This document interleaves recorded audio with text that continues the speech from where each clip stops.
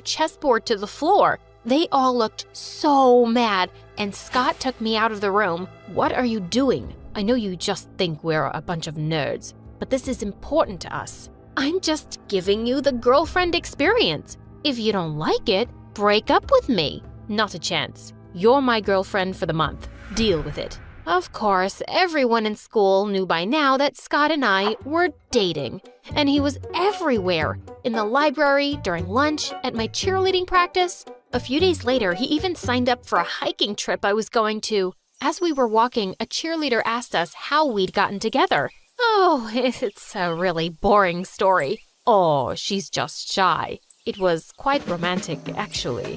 What? She was walking past my house when she slipped and sprained her ankle. I took my t-shirt off and wrapped it around her foot, and then I carried her home. She asked me out because of my rock-hard abs.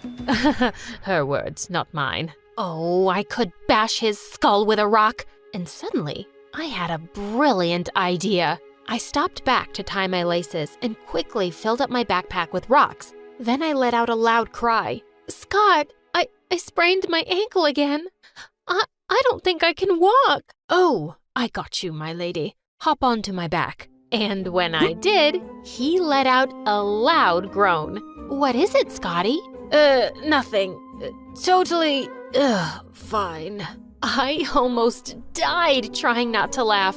The poor boy was grunting and sweating as he carried me down the hill. And then finally, he collapsed to the ground. Gosh, Isabel, you weigh as much as a baby elephant. Did you just call me fat? I burst into fake tears as everyone glared at him.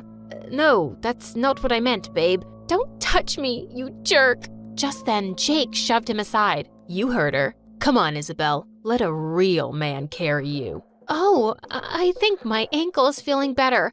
I can walk, but I'll need some support. I leaned on Jake's arm and started limping away. Served Scott right for that stupid story. Later, I felt bad for what I'd put him through, so I invited him to come with me to my friend's party. I was having a great time dancing there, but Scott was just hanging out in a corner, and I caught him looking at me more than once. Hey, come dance with me. Oh, I'd rather not. I don't have your moves. You looked pretty great out there. Why was my face getting hot? Well, I'd like to see your moves. Okay then, don't say I didn't warn you. He walked onto the dance floor and started doing the weirdest chicken dance. Everyone stopped to stare and snicker at him, but he didn't seem to give a hoot.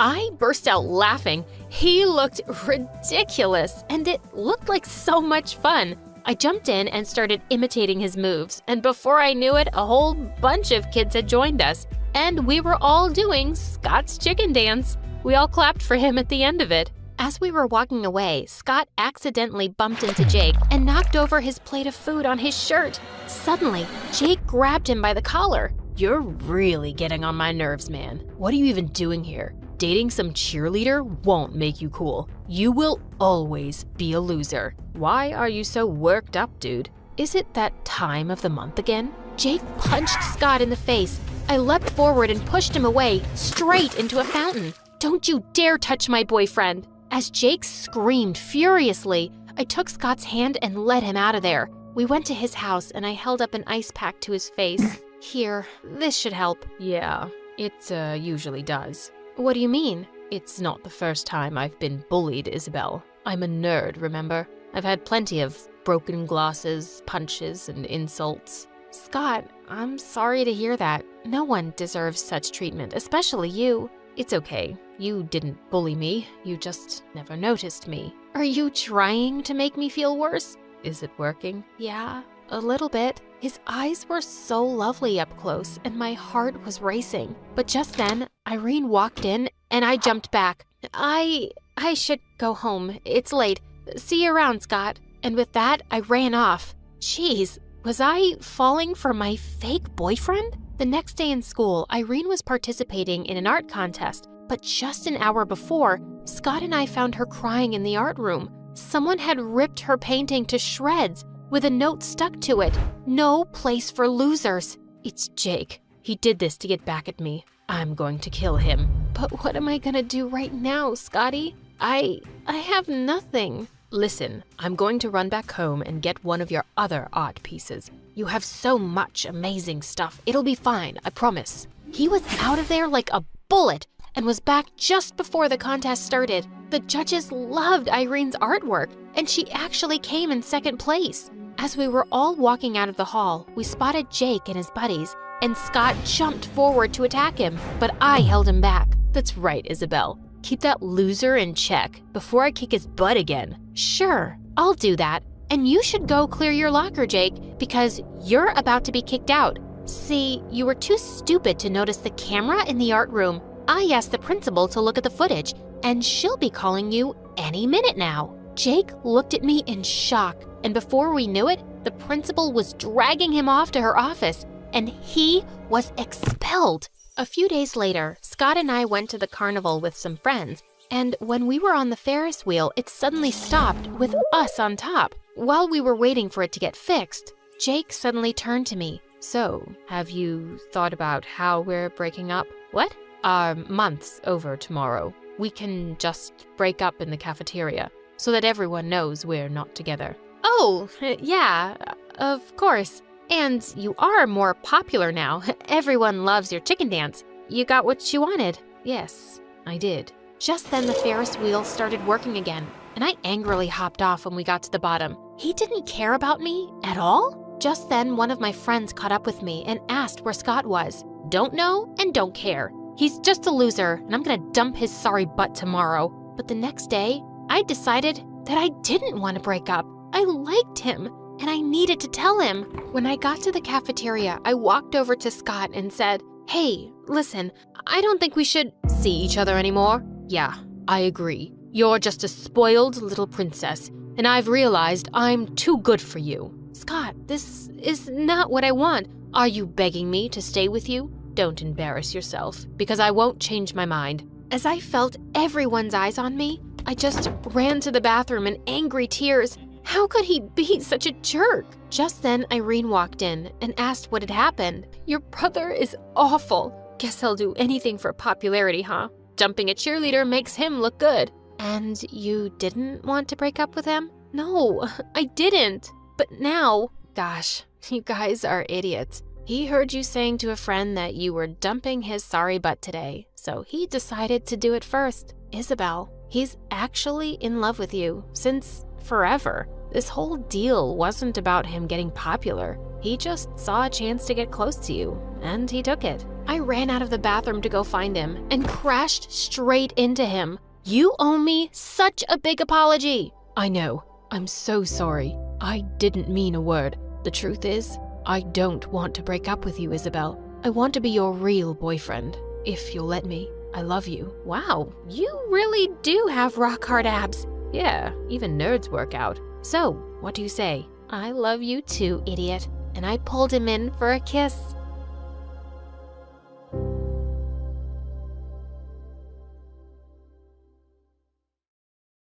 Hi, my name is Hannah, and this is my crazy story. Please like and subscribe. Growing up, it was just me and my mom, and she was my best friend. We watched movies all weekend, baked delicious cookies, and she even homeschooled me so we could spend more time together. But when we did leave the house, Mom had this weird idea that someone was following us. She was always checking over her shoulder and looking around corners. Shut the blinds and turn off the lights. There was a man with mysterious packages right behind us on the way home. Mom, that's just our new neighbor, look.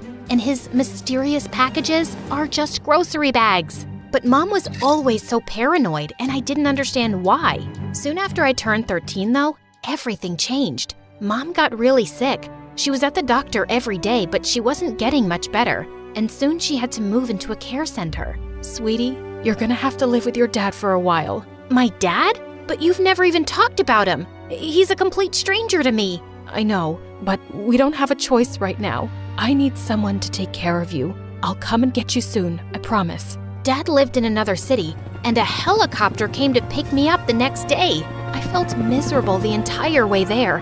I already missed Mom, but when we landed at Dad's house, I couldn't believe my eyes. It was a castle, and Dad was waiting for me outside. I looked just like him. It was weird seeing him for the first time. I'm so glad to meet you, Hannah. Why didn't you try to meet me before? Your mom never told me about you till now, sweetie. But that's all in the past. We finally get to know each other, and I have my heir to take over the family business. And when I found out what that was, I couldn't believe it. Dad was a billionaire spy. The maids took me to my room, and it was ginormous. It even had a hot tub. Dad got me a whole new wardrobe and even a sweet little puppy. Life was good. One day, while I was sunbathing by the pool, Dad came to sit next to me. Now that you're comfortable here, you need to start your training. Huh? My training? Yes, your spy training. I work against dangerous people, and you need to know how to protect yourself. What kind of people? Trust me, honey, you'll need to be prepared. After that, trainers woke me up at dawn every single day. Instead of going to school, I went to an arena. They taught me how to fight, how to hide from bad people, and how to sneak around. After a while, I got good at it, and it was really fun. Mom was getting better, but she still wasn't able to leave the care center. We called each other every week, but she was not happy when she found out about my training. What is your dad thinking? I'm so mad at him. Mom, you know I love you, but Dad's pretty cool too, and I like the stuff he's teaching me. Why did you keep me away from him all this time? Exactly for this reason. I don't want you involved in this nonsense. I just want to keep you safe. But I am safe, Mom. I can take care of myself now. Everything's fine. I'd come and take you away right now if I could.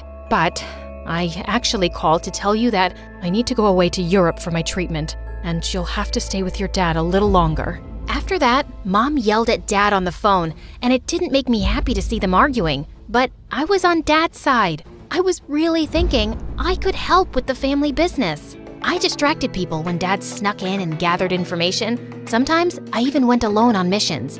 No one ever suspected a kid like me, and over time, my missions grew more frequent. Dad wanted a normal life for me too, so when I was 14, he enrolled me in a school for billionaire kids. On the first day, the school bully Christy and her minions cornered me in the locker room. "You're the new girl, huh? Well, if you want to be at this school, you have to earn it."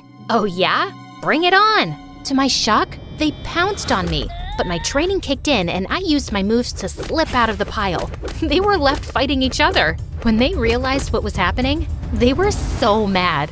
"You're gonna pay for this, witch." "Yeah, okay. Bye now." I was suddenly popular after that. All the kids wanted to be my friend, and the coolest boy in school even came up to me at my locker. Hey, I'm Leo. Do you want to hang out sometime? He was so cute. Of course I did. Leo and I hung out every day, and we grew close. I wanted to tell him about my job, but Dad insisted I couldn't. It's too dangerous, Hannah. If anyone found out what we really do, we'd have to move from here and start over. I certainly didn't want to move, so I kept my spy life a tight secret. The school dance was coming up, and I wanted Leo to ask me out so bad. But every time I thought he was about to, my cell phone would go off and I'd be pulled away for some mission. Dad, does it really have to be me? The detectives on the case requested you specifically, Hannah. I had to whiz away in a private jet and fight off some bad guys. But I helped the detectives put away a big jewel thief they'd been at for years. So I guess it was worth it. When I got back to school the next week, all I wanted to do was talk to Leo, but he was talking to Christy. I knew she wasn't really interested in him. She just wanted to get back at me. "Oh, hello, Hannah Banana. Looks like I'll be going to the dance with Leo." "What? Over my dead body?" I don't know what came over me, but I attacked her. The principal had to break us up, and she called our parents. Dad was so disappointed in me. You know you're not supposed to use your skills unless you're on a mission, or your life is in danger. You could have really hurt her. "I'm sorry, Dad, but she's trying to steal the guy I like." I knew that boy would be a distraction. Maybe I should pull you out of school and have you focus on work only. "No, I promise. I'll never fight again." Dad promised the principal I'd be good, and she didn't suspend me. But I was still fuming at Christy. She was all over Leo the next day too, but it seems like Leo wanted nothing to do with her. He even shoved her away when she tried to kiss him in the cafeteria. I couldn't help laughing as Christy ran out of there crying loudly. Later that day, Leo came up to me in the hallway and I felt butterflies in my stomach. Hey, Hannah. I wanted to ask you to the dance, but I just didn't think you were into me. Well, till you fought Christy. That was not my best moment. But why didn't you think I was into you? Well, every time we hang out, you always get a call and run away. I thought you might have a boyfriend or something. I don't. I swear. I only have eyes for you. Leo blushed and shyly kissed my cheek. Hannah, will you go to the dance with me? Yes! The school dance was being held in a grand hotel. When I walked into the hall on Leo's arm, Christy was shooting daggers at me. I just smiled and waved as Leo led me onto the dance floor. We danced all night. Then Leo took me up to the rooftop and we watched the stars. Just then, my phone started buzzing. I shoved it away, but it wouldn't stop ringing. Do you need to get that?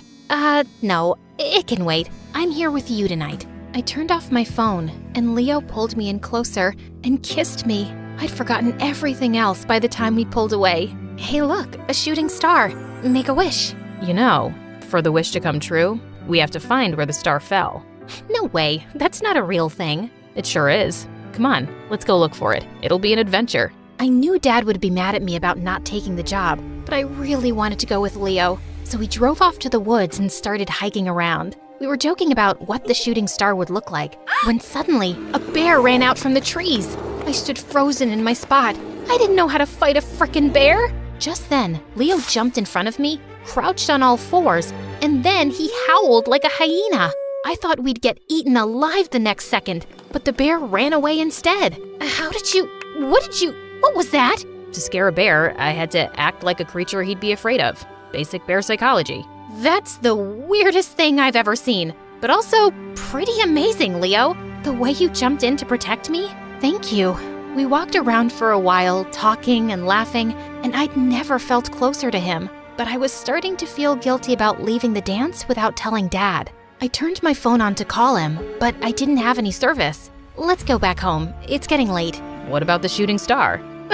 Come on, we can't really find out where a shooting star landed. Suddenly, a strange expression crossed Leo's face, and then he threw his car keys somewhere into the woods. Hey, what'd you do that for? We can't leave now. We have to stay in the woods. I was so confused and a little scared. Look, you're being really weird. I'm leaving with or without you. Just as I turned around, a rope net fell on me, and I was trapped, and Leo started laughing like a maniac. You're not going anywhere. My dad is in jail because of you and your dad. It's time you pay. Who's your dad? What are you talking about? Stop playing innocent, Hannah. My dad's the jewel thief you sent to prison for 20 years. I couldn't believe it. And how stupid was I for walking straight into a trap?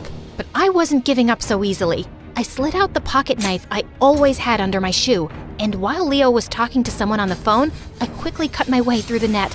When he saw I'd broken free, he dashed off into the woods, and I was right behind him. He led me to a clearing with an abandoned bunker, but I pinned him to the ground before he could get in. We fought each other like crazy, and I finally seemed to have knocked him out. Just as I was about to tie him, he suddenly grabbed my ankle, but then someone kicked him away like a ninja. Mom? What are you doing here? Keeping you safe, just like I promised. She tied up Leo and we left him in the bunker. Mom sent the police to his location to collect him. You have a lot of explaining to do, Mom. When did you come back? How did you know where I was? And since when do you kick like that? I landed yesterday and was coming to get you. And I knew your location because those earrings you've always worn have trackers in them. Also, I'm a trained spy. Well, I used to be. What the? You're a spy? You mean like Dad? Like me? Mom told me the craziest story. She said it was love at first sight with my dad, but she knew him as a wealthy businessman when she married him, and she never told him she was a spy. And when I got pregnant with you, I decided to give it all up. But then I discovered that your dad was a spy too. It was a huge shock, and it wasn't something I wanted my child to be around. I left him a letter saying I knew his real identity, and I didn't want to live with a dangerous man. I didn't even tell him I was pregnant. And well, I was good at hiding. All I really wanted was to keep you away from all this risky spy business. But it's literally in my blood. Wait a minute, Mom, where are you going? You just took an exit out of the city. We're leaving this place. I have to keep you safe. God knows what would have happened if I hadn't found you tonight. Mom, stop. Stop right now or I'll jump out of the car. I'm trained to do that. I swear I will. Mom had no choice and she parked to one side. I'm a spy now, whether you like it or not. You'll just have to accept that. And how could I not be safe? I've been trained by the best, and I have you and Dad as my parents. Please, I want you both in my life, and Dad doesn't deserve to be abandoned again." I liked it better when you were a kid and just wanted to spend time with me, but you're right. Mom turned around and drove me to Dad's place, and when he saw me, he hugged me tight. Oh, thank God you're okay. I've been worried sick. The police told me they got Leo, but I had no idea where you'd gone. He stopped short when he spotted Mom. Eleanor, it's been so long since I last saw you. Yeah, like 15 years? Mom, don't you have something to tell Dad? Come on, tell him how you found me tonight. I think I already know. I'm aware of her skills as a spy. What? You know? When you disappeared, I was devastated and spent months tracking you down. I eventually found out you were a spy too, and for some reason, you'd stopped working as one. Soon enough, I found out that reason was Hannah. That's why you left me. And I stayed away because it seems like you really didn't want me around our daughter.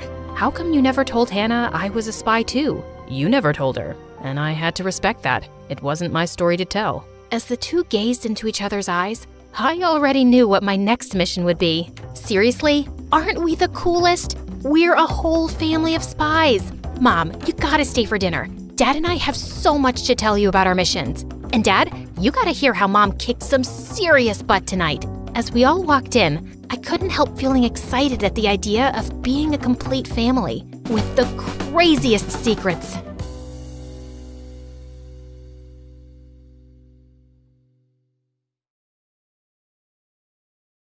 Hi, my name is Akira, and I'm the daughter of our tribe's chief. My entire tribe fawned over me, and not just because I was beautiful. I was born with a perfect memory. I remember every single moment of my life in crystal clarity since I was a toddler. I remember each tree of the endless jungle where I lived with my people. At only 5 years old, I could point the way home through our forest, and all the adults were amazed. She has an amazing mind. Let's take her foraging with us. Foraging meant collecting mushrooms and plants for everyone to eat. I was an instant hit in my mother's group. I could remember the name, shape, and smell of every plant perfectly. And by the time I was 11, the entire tribe relied on me to check the food. Poisonous, not poisonous, not poisonous, poisonous. Akira is a gift from God. She should be our next leader. Ha! The next leader? This weakling? Please. That's my older sister, Misa. She was only a few years older than me, but we were complete opposites. Misa was a goddess with a bow and arrow, as strong and fierce as our father. And me? Well, I was clumsy, noisy, and I could barely lift her bow. When father tried to make me hunt, I just fell in love with the little rabbits. I ended up adopting 3. I was brave during the day where I was safe under the sun. But at night, I cowered in my mother's arms while Misa ran around scaring any animals that came close. You are such a wuss. Am not. To be chief, you have to beat me, your elder sister, and the best hunter in the jungle. I'm the best forager. So, plants are easy to catch. They just sit on the ground. I dare you to go hunting with us. Akira's mind is special. We can't let her be in danger. So, I should be the one in danger?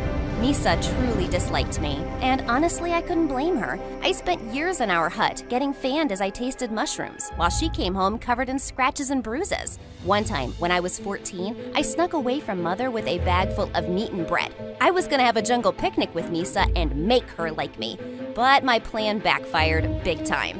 You brought meat? The smell is gonna attract bears, you loser! Then eat it fast. I'd barely said that when crazy loud roars started echoing in the jungle. What is that?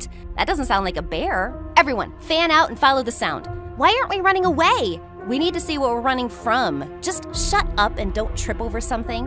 We crossed the river to reach the nonstop roars, and that's when we saw it. It wasn't animals. It was people I'd never seen before, cutting down trees with a weird, roaring metal saw.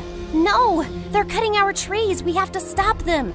I launched myself forward, but Misa pulled me down into the bushes. Don't call attention to us. They have weapons. We have to tell Father. Come on. We all raced home together, but when we told everyone what happened, the adults didn't look surprised. We know they're cutting the forest. They're going to build a town here. What? But where will we live? We can live with them. They promised we would get to keep all our land. They can give us better medicine, better houses, and a better life. I like our life and our home. And what about the animals? Where will they live without the jungle? Akira, we're worried about us, not the animals. So they'll have nowhere to go? Nothing to eat? They just didn't care. They kept talking about the benefits of inviting these people in. I thought I was gonna have to stop them single-handedly, but Misa pulled me aside. We're not letting them do this. Really? You wanna stop them with me? No, you are gonna stop them with me. For the first time in our lives, Misa and I were on the same side. We made a pact to spy on these newcomers, find their weaknesses, and get rid of them. We sneaked beyond the river till we reached the edge of the jungle. I hid in a tree, watching the men brutally cut down my home. Suddenly, a strange boy jumped in front of me and put his hand on my mouth. Don't say anything. For a moment, all I could think about was how handsome he was. Then fear kicked in and I pushed him. He grabbed my leg as he fell and we both tumbled out of the tree. Ow! I looked up to see the tree cutters staring at us with rage. Who's this girl? And Jack, he's here, get him! Run, run, run! The boy grabbed my hand and we started running away. We'd almost reached the river when my clumsy feet sent me flying to the ground. Wait, help me! Sorry, princess, gotta go. I twisted my foot. Behind me, the men were still chasing us. If you go into the jungle without me, you won't make it. There's a million tigers there. He growled and threw me over his shoulder like I weighed nothing. I told him the way into the thickest trees where I knew the men wouldn't chase us. Why are you running away from them? I stole a bunch of food back home and they were going to put me in prison. So I escaped on this ship. Now these people want to send me back. All that just for stealing food? And gold. And this fancy crown. Oh, you're awful. Sure I am, princess. Now, are there any tigers near us? I lied about that. He dropped me right away. I'll be going now. Bye. He tried to run away, but just then a ghostly figure jumped on him and pinned him to the ground. It was Misa. She almost hurt him before I stopped her and told her who he was. You stole from those invaders? That's amazing. He is not amazing, but we can use what he knows to beat his people. What do I get for helping you? Your life. Oh, jeez. We tied up Jack's wrists and snuck him into an empty hut back home. We acted normal in front of the elders, and at night, Misa and I took turns interrogating Jack. He told us all about his hometown and all the crazy things he used to steal from his people. Wow, you pulled that off alone? I had a little help, but it was mostly me. Stealing is not something to brag about. They deserved it. My people are cruel and vicious. They charged my village so much tax that we lost our farm. You lost your land? And my freedom? Yeah, you know nothing about how hard my life has been. He went off to sulk in a corner, and for the first time I felt bad for Jack. The next night, I went into his hut to apologize, but he was gone. I called Misa over right away. He ran into the forest. Look, I see his footprints. We chased after his tracks through the thick jungle, and I was scared. We were out in the dark during bear season. Our worst fears came true when we heard a scream from inside the jungle. We ran towards the sound and found Jack hiding from a huge bear behind a boulder. Misa jumped to action immediately and climbed on top of the rock. She made herself look big and scary and let out deep growls till the bear fled. When Misa came down, Jack grabbed her in a hug. That was incredible! You're like a bear goddess. Thank you? Why would you run away alone? I don't want to be anyone's servant, not even yours. You can't cross the jungle without our help. The wolves come out at night. Are you ready for that? No. Thought so. We stopped at a cave for the night so we wouldn't run into scary animals. While Misa started a fire, I tried to stop Jack from eating poisonous mushrooms. Stop flicking my food away. You keep picking up the poisonous ones. Eat this. How do you remember which one's which? She has a perfect memory. She remembers everything. No way. Is that true? Jack was utterly fascinated, and we spent the whole night talking about my awesome powers. He even dared me to recite every detail from random days in the past. This is amazing. You can't hide in this jungle. You would be world famous. She just remembers things. I can scare bears. I can feed myself without being in danger. I can actually survive danger. And I'm next in line for being chief. Misa kicked a tree trunk in fury, and Jack had to jump in between us. Misa's mood was sour, and the next morning when we took off again, she walked far ahead of us. I think my sister hates me. No, she doesn't. Your gift is just hard to keep up with. I didn't choose it. True, but she didn't choose you. It isn't easy to be overshadowed by a sibling. I'd never thought of it that way. And a few days later, all hopes of Misa liking me were destroyed. Our father called a huge meeting for everyone. We have an announcement to make. The elders have decided to make Akira our new chief. She will be inducted once she turns 15. No! I'm the eldest child. I deserve that place, Father. Akira's gift will make her the best leader. A great memory helps you make wise choices. Wise? The girl who captured one of the newcomers and hid him in our hut? And she's making plans with him to get rid of those people. What? My jaw hit the floor as Misa ratted me out immediately. She even took him to see Jack. Akira has been hiding this boy here for weeks. She made me lie about it too. Think about that before you make her chief. Akira, I'm deeply disappointed in you. Father, no! He didn't even let me speak. The elders took Jack away, and then Father turned furiously to me. You went behind my back to make plans against me? I'm not making plans against you, but these people are cruel and they have to go. We're not getting rid of them. These newcomers can help change our lives forever. You can't be chief if you don't see that. I don't care about being chief. Our forest is a living being. You can't just cut it down. He was too furious to listen. He was even gonna hand Jack over to the newcomers as a sign of goodwill. I just lay in my hut in sheer sadness, waiting for the tree cutters to arrive. When one day, Misa broke through my door with tears in her eyes. Akira, they've taken Father prisoner. They what? She told me that the newcomers had captured Father, and instead of letting us keep our land, they were gonna take everything for themselves. I knew we couldn't trust them. Snakes. I'm so sorry, Akira. I can't believe what I've done. You should kick me out of the tribe, or better yet, hit me. Right now, we need to think how to get Father back. We gathered all our people to make a plan, and most of us wanted to charge right into a fight. Did you look at their weapons? We can't fight them. We have to trick them into leaving. How is that possible? I have a plan. I quickly explained my idea, and everyone's tired faces lit up. If this fails, we'll have to fight anyway, so let's give this our best. Jack once told me that his people were terrified of new illnesses, so we gathered ash from all around our settlements and rubbed it all over our bodies and faces till we looked like ghosts. We crushed berries on our skin to look sick, and we walked into the newcomers' camp spitting milk out of our mouths. There's a sickness. We're all falling sick. It's spreading. A few people screamed, and I pretended to bite Misa and burst a bunch of berries in my mouth. The newcomers let out an ear-splitting shriek. This land belongs to the devil. Run, or you shall fall sick. I watched in awe as the newcomers ran screaming to their giant ship. I was so happy to see them leaving that I let out a premature shout of joy. Hey, you're not sick. Before the man could say another word, Misa jumped on him and cried, I'm gonna eat you. The man screeched and ran away like a rat. We growled like monsters till the invaders were gone. I can't believe it! It worked! Yes! Everyone burst into laughter and delight. Misa and I ran to their makeshift prison, and Father tapped me on the shoulder and pointed at Jack. I believe your friend is having a breakdown. Since his people have left without him, he can stay with us. Good, because Akira likes him. No, I don't. Liar. I ignored her and ran over to Jack. Are you crying? Is it because your people left without you? These are tears of joy. I finally got rid of them. And I get to keep all of the gold. You know, if you live with us, you can't be stealing anymore. Wait, I can live with you? Only if you want to. You're not a prisoner anymore. He took me by surprise and grabbed me in a tight hug. A new life. This will be fun. Yes, it will.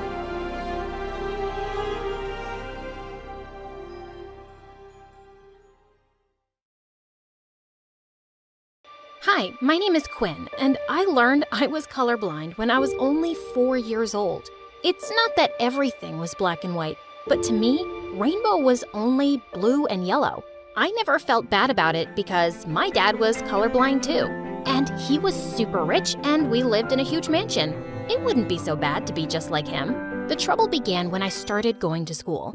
I couldn't identify a single color right, and the teacher would go crazy trying to explain it to me. The other kids made it worse, especially my classmates Cindy and Lucas. They were twins, and they were both super annoying. They laughed at my outfits every single day. Dad and I couldn't spot a lot of patterns, so most of the time, I had no idea how I looked. You look like a clown. Did you get dressed in the dark? I'm colorblind. What is that? Sounds fake. Cindy told the whole class that I had made up weird, fake diseases, and everyone looked at me like I was crazy. Lucas was somehow even more annoying than Cindy. He wanted to test and see if I was telling the truth, so he would randomly put paint marks on my things to see if I would notice.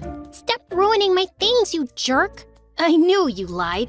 You can see the paint. I don't see some colors. Some! One day, Cindy went too far. She took my book of drawings, tore out all the pages, and put them on the bulletin board. The whole class laughed at my pink trees and green skies.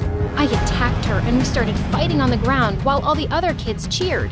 Suddenly, Lucas showed up and pulled us apart. "Stop it.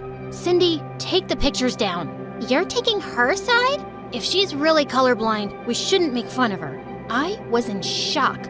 Lucas was defending me? Cindy walked away fuming, and I thanked him. He took the pictures down and apologized for not believing me. He spent days asking me endless questions to understand my condition. "Is your whole family colorblind? Is it like losing memories? If I hit you on the head, will you see color again?" He was crazy, but so funny. I thought we could actually become friends, but something happened that destroyed everything. All the kids had to give interviews to get into a fancy private middle school. This was the only good school in the entire town, and the competition was crazy. I didn't do well on my tests, and when the teachers decided I couldn't get a spot, Cindy laughed out loud. "Ha! I knew you were stupid!" Before a single tear could leave my eyes, my dad jumped into action. He offered the school a huge donation for taking me. "We don't have space for another child." "Then give her someone else's spot. I'll double the donation." Dad, that's cheating. The teacher pushed me aside and accepted the money. Then she went to Cindy and told her they were giving her spot to me. "You have the lowest marks after Quinn, so it has to be you." The stupid teacher was so happy about the donation that she let it slip, and Cindy and her parents went crazy with rage. "This is bribery. This is unfair." All the adults started fighting, and Lucas gave me the worst look ever. "I can't believe you would do this." I knew he was cheating, but Dad refused to back down. We joined our new school, and Lucas came here all alone. One day, he told us that Cindy had been sent to boarding school. "None of the other schools in town are good. Now she has to live away from her family. I hope you're happy, Quinn." That was the day we became enemies. He hated me. I felt bad for him, and I tried to make it up to him by buying him presents, but he threw them back in my face. "You can't buy me, you brat." He told everyone in class what happened, and they thought I was a rich, spoiled jerk. He called me stupid names in class, and he made fun of my outfit so much that I started asking my maids to choose them for me. As if school wasn't hard enough, as I was growing up, the subjects were getting harder, and our textbooks labeled everything in different colors. My teachers taught with colored chalk and sent us color-coded notes for every class. Every time I failed, Lucas was ready to attack me. "Why don't you just buy yourself a better grade?" I threw my paper in his face.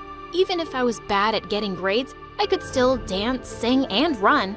I started going to classes and training after school, and in a few months, I was a part of both the school track team and the cheerleading squad. I guess you can buy a place in any club. Shut up, Lucas. Make me. I did make him shut up when I won my first gold medal in track. I rubbed it in his face so hard. When my winning streak continued, my principal called me to her office to congratulate me and said, "Quinn, you can get amazing offers from colleges if you keep performing like this, but you have to maintain an average grade of a C." That made me nervous, and her solution made me want to throw up. "We're going to partner you up with the best kid in school, Lucas." Lucas walked in with the most evil look on his face. The teacher said that Lucas would be my partner in every class from now on, and he would tutor me every day after school. Oh no. I tried to protest, but my teacher thought it was a great idea, and Lucas agreed with her. What was he going to get out of this? The answer was simple. He wanted to torture me. He gave me a mountain of homework every day, and if I didn't do it, he threatened to report me to the teacher. Whenever we partnered up for projects, he made me do all the work for the learning experience. He was going out of his way to annoy me, and one day, I just vented to my dad about it at dinner. I was not prepared for what Dad did next. He showed up at school and barged into class with the principal. They announced that Lucas was expelled for bullying me. What? We all rushed to the principal's office, and I screamed at my dad. "What are you doing?" "Getting rid of your bully." "I didn't want you to solve my problem. I just wanted your support." "I am supporting you." You can't just crush people's lives for me. It's not fair. It's what made everyone hate me in the first place. If you do this, I am never talking to you again." Dad looked shocked. We had never shouted at each other like this. Fine, he can stay. Never bully my daughter again. With that, Dad stormed out without even looking at me. I'd never fought with him before, and I couldn't help but cry. When Lucas offered me a tissue, I slapped his hand away. "I don't want your help. Just go away." I'm not helping you. I'm just standing near you, and I happen to have a tissue. I snatched it out of his hands and turned to leave, but he pulled me back. Why didn't you just let him expel me? Don't I bug you? I'm not a jerk. I hated taking Cindy's place, and I wish I could undo it. I'd never do that to someone again. I may have been meaner to you than I needed to be. I'm sorry. You're what? I'm sorry, okay? I'm not saying it again. With that, he ran away, and I was stunned. This was the nicest conversation we'd had in years. When I went home that day, Dad and I sat down to talk about what happened. To my surprise, he apologized for going overboard. I made him promise to trust me and let me handle my life myself. How can I make it up to you? Is there anything that you want? That's when I got an idea. I asked Dad to pay the school to offer Cindy a place again. She's living away from her family because of us. We should fix it.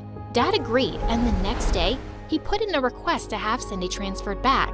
She accepted the offer from our school, and when Lucas realized she was coming back, he went crazy.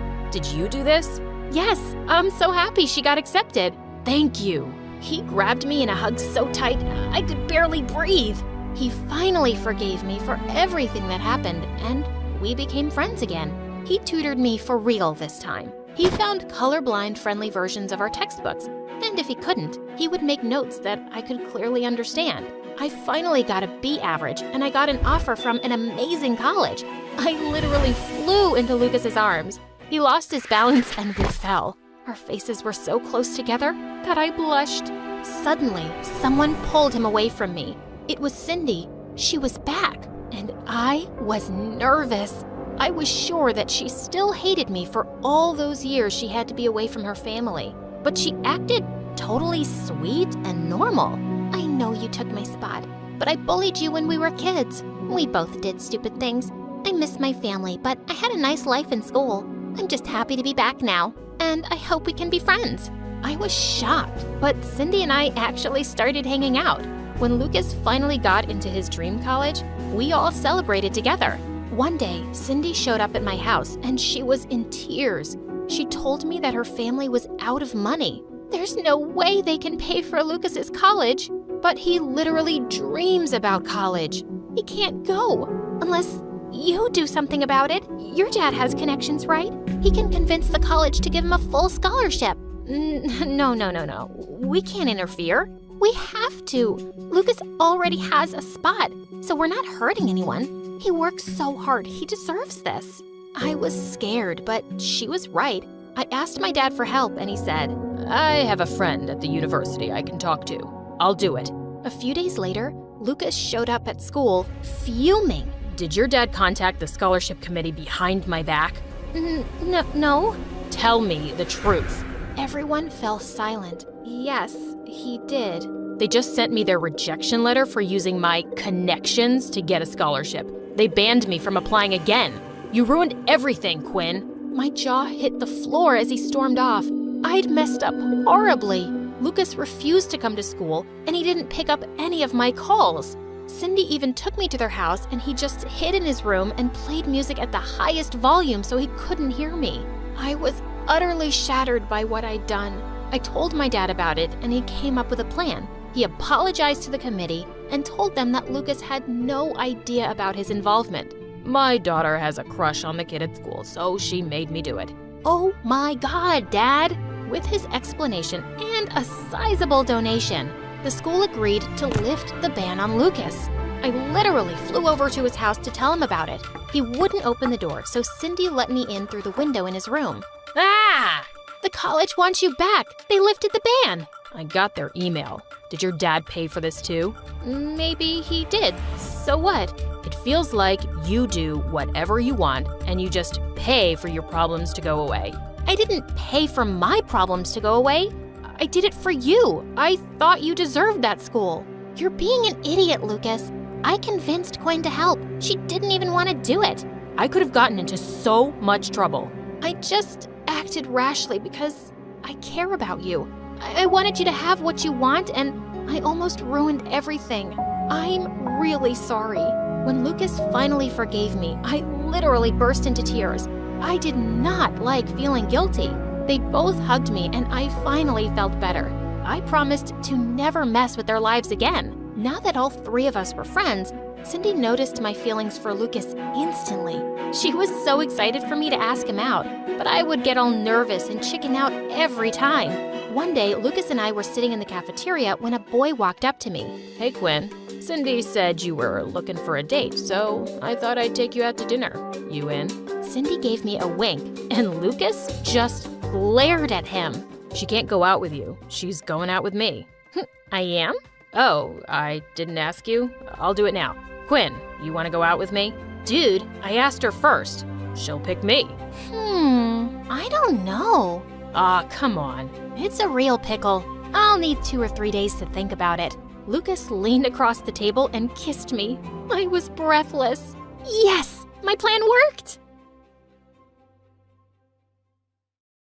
Ever since I can remember, I've been all about making up stories. I don't know what kind of magic my parents mixed into my DNA, but that brew gave me one heck of an imagination. When I was a kid, my friends on the playground loved the games and tales I came up with. Did the prince save her? He got lost, so she teamed up with the dragon. No way! Yep, and they took over the kingdom together. Whoa! But as I got older, my audience got smaller and eventually vanished. Paper doesn't judge, though, so I began writing my stories down, and I have to admit, I absolutely loved writing. So by the time I hit 16, all I wanted was to be a famous author. But my schoolmates weren't into reading my silly fairy tales, as they called them, and the more I tried to stand out, the more I heard. So I sneak a peek from the corner, and there's Mrs. Wilson turning into a huge bug. Stop lying, June. After the break, he's not the same. Seriously, it's an alien, not the Jack we knew. You're such a liar, June. Oops, my bad. June, it's me. Nice to meet you. And before I continue, please like and subscribe. Anyways, I was craving recognition, and everything finally changed when we got a substitute English teacher. His name was Arthur Lewis, and he looked really cool. In the very first class, he asked us to write a short story about any character from a classic book. I chose the rabbit from Alice's Adventures and received an A+. After class, he asked me to stay behind. You've got an exceptional imagination, young lady. Most people tend to lose that spark as they grow older, but not you. I'm not that old yet. I've still got plenty of time. But what if I told you that you could take your stories to a whole new level and have your readers glued to the book until the very end? I'm all ears. He handed me a flyer. A party? A writing club. Come join and see where your story takes you. The following Thursday was our first club meeting. We wrote short stories as an exercise, and I even managed to add some illustrations to mine. My artistic skills weren't top-notch, but it worked out fine because the main character was... Is it a rock? My face flushed like a boiling balloon. That was Jim, my secret crush since I was 10. He was as brilliant as Stephen Hawking and as hot as a chili pepper. Best mix, if you ask me. In my diaries, he went by the codename Buffalo Wings. My spicy hot. Rawr! Yeah, his name is Kid. The story's called Kid, a Rock. He rolls around the world in search of his long-lost father, Mountain. Sounds cool, June. OMG, he knew my name! Sure, we'd had science classes together, but we'd never really spoken before. He'd always seemed so mysterious, silent, and oh so perfect. And now he was talking to me! When I was a kid, I wrote a story about an ice cube. Looking back, it was quite a depressing tale because spring arrived too early.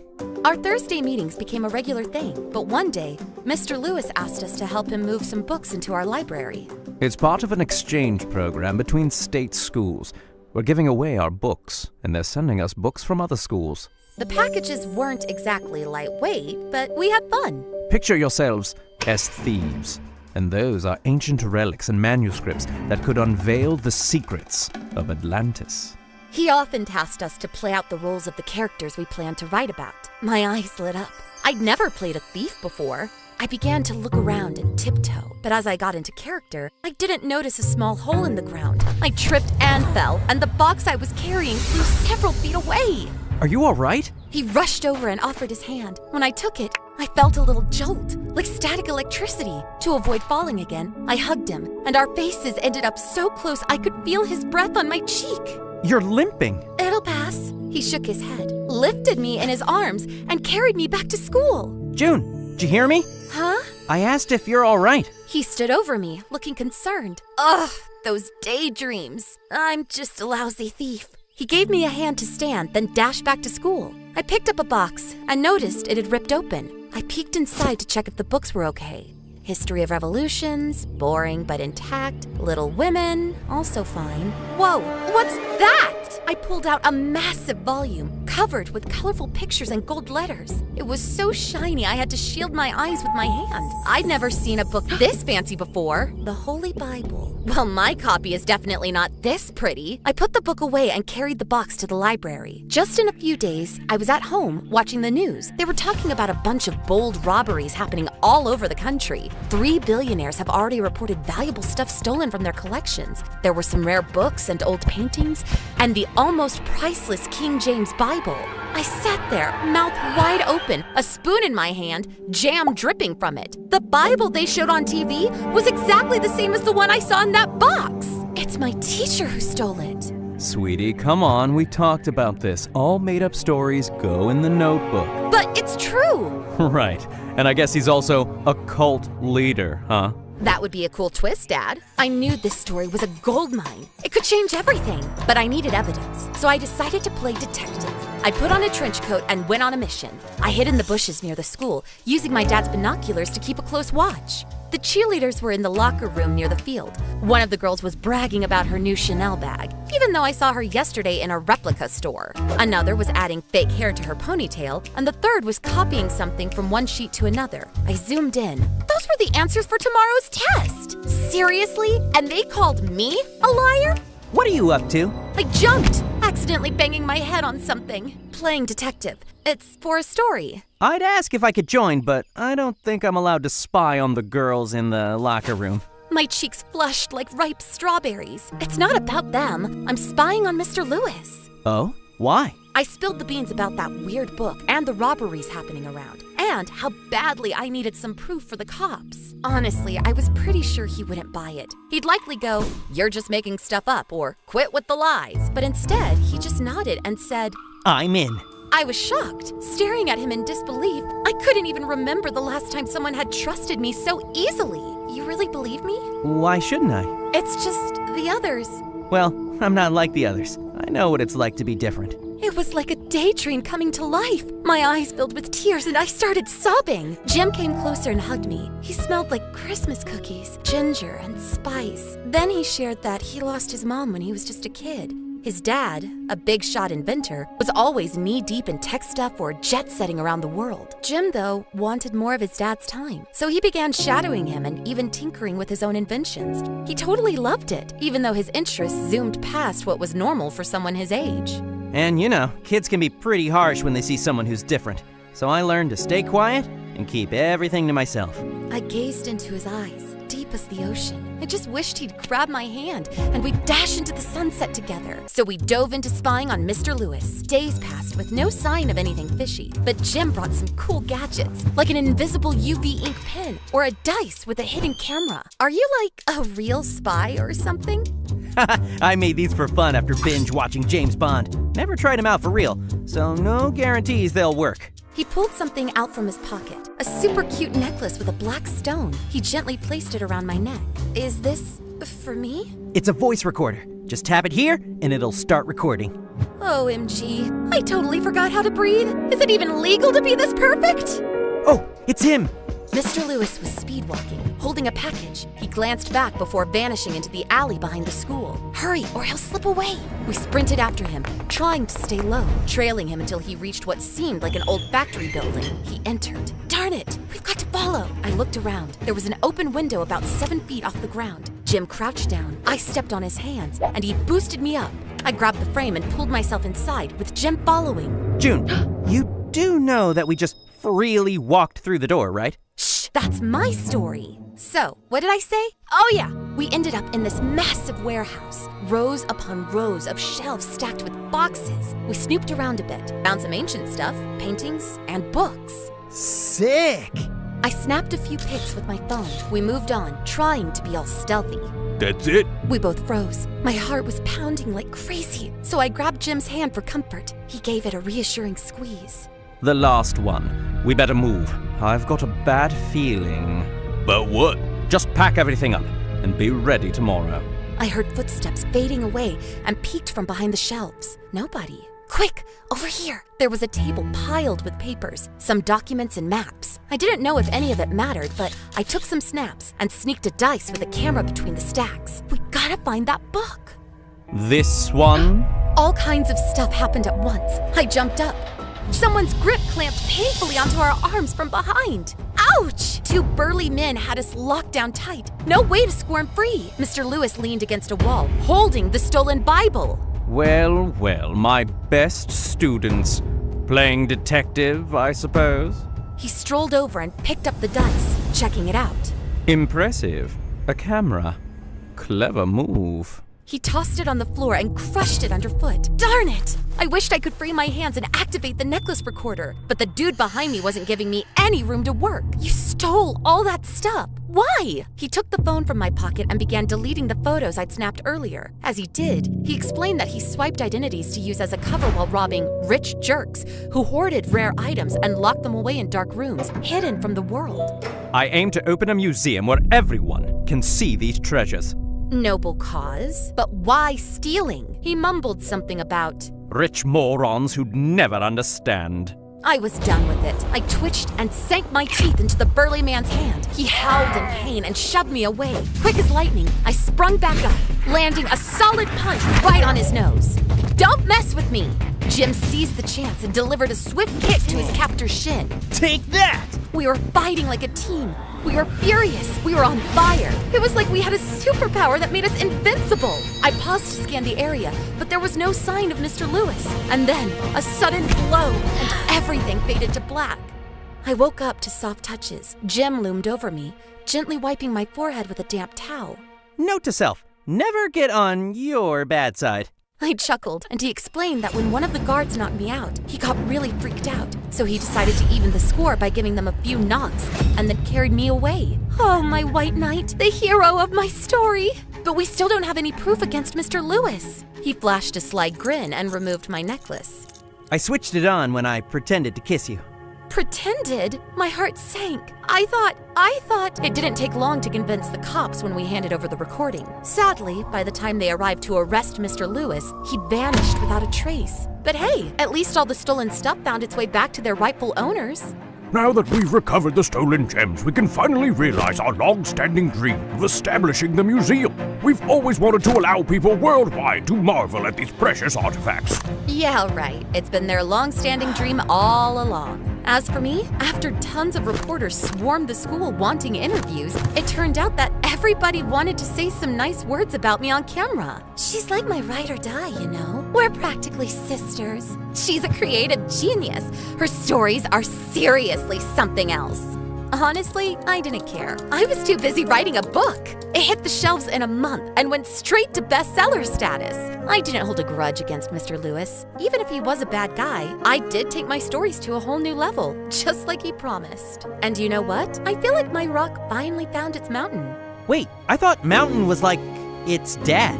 It's an allegory, silly. Oh, and one last thing. Just yesterday, I got a copy of my book with a little note on it. Well done, A+.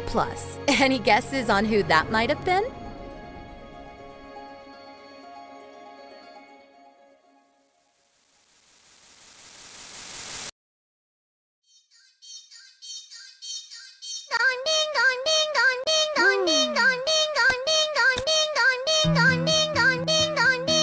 Scooter, Mom handed me some paper bags. I'm sorry we can't afford to pay someone for delivery, sweetie. Bear with me for a few more days. Don't worry about it, Mom. I got this. But I want you to focus on school. And I can do both. Fine.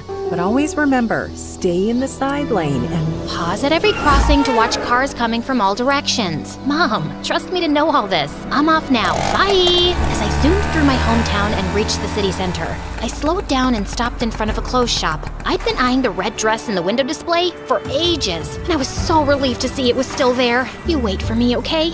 I'm saving up for you. You're gonna look so good on Mom. Then I was on my way again, following the directions on the GPS to a huge mansion. I parked in the driveway and rang the bell, and to my shock, the door was opened by Dana, the bane of my life. I'd gotten the female lead in the school play instead of her last year, and she seemed to be holding on to a huge grudge ever since. Hi. You ordered chicken? Dana casually reached out to take the bags from me, and then tossed them aside. So, the rumor is true. You're just a poor delivery girl running around town with greasy chicken. No wonder you always wear clothes that seem to be straight out of the trash. They smell like that too. That'll be $20. Here's $500. Keep the change. I know you badly need it. I took the dollar bills, pulled out a 20, and put the rest on the floor. Not badly enough to accept it from you. And yeah, you shouldn't eat fried chicken. Maybe order a salad from someplace. Anyway, I gotta go. Bye! I turned around and hopped onto my scooter before she could reply. I stood behind a pillar in the lobby of Dad's company Biotech, which was currently filled with journalists and photographers. My half-brother Ace stood confidently behind the podium on the makeshift stage, then signaled to one of the journalists to ask his question. How does it feel to know that you'll be the country's youngest CEO at 18, 3 months from now? It feels great. I know it's a huge responsibility, but I'm certainly up for the challenge. Next. The company seems to be in some trouble. We haven't seen any groundbreaking product in a long time. Can you keep up with your competitors?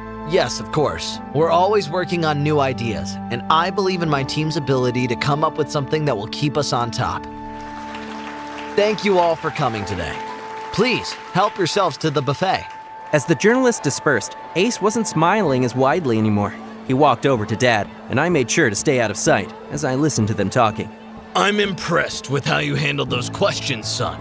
But we both know that we need something really innovative this time, and soon. Don't worry, Dad. I got this. Of course, I trust you. But we need some breakthrough research, and that's not your area of expertise. It's your brother's. Ace just rolled his eyes at that. I can always find a way. You know that. I just need a little more time, Dad. Dad nodded and patted him on the back, and I slipped away. My half-brother was an arrogant jerk who always wanted me to stay in the shadows so he could be the face of Dad's company. Well, he might have the looks and charisma, but I had the brains, and I'd been working on something very promising that I hoped I could share with Dad soon. I was at my desk trying to focus on what I was typing, but that was not happening with my BFF Clover yapping away and eating chips loudly. Dana is such a witch. She thinks she can get away with anything because she's the principal's daughter. She looks like an evil frog. I'll give Frog-Faced Witch a piece of my mind in school tomorrow. No, don't do that, Clover. She's not worth our time. Just forget about her. Fine, if you insist. So, how's your story going? You're gonna get paid for it, right? Yeah, it's just enough to help Mom with the bills this month. I have to submit it in 2 days, though, and I'm panicking because I'm having writer's block. But I noticed Clover wasn't even listening to me anymore and was busy leaning out the window. Oh my, you better get your butt here this minute, sister. Guess who's back? OMG, Ace? For real? Clover and I were practically drooling over the view next door. There was Ace, my gorgeous neighbor, stepping out of the pool with water rippling down his perfect abs. Gosh, he looked amazing.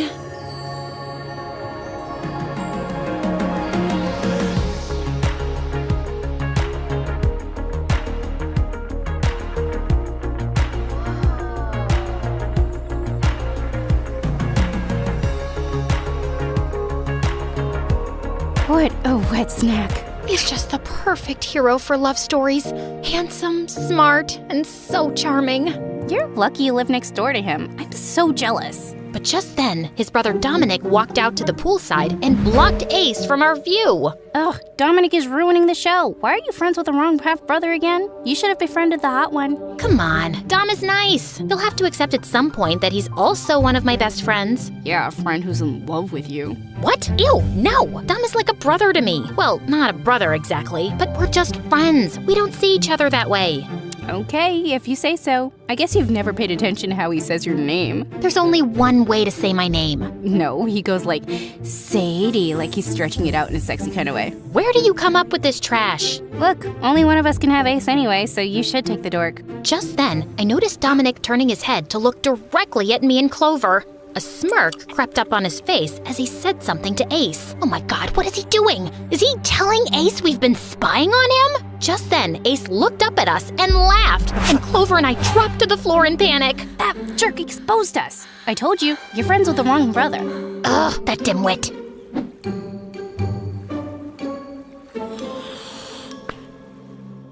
I was brimming with excitement as I worked in Dad's lab, feeling confident that this time my experiment would work. But seconds later, I was interrupted when the door flung open and Ace walked in like he owned the place. Ah, I knew I'd find you here. I think you missed the Do Not Disturb sign. What are you doing here anyway? Don't you have some party to go to? Well, as the older and better brother who has chosen to lead this company my dad one day, I thought I should come by and oversee things now and then. I decided to ignore him as I continued working, but he walked closer to me and leaned on the counter. If I were you, I'd spend less time in the lab and just focus on school, bro. I don't think your ideas are working out, and I may have to hire more capable scientists soon. I'm not giving up yet. I think I'm close to something good. Well, I'm not holding my breath. And with that, he turned and left, leaving the door open. I walked behind him and slammed it shut. I hoped my idea would work, just so I could rub Ace's smug, stupid face in it.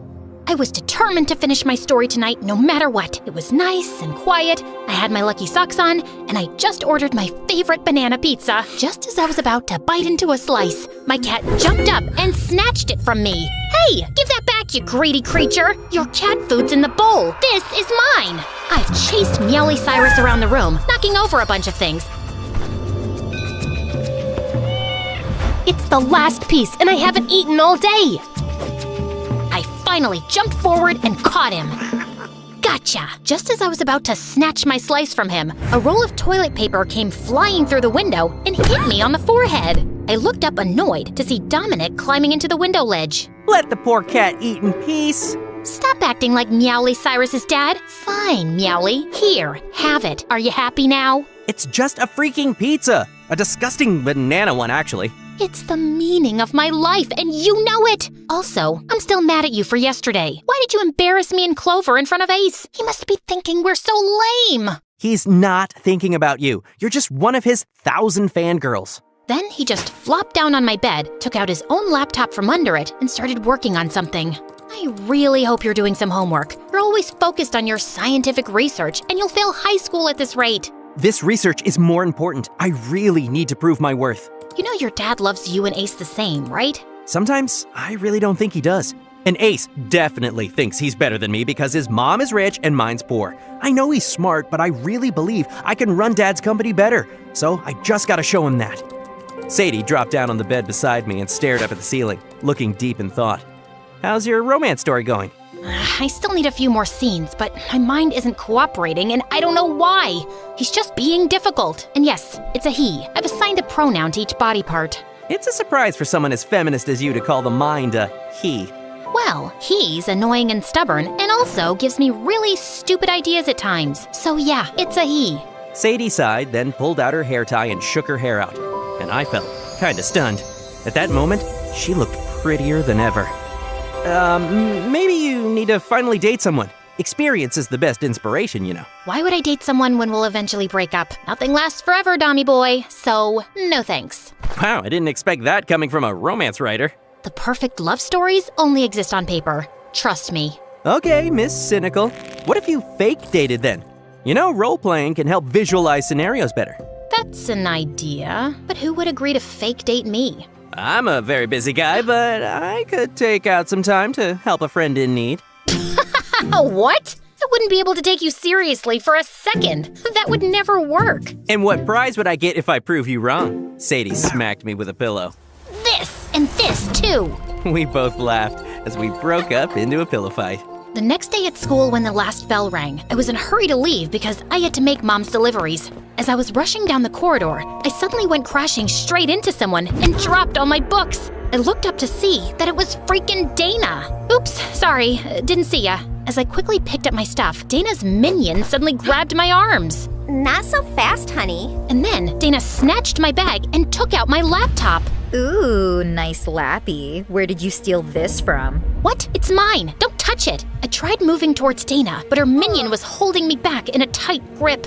We've always wondered how a trashy peasant like you got accepted into this elite school. There's a thing called a scholarship. I guess only smart kids know about it. Look at that attitude. You don't belong here, delivery girl. And with that, Dana threw the laptop on the floor so hard, it was instantly wrecked. No! Dana's minion let me go, and I kneeled down next to my poor laptop in despair. No, I don't have a backup for my story.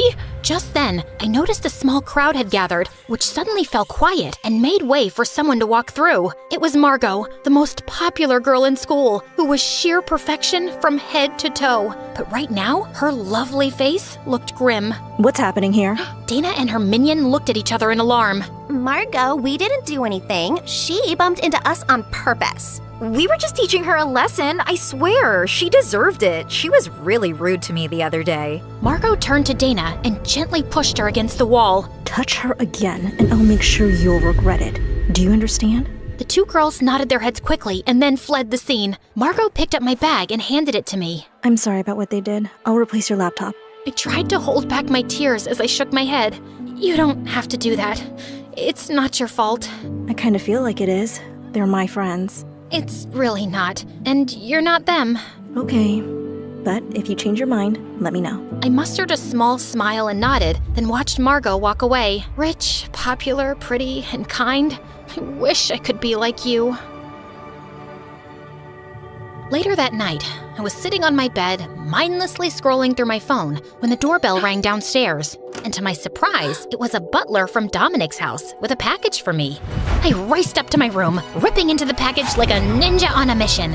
Inside was the sleekest laptop I'd ever seen, shining like a knight's armor. Heard what happened in school today. I'm gonna be stuck in the lab till really late tonight, so I couldn't come see you. But you better not miss the deadline for that story. P.S. Don't drool on the keyboard, Dom. Oh my god, I could kiss you right now, Dom. I had to start the story from scratch, but I was suddenly pumped. I typed furiously the whole night and was finally done at dawn. At some point, I must have dozed off on my desk because I suddenly opened my eyes to find someone's face really close to me, and I jumped back with a shriek, falling off my chair. Dom, you scared the living daylights out of me. I'm sorry. I was just checking to see if you were breathing. You're a very quiet sleeper. Have you submitted your story? No, I need to do a final proofreading. Why don't I do it for you?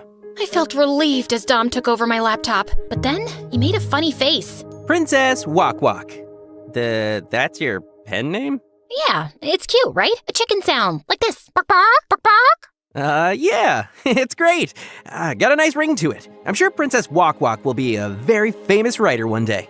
I stared sleepily at Dom's face as he read my story, and I couldn't help thinking that he looked really cute with his mussed-up hair. Done! I think it's really good, Sadie. Send it. I triumphantly sent the email and felt a weight lift off my shoulders. Wait, are you just coming back from the lab? Yep, just thought I'd check on you before heading home, which I should do now. I could use a shower. As he was leaving out the window, I placed a hand on his arm. Thank you again for everything. You're the best. Dom looked back at me with a serious expression that I couldn't read. You're welcome. Actually, Sadie, before I go, there's something I've been meaning to tell you. I think I'm just gonna say it now. Oh my god, was he gonna tell me he liked me? So, what's the emergency? Okay, so, yesterday I was having trouble with my ideas for my romantic story, and Dominic suggested that he and I could fake date for inspiration. Of course, I didn't take that seriously, but then he sent me a brand new laptop last evening so I could finish my story. I mean, that was just him being a good friend. But then he popped by this morning to check up on me and said he wanted to tell me something, and he looked really serious. And then he just told me something about their company problems. But Clover, I think you might be right, and he wanted to tell me that he likes me. No, wait, what if he's obsessed with me? I can't lose him as a friend, Clover. Wow. So this is the emergency you're talking about? And I already told you he likes you. So now you want to confirm it? Yes, and you will help me. Clover immediately dug into her bag and took out a book titled How to Tell If a Guy Likes You. Here are 18 signs. You just have that lying around in your bag? Yes, for moments just like this. Also, I have a book called How to Dump a Guy Nicely. Here are 18 ways, but it's too soon for that. Now, let's see what signs we've got here. Okay, a man's feet point at what he wants. So if his feet are pointed at you when you two are talking, he's into you. Check. Where else would his feet be pointed? He can't stand like a penguin. He remembers small details about you. Check. He's always there when you need him. Check. We've known each other for so long. Of course most of those would apply. Yes, but some things need further observation. Like, does he look for your reaction first when he makes a comment or joke in a group? And is he using alpha body language around you? Alpha body? What does that even mean? That means we need to test a theory. You'll have to engage Dominic in conversation and observe his reactions and body language. Then you tell me your observations and I'll interpret them. Just like that? Yep. It won't be anything difficult. You're just talking to him like usual. But you'll just pay more attention this time. Okay, I suppose I can do that. I was in my pajamas and taking a plate of food to my room when I spotted the maid talking to someone at our front door. And it was the last person I was expecting. Margot? What brings you here? Oh, hi. Can I come in and explain myself? Yeah, of course. Come in, please. The maid moved aside and let Margot in and then left. And as Margot looked at me with a half smirk, I was suddenly very aware of my stupid pajamas. Dominic, right? I came to see your brother. Oh, wow. So you know my name? Of course, we're in the same class. Yeah, I knew that. My brother's not home yet. That's all right. I just wanted to return his wallet. He dropped it at the dance club earlier today. You guys were there together? No, I just found it on the floor and realized it was his because of the ID inside. I see. Well, I'll make sure he gets this. Thanks. Suddenly, an awkward silence fell between us as my brain scrambled for words.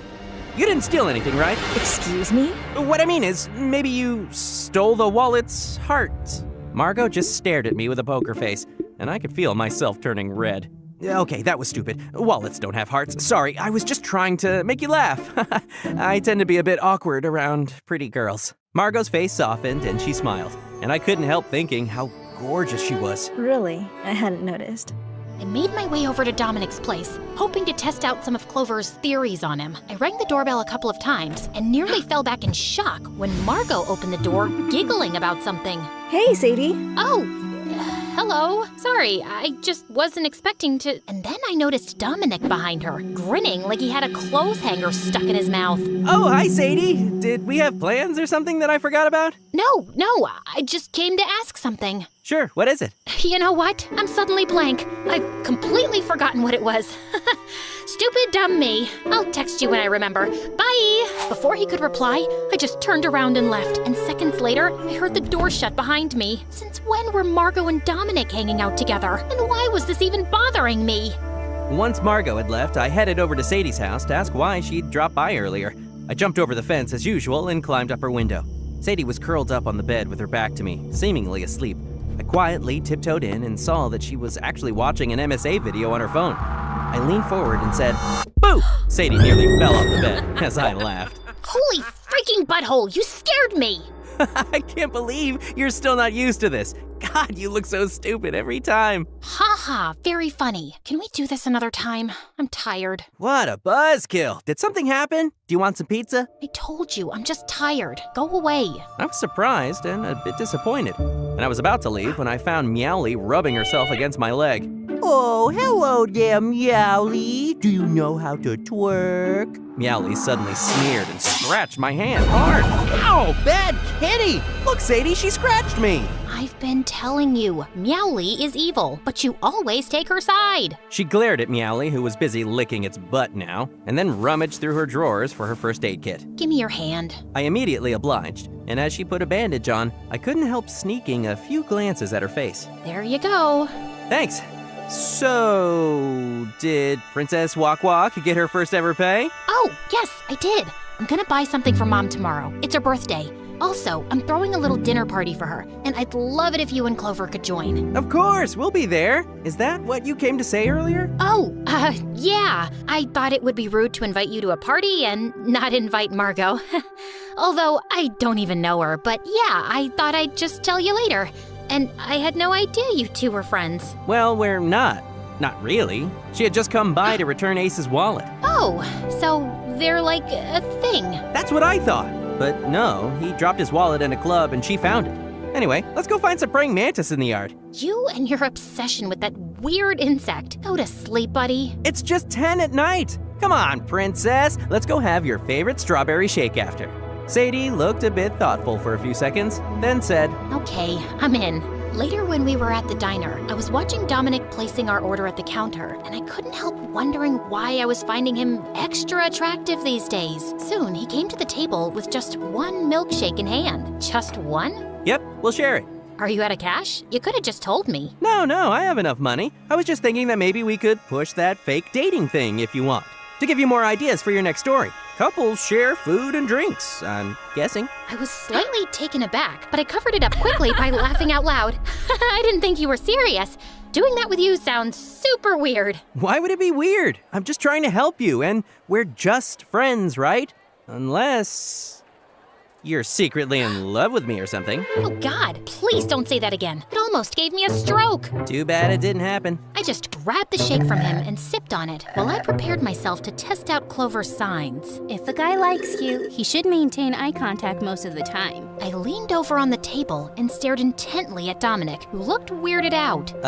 What you doing? Nothing. You're ugly, and I just realized that you have two eyes. You just realized that? Did you hit your head somewhere? Just then, a pretty waitress walked by, and Dominic was immediately distracted. He will try to impress you most of the time. Didn't look like Dominic was making any effort to impress me. In fact, he let out a long burp, and I felt disgusted. He finds small ways to compliment you. As I fixed my hair and tried to look cute, Dominic made a weird face. Why are you pouting? You look like a dying fish. He finds small ways to touch your arm or hand while talking. Oh my God, you gotta look at this dog and monkey video. It's so funny.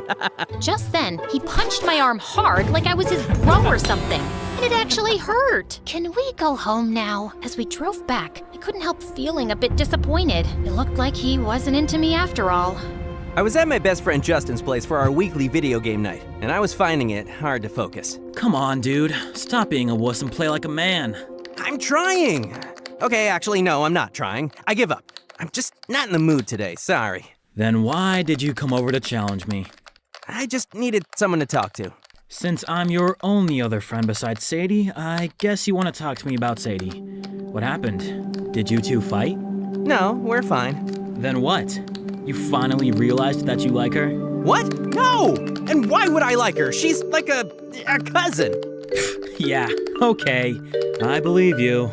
I mean it. I don't like her. Not like that. And besides, she likes my brother. He's good looking and literally good at everything. You're smarter than him, though. I'm more book smart, but he's smarter in business and life. Of course Sadie would like him. You're in deep trouble, dude. You're useless. Do you know that? Whatever. What is it you want to tell me? Nothing now. I'm off. Bye. I threw a pillow at his head and left. Mom's little birthday party had gone great, and she loved the present I got her. The next morning, I used a tidbit of makeup and decided to let down my hair. As I walked into school, I could feel more eyes on me than usual. Later that day, I was supposed to meet Dominic in the library, and I wanted to see his reaction too. But he was 20 minutes late. Finally, I called him. Where are you? We don't have all day to finish this homework. The class will start in 15 minutes. Sorry, I'll be late today. I'm at the lab. Can you just work on mine too? Pretty please? No. Come on. You can do this for your best friend who's amazing and has been busy cracking the cure for paralysis for months now. Okay, fine. Thanks, you're the best. I rolled my eyes and hung up and went back to focusing on my homework. But sometime later when I lifted my head, I noticed Ace sitting at a table across the room. He looked super serious, talking to someone on the phone in a low voice while flipping through a business book. Ace? In the library? That's gotta be a first. I went back to work, and when I looked at the time, I realized I was running late for class. As I rushed out, someone reached for the doorknob at exactly the same time as me, and our hands brushed. I looked up to see it was Ace, who had a half smile on his face. Sorry, go ahead. Oh, please. After you. I could feel myself turning red as I smiled and stepped out, and Ace followed me. Did you see that?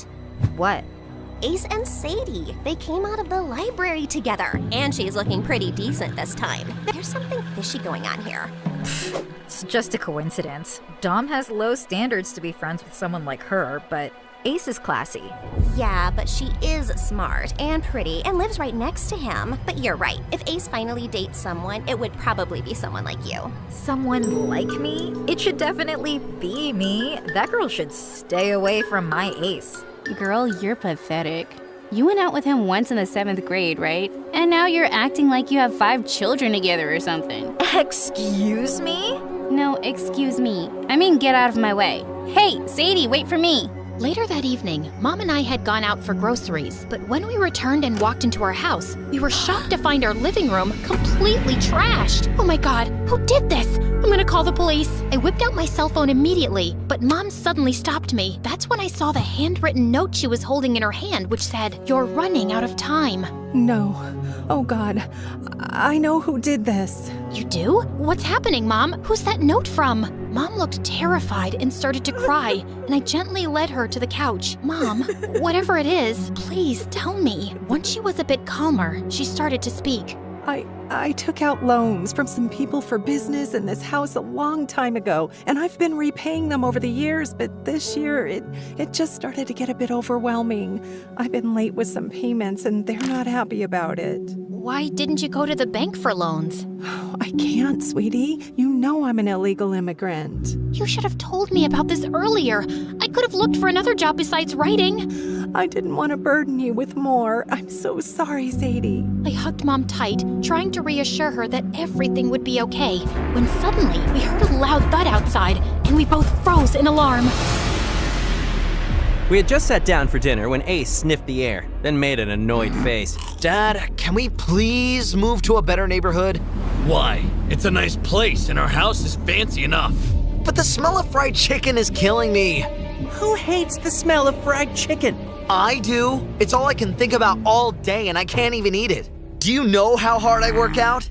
Okay, enough with the nonsense talk, boys. I have an important announcement to make tonight. I already knew what it was, and I could barely hide my glee. I got a call from Dr. Henry at the lab some time ago, and he informed me that Dominic just made what could be the medical breakthrough of the decade. Ace looked completely stunned. Several companies are already showing interest in buying the research to produce it. Dom, you may just have solved the company's financial problems. Dad, I want us to produce and distribute it ourselves. Trust me, it'll bring more money to the company. I've worked out the numbers. And here I thought you don't have a business mind. Ace, your brother is giving you some tough competition for the CEO spot. Now let's raise a toast to him. To Dominic. To Dominic. The next day, I decided to join the gym where Ace worked out, and he clearly wasn't happy to see me.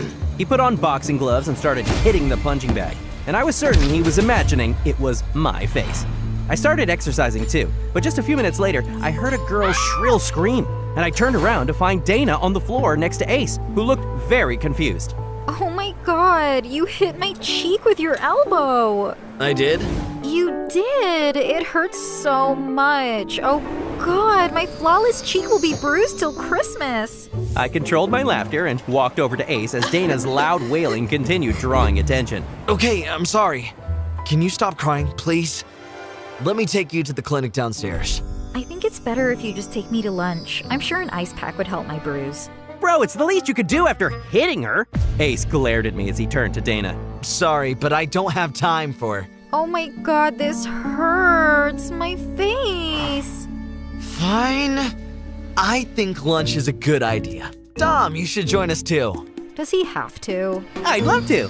Later in the food court, I couldn't stop grinning as Dana slurped loudly on an extra-large smoothie while Ace looked bored and annoyed. I can't believe I'm looking at the future president of biotech. Wow. Who are you talking about? Me, of course. It's not set in stone, bro. Ew, of course it's gonna be Ace. You're so cool, Ace. Your next girlfriend would be the luckiest girl on earth, babe. She winked at him, and he just stared back at her blankly. This is just the best second date ever. How is this a date? And when did we have our first? Don't you remember our 7th grade date? You know, that time we went to the amusement park and you held my hand on the merry-go-round? And then you puked on my shoes? Holy shit. Your vomit girl? Yes, that's me. And it's so cute you have a nickname for me too. I think I'm gonna cry. OMG, you guys are just meant to be! Dom, why are you even here?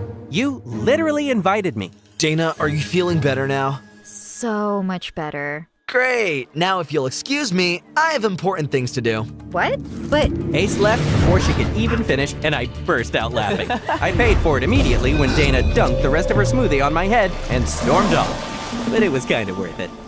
I was sitting with Clover in the cafe when Justin came by looking for Dominic. I told him we were waiting for him too, and he plopped his butt next to us and started playing on his phone. Clover looked annoyed at him as usual and was sipping her juice loudly when suddenly she started coughing hard. Hey, are you okay? What a careless squid. Did you just call me a squid? What should I call you dressed like that? A beautiful princess from a faraway land? Finally, you're making some sense. I was laughing at their dumb banter when Dominic walked in, smiling from ear to ear.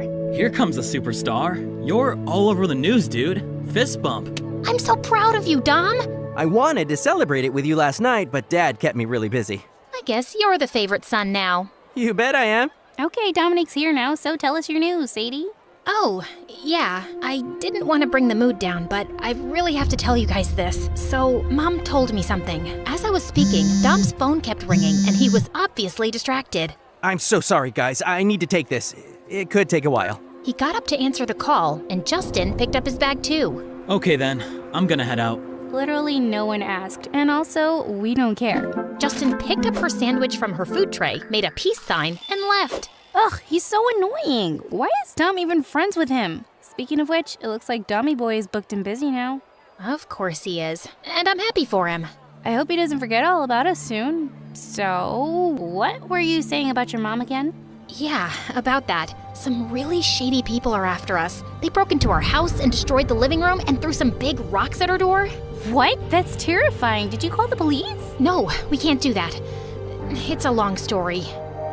Dad had booked a private hall in a hotel for the night's event, and the place was bustling with people in expensive suits and gowns. As Dad stepped onto the small stage, the chatter and the music died down as all eyes turned to him. Good evening, everyone, and thank you for coming. Tonight is a very special night because we are celebrating a milestone in my younger son's career as a scientist. His amazing new product will be available on the market in 3 weeks' time. He beamed at me proudly as the audience applauded. Dad raised his glass, and everyone followed him. I present to you with great pride the brains behind our company's latest contribution to the medical field, Dominic. As everyone joined Dad's toast, my gaze shifted to Ace. I could tell how forced his smile was, and I'd never felt more satisfied. After socializing with a bunch of people, I slipped away for a bit to get a break. I just sat down at the bar when Dad approached me, along with a sophisticated-looking couple. Dominic, there you are. I would like you to meet Mr. Hansen, the CEO of one of the biggest mobile companies in the country. And this is his wife, Senator Hansen. As I thanked them for coming, suddenly someone else joined us. I'm sorry, I got caught up in the restroom. Margot? Dominic! Hey! Congratulations! So, you know each other? Yes, sir. We are... Friends. We're in the same class. And yeah, we're close friends. Right, Dom? Yeah, we are. Oh, how lovely. How come you two never mentioned you were friends, Margot? You never asked. I'm very pleased you two are well acquainted. We'll leave you two in each other's company then while we talk business. When our parents were far enough, I turned to Margot. What was all that about? I'm so sorry for putting you on the spot. My parents are always after me for not being social enough, and I knew they'd be happy if they thought we were friends. Okay, I guess that makes sense. Would you like some fruit punch? Sure, why not? The bartender got us our drinks and we sipped away in awkward silence before Margot broke it. Well, I didn't completely lie. We're in the same class. You got a point. So that just makes you half a liar. Is that better? Margot laughed, and I felt rather pleased with myself. She finished her drink and got up to leave. See you around, Dominic. I'll look forward to your jokes next time. I could feel myself turn red as I smiled and watched her walk away. I kept looking out my window impatiently, wondering when Dominic would be back. He hadn't replied to my texts, and when I called him, he didn't answer either. Just then, I looked out the window again, and to my surprise, I found Ace by the pool. If he's back from the event, shouldn't Dom be too? I decided to just go over and ask Ace. I walked through the gap in the fence that divided our houses and went to the pool area. Ace was propped up against the ledge, with his head leaning back and his eyes closed. Hi. Sorry to disturb you. I just wanted to ask where Dominic is. He hasn't been answering my calls. Ace turned around with a half smirk on his face. He's still pretty busy with all the attention he's getting now. He's been craving this kind of validation his whole life, you know? I was just asking if he's already home because I was getting worried. As I was speaking, Ace got out of the pool, stood in front of me, and started shaking water out of his hair. Oh, yeah? And then, out of nowhere, he pulled me in by the waist till our faces were inches apart. What are you doing? You got a stray eyelash. He flicked it away gently from my cheek. Wow, how did you see that? It's pretty dark. Perfect vision, I guess? Then he winked at me and let me go. I was still feeling pretty confused by the whole situation when I spotted Dom walk up to the front door of their house. As I stormed angrily towards the door, I couldn't believe that I'd just seen Ace and Sadie kissing. Yeah, sure, I knew everyone had a crush on Ace, but I never imagined Sadie would like Ace seriously. Just as I was opening the main door, I saw Sadie running up to me. Hey, buddy, where have you been? I called you a whole lot. Sadie, if you don't mind, I'm exhausted right now. Let's talk tomorrow. Oh, okay. Good night then. I managed to give her a weak smile before I went in and closed the door. It felt like my heart was burning. The next day at school, I was still feeling troubled by Dom's behavior, and I started talking to Clover about it as we put away our stuff in the lockers. So, last night, I went over to Dom's place, and just then, I noticed Clover wasn't even listening and was watching something over my shoulder. Wait, is that Dom? I turned around, and I could hardly believe what I was seeing. Dom's shirt was unbuttoned at the top. He wasn't wearing thick glasses anymore, and his hair was slicked back with gel. Other kids in the hallway were turning around to look at him as he walked towards us. You're Dominic the science nerd, right? Hey, what's with the new look? We barely recognized you. But Dominic just ignored us like we were invisible. And then to my shock, he walked straight to Margot at the end of the hall. The two of them left together, laughing and chatting. Did he just ignore us and walk up to Margot?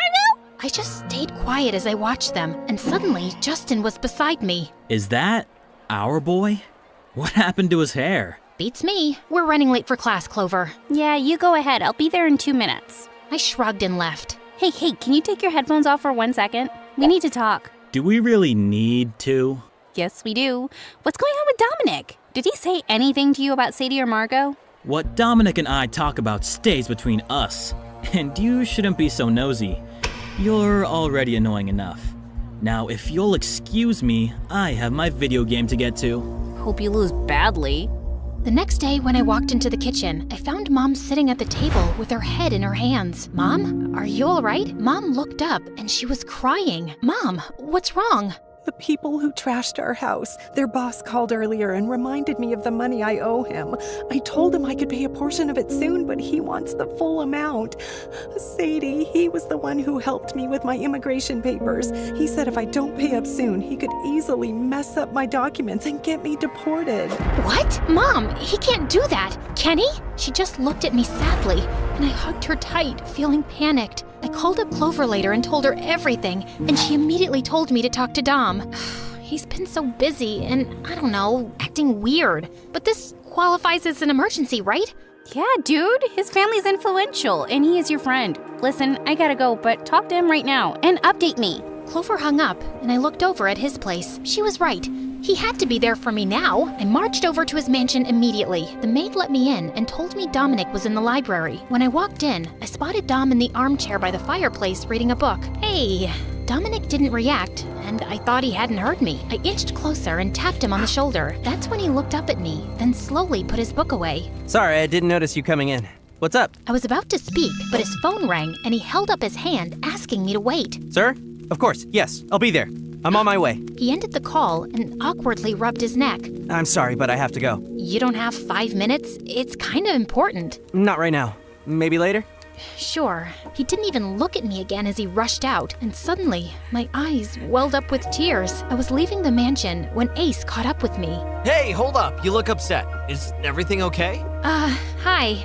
Yeah, it's nothing, really. I may not be Dom, but if you need someone to talk to, I can listen, you know? It's just some silly stuff, Ace. I wouldn't bore you with it. And I'm sure you have more important things to do. Try me. Come on. Ace led me to the living room, and I decided to open up to him. Okay, I really don't know what to do anymore. I found out recently that we are neck deep in debt. The shady people that my mom owes money to are threatening to take our house, as well as mess with my mom's immigration status because they helped her with those papers. Ace was quiet and looked thoughtful for a few seconds. If your mom's immigration papers are processed legally, then there's nothing to worry about. I know a few people in the immigration office, and I'll ask them to do it. You would? Why? Sadie, I've known you just as long as Dom has. We're neighbors. We aren't close, but I consider you a friend. Trust me, this isn't a big deal. Ace, I don't know what to say. Thank you. Thank you so much. Soon after, I left, feeling pretty surprised by this turn of events. But I was gonna take any help I could to sort out Mom's situation. You might be flying high right now, little bro, but I know what your biggest weakness is, and I'm gonna use it to bring you down very soon.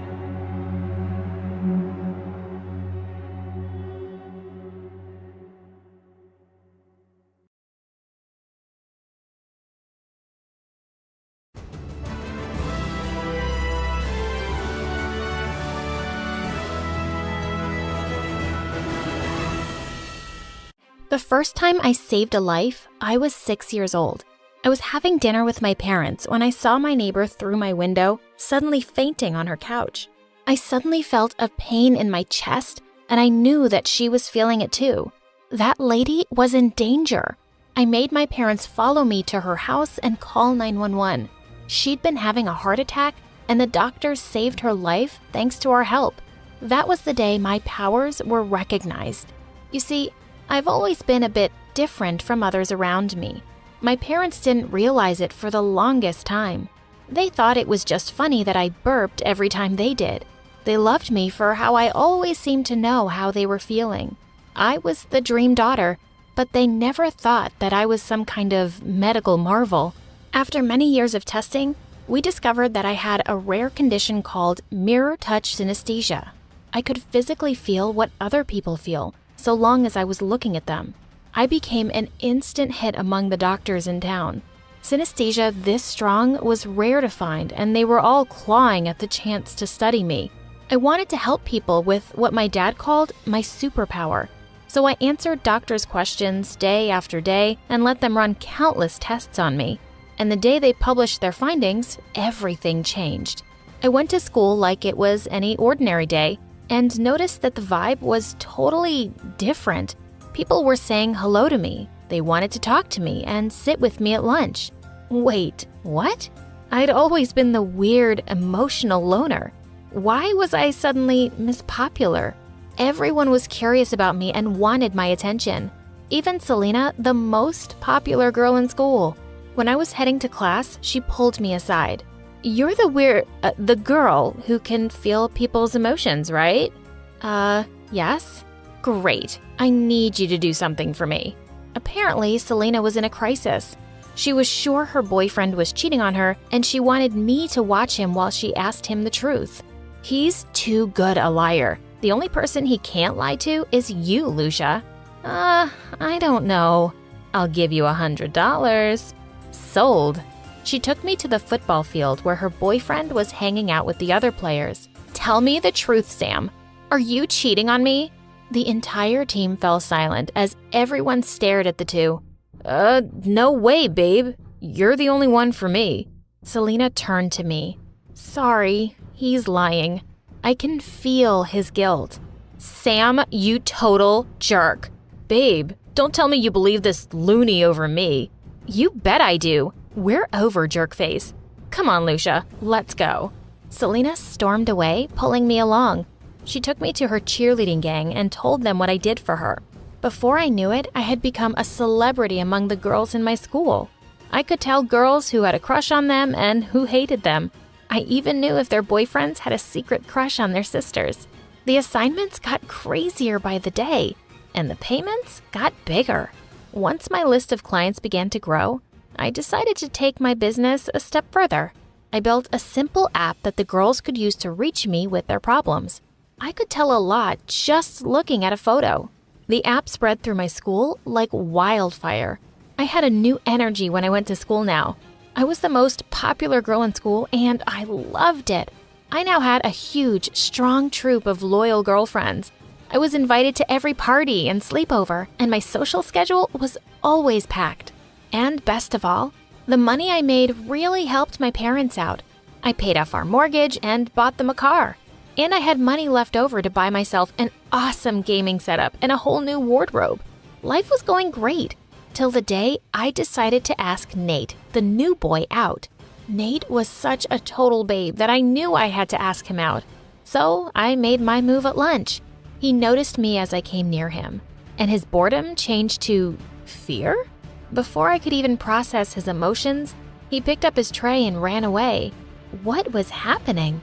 I tried to talk to Nate once more when we were leaving school that day, but one look at me and he ran away again. I looked around me in shock, and that's when I suddenly noticed it. I gasped. There were no boys near me. They'd all formed small groups that hovered at the edges of the parking lot, and they were always looking at me. Even at this distance, I could feel it. I walked towards them, and they literally ran away from me like scared little rabbits. What's up with the boys, Selena? They're scared of you, Luce. They know that if you see them up close, you'll know all their little secrets. So it turned out that my powers were scaring all the boys away from me. I tried to ignore it at first, but it started to get under my skin. First, they stopped partnering with me in class. Then they started wearing hoodies and sunglasses to school to hide their faces from me. Till one day, they even started disappearing from the hallways when they saw me. This was getting beyond ridiculous. As if this wasn't bad enough, this Lucy phobia meant my job was getting harder too. Now that the boys were avoiding me, I was always hiding and wearing disguises to spy on people's dates. Thankfully, the money was still rolling in. But when I didn't get asked out for the spring dance, I was devastated. I turned off my app for a day. I didn't want to hear anyone's problems today. I had enough of my own. Selena called me 5 minutes later.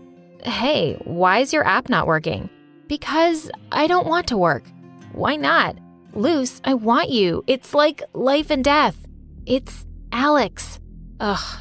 Alex was some boy from another high school that Selena had been crushing on forever. He's coming to my party tonight, and I'm gonna finally ask him out. You have to come too, because I obviously, totally need you.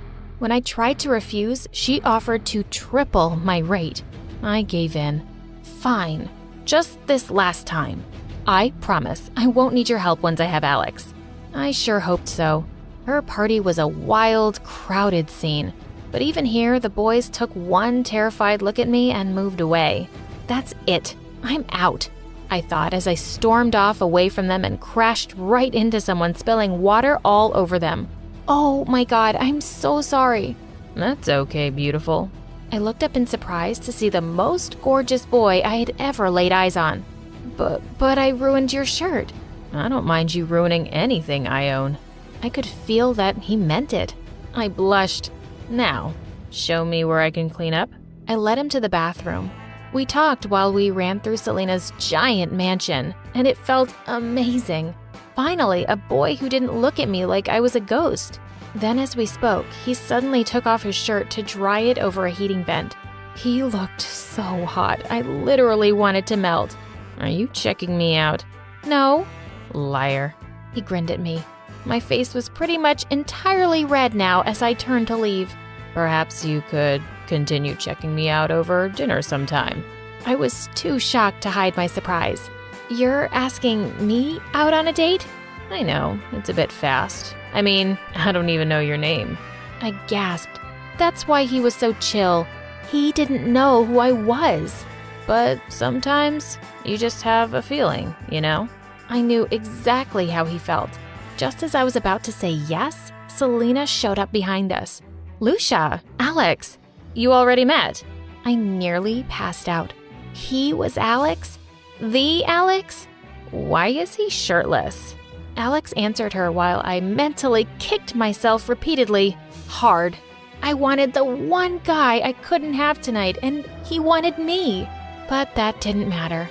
Selena quickly texted me to go away and watch them from a distance because she was gonna ask him out. I made a lame excuse and started walking away when I felt a tap on my shoulder. It was Alex. Hey, before you go, were you gonna say yes? I panicked and blurted out, Yes, to what? Going out with me? Sorry, no. I walked away hurriedly and sat with them in my vision. I watched Selena ask him out. I felt Alex's disappointment as he said yes. I was disappointed too. Selena begged me to shadow them for 2 dates, just till he asked her to be his girlfriend. With the crazy money she was offering, I just had to do it. I could retire. On their first date, I was very careful and wore my best disguise. I was watching Alex's face over the top of my book when suddenly he looked at me, like right at me. He recognized me. I could feel his confusion and amusement. He was about to come over. I panicked and slid under the table. Nice outfit, Lucia. He walked away without waiting for a reply. I had no answers to give when Selena grilled me. I can't believe he spotted you. Ugh, look, I need you there when I ask him to be my boyfriend. So I'll just do it in a public event, like a party. Unstoppable Selena put together an event faster than I could blink. I went for my last assignment, sulking the whole way there. But then I saw Alex at the party, and he made my heart hurt. Where on earth would I find a boy like him again? Are you ready? I nodded grumpily. She took Alex aside and told him how she felt. The first thing I felt was Alex's polite but firm no. I could sense Selena's anger and disappointment as she turned around and ran away. Just then, Alex turned and walked right up to me. You're not a very good spy, but you're a very good friend. Helping Selena out like this with your powers when you clearly have a crush on me. My face was red again. So what? You have a crush on me. Yeah? But you know what I do. Why aren't you running like the other boys? Because I have nothing to hide. Plus, you're just too gorgeous to ignore. Will you go out with me? Just don't ruin my shirt.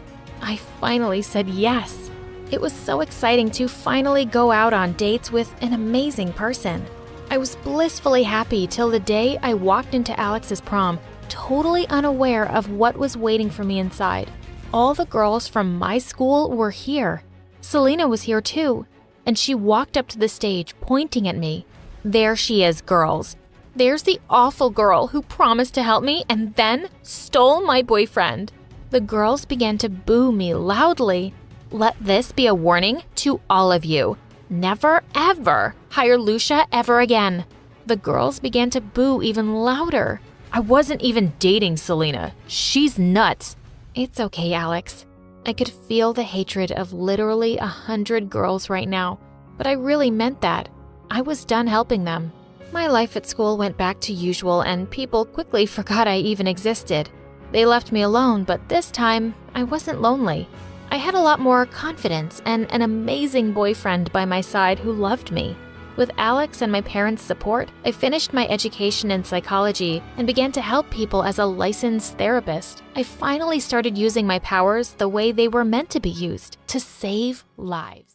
Years ago, outside a busy restaurant, there was a 17-year-old girl begging for money. She held a child in her arms. She was too skinny, dirty, and tired. No one paid any attention to her. A few minutes later, exhausted, she sat on the curb, holding her baby, listening to the hungry cries of her newborn. She didn't know what to do. A car pulled up beside her. A lady walked out and took her hand. "Stand up, sweetheart." The young girl stood. "Why are you here?" The young girl told the lady her story. Her boyfriend abandoned her when he knew she was pregnant, and she didn't know anyone else in the city. She didn't know where to go or how to get her next meal. The lady listened to the story without interrupting. "My name's Griselda," she said. "I've got a place that you can go to. I've helped many women just like you. Will you come with me?" Desperate, the young girl joined the woman in her car. She took her to a shelter for women in need. The young girl had heard stories about shelters, but this was nothing like the accounts she'd heard. It was neat, friendly, and warm. It was a place where women regained their dignity and cared for their children. It was blissful. Griselda was a rich businesswoman, but the shelter was her passion. She funded it and searched the streets looking for women who needed help.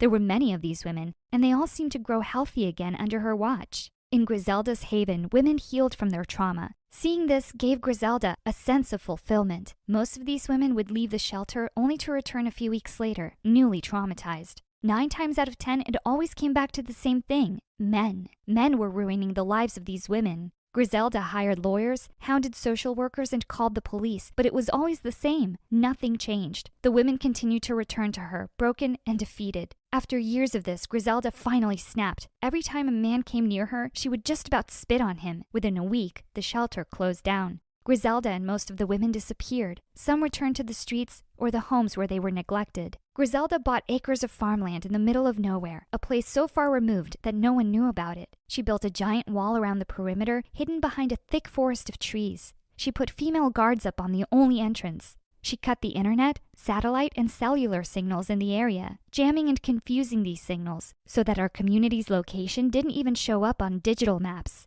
When we keep the men outside, we will have a safe place to grow, she told the women. She invited all the women in the shelter to join her, saying that there was more than enough room for all of them. Griselda promised them work and a new life free of pain and suffering. All the women had to do was promise they would never speak about men again. There were many women who weren't willing to part ways with men. They were kicked out of the shelter and excluded from Griselda's plans. But there were many women who had come to love Griselda and saw her as a mother. These women agreed to her conditions. These women were welcomed into her community. My mother was one of them. In fact, I was the baby that 17-year-old girl was holding. And my name is Stephanie. I went to school like all the other girls. Everything taught in the community was a modified version of history. All inventions, discoveries, and breakthroughs were made by women. They told us that there wasn't anything outside the community because the rest of the world was destroyed in a very strange version of World War II. Beyond the forest and the wall that separated our community from the outside were all kinds of scary things, zombies, monsters, etc. These were the scary bedtime stories that all the girls were told. My life in the community was fun and safe. I had lots of friends, and it didn't bother me in the least that they were all girls. The adults gave me tons of freedom and were very open with me.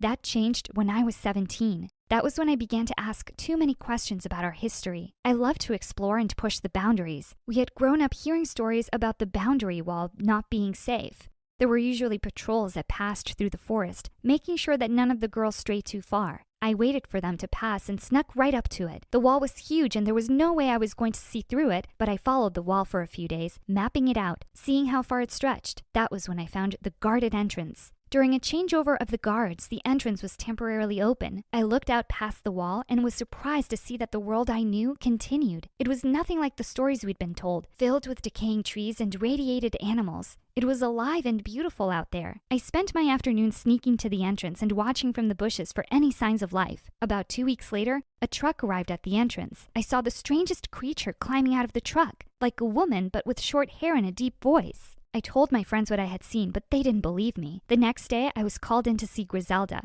She assured me that what I had seen was just a woman who had suffered because of the radiation out in the world beyond the community. But I saw plants out there, I said. Of course, she said. It's only a small patch of loveliness just before it gets really ugly and unsafe. Now I need you to stay away from that wall. It's not safe out there. Maybe she was right. I agreed to stay away from the wall, but unlike my friends, my curiosity continued to grow. Griselda was definitely hiding something. About 3 months later, one of the pregnant ladies that used to babysit me when I was younger went into labor. After 2 days of not seeing or hearing from her, I went to the hospital to see her. She was dazed from all the medication, but when she saw me, she became lucid. "They took my boy," she cried. That was all she was able to say. The nurses burst into the room, ushered me out, and closed the door. That evening, I asked my mother what boy meant. She almost dropped the pan that she was washing. Then she smiled at me and asked me where I'd heard that word. I told her. It must be a name that she gave to her daughter. I didn't feel like I was getting the whole truth, but I let it go. A week later, I went to visit my babysitter in the hospital, but she wasn't there anymore. But Griselda was. She greeted me with a sad look on her face. Unfortunately, she didn't make it through the trauma of her delivery. I was shocked. I'd seen her after she'd had her baby. It didn't make sense.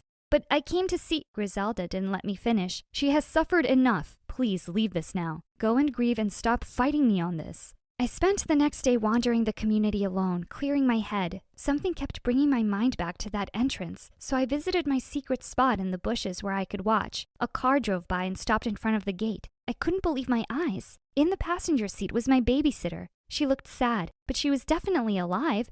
Griselda was driving the car. After signing the paperwork, the gate opened and the car drove out. I was confused, angry, and hurt. Nothing was making sense. I could tell that people were lying to me, but I didn't know why. Even my own mother was holding back on the truth. I decided not to tell her anything. I wanted to do my own research. After conversations with my friends, I discovered that something strange often happened to the pregnant women in the community. About 60% of their children didn't make it. Most of these women either died or were committed to a wing in the hospital for the mentally unstable. So I put in a request to intern as a nurse at the hospital. It took me a few weeks to earn the trust of the head nurse, but eventually I did. She started to relax around me. When I knew I could take the chance, I asked her about the patients in the mentally unstable wing. "You don't want to go in there," she said. "Just a lot of sedated women." I told her that I wanted the hands-on experience. I asked her if I could just work there for a day. "Okay, but just for a day." I visited the wing and found that these women were still alive. While many of them were heavily sedated, there were 2 or 3 that were awake and willing to share their stories with me. "No boys allowed in the community," one lady told me.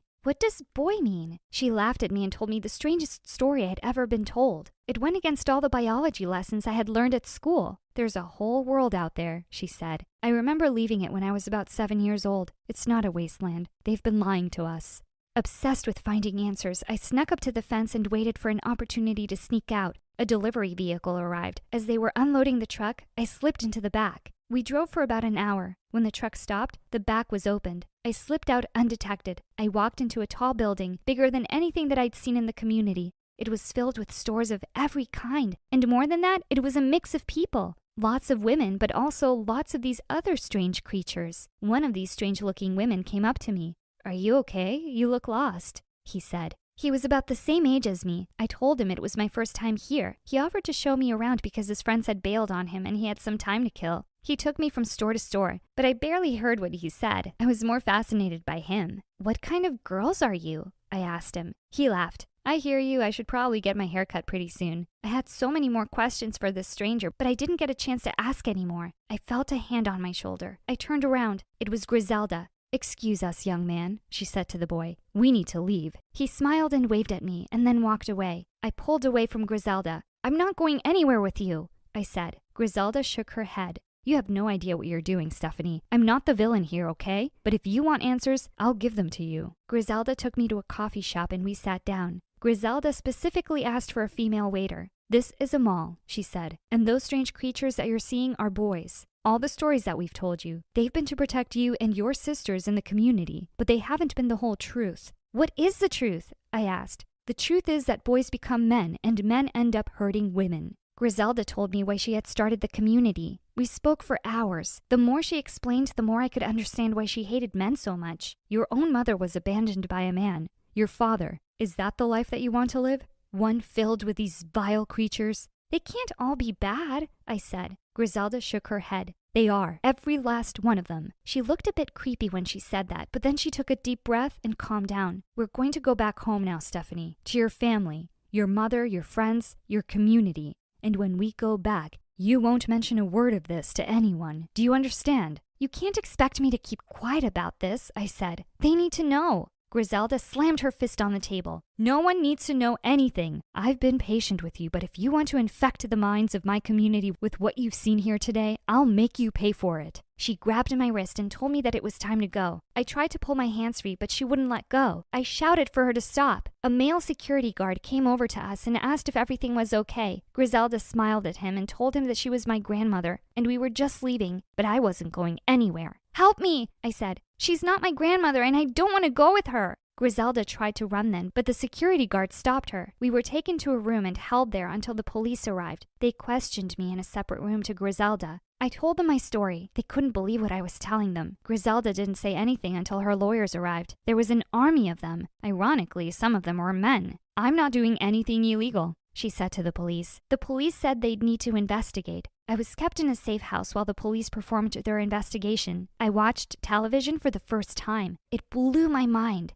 I surfed the internet and even signed up for a few social media accounts. I couldn't believe that there was a whole world of information out there, and anyone could access it for free. I also watched the news from all over the world. It was there that I saw regular updates about what was happening with Griselda and the community. It turns out she had broken the law, and she had hurt a lot of women who didn't want to play by her rules. I felt sorry for her, though. I knew that she just wanted to help. Her anger had overcome her. I testified against her in the court case. Griselda's lawyers kept her out of prison, but she had to give up the farmland and the community. The court ordered her to create a rehabilitation program for all the women who lived on her compound. I spent the next year learning about the real world, about real history, real boys, and everything else that actually happened. I have to admit, Griselda was right. The real world was a mess, but it was real, and I prefer it that way. Some of the other girls didn't cope in this new world. They struggled and wanted things to go back to the normal that they remembered. I did my best to remind them about the truth. The world is a harsh place, but running and hiding is not a solution.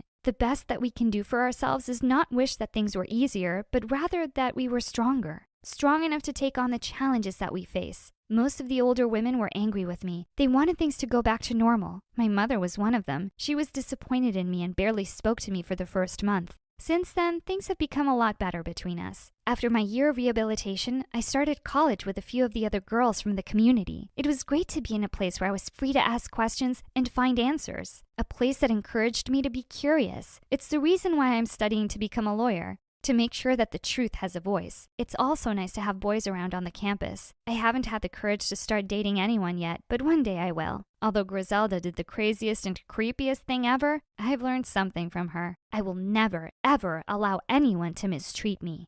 Hello, my name is Lily, and I live in a hidden village high up in the mountains. My father was from a long line of wealthy traders who built these castles themselves. They built a huge wall around the town to keep us safe, and the kids were forbidden from going outside. Obviously, that meant we tried to leave all the time. We would dare each other to get past the gates, but there were 100 guards ready to stop us. The others laughed it off, but I was mad. My father went out for trades all the time. Why couldn't I? When I was 10, I sneaked into his bags before a trip, and I jumped out once the carriage left town. Woohoo! I'm outside with you, Papa! He screamed, and his guards almost jumped on me. Father made the carriage turn back, but he made a stop on the way and showed me a dark, chilly forest. This is the outside world, Lily. It's full of horrible monsters and bad people. As the future chiefess of our town, you have to be inside to be safe.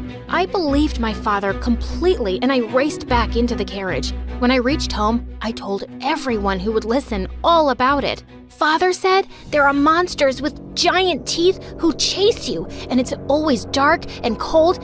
I'm never going outside again. Suddenly, I heard someone laughing at me. It was Arthur, the boy who delivered milk to the town every day. There are no such things as monsters. The chief is a liar. How dare you? Take that back. Nuh-uh. I live outside and I have never seen any monsters. And it's sunny all the time. You're a fool. Everyone laughed at me and I turned red with embarrassment. People started asking Arthur what he had seen, and he said there were towns way bigger than ours. There was even something called a school where hundreds of children got together to play games and learn skills. Hundreds of children? Our entire village had 30 kids. I couldn't believe Father lied to me. I demanded that he tell me the truth and let me out, but he refused. You are my princess. This is the only place I can keep you safe. His control over me changed everything. Over the next few years, I stopped being the sweet Lily he used to know. I turned into a total troublemaker. I broke expensive vases he got from his travels and tore up tapestries he dearly loved. One time he had an important meeting with big traders, and I let all of our goats run free into the room. It was so funny to watch all the men screaming. Father was furious at my antics, and one night I overheard him talking to my mom about setting my engagement. If we get her married, I can officially make her the chiefess. Then she can stay here forever. Be here?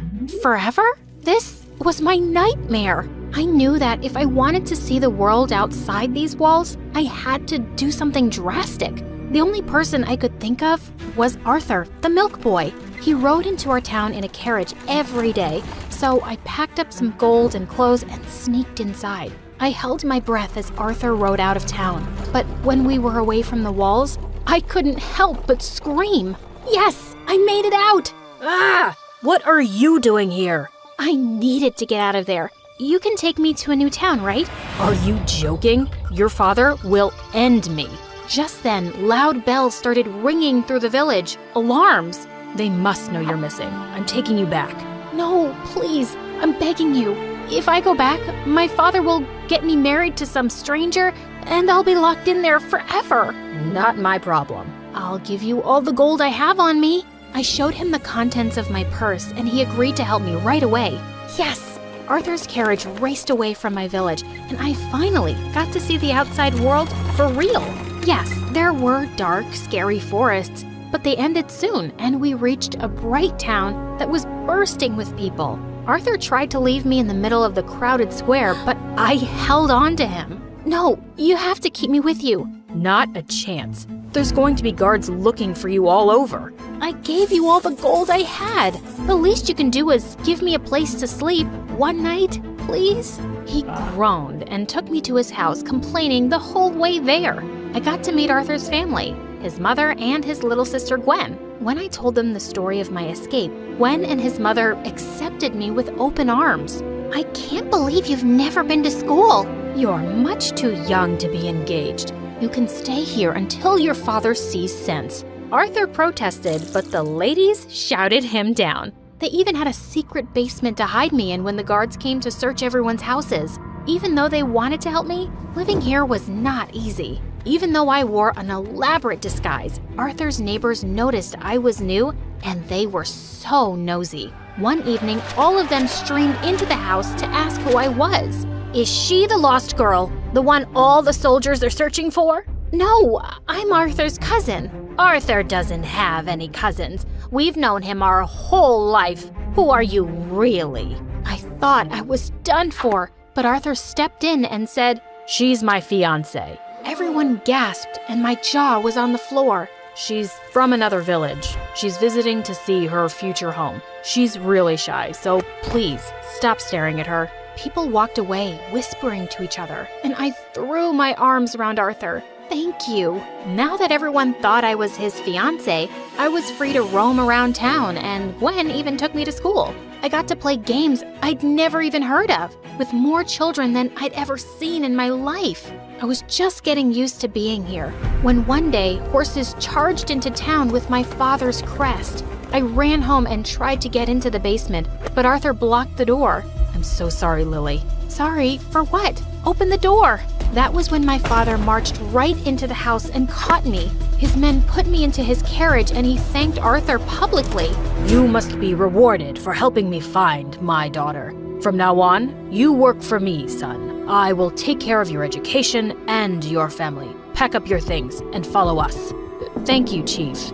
I was in shock. Arthur had betrayed me. My father yelled at me the whole way home, but I couldn't hear a word he said.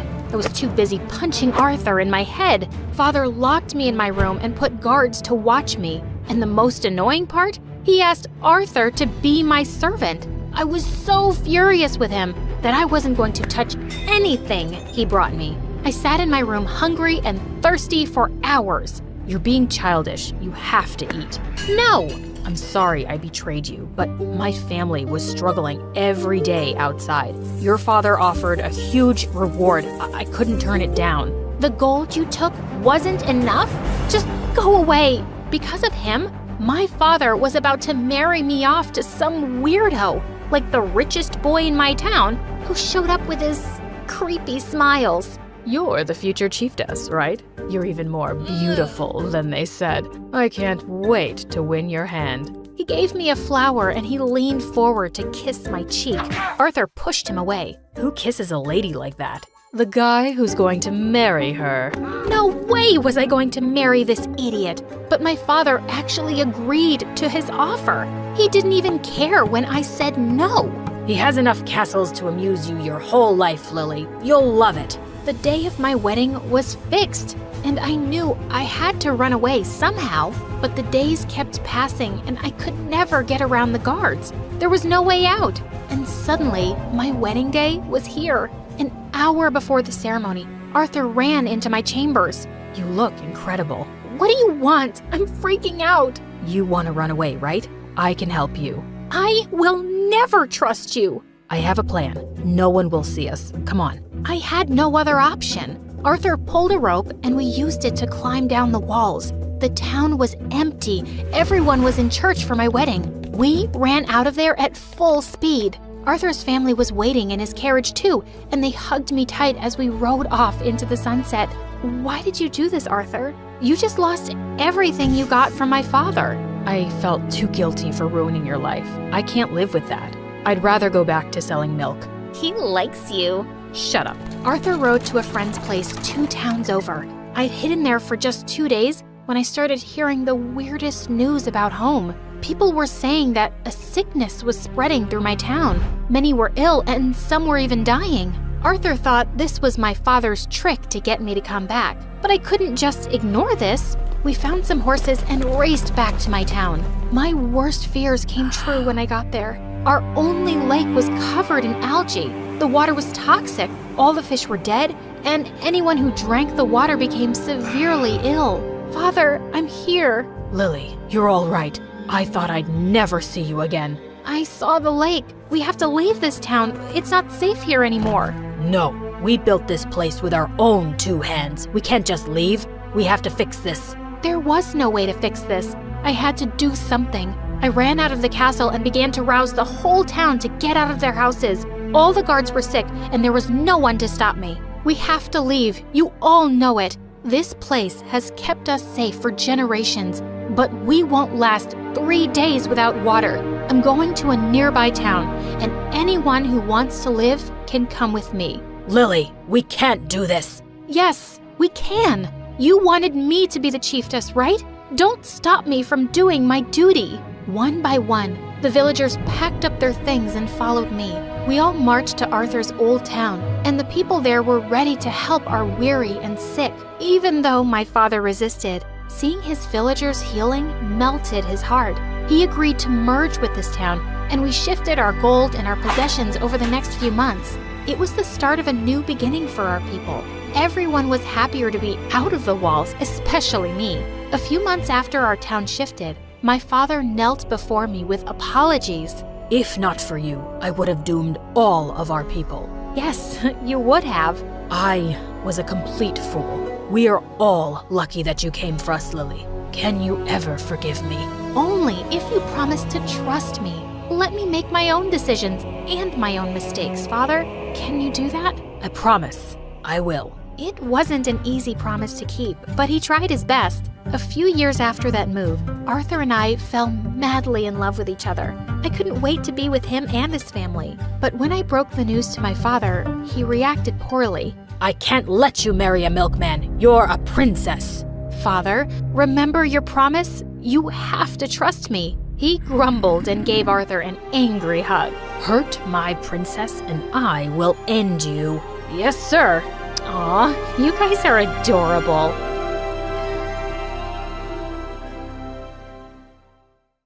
Hey friends, so my name might not be Madison, but for the sake of simplicity, we'll just call me that. I'm a world-famous music influencer, so if you're into music and MSA, you know what to do. Hit that like and subscribe button. Growing up, my dad and I would listen to tons of music. Rock, jazz, hip-hop, rap, everything. Dad worked at a concert arena and told me tons of stories about the shows. One day, I insisted on seeing one, so he took me with him. I'm telling you, Madison, you'll love it. They'll blow your mind. Yay! I'm so excited! I watched the entire concert from my dad's tiny office window and was mesmerized by the sound and energy of the crowd. After that, it became routine for Dad to sneak me into his office every other weekend to watch the shows. In 9th grade, I decided I wanted to share my passion for music with the world and dreamed of being a music influencer. So I created an Instagram account and started posting reviews and videos from the concerts I went to. My content quickly gained attention, and soon I had a steady stream of followers. Then one day, a local band contacted me on my Insta and offered me free tickets to their concert if I posted about them. It was then I knew I was well on my way to my dream of being a professional music reviewer. It all felt like a dream. I mean,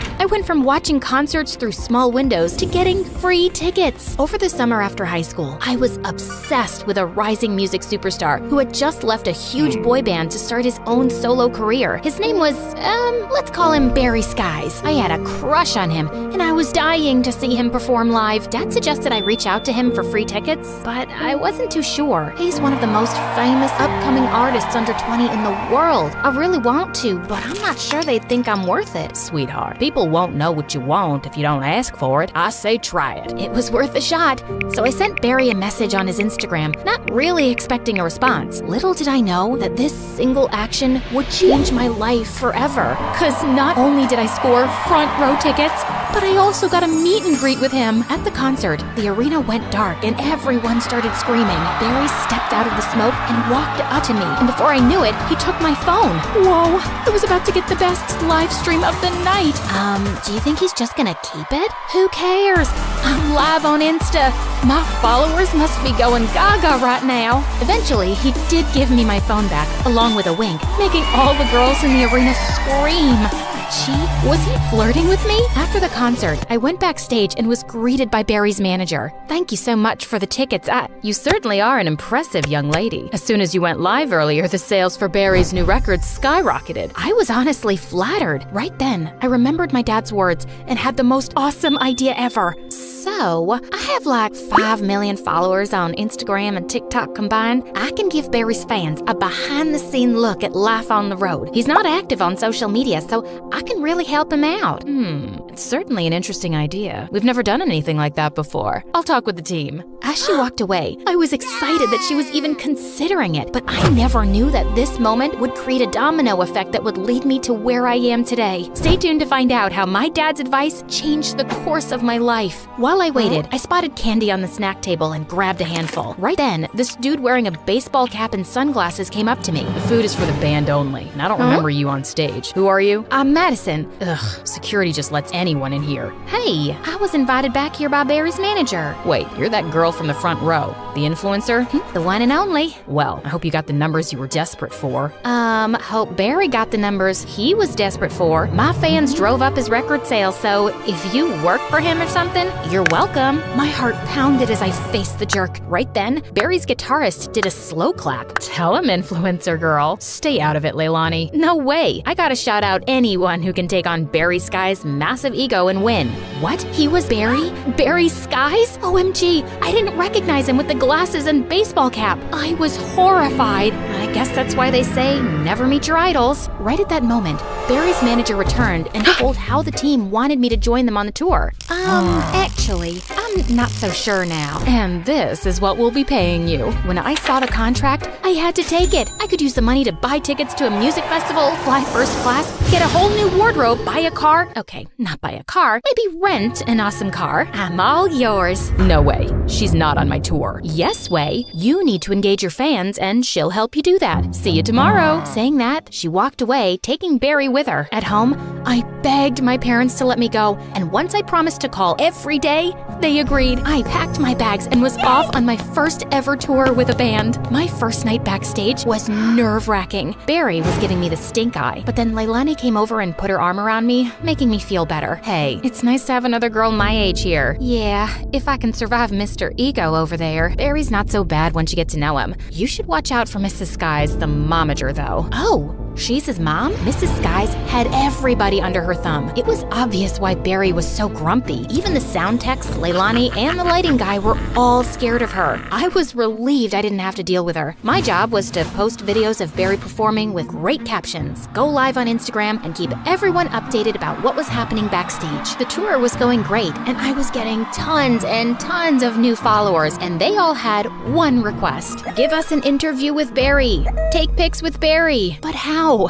I was so frustrated with the guy. He was always in a bad mood. Leilani, you're playing the tune wrong. Ugh, start it again. Barry, I am not feeling well today. I am trying. Give me 5 minutes. Fine. Everyone take 5. I don't know how you do it. He's such a baby. Well, we've known each other since we were kids. Barry used to be more easygoing. I think he's just overworked. He just needs a little more fun in his life. A little fun, huh? I'd give him fun. That night when Barry opened the dressing room door, fake spiders dropped on him. The guy totally freaked out. Hey, who did this? Leilani and I cracked up watching Mrs. Skies trying to pick up the fake spiders. But when he realized they weren't real, he started laughing. Everyone else looked at him like he was crazy, but then they started laughing too. After that day, whenever Barry had a bad day, I'd pull a prank to make him laugh. I'd put a fake snake in a suitcase, fill his dressing room with balloons, have his favorite caramel apples delivered, but with onions instead of apples. Everyone loved hearing Barry's laughter, and it felt like Barry was finally being himself. He was more relaxed and everyone had a blast on stage. Whilst everyone was having fun, in the background, his momager would be tapping her foot, reminding Barry that he's the star and this is work. I could see why he was so tense all the time. One night, I went to listen to Barry and his bandmates rehearse. As soon as I sat down on a chair, there was a loud fart noise. I was so embarrassed, but Barry just laughed like crazy. Someone had put a whoopee cushion there. Gotcha. What? You thought I wouldn't get back at you? I realized then that he knew I was the one behind the pranks. From then on, Barry and I started a prank war. We kept trying to make each other laugh. We had fun being silly together. His glares turned into smiles, and I felt the butterflies again. His mom, on the other hand, was so mad, always trying to find out who was behind the pranks, but Barry never told her anything. If only she knew, I'd be out of a job. One time after the show, I snuck onto the stage to record a live session at Barry's piano, but stopped the moment I heard Barry's voice. I didn't know you played so well. It was nothing. I'll just go. No, please, play a little more. As I played, Barry hopped on the piano and joined in. We finished the song, and he smiled at me. I suddenly realized I was live to millions of people. And there you have it. Barry Skies live and unfiltered. See you tomorrow on the road. So sorry. I forgot I was live. It's okay. Much better than a bunch of spiders falling on my face. I won't say I'm sorry for that. You needed some fun. I know. It was good to laugh like that. It's just that Mom pushes you really hard. Yeah.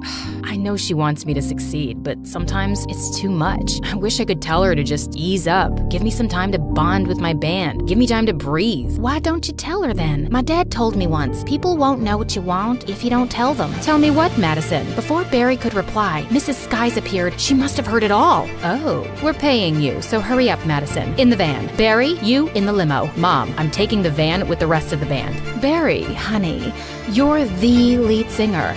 I don't think it's a good idea. Mom, I wasn't asking. Come on, Madison. This wasn't gonna end well, but from there on out, Barry and I got along much better and realized we had a lot in common, like our favorite movies, books, and so much more. We became really good friends. One night, Leilani told me how it was Barry's birthday, but with all the concerts and touring, even he had forgotten about it. We decided to do something special, so we invited Barry to join us for a night of pizza, cake, and our favorite MSA videos. Wow, thanks a lot. I totally forgot, but we remembered. Come on, blow out the candles and make a wish. I so want to party with you guys, but I've got an early interview with MTV. Barry, you deserve to have some fun. Okay, just one slice. Maybe 2 or 3. We laughed, danced, and enjoyed the evening. Before we knew it, we had fallen asleep until the next morning when a loud phone ringing woke us up. Oh no, I'm late. Your interview! We rushed Barry to the TV station in his limo, and his momager was waiting, tapping her foot. Just what are you thinking, Barry? This interview is very important. I'm here, aren't I? Chill, Mom. Wow, chill? This is all you're doing. You think I don't know? Ever since you got here, Barry is unfocused, undisciplined. You're a distraction. I never meant to get in the way. You're fired. Leilani and Barry both looked shocked. I couldn't believe it. My first job and I was getting fired, but I couldn't just stay silent. Fine, I'll leave. But if you think trying to control Barry's laugh is more important than letting him be himself, then you don't deserve to be his manager. With that, I walked away. Once back at the hotel, as I was packing my things, I heard a knock. It was Barry. I've never had anybody stand up for me like that. Well, it should be your mom, but you know I'm happy to be here for you. Don't go. I just got fired, Barry. It's my tour, and I want you on it. I don't know. All I've done is mess things up for you. The interview today was great. Everything has been lately. It's like I remember how to be a person now instead of just my job, and that's because of you. Well, you're a great person. So are you, shall we? Barry and I walked into the rehearsal room. His mom saw us, and her face was full of rage. What are you still doing here? I just fired you. You can't do that. Excuse me? Mom, enough is enough. You keep trying to tell everyone how to do their jobs, and it's not okay. Madison's work has been great press for us, and I want her to stay. So I'm done. You're fired. It's my tour, so I'm in charge. I appreciate everything you've done for me, but it's time to go. How could you cut me out of your life like this, Barry? I'm not cutting you out. Maybe you're not my manager anymore, but you're always my mom. Can't that be enough? Wow, fine. If that's what you want, no matter the differences, remember, I love you, son. I love you too, Mom. Later that night, as I was filming Barry's concert, suddenly I heard him call my name. He was calling me on stage. Oh no. Hey everyone, give it up for my friend Madison. She's the one who taught me to stay true to myself and follow my heart. Believe in yourself, and you can achieve anything. I waved, then sat down with Barry at the piano and went live. As we played, the audience sang along, danced. It was such a rush, but better than that was playing my favorite song in the world with one of my favorite people in the world. When we were finished, the crowd roared. That was something.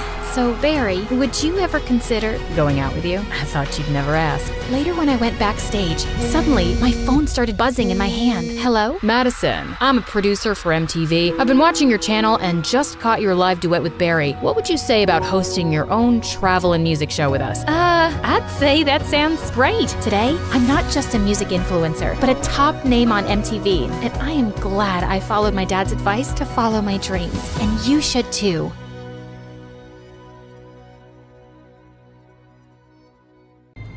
I was peacefully dozing off on a plane to China when suddenly someone yanked my hair and chomped on my ear like it was a snack. I whipped around to find a naughty-looking boy. Ow! Seriously? Keep your teeth to yourself, kid. He then burst into tears and his mom turned to me. I wish I understood Chinese, but her dramatic glare made it clear I was the villain here. I tried to dive back into dreamland, but the woman next to me had other plans. She woke up and started chewing her gum like a goat who hadn't eaten for 300 years. It was so loud that people from 30,000 feet below could hear it. Excuse me, could you tone that down, please? Tone down the what? Oh, great. Her voice was even more annoying. I shrugged it off and reached for my trusty earphones instead. But before I could enjoy some music, the guy on my right suddenly smacked my shoulder. What is wrong with this flight? Everyone was driving me nuts. Left, right, front, and back. The culprit was so engrossed in some stupid adventure game on his phone. Hey, quick question. Do I look like a punching bag to you? A little bit. You can't play your stupid game without attacking a real person, you know. Chill, girl. It's called reflexes. Maybe if you had better ones, you wouldn't get hit. The audacity of this guy! I couldn't help but think, why do these online gamers waste their time in a virtual world when there's a beautiful one right outside the window? Real life is 1,000 times better. Or so I thought. Hi, my name is Alira, and I'm an aspiring photographer who loves traveling around the globe and capturing the most beautiful scenes and moments. I had always enjoyed doing it alone, but things took a wild turn when a weird and mysterious guy started tagging along and changed my life forever. Before I continue, please like and subscribe. After dealing with all those annoying passengers, I eventually fell asleep after listening to music while letting my imagination run wild. Soon enough, the plane finally landed, and I headed straight to my beautiful hotel. I took a short beauty sleep while waiting for nighttime to roll around, and when it finally came, I excitedly jumped out of my bed, took my camera, and immediately rushed outside. Stunning views, beautiful people, inviting lights, glowing lanterns, and the sweet traditional vibes of China.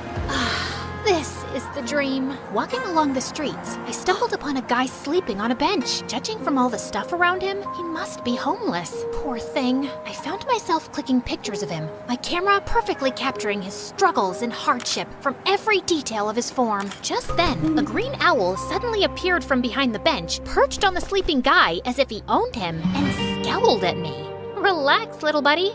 He's all yours. To my surprise, the guy woke up and scowled at me too.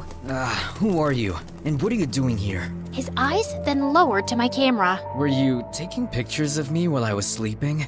Duh, I was taking pictures of the street, but you were blocking my view. It's not my fault you were sleeping there. That's a terrible excuse for disrespecting my private space. The private space? That's rich coming from you, who is sleeping on public property. Delete my pictures, or I'm gonna delete it myself. Don't you dare touch my camera! Do you have any idea what it takes to capture a beautiful moment or view? The countless hours, the right timing, the quest for the perfect angle. I pour my heart and soul into every shot.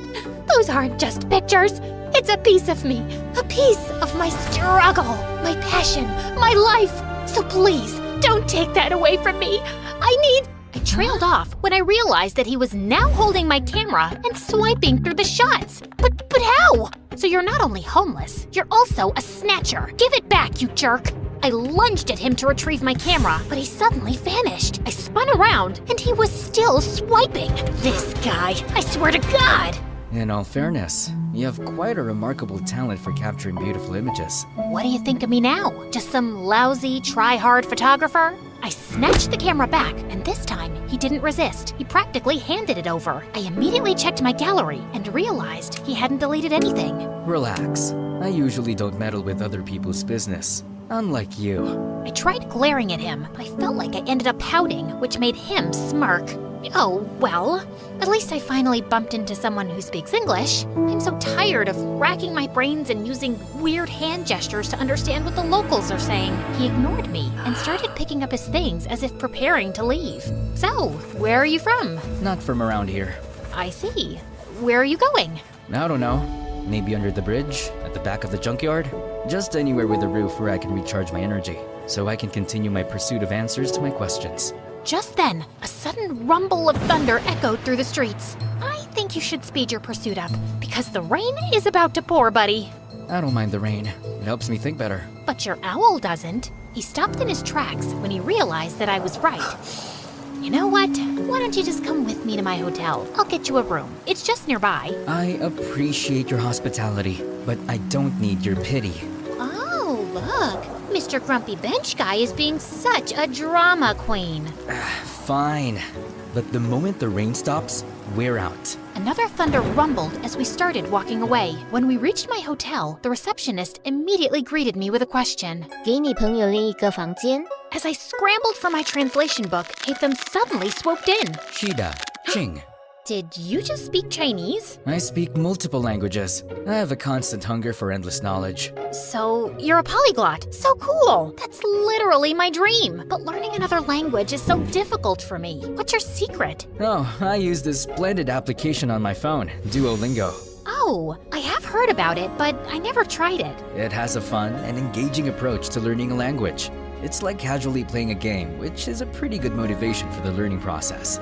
Okay, that sold me. I immediately downloaded the app and was greeted by a cute green owl named Duo, who looked very familiar. I turned to his pet, who was sitting on his shoulder. Whoa, Duo looks exactly like your owl. They have the same name too. Just a little warning. Duo's nice and helpful, but he can be a little persistent sometimes. But it's also for your own good. Well, he seems to be a cute little guide. I went straight to my first lesson, and I was already liking it. Shui means water. Shui? Gosh, I am so thirsty. I need some shui. Okay, got it. Okay, so this is my room, and yours will be that one. I was talking to him, but he seemed preoccupied with something over my shoulder. I turned around and realized that he was looking at my collection of postcards on the wall. To my surprise, he suddenly barged inside. Where did you get these photographs? Those are the places that I captured with my precious camera, and these right here are my goal destinations. They're beautiful, aren't they? He looked so ecstatic as he gawked at one of the pictures, like it was the most delicious meal he had ever seen. Where is this place? That's my next destination, the Tianzi Mountain. It's one of the reasons why I visited this country. Take me with you. Consider yourself lucky, my friend, because I'm going there tomorrow. I always preferred traveling alone, but maybe it was time for me to try it with a travel buddy this time, at least for a day, and just for fun. The next day, we traveled to the mountains, and when we got there, Hatham's calm demeanor instantly changed to ecstatic. This dome forest. An image of a familiar place seemed to have flashed right before his eyes. The stone, what now? He ignored me and started navigating the place, running around like he owned it. Dude, wait up! We rode a cable car, crossed a river, and jumped from one stone to another, and after an hour, I felt like collapsing. Slow down, Spider-Man. I'm not a marathon runner with endless stamina, you know. Jeez. When I finally caught up, I found him standing in front of a mysterious and ancient-looking monument. He fiddled with a rock against it, but nothing happened, and he looked super frustrated. Hello? I would really appreciate it if you would tell me what's going on. What is that thing, and what are you trying to do with it? This is a totem, and I need an electro element to activate it. What do you mean, electro-element? Electroelement. Something, anything that produces lightning. Oh, you mean electricity? Huh? Lucky for you, I've got something here. What is that? You don't know what a taser is? It's my go-to for self-defense. Zaps people with electricity or whatever you call it. Interesting. He immediately took it from me and tried it on the totem. After a few sparks, it suddenly got triggered and a glowing symbol appeared on top of it. Holy cheeky bananas! Is that a hologram or something? He found 2 more totems, and after doing the same thing to each of them, a strong streak of light came from above, forming a pillar. What in the world is happening? Is this some kind of secret experiment from the government? And what's your deal with all of this? I've been traveling from place to place looking for these runes. Since I'm not from around here, I don't know where to go. I need to activate these beacons in 6 places scattered around the world. With your knowledge and resources, things are going to get easier for me now. But for what? Why are you doing all of this out of this world stuff? We need to go. Dude, you didn't answer my question. Sometimes, the journey to find answers is more important than the answers themselves. Whatever you say, Plato. After activating the first beacon, we embarked on a thrilling and action-packed adventure of a lifetime. After Tianzi Mountain, we rushed straight to Huanglong River, which Hatham kept calling Luhua Pool Liu. There, we had to light up some fire totems. There were 5 of them, but according to him, only 3 needed to be activated. Of course, those 3 we needed were surrounded by water. Great, right? Hatham was all business, using his fancy tricks to get those waterlogged totems blazing, while I just snapped pictures of these outrageous moments. Our next stop was the breathtaking Matterhorn in Switzerland, aka Dragonspine, according to my travel buddy, where we faced a puzzle with circular platforms and wall signs. The place was so cold that I had to huddle by fire torches just to keep myself from turning into a popsicle. I let Mr. Mysterious Smarty Pants solve the puzzle by himself, while I continued my Duolingo sessions. You know I can't miss those streaks. With each beacon we activated, I felt a mixture of excitement and curiosity. What was this leading to? And why did it feel like the world had turned into one big adventurous playground? During our flight to our next destination, I found myself fully immersed in my new favorite app, Xin-Chao Tentoila Elira. You could take a break sometimes, you know? I need to learn the basics, at least for now, and I like how Duo keeps reminding me with his cute little expressions. When we finally reached Vietnam, I decided to try out what I learned by asking the locals about the directions. Xin lối, bang ko te chung toi doang. The woman stared at me as if she was solving the most difficult math puzzle. Ko te... Xin lỗi, nó ngàn con đít chỗ, chúng tôi viết đúng viết vinh, ha lồng đục trong. Được chứ, bạn chỉ cần đi thẳng, rồi đi qua cái cây khổng lồ kia. Sau đó rẽ phải và đi bộ khoảng 200 mét sẽ thấy một khoảng đất trống. Okay, I guess it was too early for me to attempt a conversation. After learning the direction, Hatham continued walking towards the bay. Ugh, why is this guy so good at everything? You still have a long way to go, Elira. I literally just started. Just wait and see. I'll be leading the leaderboard with an unbeatable streak in no time. I commend your determination. Keep it up. Soon enough, we were greeted by the beautiful emerald waters and towering limestone islands of Ha Long Bay, or as Hatham called it, the Golden Apple Archipelago. While I was snapping pictures left and right, Hatham got to work immediately. He solved a music rock puzzle thing, and after activating the place, we toured around the city and enjoyed their local food. I even tried conversing with the locals with the help of my brilliant travel buddy. It got me even more determined to learn more. So during our flight to Scotland, I got really busy with leveling up and earning rewards. I never knew that learning could be this fun. Learning could also be done in silence. Sorry. And soon, we finally reached our next destination, the Isle of Skye in Scotland, or as Hatham called it, the Star Snatch Cliff, Mondstadt. After walking around, we came across a green fan-like object. I watched in amazement as he applied some wind pressure to activate it, unleashing a powerful upward current. Whoa, that's so dope! So, what's next? Time to fly. After taking a large cloth from his bag and holding onto it, he wrapped his arm around me, and we gracefully floated in the magical breeze. I never thought I would experience flying like this, not even in my wildest dreams. If this is a dream, I hope I can keep enjoying it and not wake up too soon. Our imaginations know no bounds, Elira. They possess the extraordinary ability to unlock infinite possibilities. We then found 2 more fans along the way before we finally activated the totem at the top of the cliff and summoned the pillar. I stood there for a while and looked ahead at the seemingly endless horizon, thinking about how Hatham sees this beautiful world in his own vision. Finally, we were down to the last one, Deshra Desert Sumeru, or as we call it, the Great Pyramids of Egypt, my favorite. Hatham looked so nervous and excited while I was taking some pictures of the legendary structures. After hours of touring around, I followed him as we headed to the group of old, weathered columns. So, how do we solve this one? We need to hit the larger columns until you match them with a corresponding symbol on the smaller columns beside them. Match all 3 big ones to the smaller ones to summon the last pillar. Aye aye, Captain. I grabbed a tree branch lying nearby and used it to help him hit the columns until we finally summoned the last pillar. All the pillars scattered across the world that we activated should be glowing now too. I dropped my jaw in amazement when their fusion created a swirling, glowing vortex or something. Is that a freaking portal? Yes, it's a portal back to my world, Alira. To your world? So there's indeed another world out there? Before he could answer me, the earth beneath us mildly shook, and a horrifying creature suddenly appeared right in front of us. Holy crunchy potatoes!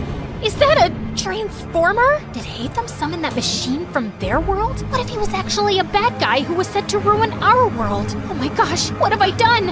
I wasn't ready to say goodbye to our beautiful Earth just yet. I have yet to discover the other wonders of... My paranoid voice trailed off when I realized that Hatham was gone. Just then, I felt a strong, glowing presence behind me. I slowly turned around and hovered around Hatham, radiating a brilliant emerald light that almost blinded me. He then started fighting the monster, moving with grace and precision, consistently blending freestyle moves and rotational attacks with his sword and abilities. Watching them fight was mesmerizing, as if I had been transported into an epic video game. He unleashed a barrage of reflective attacks, boomerangs slicing through the air, slashes carving through steel. Each hit dealt a lot of serious physical damage. Soon enough, the terrifying machine was finally defeated. You deserve to know the truth. My friend Kavi and I were trying to open a domain, but something went with the one who got pulled inside instead. I got teleported here, which was a very different place, and I have been finding my way back for quite a long time. Thanks to my friend Duo here, who also got accidentally teleported for some reason. He's been my companion since the day I got here, and he's the one who has been helping me learn the different languages of humans. Now that makes sense. And no sense at the same time. I swear, I'm stuck in a fantasy adventure novel. Anyway, I'm glad that you finally made it. I appreciate all your help in this journey of mine, Alira. As much as I wanted to discover more about your interesting world, I need to return. Tevat needs me.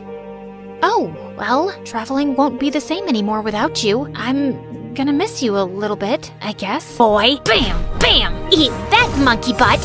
All right, Hatham, time for some snacks.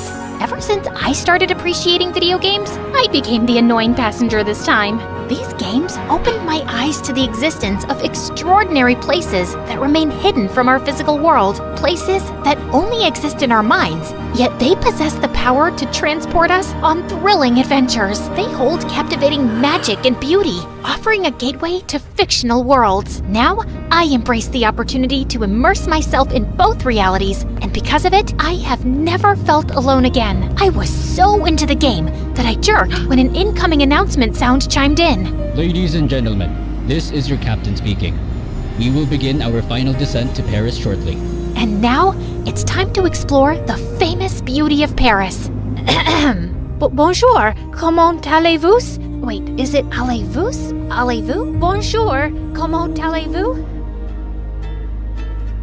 When we finally opened the doors to our cafe, for a minute he was completely silent. But suddenly he burst into tears and kissed my hands. This is food from the heavens, fit for kings. When Grandma took the first bite, she looked like she was having a heart attack.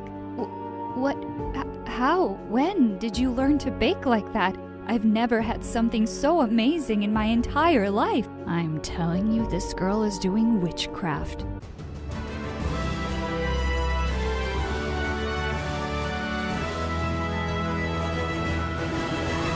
It wasn't just any ordinary morning. The birds were chirping, the sun was shining. I had turned 16 yesterday, and last night, my first love, Ryan, had finally kissed me. Life was perfect. Well, at least for 5 minutes. Because as soon as I stepped out of my room, Mom rushed to me, crying like a baby. "What's wrong, Mom?" She told me that Aunt Melissa, her best friend, was moving away because her husband got a job transfer. What? Just when we had saved up enough to start our own cafe. As sorry as I was for Mom, I had bigger problems. You see, Aunt Mel was Ryan's mom. I rushed out of the house. I had to see Ryan. He was playing video games when I entered his room, looking completely unbothered. "What's wrong, babe? Why are you crying?" "Because you're going. Please don't." Ryan put down the game and took my hands in his. "I don't really have a choice, babe. But you and I are soulmates. We'll make long distance work." After a few days, Ryan stopped calling or replying to my messages. He said too much screen time wasn't good for either of us. But there he was, uploading pictures on Facebook with a new girl every day. And that's how I had my first heartbreak. Hi, I'm Carrie, and this is the story of how I transformed my life and had boys drooling over me at the same time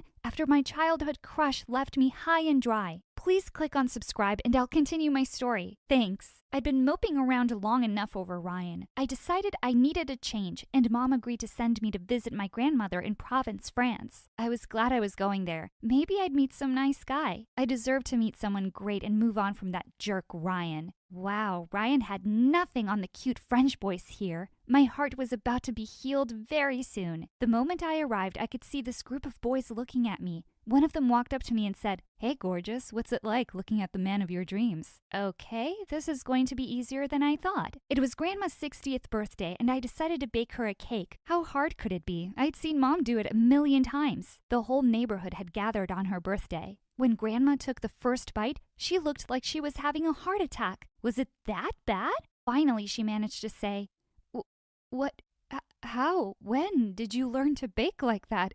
I've never had something so amazing in my entire life." She hugged me so hard I could hardly breathe, and the whole neighborhood went gaga over the cake. A fight nearly broke out with people trying to get another piece. I spent the rest of the summer baking like my life depended on it, because there was always a crowd of people outside Grandma's house waiting to try my stuff. Grandma's crazy old neighbor would come over every day to have my desserts, while she'd glare at me and grumble, "I'm telling you, this girl is doing witchcraft." The minute I landed back home, I knew what I wanted to do for the rest of my life. I convinced Mom to take a loan to make up for Aunt Mel's share and start her dream cafe with me. When we finally opened the doors to our cafe, both of us held our breath as our very first customer took a bite of the chocolate eclair. For a minute, he was completely silent.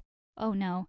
He hated it, but suddenly he burst into tears and kissed my hands. "This is food from the heavens, fit for kings." Turns out he was a famous food critic. After his review, word of our quaint French cafe spread like wildfire. People were lining up to the end of the street to try my desserts. But soon enough, I realized they kept coming back for me too. Boys would hang out around the cafe for hours just to catch a glimpse of me. "How are you so perfect? You've got the face of an angel and the hands of one too." By the end of the month, Time magazine had me and my creations on the front cover with the title Beauty and Her Feast. And Cosmopolitan said that at Sweet 16, I was all the sweetness people needed in their lives. My Instagram followers shot up, and my mailbox was getting flooded with love letters. One day, as I was unloading flour sacks out of the van, I saw a group of school kids come around the corner. Among them was the school heartthrob, Sean. As our eyes met, he smiled at me. I turned away when I saw one of the girls with him glaring at me with crazy jealous eyes. I knew she was his ex. Didn't need any of that drama. 5 seconds later, as they came closer, she accidentally pushed me. "Watch out!" Sean jumped forward to catch the sack, and before we knew it, we were both on the ground, covered in flour from head to toe and looking like ghosts. We glanced at each other and burst out laughing. I told him he could come inside to clean up, and he asked his friends to go on without him. His ex looked like her head was gonna explode.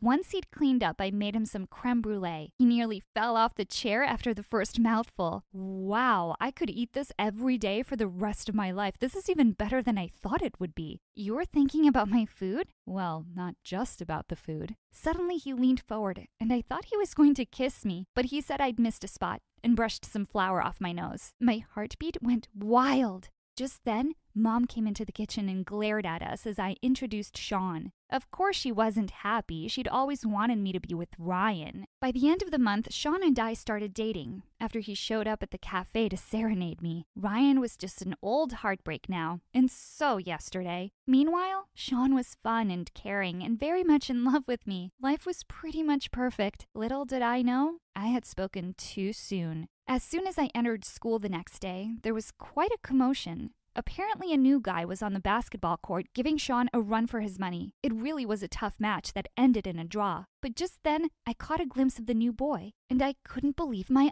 eyes. It was Ryan! It had been over a year since I'd last heard from him. Why had he come back? Sean saw me and came running over. He's really good, isn't he? We'll be a much stronger team with him around. Before I could say anything, Ryan jumped to hug me. Carrie, I missed you! And instantly, I pulled away from him. I'm sorry, I think you have the wrong person. I walked away as fast as I could. I needed time to process this. I took a sick leave and went home early. I went running to Mom's room and stopped in my tracks when I saw Aunt Mel sitting with her. She pulled me in for a hug. Did you see Ryan in school? He wanted to surprise you. Surprise me he did. I was just telling Aunt Mel how much you missed Ryan. I did not. Aunt Mel acted like she hadn't even heard me. It's a good thing we're back then. Then she said that she and Mom would finally be able to run their dream cafe together. Wait, what? Thanks for helping out when I wasn't around, kiddo. But it's my cafe. It's famous because of me. But I'm sure you have your hands full with school, sweetheart. Don't worry, Aunt Mel is here now. I was so annoyed. Later that day, Sean dropped by to see me. We were sitting on the porch when a car came into my driveway.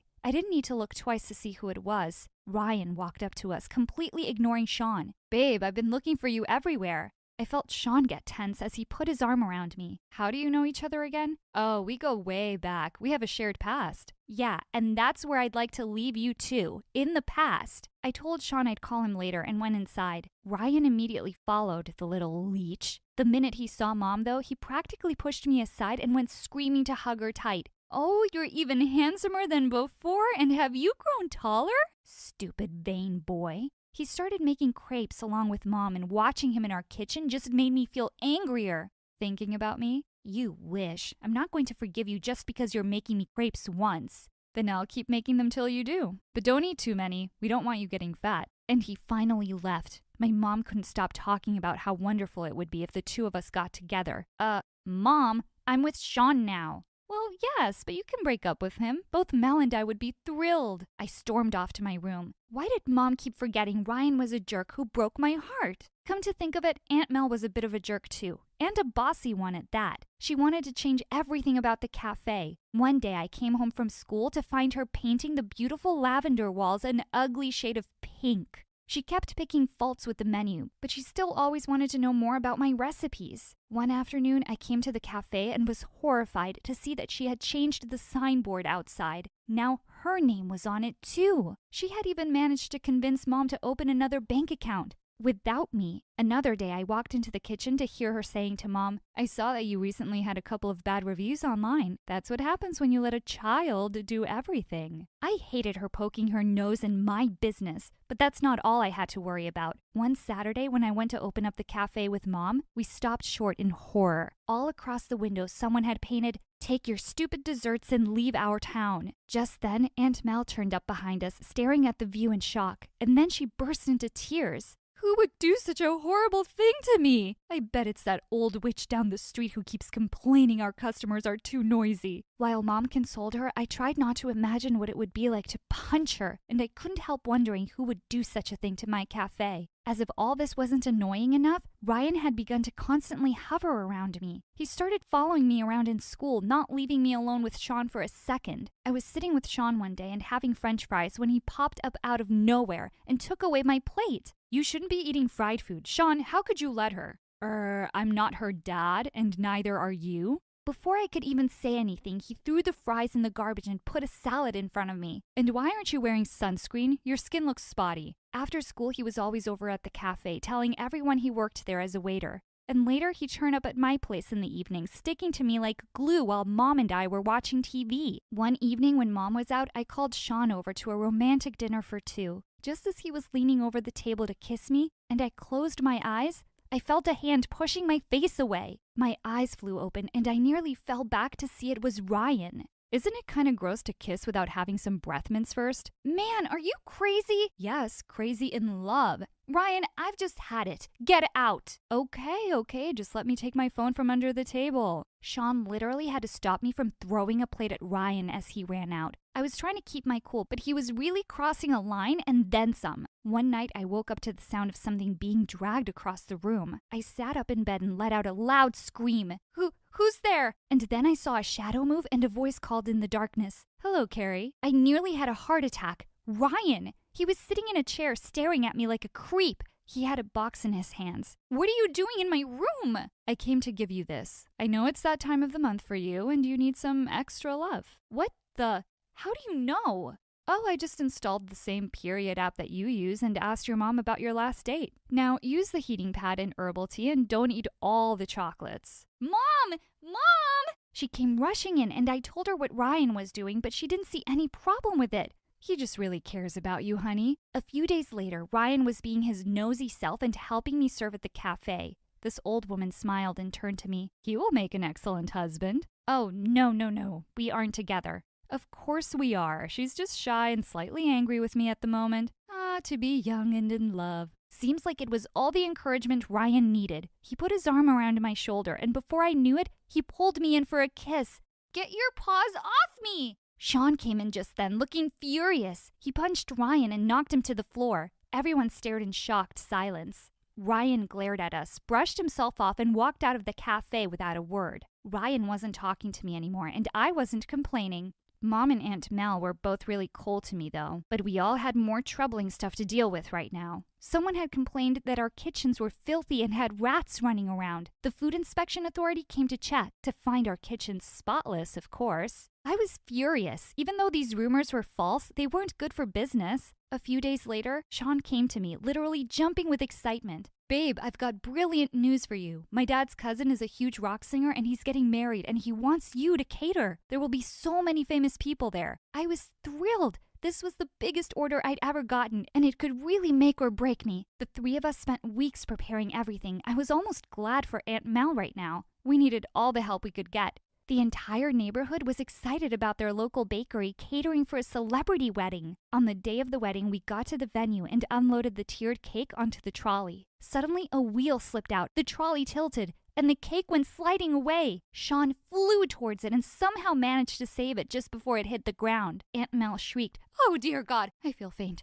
Someone give me my smelling salts." It's okay, we're okay. I have extra frosting, we can fix it. We carried off the cake to the kitchen and I fixed up the smudged parts in no time. I let out a sigh of relief as Sean and Ryan carried out the cake to the garden. Just then, I noticed some frosting on my hand and I licked it. What? Why did it taste so disgusting and salty? I stared at the scene in front of me in horror. The bride and groom were cutting the cake. OMG, I couldn't let anyone eat this. No! I ran towards the table like a maniac, and just when I was close, I tripped over my own shoelaces. I practically flew and landed straight into the cake, and half of it went flying onto the bride's dress. She screamed in fury while the groom hopped around because some had landed in his eye. He stepped over the bride's dress, and we all heard a loud rip. I looked up from the cake, wishing I could just disappear magically. The bride was wailing loudly while everyone stared at me in horror. I don't remember how we made it back to the cafe. We all sat around in stunned silence. I finally spoke up. Only one way to find out who tampered with the cake. I had a secret camera installed here last month, just to keep a check on things. We waited breathlessly around the TV, looking at the footage, and sure enough, we saw two people sneak into the kitchen 2 nights ago with a bag of salt. And those two people were Ryan and Mel. We looked around to see the two sprinting away, but the three of us were right behind them and tackled them to the ground. Mom stared at Mel in shock. I can't believe you would do something like this to your own friend. Were you behind everything else that's been happening too? Aunt Mel looked like a crazy person. The cafe was my idea. All this praise and money should be mine, and this idiot child took away everything. Now that your reputation is down the gutter, you'll both get what you deserve. I looked at Ryan, and he just shrugged. If you'd shown me the appreciation I deserved, I might have stopped her. I was absolutely furious now. You! But before I could continue, Sean was already holding him by the collar of his shirt. If you love your face, leave and don't come back. As the two scurried away, we just stood there silently for a moment. Then Mom pulled me in and hugged me tight. I'm so sorry for trusting her blindly. We will fix this, just you and me. Suddenly, she pulled in Sean as well. And you too. Turns out the crazy wedding video went viral. And while I thought that would be a really bad thing, it just ended up making our cafe more popular. We had more people coming around than ever. Last I heard of Mel and Ryan, they left town before word of what they'd done spread around. I still always check under the table every time I'm on a date with Sean, though. Hey everyone, my name is Tiana from France. Please don't forget to like and subscribe because MSA will give $2,000 to one lucky winner in the coming 7 days. The orphanage is the only home I've ever known. And honestly, it's not as bad as most people think, but I always dreamed of having a family, a real one. I had a big heart, but sometimes I'd say mean things without thinking. Once I saw a girl called Frida and said, "You look ugly with this lettuce stuck in your teeth. Open your mouth now so I can take it out." But she didn't open it, so I grabbed her and made her open her mouth. I just wanted her to look pretty, but she started screaming and everyone was laughing, and the warden came and yelled at me. Since this Frida was small in size, everyone took her side. But then suddenly a girl shouted, "Tiana didn't do anything. Frida is lying." The warden glared at me and left. The girl came over to me and said, "Hey, my name is Hope. I'm new to the orphanage, and this Frida has already bullied me twice. So let's team up and hate her together." "Hey, you got it, girl. You have very big, scary eyes." "Cool. I like you." But my big mouth kept sending us to detention. I even once told my teacher that her hair looked like poop, and Hope defended me. And boom, detention for us both. The happiest one about this was obviously Frida, but she never dared talk to us because we were stronger than her. But one day when we were 10, she crossed a line. It was adoption day and a nice couple came in looking for a really smart girl. The warden picked me, and while we were still having the interview, Frida burst in. "Help me! I had lettuce stuck between my teeth again, and Tiana pulled my tooth this time. Look, I lost a tooth because of her. Please, do something. I can't take it anymore. God knows what else I'm gonna lose. I don't want to die here. I have dreams." She threw herself on the floor and started to cry like a lunatic. "Why? You think because you're smarter than all of us, you're better?" Okay, Frida had been annoying for years, but this was the height of it. The nice couple was becoming uncomfortable and I had to make Frida leave. I moved closer and took her hand to lead her out, but instantly she fell to the ground and started yelling. "She pushed me." Okay, that was it. I pushed her hard for real this time, and poof, the couple ran out. "Why would you do this, you witch? If you think you're gonna get adopted before me, think again." I was so upset. Frida ruined my chance of having a family, and I wouldn't forgive her. One day, Hope and I were playing in our room when we got called to the warden's office. When we got there, we saw this glamorous couple and Frida.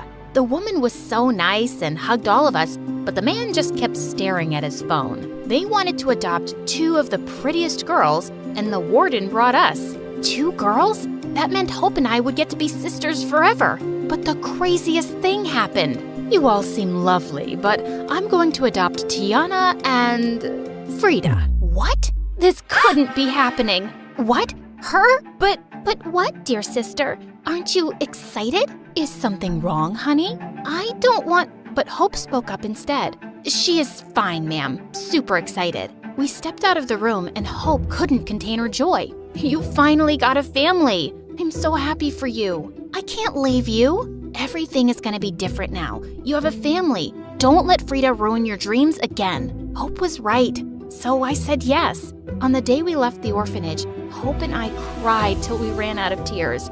I would miss her so much. My new mom's name was Wendy. Their house looked like it belonged in fairy tales. It turned out that she was a big-time actress and her husband was a director.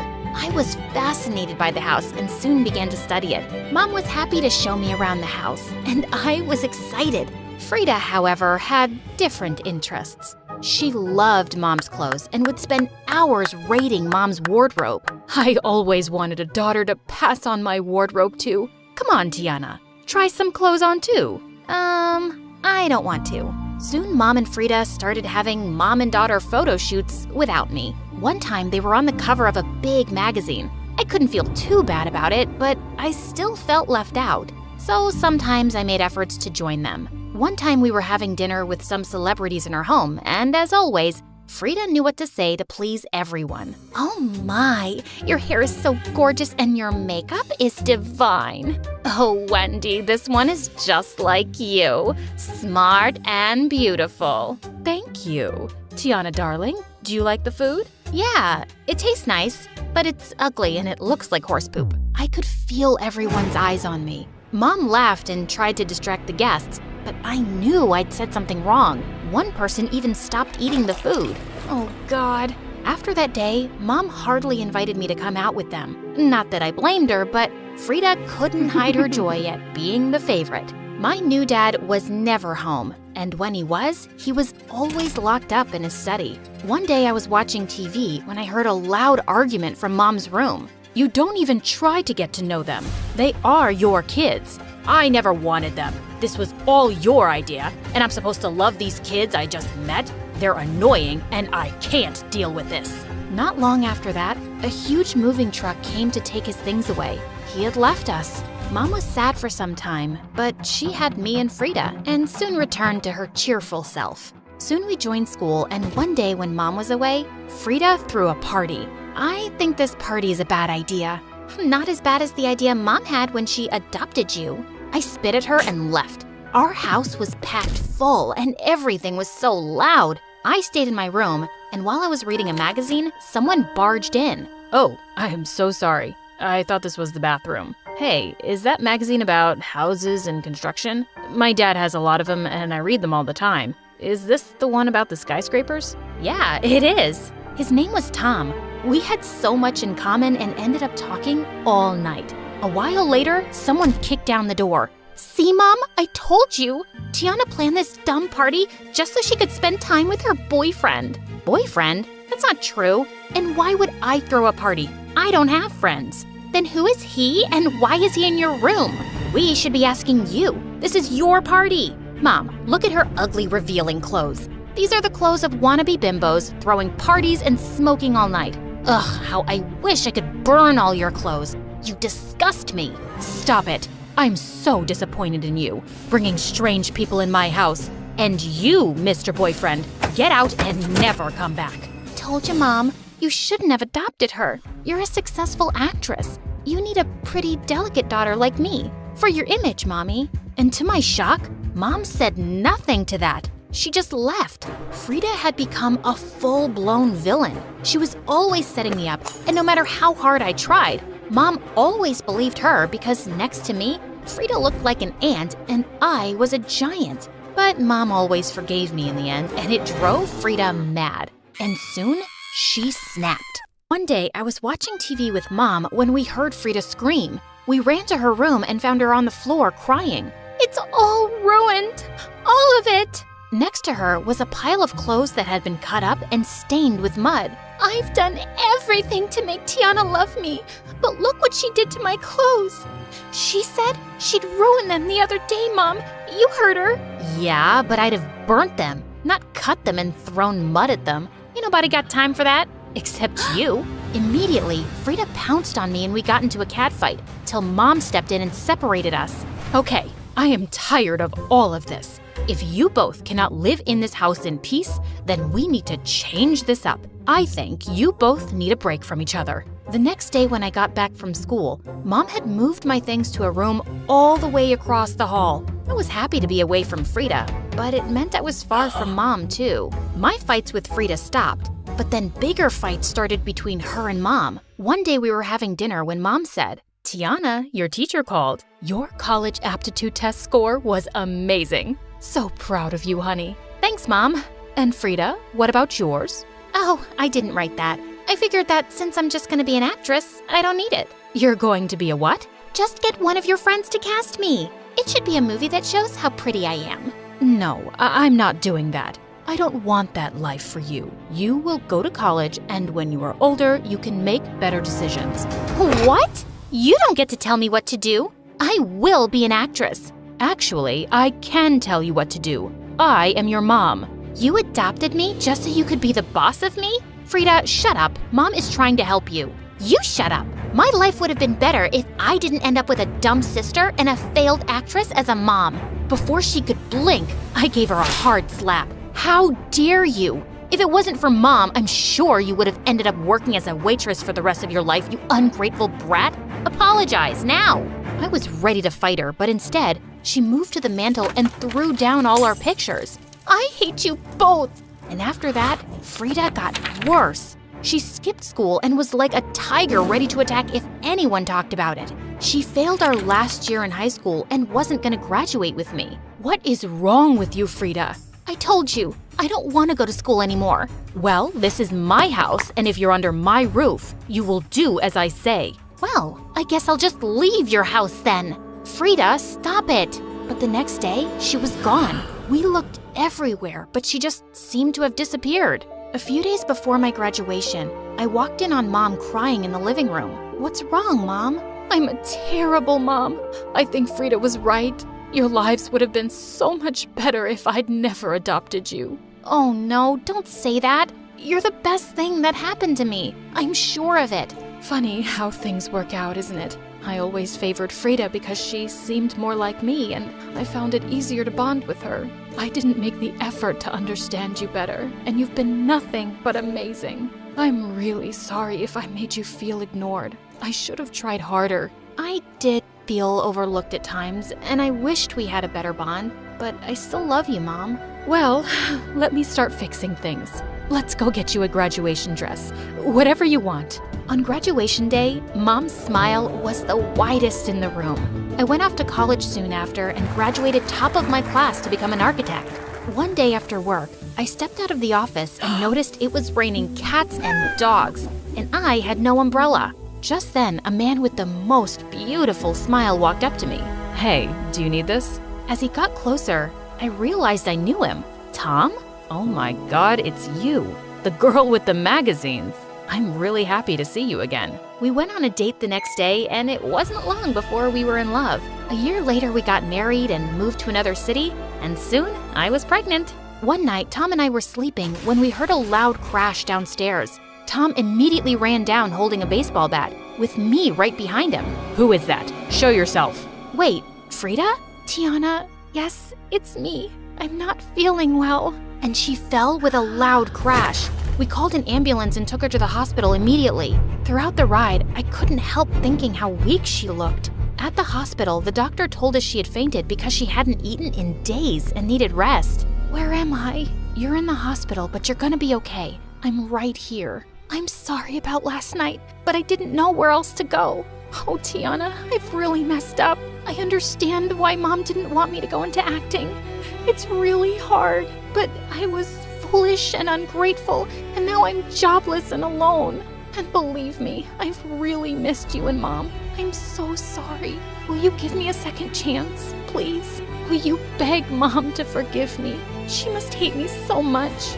It's okay. Well, you're really messed up, but everything will be fine now. Of course I forgive you, and Mom could never hate you. I'm sure she'll be really happy to see you. How is Mom? She's fine. Ouch! I think I'm having my baby now. Oh my God, really? I'm gonna be here the whole time, Tiana. Yeah, and call Mom.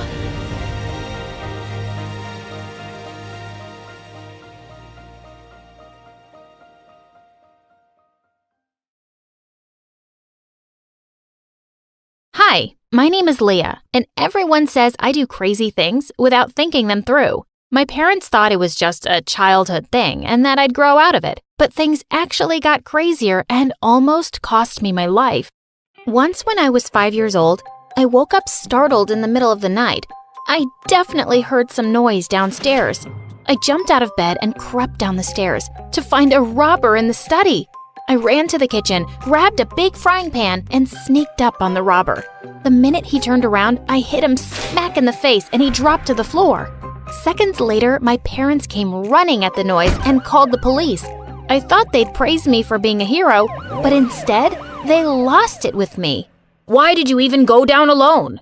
Do you have any idea how dangerous that was?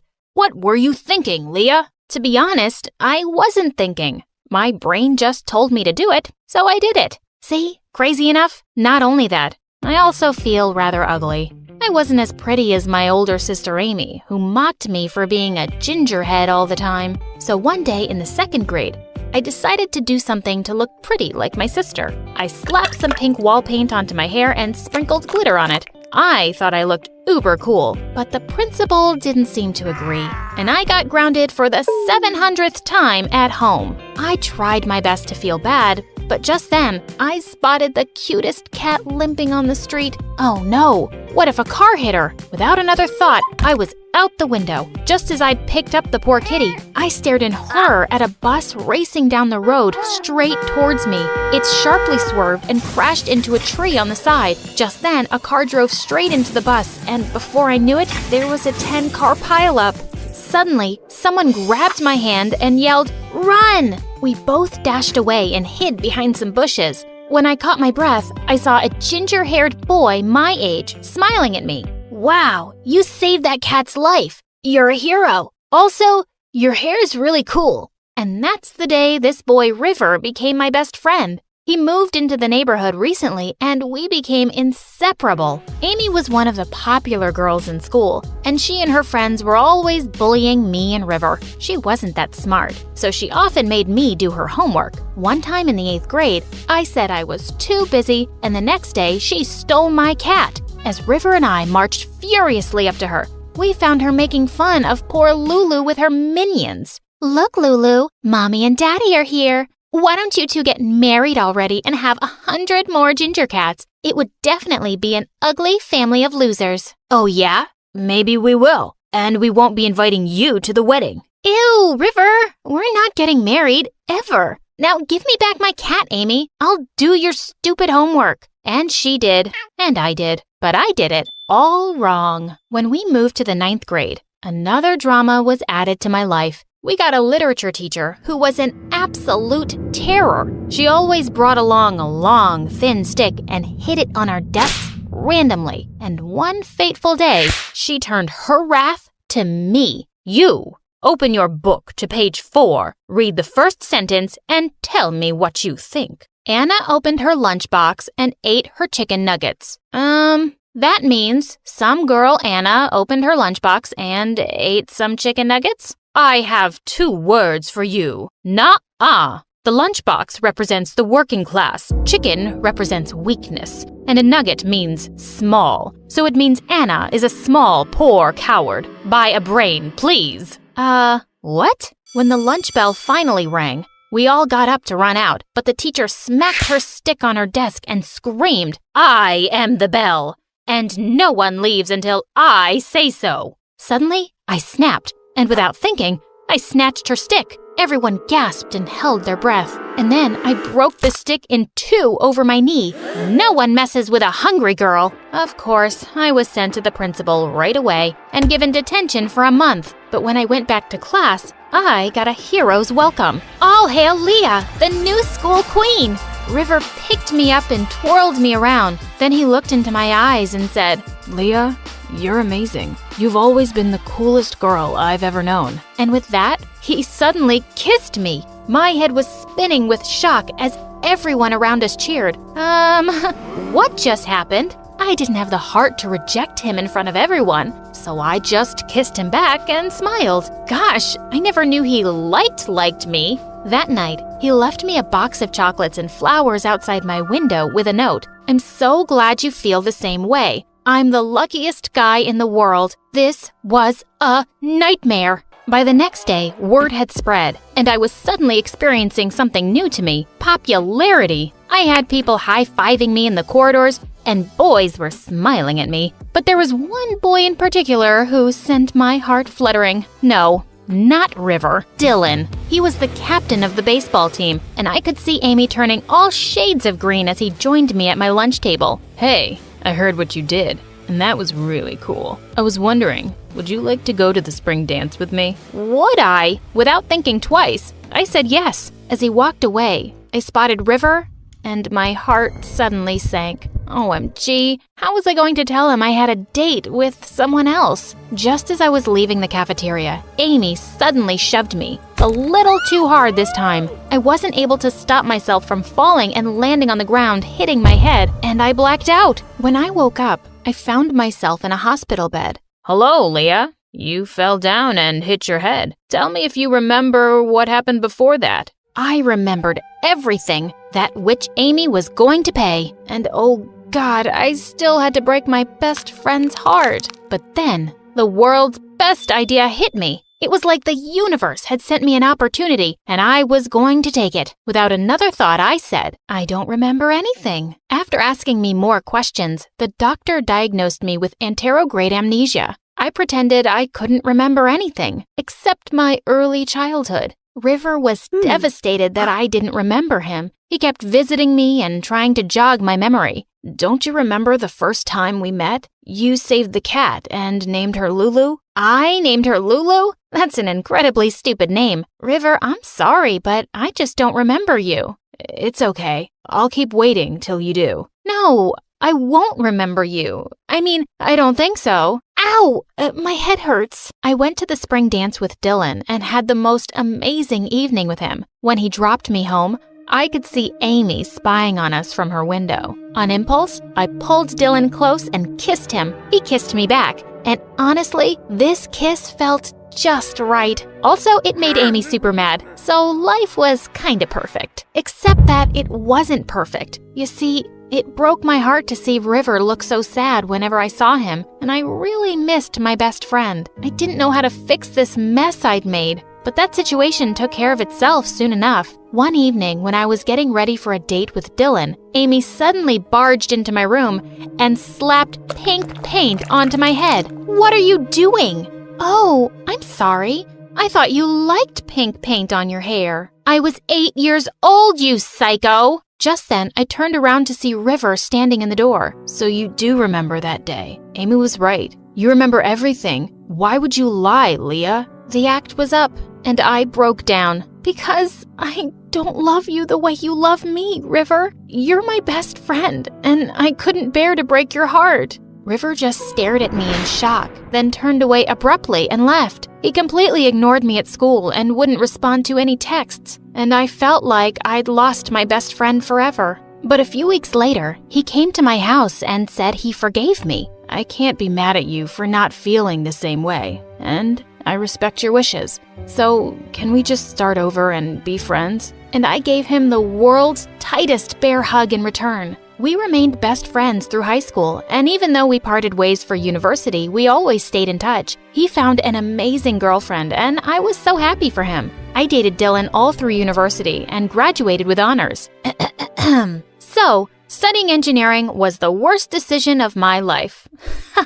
Joking, not joking. And the best thing that happened to me in this college is that I'm about to leave it. I would also like to thank YouTube and Google for helping me throughout my studies. And also, of course, my wonderful boyfriend Dylan, who God knows what he's doing right now, but he's coming to me, and now he's on his knees. Wait, what? To my shock, Dylan was holding a ring. Will you marry me, crazy girl? Of course, I said yes. And a month later at our wedding, River was my best man. A year later, I was blessed with a beautiful baby girl, Lisa. When it was time to go back to work after my maternity leave, I couldn't bear to leave her behind. So without another thought, I just sent in my resignation letter and quit. Dylan asked me if I was sure about my decision, and I said, of course, I'm totally ready to be a stay-at-home mom and cuddle with this patootie all day. But it turns out, being with a baby all the time can get really exhausting and sometimes just boring.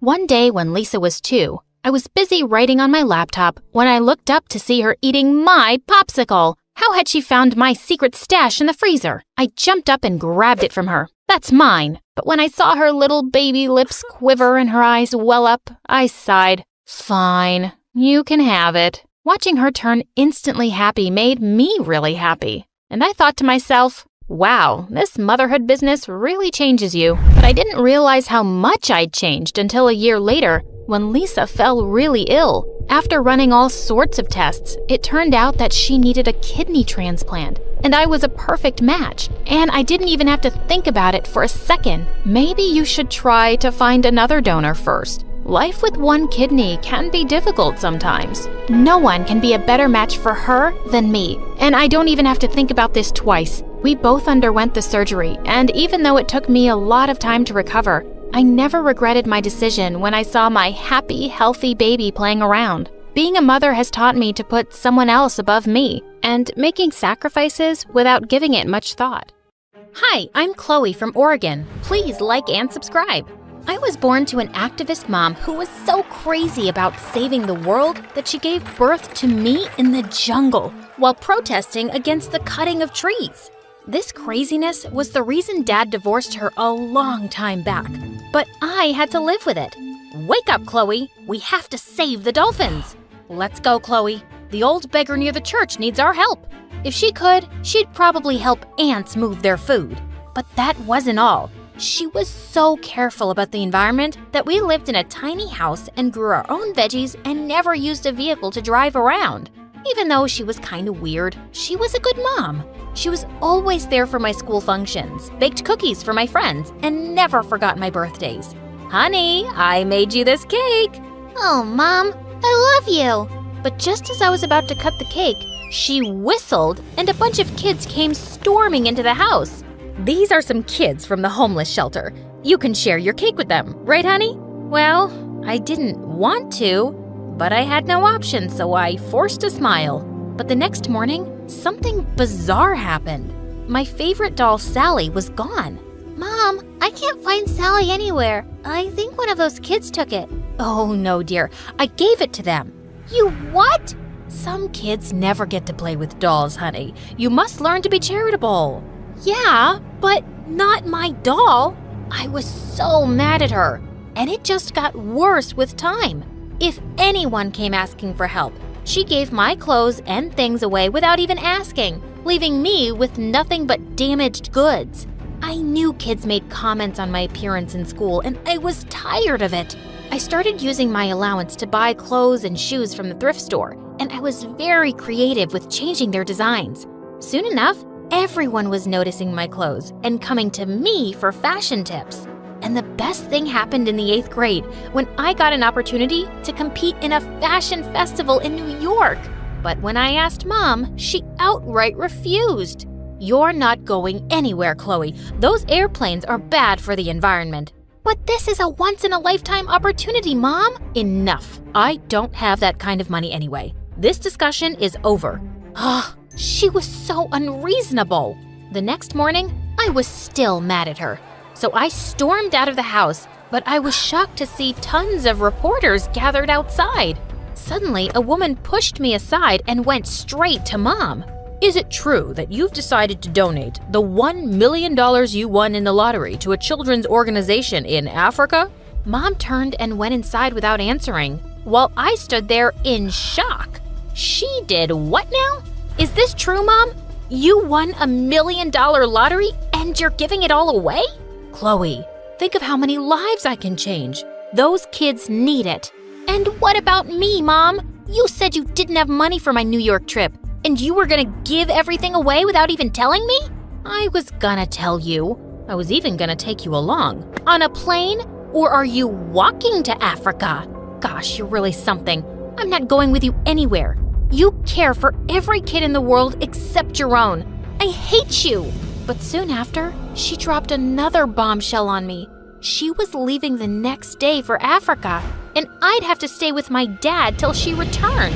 Mom and Dad hated each other, so I'd never gotten to know him. And now I had to live with him? This was insane. But when I reached his gigantic mansion in California, I couldn't help feeling a bit excited. Our house was a matchbox compared to this. Dad gave me an awkward hug and welcomed me into his home. I'm running really late for a meeting, but I'll see you at dinner, okay? And he just rushed off in a car. That wasn't weird at all. Soon after he left, a girl my age walked over to me and introduced herself as Jenny, my stepsister. Dad told me you were coming, and I'm sure we're gonna have a great time together. Come with me. Jenny led me to a huge room and opened a giant wardrobe for me. What do you think? I picked out all your clothes myself. Are you kidding? I love them. You're amazing. I know. I'm the coolest girl in our school, and no stepsister is gonna ruin my reputation by looking shabby. That was kinda mean, but I forgot about it as she showed me around the house. And later we binged on ice cream and talked about fashion and guys. She seemed all right. A week later, I joined school and Jenny introduced me to her friends. They seemed cool, and I was enjoying being part of their girl gang. But one day I was in the library when I got a text from Jenny to come immediately to the schoolyard. When I got there, I saw some kids protesting with banners. And then I spotted Jenny and her friends on the side. And suddenly they started throwing eggs and tomatoes at the protesters. What are you doing? Having some fun with these losers. Join us. No, just stop this. But they didn't listen to me. And when Jenny saw some teachers coming, she ran away with her minions. Such a witch. Later, I was sitting in the cafeteria when a boy joined me, and I recognized him as one of the protesters. Hey, I saw you trying to stop those girls earlier today. Thanks for taking our side. He introduced himself as Ben, and I found out why they were protesting. Apparently, my dad was one of the biggest school donors, and he had asked the school to convert the backyard into a space for Jenny's fashion club. The kids were protesting to save all the trees and plants there. Lots of squirrels and birds live in those trees. Plus, it's a space for everyone to enjoy, and it's not fair to take it away. But just then, someone pulled me by my arm. Get away from my stepsister, you creep. Wait, you two are related? Don't you believe anything he says, Chloe. He's a liar. What's your problem, Jenny? My problem? Are you kidding me? I'm doing you a favor here by saving you from this low-class jerk. That's enough. You and your friends were the jerks today, and I'll decide who I want to hang out with, and it's definitely not you. You'll regret this, sissy. As she stormed off, I turned to Ben. Sorry about that. I didn't know she was so awful. Oh, I've known Jenny all my life, and she's crazy. And then he told me something shocking. Dad had adopted Jenny a few years back, and before that, she and Ben lived in the same foster home. She was always an insecure bully. If anyone else came close to being adopted, she'd mess things up for them by lying to the parents. We were so glad when she finally left with your dad. But now, I'm back in school with her. I had no idea she was adopted. It's not like Dad told me anything. After that day, Ben and I started hanging out together and became really good friends. And I could see Jenny hating every bit of it. Why can't you stay away from that poor beggar? After everything I did for you, all the clothes I bought, I never asked for it. And why should I care if he's poor? He's a good person, unlike you. You may have changed your looks with money, but from what I hear, your heart and personality are just as awful as always. You witch! How dare you speak to me like that? Just you wait and watch out. Suddenly, she dropped to the floor and started screaming. Save me! My stepsister just kicked me in the stomach! Just then, one of her minions came up with the principal, and he called Dad, complaining about me. Didn't your mom teach you any manners, Chloe? Why would you hit your sister like a savage person, and then lie about it too? She's the one who's lying.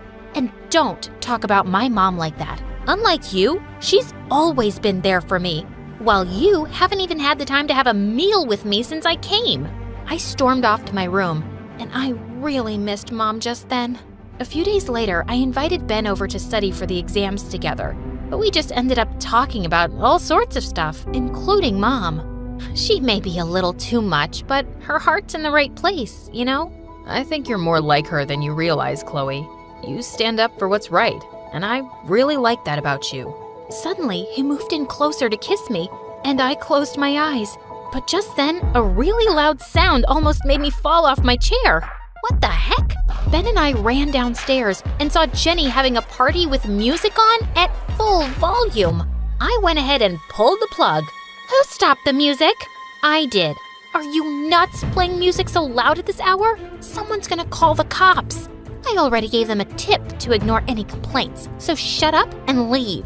I felt like ripping her hair out, but Ben pulled me away.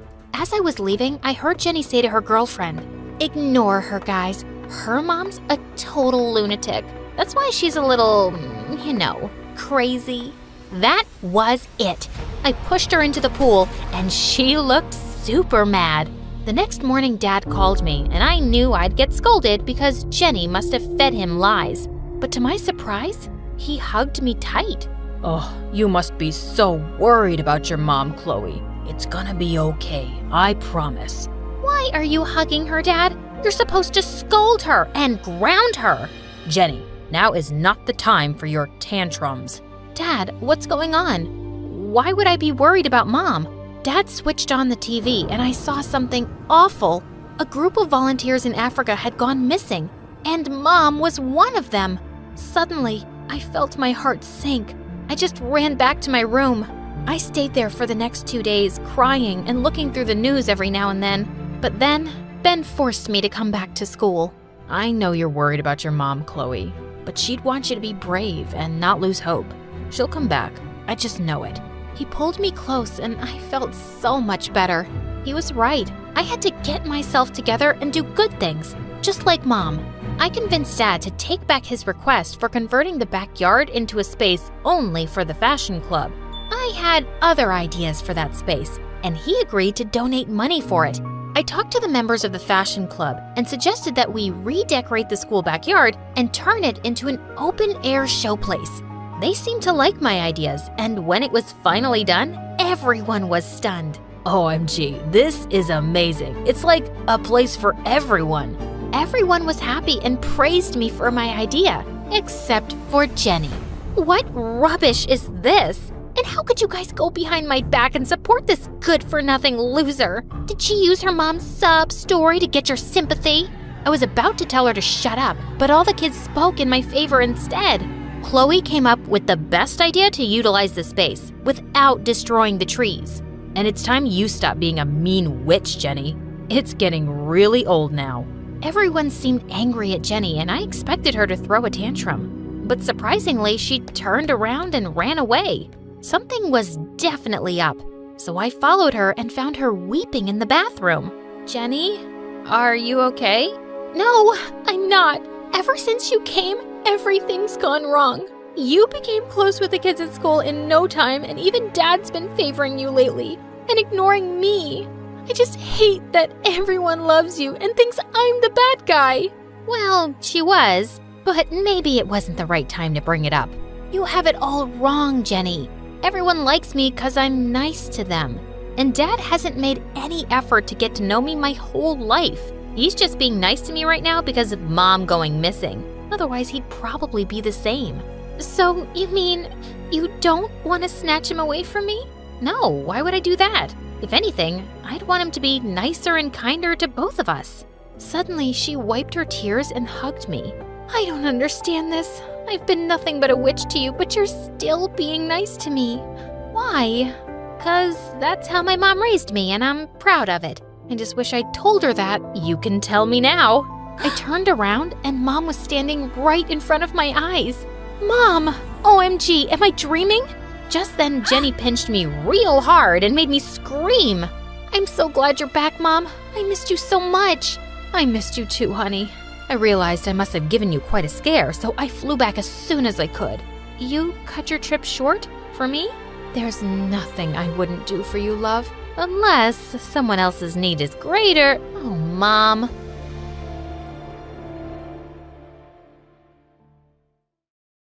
Hi, I'm Freya from England. Before you hear my story, like and subscribe to For Eve. I was born to super rich parents who were extremely competitive. They wanted to be the best at everything and would include me and my sister Olivia in the race to prove the world how great our family was. You're both learning to play the piano. Be ready by next week. The one who plays the best will go on a yacht while the other stays home. Got it? Yacht? It's boring. I'd rather stay home and write poems and stuff. Poems? Are you trying to give me a heart attack or something? Why can't you develop better taste like your sister? Perhaps focus a bit on playing chess? Or perhaps ballet if you want to go all artistic. Ugh, never mind. I'm sure Olivia's the one who's going to win the yacht trip anyway. Well, in my mom's eyes, I was never good at anything. My parents barely noticed me.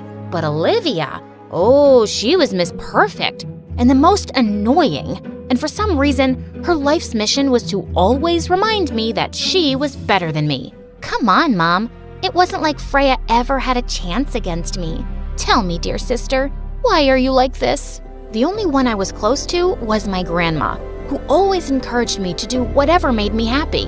Grandma always wore a beautiful bracelet that jingled that her grandma gave her when she was a kid. She always told me how it brought her good luck and promised to give it to me one day. Once when I was 12, Mom and Dad wanted Olivia to participate in a chess competition, just because Dad's business rival's son was participating too. Olivia, I need you to win this one. There is no other option. We want to teach that guy a lesson. Our family is the champion of this town. I could have asked Freya, but you can't count on her. I know. Don't worry, Mom. I got it. I'll make you proud. I promise. Whatever. It wasn't like I was remotely interested in pleasing Mom anyway. Although Olivia was good at chess, the pressure to win had her going crazy. She started drinking coffee and kept reading books about chess. It was insane. One night before the competition, as I was going to my room, I saw Grandma in Olivia's room hugging her. Oh, sweetheart, don't worry. I know you'll win this one. I don't know if I will. I am so nervous. Can I have this, please? You only love Freya and never even think about me. If you'll give it to me, maybe I'll win. Please, please, please. Oh, all right. Here you go. As Grandma gave the bracelet to Olivia, I felt green with jealousy. How could Olivia get the one thing that Grandma promised to give me? She can't always win. So later that night, I sneaked into Olivia's room and threw the bracelet out of the window so no one could find it. In the morning, I woke up to find Olivia running around the house trying to find the bracelet. When she couldn't, she had to go to the competition without it. Later when she returned, I learned that she had lost. Mom and Dad were furious, but Olivia was more worried about losing Grandma's bracelet. She thought she was now jinxed because of losing it, and it made me feel terrible. I had always thought I was above all of the jealousy and competitiveness, but I wasn't. I was just like Mom, Dad, and Olivia. Maybe worse for throwing away Grandma's precious bracelet. So I told my grandma the truth, and she looked so disappointed, but she eventually forgave me and told me there was nothing more precious than me. One time when I was 15, Mom and Dad took us out to a really fancy hotel, and there I heard people clapping. It was a show, and people were coming on stage and sharing their poetry. Gathering courage, I also went to the stage and took the mic. The moment I opened my eyes, I know it's time to start the fight. I don't want to, but I have to. Can they never see that I don't want to? As I went on, people loved my poetry, and I knew I wanted to become a poet when I grew up. When I told Mom and Dad about it, they totally freaked out. But we wanted you to get into a good university and then become a doctor or something. No one is impressed by your sad poems. I didn't want to impress anyone. It was something I was doing for myself. So I just started writing and would always participate with poetry groups and perform on the streets. One night, a boy stood in the crowd, and when I was done, he clapped the loudest. Every night I performed, I saw him. One night, he stayed when the rest left. You write the most beautiful words I've ever heard. And I should know. Why's that? Actually, my parents are in the music business too, and alright, I'm sort of a singer myself. But I'd die before asking my parents to launch me. Usually, talentless rich kids who want to be singers write their own lyrics, and it's always about breakups or how awesome their life is. But your stuff, it's deep. It's got soul. Thanks a lot. So tell me, since you watched my free show every day, when am I gonna hear you sing? I do owe you a song, but it does look like you're making some good money off your free show. Well, I have to make my own money. I can't take anything from my parents. Oh, I get it. Here you go. The guy's name was John, and I knew he thought I was poor, but it was better than telling him I was from a family that hated what I did. Soon, John and I started meeting every night. We both loved sitting together as we read the verses from my notebook. It was something I could do with him forever. But then one day, he told me he was leaving. I got accepted into this boarding school for artists in LA. They have awesome programs for musicians and poets too. Maybe you can apply next year. I'm sure your work can get you a scholarship. And I did.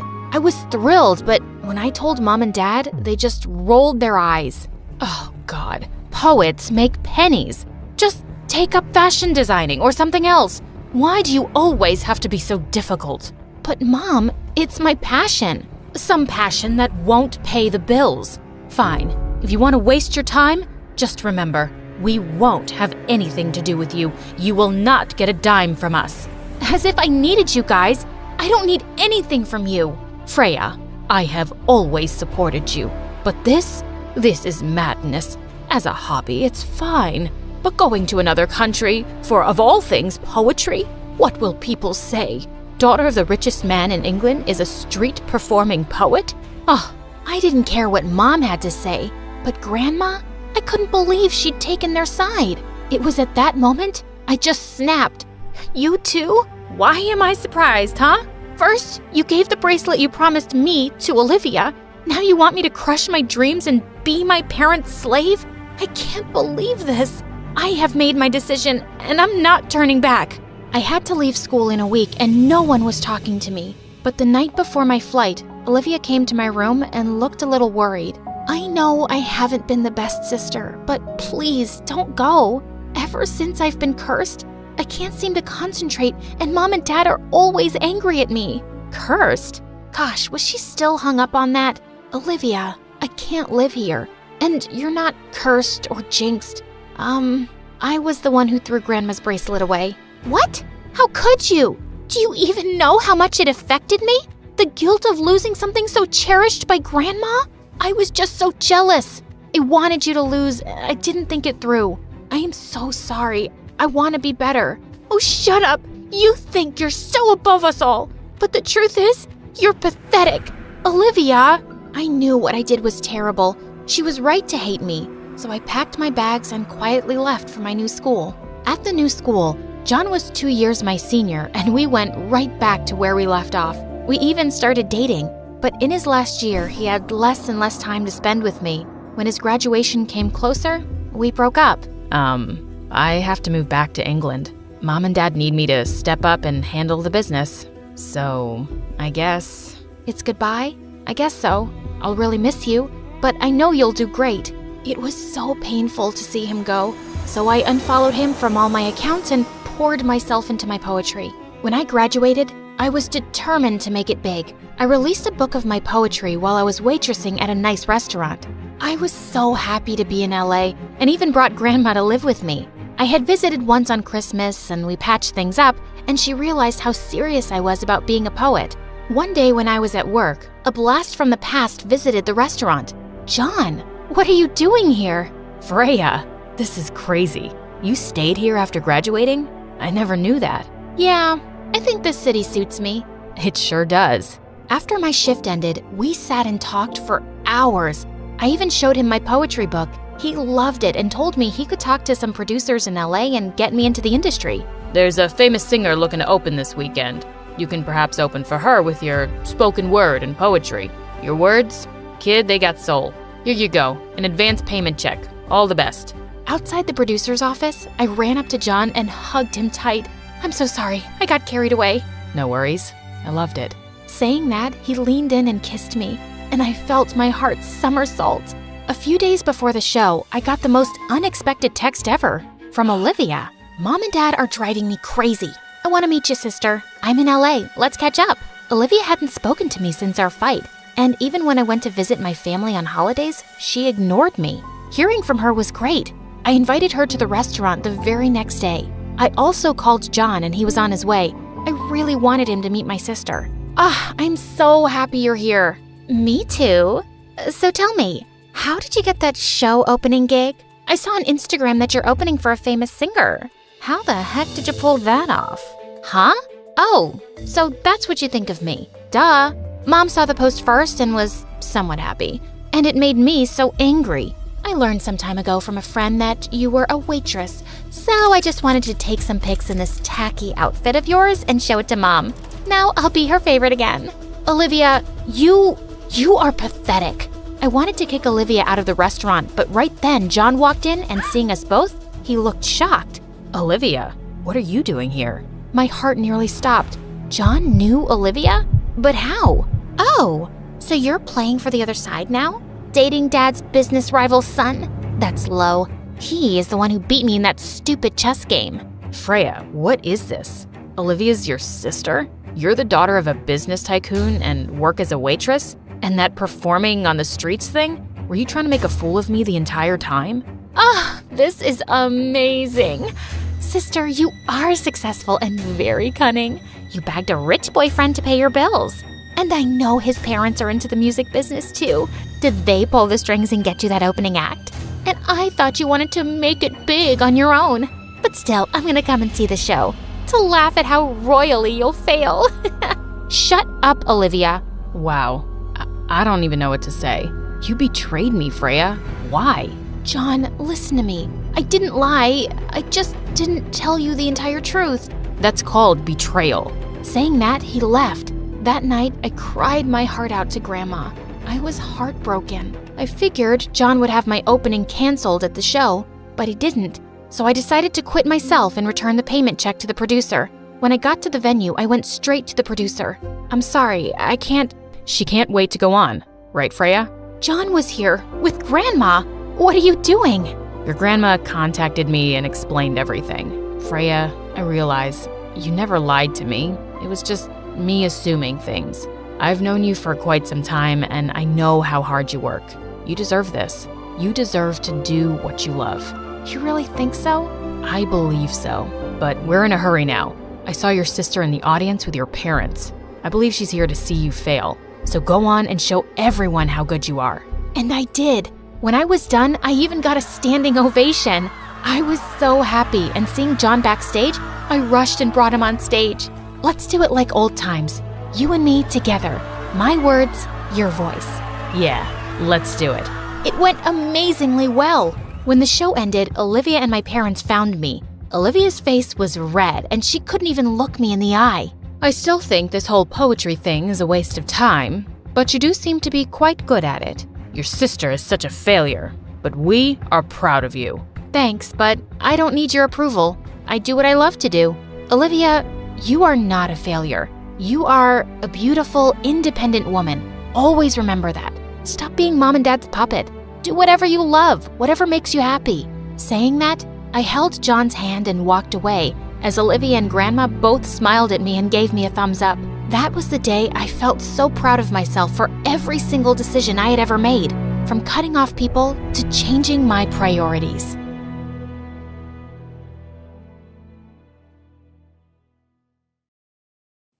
Hi, my name is Sarah, and I'm about to tell you how working with My Story Animated was the worst decision of my life. Geez, this channel. So I'm not here to only talk about them. I have a story of my own, and it's not a very happy one. I'm the oldest child in a family of 5 girls, and all my sisters are my half-sisters. Each one of us has a different dad. Mom really loved having daughters, but she said men were annoying and she didn't want to live with any of them forever. But sadly, I was the ugly daughter. But I'm not ugly. It's just that I'm not as pretty as the rest of my sisters, who are pretty. Like real freaking models. Don't get me wrong, I love myself now, but when I was a kid, it really affected me. People would stop to laugh and talk with my sisters, and they completely ignored me. One day, Mom was reading something when she suddenly slapped her forehead. Oh, this book says that ugly people are usually smart. That explains your ugliness. God takes beauty and gives brains. This is how it works. Well, meet my mom. She's dumb, but I still love her. Why am I saying this? Because the year I started 2nd grade, it was my sister's first day of school, so Mom came with us. My teacher saw us all together and said, "Oh, you're Sarah's mom. But these can't be her sisters. They're very different. Oh, Sarah is adopted." Ugh, Mom was always like that, but she wasn't getting away with it this time. I immediately whipped out a copy of my birth certificate. "Look, I swear I'm her biological daughter, but she keeps telling everyone I'm adopted because she's too dumb to accept that I'm different." Mom glared at me, but I stepped on her foot. Accidentally, of course, and went to class. Well, let me tell you, anyone can pass the 1st and 2nd grade. But it's when I got to the 3rd grade and things got harder that I found out the worst possible thing. I wasn't even really smart. When Mom saw my report card, she cried out, "Ugh, ugly and stupid? So then what did God give you? It can't be charisma. I mean, look at you." "Maybe a good heart, Mom? Maybe I don't judge people based on their looks?" Mom then started entering my sisters into beauty pageants, and they always won something. Once she came and said that since my sisters were like princesses, I should be the maid and serve everyone around. I glared at her. "You wish!" and went to my room. 1 year later, we found out that my sisters weren't just beautiful, they were also really smart too. Like so much smarter than me that I started making my second half-sister, June, do my homework. And my grades started getting so much better. When Mom found out, she went insane and said that I should find a job to make myself useful. But I have to tell you guys, I'm one of the top 10 laziest people on earth. But Mom has another word to describe me. You're just useless, Sarah! I spent the next few years of my life doing nothing really meaningful. I'd mostly just stay in my room watching videos on YouTube and shows like Hannah Montana. Until one day, Mom told me that she was taking the older sisters to the salon, and I had to babysit the youngest toddlers. The minute she left, I went straight back to my room. The toddlers followed me and asked me to take them to the park. Oh, yeah, sweeties, of course. Just after I take this nap. I was lying for sure, and I wasn't going to take them anywhere. Hours later, I woke up to my mom screaming and sobbing. The toddlers were missing. Your sisters are lost because of you! Oh, no, they're too pretty. Someone could have kidnapped them and put them in a beauty pageant already. Ugh, Mom, take a chill pill. They're at the park. But to my utter horror, they were not. And I just went crazy with guilt. I started looking for them everywhere. 2 weeks passed, and they were nowhere to be found. And for the first time in my life, I realized Mom was right. I was only an ugly, stupid, useless girl. After 3 weeks, we finally found them. A blind old man had found them and had been taking care of them. The social services said that Mom wasn't qualified to raise us because of my sister's incident, and they'd be taking all of us away from her. My sister started crying, and Mom looked at me hatefully. I wish I'd never given birth to you. Mom paid almost everything she had to the lawyers until she won the case, and eventually we didn't have to leave her. But she never spoke to me again, and my sisters all resented me, except for June. June came to me one day and said, Sierra, some people are just born unlucky, but there is no point crying over it, sis. Just find out what makes you happy. I was in 9th grade back then, and I decided to find a job after school. I applied for a job in a clothing store. When I got there, I saw a beautiful blonde girl waiting for the interview. Just then, the store owner came out and said, Hey, you, pretty girl, you're hired. But you didn't even interview me. There's no need. You're, not very attractive for this job. But you look like a smart person. I'm sure you belong in a lab or something. But I need this job so badly. Mom paid a lot of money for the lawyers after my sisters. Hey, where do you think you are? The Oprah Winfrey Show? I don't care about your stupid problems. You're not pretty. Like, at all. So leave. What a total jerk. I got really mad, so I spat at his face. To my surprise, the pretty girl walked up to him and spat at his face too. And then we both left. I never found a job, but I found a boy. And he was cute. One day, I invited him to my house, and when he got there and saw my sisters, he said, Oh, they're prettier. Not fair. And just like that, he left. What a total jerk. I decided not to date any boy ever again. When I graduated, I decided to go to any college just to run away from home. I heard someone say that animation was an easy subject, so I studied that. And wow, that was such a difficult subject. By the time I graduated, My Story Animated was looking for animators. I didn't really like their content, but I needed the job, so I applied and got accepted. I started animating for them, and it was amazing at first. I loved knowing that the videos I'd worked on were being watched by millions around the world. Loads of people left comments about how much they liked my animation.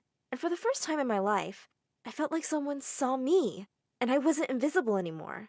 I was really happy and proud of myself. That is, until one morning, when I woke up to see tons of YouTubers making fun of My Story Animated videos. They left the meanest comments and said that the stories were stupid. I realized these smart people were right, and My Story Animated was a crazy channel. So I messaged the boss, Hey, your videos suck. I quit. Bye. Then I started following other channels, especially the ones who'd attacked My Story Animated. I was sure they would have better content, but soon enough, I discovered that they proved nothing useful or worth watching, and I was really beginning to regret my decision. Of course, Mom went insane when she found out that I'd quit. At least My Story Animated entertains people, and their content changes people's lives in some way. Why can't you be like the strong girls who send their stories to the channel? They always overcome challenges eventually, unlike you good-for-nothing loser! Remember I told you that Mom was dumb? Well, for the first time in my life, she said something that actually made sense. So I decided to contact My Story Animated the following day. But I never got around to it because that same day, I had a terrible car accident. When I woke up, the doctors told me that my legs were hurt and that it might take me a long time to be able to walk again. When Mom heard that, she had the most incredible thing to say. "Oh, I thought you'd be the one taking care of me when I get old. You couldn't even do that, could you? Now I'll be babysitting you." I just lost it and started yelling at her. "Who asked you to? I don't need you. You never treated me as a real daughter. You never loved me. Just leave my life." She shrugged and just left. June stayed by my side, though, and helped me with everything. I felt helpless, and I knew that my life was even more meaningless now. But June said, "Meaningless? How? Sarah, I envy you." I couldn't believe that my super gorgeous, smart sister was envying me. Me? "You have the opportunity to be part of My Story animated family and help tell people's stories from around the world. You can help give a voice to so many girls dealing with all sorts of obstacles. And you call that meaningless?" I immediately contacted My Story Animated, not only to work with them again, but also to share my story with the world. Fortunately, they agreed to take me back. As I kept working hard, my animation also got better, but my legs weren't getting any better. June used to take me to the park to make me feel better. One day, I found some young girls watching one of My Story Animated videos. "Hey, I work with that channel. Actually, you're now watching a video I animated." The girls were stunned. They oohed and awed and showered me with questions. Then they started hugging me and asking to take pictures with me. They also asked for my autograph. I felt amazing, and I felt I have a great power to help change the world. But Mom knew I was back to work and started calling me for money because all of my sisters found jobs and left her alone. I yelled at her. "You deserve what's happening to you. Don't contact me ever again." I was really happy at work, but the mean comments on my videos never stopped. One day I asked the boss, "Don't all these hateful videos and comments affect you?" "Yes, but there are plenty of people who love us and impatiently wait for our videos. Haters are just very judgmental people who see the world as black and white and think they are right about everything. And when they don't understand something, they just call it stupid or bad or ugly. And that is just bullying." I immediately thought of Mom and how she always thought I was useless, stupid, and ugly. Mom was a bully. My mom is a bully. Months later, I got better and was able to walk again, but I still thought about what the boss had said about bullies. So I decided to contact Mom again. I went to her house. She looked miserable and started crying the moment she saw me. "I'm sorry, Sarah. I'm sorry for everything I've done to you. All your sisters left me after everything I did for them. You're the best child I ever had. You never complained. I was so unfair. Forgive me, my child. Forgive your mama." She then got on her knees and was about to kiss my hand. I took my hand away and helped her get up. "It's all good now, Mom. I'm here, and we have an entire life to make up for the lost time. I forgive you, Mom. I really do." Tears rolled down my cheeks while I hugged her, and she cried on my chest.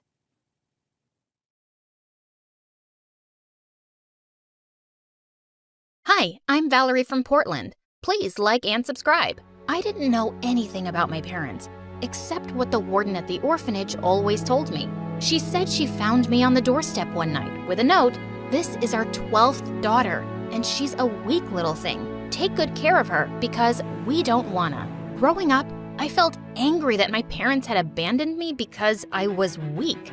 And so I decided I'd be the strongest girl ever. I loved running and swimming and could easily beat the older girls. And I was scared of no one. This made me a natural leader at the orphanage. If anyone had a problem, they'd come to me, especially if it involved bullies. There was a reason everyone called me Miss President around here. Well, that's because I told them to, but I'd earned my title. Like once when I was 13, I was about to join the queue outside the bathroom for taking showers when I saw this mean girl kicking others and pushing her way through. I ran forward and jumped on her. "This is your last warning, you weasel. If I see you bullying anyone again, you'll wish you'd never been born." All the girls started cheering and chanting, "Valerie, Valerie, Valerie." I looked up and stared at them, and they immediately switched to, "Miss President, Miss President." Just then a girl came running and told me the warden had called me, and the warden told me to pack my stuff because I'd been adopted by a really big politician. Her manager was here to take me. Wow, this girl looks so strong and confident. She's perfect. Come, baby. Your brand new mommy can't wait to meet you. Please don't call me baby. My friends and enemies call me Miss President. I was glad to finally get a family, but the girls were really sad to see me go. Then I saw the manager had come for me on a freaking helicopter. It soon landed in the grounds of a huge mansion.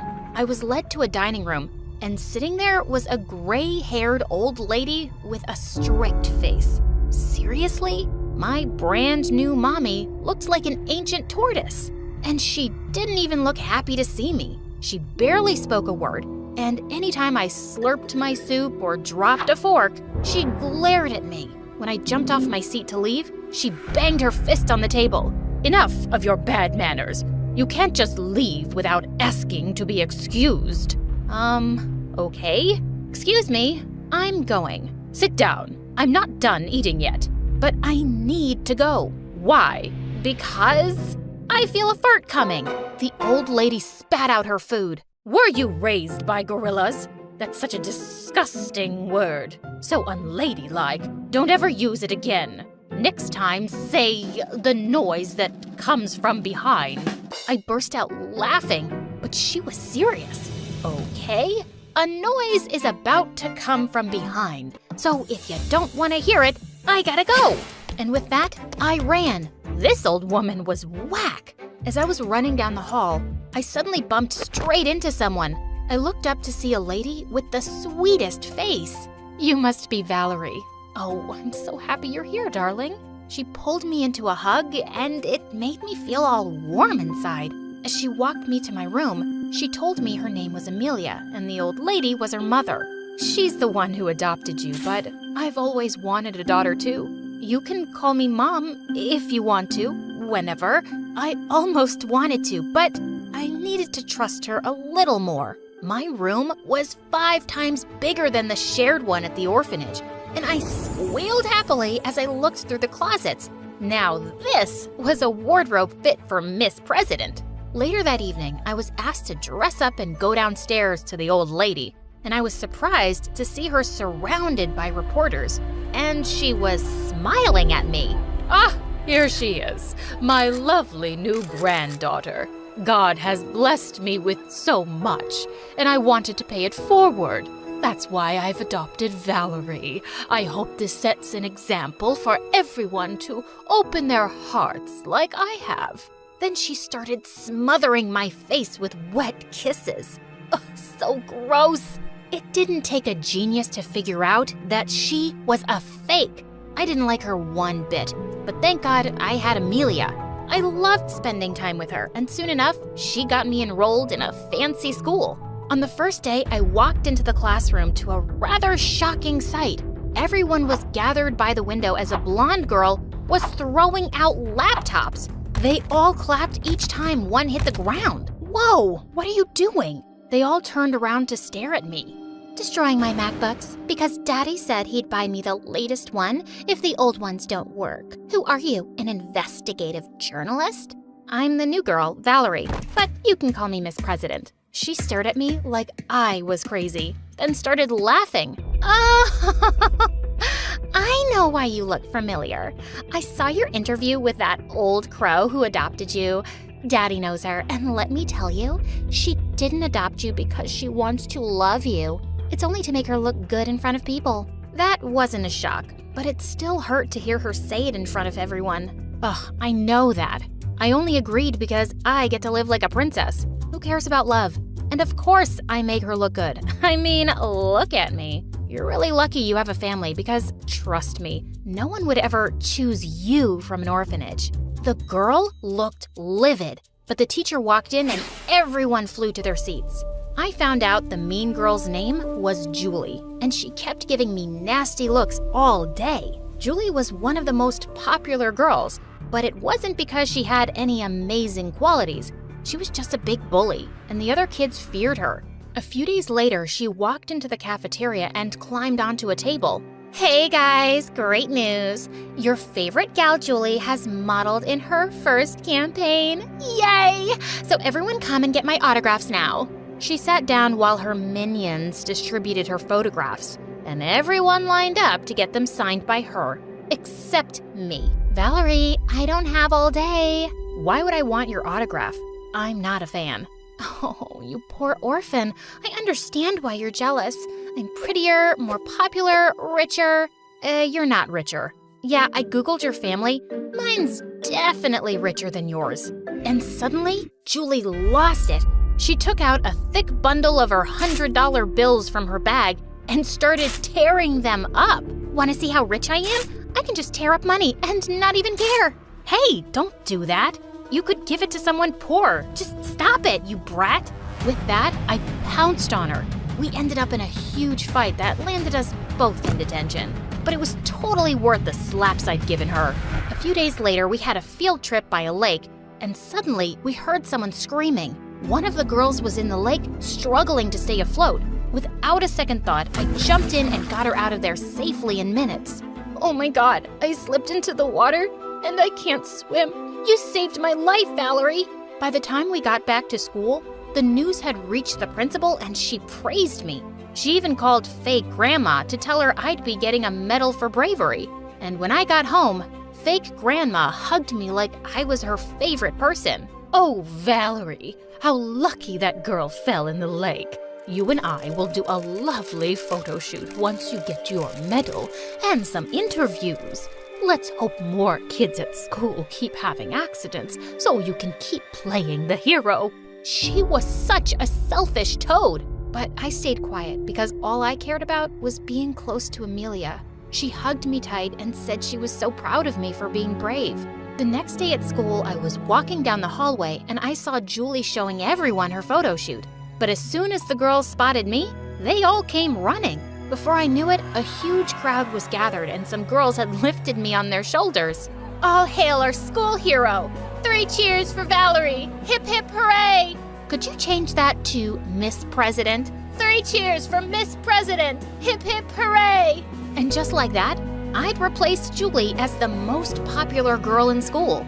I was soon selected as the school's swim team captain. And when I led our team to victory in the Nationals, I received a celebrity's welcome.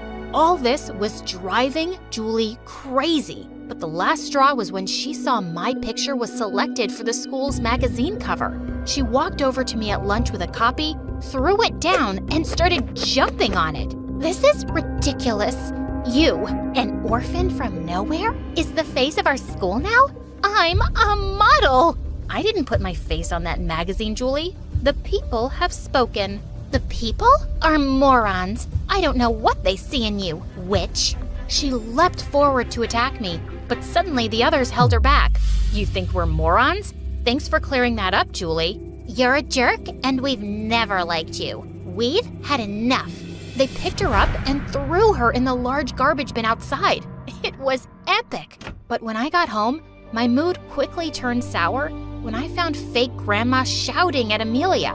Why did you tell my cook that she could take a week off, and you gave her money without my permission? Mama, she's worked with us since forever, and she's really sick.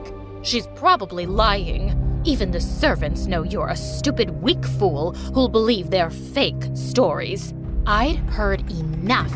Stop shouting at Mom. Being kind isn't a weakness, and you're such a hypocrite. You pretend to be nice for the cameras, but you don't care about anyone. How dare you talk to me like this? Have you forgotten where you came from? I can send you packing this minute.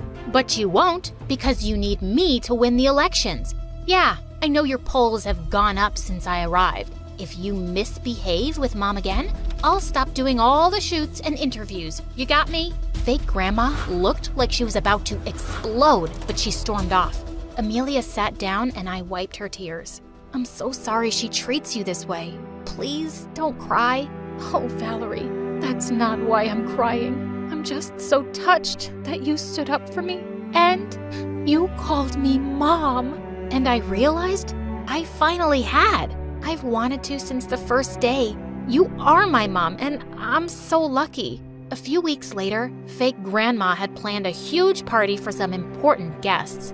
I knew she just wanted to parade me around as her charity case, but I didn't care. I'd never been to a party, so I was looking forward to it.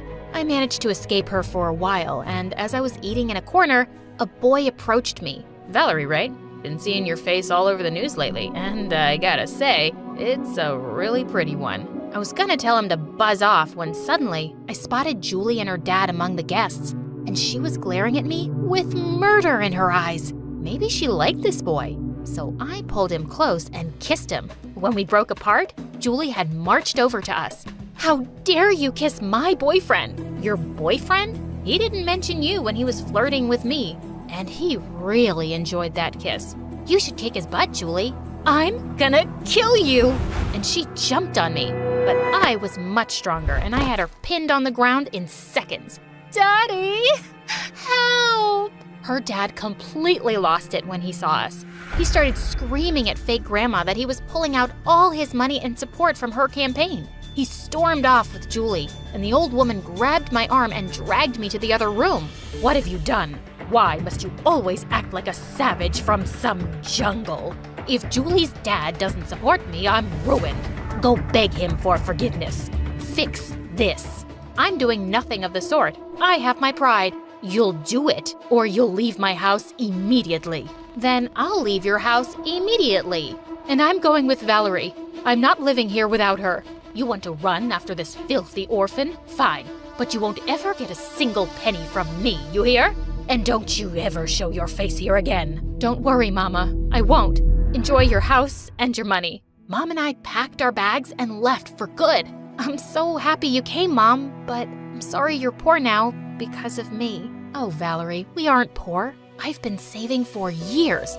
We're not as rich as Mama, but we'll be very comfortable. I stared at her in shock.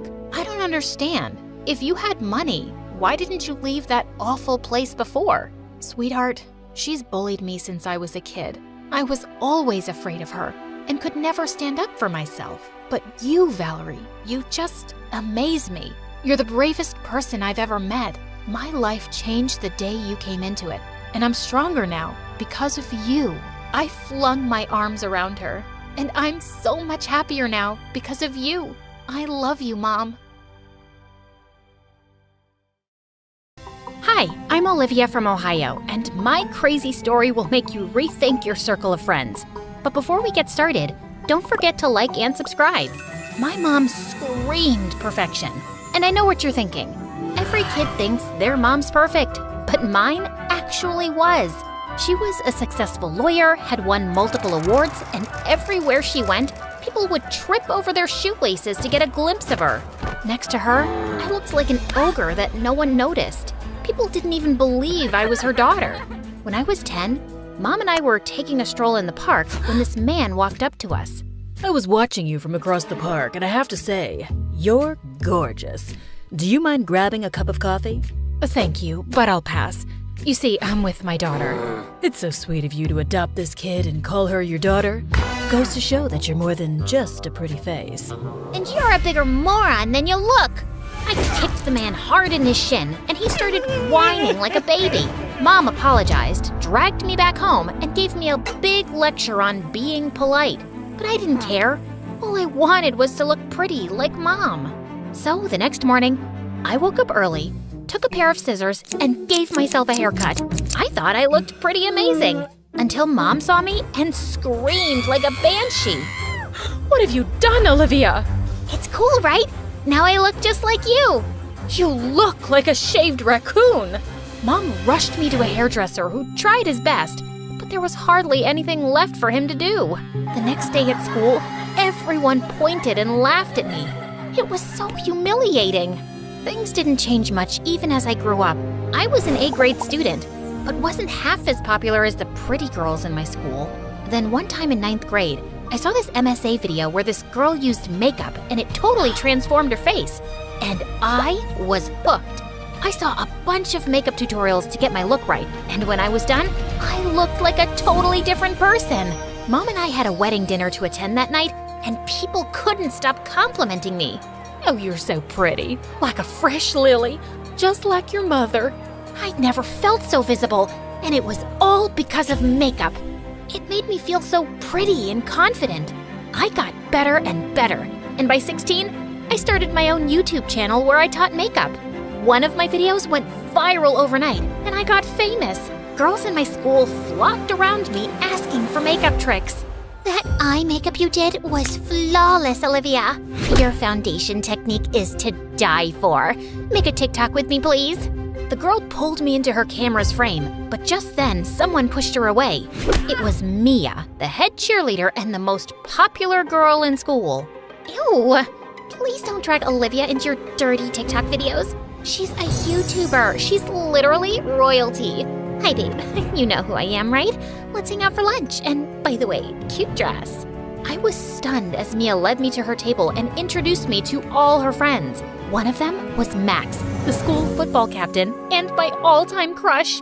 He pulled out a chair for me. You know Oliver. Olivia. Potato, potato. Anyway, you know, I'm something of a YouTuber myself. I'm a fashion stylist, art curator, singer, songwriter. I do it all. I work very hard. That's amazing. My mom says hard work is the key to success. Oh no, sweetheart. I mean, I work very hard on myself. It takes effort to look so flawless. Want to go on a date with me? The most popular guy in school was asking me out on a date. So obviously, I said yes. Max and I hung out a bunch of times, and I was totally crushing over him. At school, I was finally in the cool league now. Mia and I went shopping, to parties, skipped school for movies. It was so much fun. But between hanging out with friends and making YouTube videos, I could hardly concentrate on my studies and failed a test. Mom found out, and she wasn't too happy.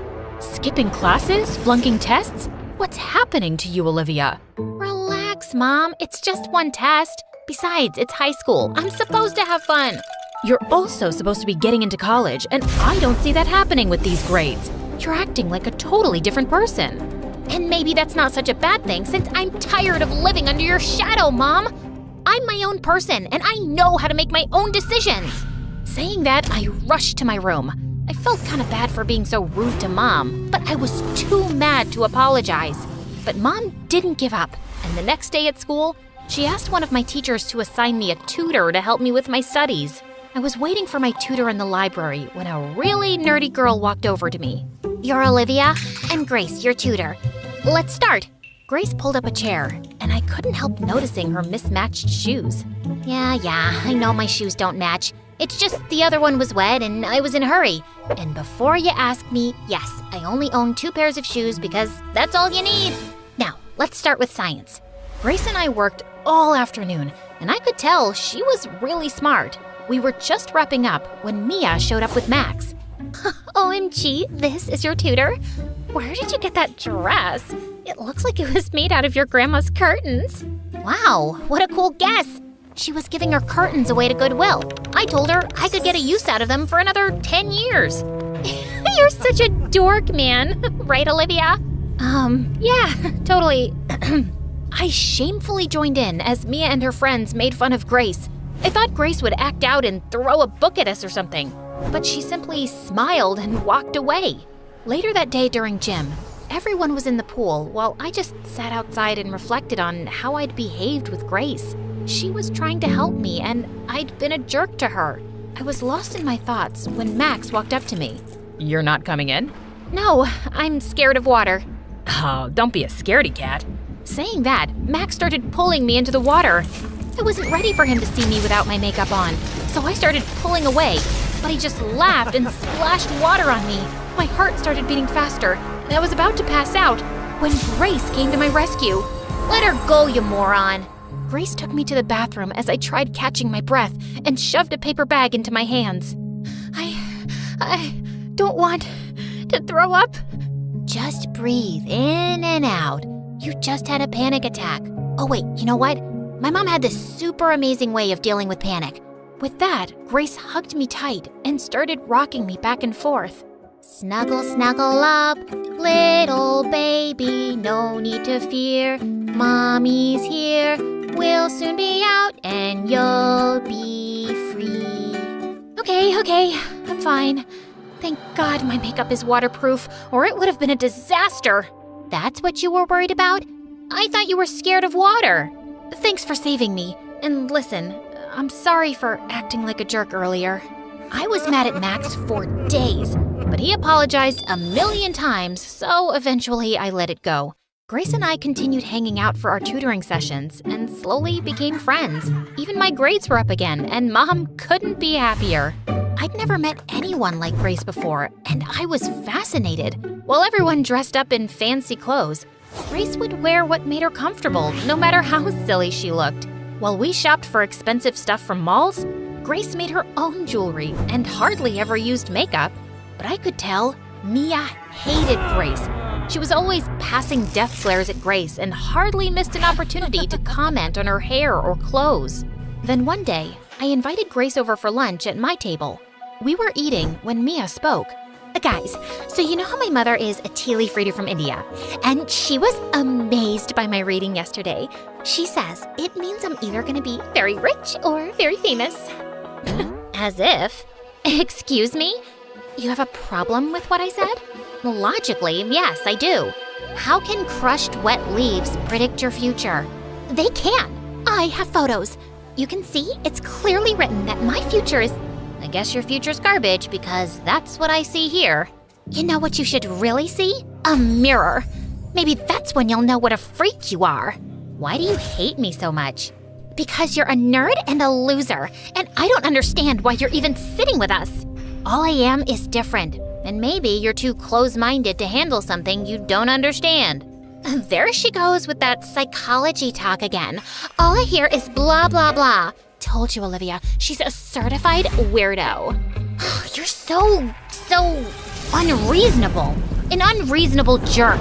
Mia got furious and pushed Grace off her chair. Grace fell and broke her glasses. She then got up and pushed Mia away, and the two of them got into a huge fight. It took all my strength to pull them away. I dragged Grace to the side. What is your deal? She hit me first. You insulted her. She called me a weirdo. I thought you didn't care about what people said. I don't, but I also don't like being humiliated publicly. You want Mia to like you so bad, you don't even have the courage to take my side even though I'm right. That's not true. Tell yourself that. Grace stormed off, and after that day, she simply stopped talking to me. She canceled our tutoring session and totally ignored me in class. Meanwhile at home, Mom told me something shocking one day. Apparently, one of her clients was suing her for presenting false evidence in a case, and Mom ended up paying really heavy damages. Mom and I had savings, but with the rent, school fees, and other expenses, we needed to figure out a way to get some money in. That's when Mia gave me a way out. My aunt's starting a herbal makeup line, and I'm sure she'll pay you a lot of money to endorse her products on your channel. If you want, I can talk to her tonight, and we can start shooting ASAP. Sounds great. Thanks, Mia. Of course, darling. What are friends for? The next day, I met Mia's aunt, and she agreed to pay me $1 million for the endorsement. We started shooting right away, and everything was on track. The video was uploaded a week later, and everyone loved it. The money I got was enough to get Mom out of trouble, and she was back in business. But a week later, I woke up to people screaming outside my house. I checked my phone and was shocked to see people calling me a liar, a cheat. And I was facing a lot of hate on social media. My heart sank reading all the comments. Apparently, Mia's aunt used cheap chemicals in her skin line, and people were complaining of severe skin issues. I immediately pushed an apology video saying that I had no idea, but no one believed me. Since Mia's aunt wasn't answering my calls, I rushed to Mia's house to get an explanation when I saw she was having a party. I instantly spotted her on the porch making out with Max. What the heck, Max? I thought you liked me. I did, but then I saw what a fraud you are, and I don't want your tainted reputation ruining mine. I'm not a fraud. Mia's aunt is, and now she's not even answering my calls. And you, Mia, go on record and tell my followers that I had no idea those products were harmful. And why should I do that? It's not my problem that you didn't do your homework. You should have checked those products before endorsing them. I trusted you. We were friends. And I did you a favor as a friend. But yeah, that aunt of mine's always been kind of shady. She wanted me to be the face of her fraud line. Imagine the horror if I would have said yes. Aunt needed someone stupid and popular enough to spread the word about her brand, and you stepped up. Now, if you're done, you're interrupting my date, and I'd like you to leave. Mia went back to kissing Max, and I was furious. I noticed a cat litter in the corner of the kitchen, and I picked it up and dumped it on Mia's head before storming out of the stupid party. I was in the parking lot when I saw Grace waiting for me. "What are you doing here?" "I wanted to make sure you were okay. And look, I recorded the whole conversation with Mia. Upload this on your channel, and everyone will know what lying pieces of poop Mia and her aunt are." "And then what? I know how horrible cyberbullying is, and I don't want another person to go through it." "So you're just gonna let this go?" "Nope. We'll show this video to the police and let them take action. And after it's all behind us, there's something else I want to talk about on my channel. I've spent my entire life feeling invisible and not good enough, and makeup was my way to get noticed. But I just attracted shallow, awful people like Mia and Max. The only people worth having in your life are those who don't make you feel like you need to be someone else to be accepted by them." "Did you hit your head on the way out? You're sounding like me." "Well, you're the one who showed me that originality is our biggest superpower. So that's what I'm going to do. I still love makeup, but I won't lose sight of who I am as a person anymore, and I won't hide behind it. If I can become popular once, I can do it all over again. You with me? Always. Great, because I'm gonna need your help. And your macaroni necklace too."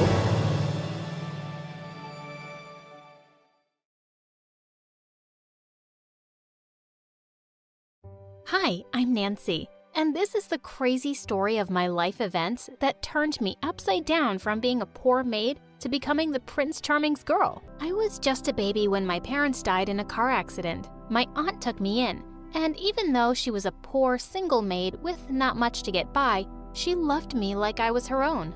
Once when I was 4, Aunt came home on Christmas Eve looking bone tired. But when she took off her hat, I almost fell down in shock. Her long, beautiful hair was all gone. She looked like a boy. "Don't look so worried. It'll grow back. I sold my hair because I didn't want another Christmas to go by without you having a present." She took out a beautiful necklace with my name on it and put it around my neck. I couldn't believe she'd done this for me. Aunt would always leave me with the neighbors when she went to work. But once when I was 6, they had to go out of town and she had to take me with her.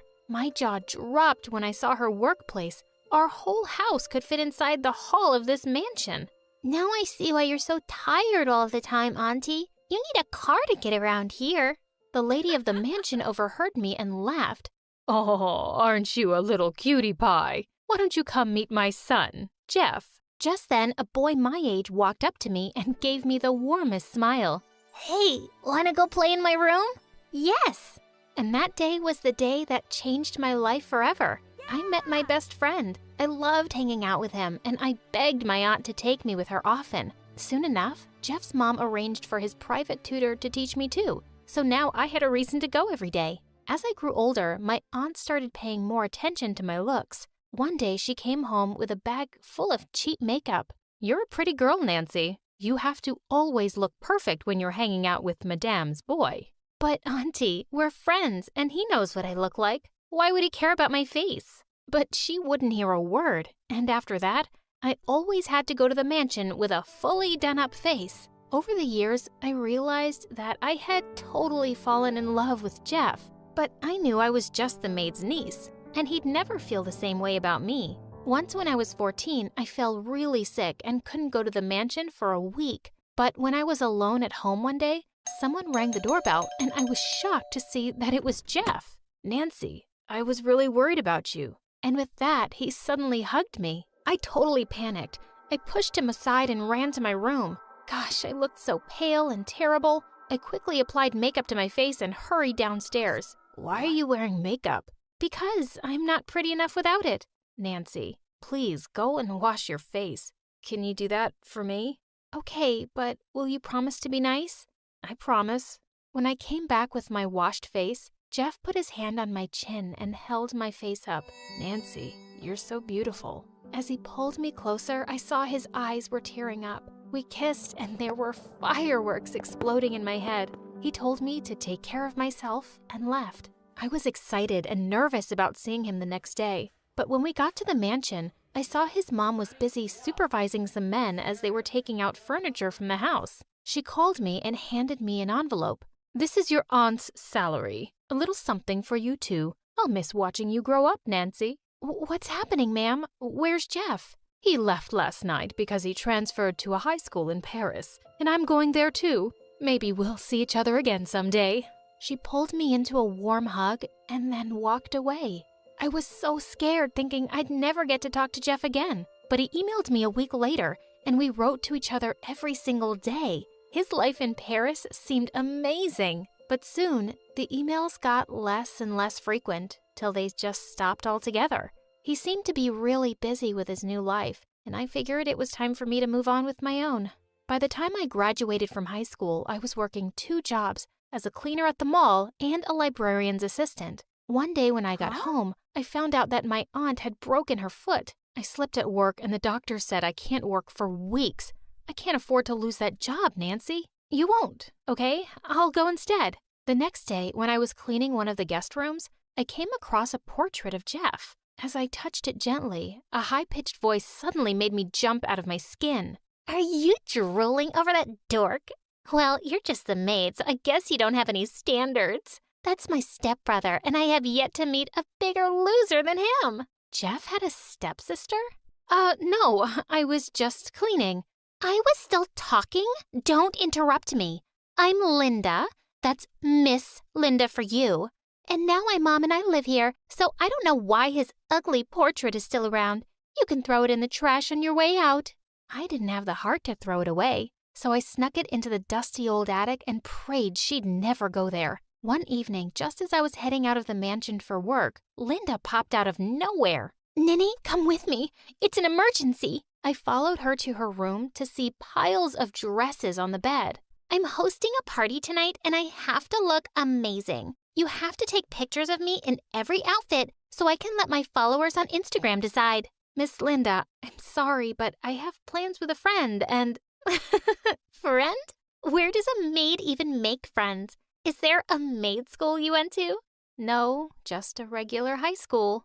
Listen, I don't have time for this. Cancel your stupid plans because you're supposed to help with the party. Didn't Mom tell you? Now, chop chop, start my photo session. As if all this wasn't bad enough, I accidentally dropped a glass of juice on one of her friends, and she went ballistic. OMG, this is literally the easiest job on the planet. First, your dumb aunt slips and breaks her foot, and now you're being such an idiot. Does stupidity run in the family?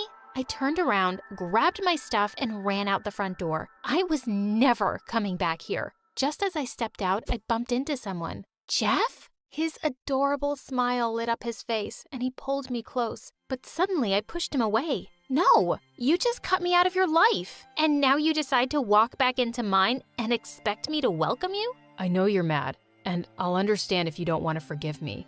But Nancy, I've missed you so much. So, why didn't you stay in touch? I tried, but I had Dad watching me like a hawk. He did his best to make sure I wouldn't contact you because he felt you were distracting me. I'm so sorry. I looked at his face and I knew he was being honest.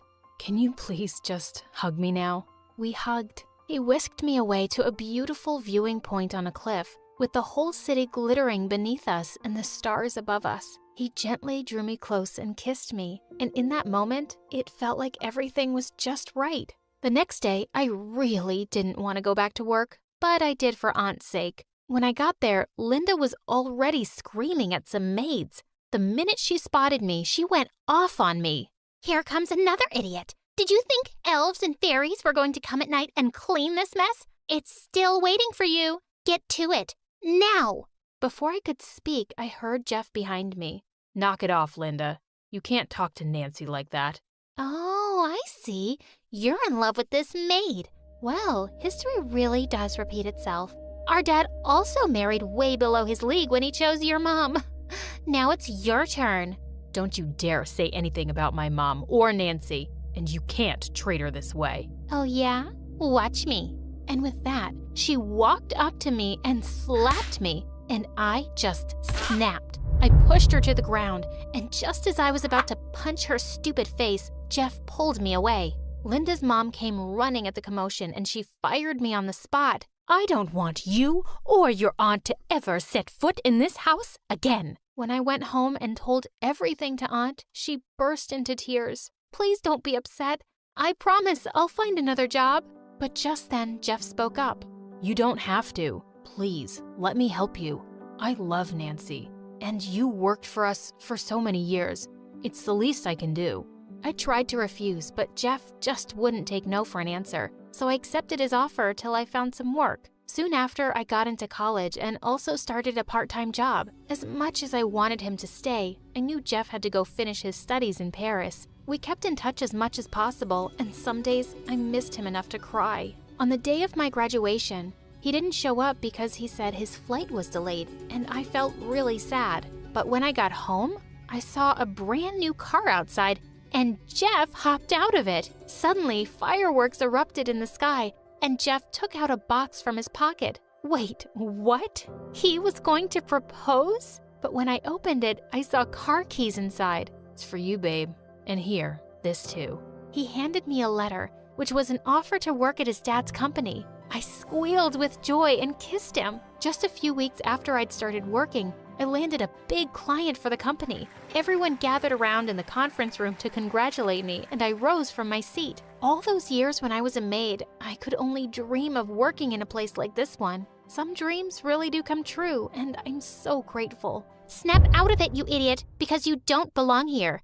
Unless you're carrying a mop and cleaning the floors. We all turned around to see Linda, who looked mental. But just then, Jeff raised a toast to me, and so did everyone else, completely ignoring her. After working for a few months, I started noticing errors in the accounts, and I discovered that Linda had been embezzling a huge sum of money from the company. When I went to Jeff with all the proof, both Linda and her mom were immediately kicked off the board of directors. Jeff and his dad thanked me profusely, and soon after, he moved me and my aunt to his mansion. A year later, I was feeling really nauseous for a few days, and it turned out that I was pregnant. Jeff's family was overjoyed, and 9 months later, we welcomed our daughter, Natasha. Unlike other kids, she couldn't complain about not being invited to our wedding. Natasha was the flower girl at the ceremony, and Jeff and I had the most beautiful wedding day ever.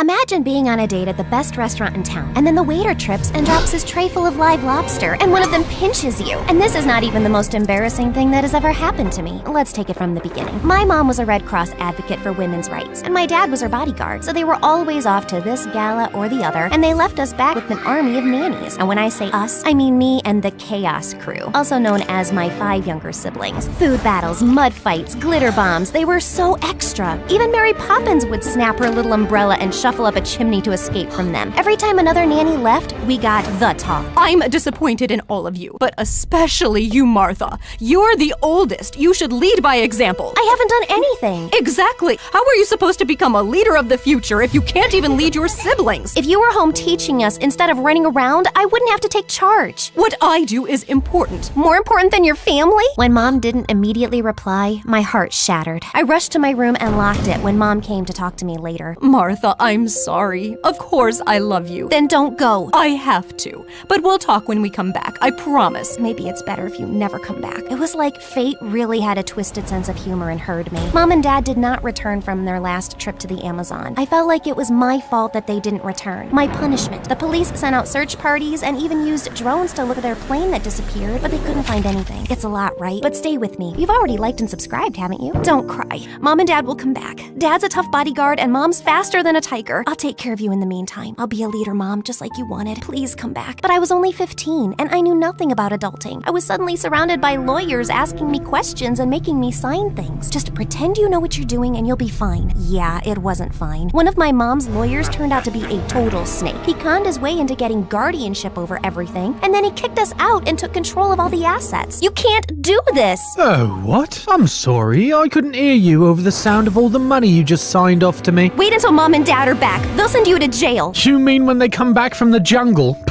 Well, I've got a fortune to spend. Goodbye. I was super angry, but I didn't have time for it. The Chaos Crew had turned into a miserable bunch, and I needed to take care of them first. Right, first step, let's find a place to live. We all put our birthday cash together, and it was enough for a couple of months' rent. Finding someone willing to rent to a group of teenagers was quite a challenge. So I had this crazy idea to dress up like an old lady and somehow managed to get us a lease. Luckily, it was still the summer holidays, so I had time to take up all the gigs I could find, like a plant manager, where I literally had to water plants, cornfield pollinator, and even party entertainer. These children are wilder than my siblings. Let it go! Let it go! Ah! Here, let me help you up. At least my colleagues are all kind. My siblings pitched in as well. They baked tons of cookies and sold them, pretending to be Girl Scouts. And they muddied everyone's cars at night so they could offer a wash-up service in the morning. At a premium, of course. Who knew that being little devils would come in handy? By the time school started, I had turned 16, and we had all transferred to public school. I was so nervous on the first day. And then I got to class, and all the desks were already taken. Now I'll have to stand in the corner like a potted plant. But then a girl sitting in the last row waved at me. She was dressed in this bright orange shirt with space buns, and her desk was hidden under a pile of comics. Come here, we can share.